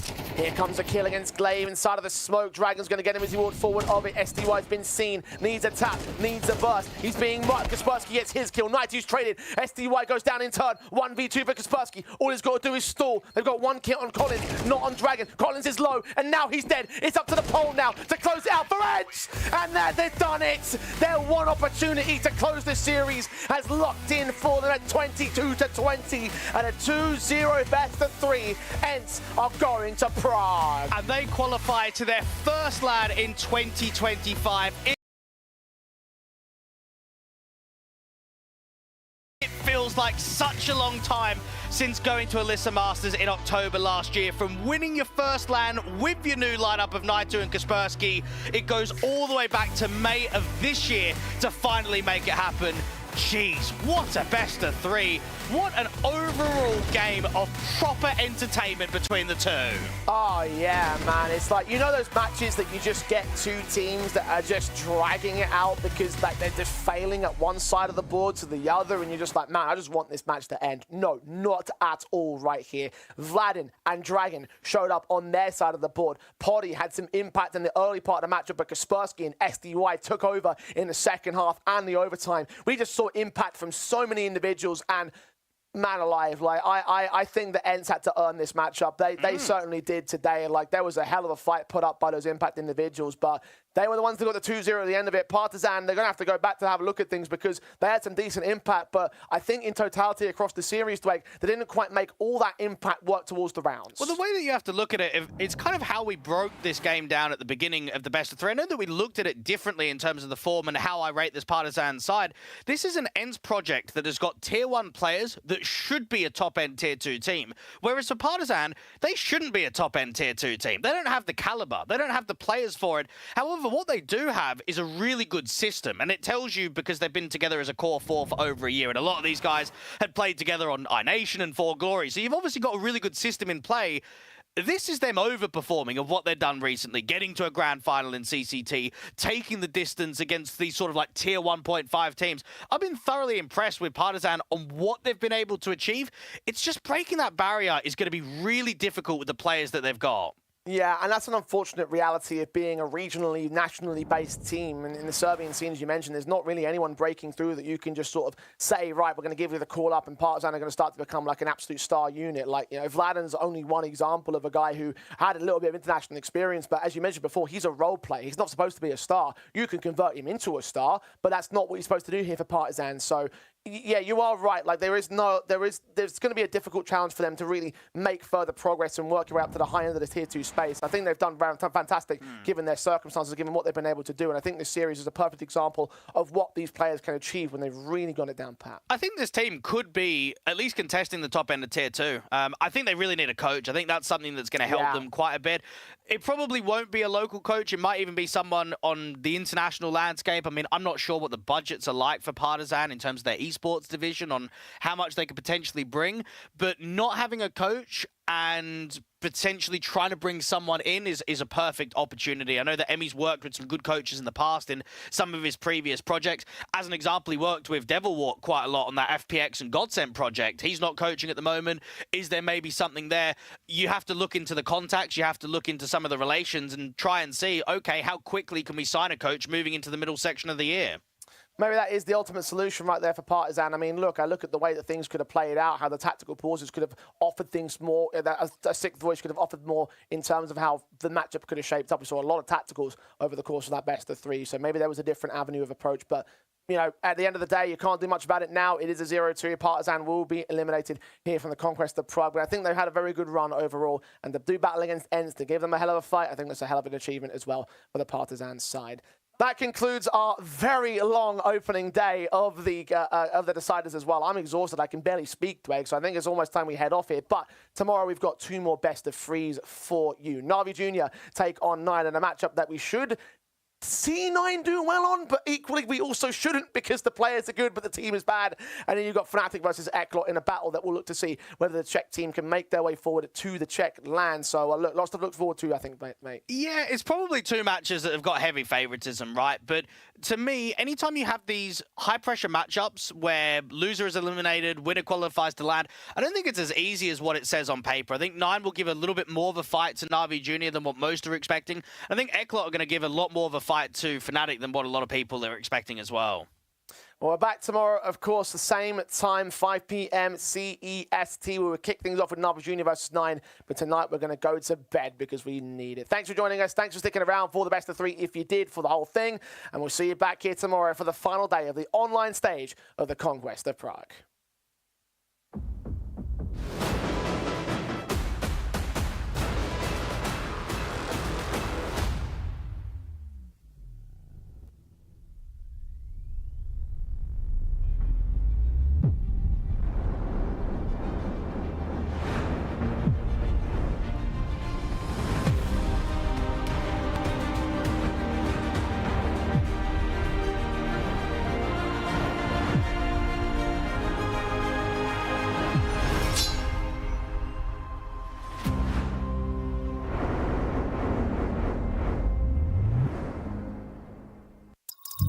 Seš ready na další level?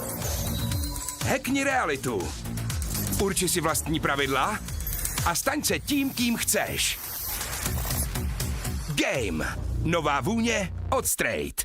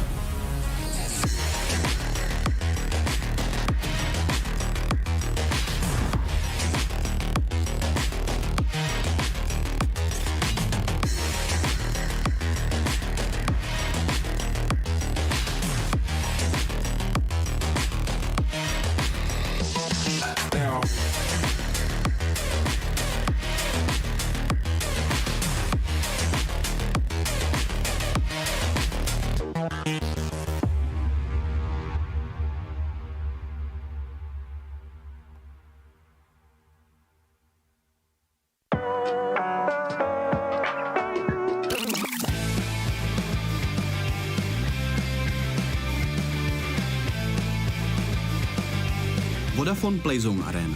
Chceš se bavit? Tady jsi správně.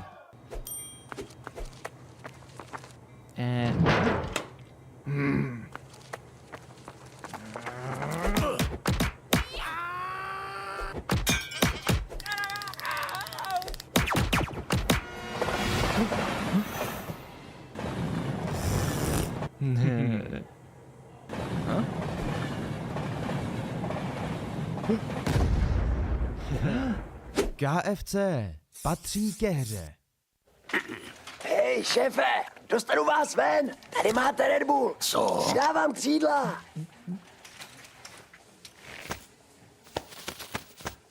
Křídla, jo. Fakt vtipný.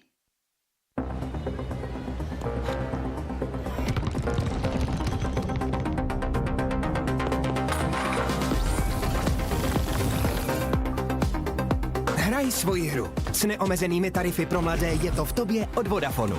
Teď s Apple AirTagem za 1 korunu.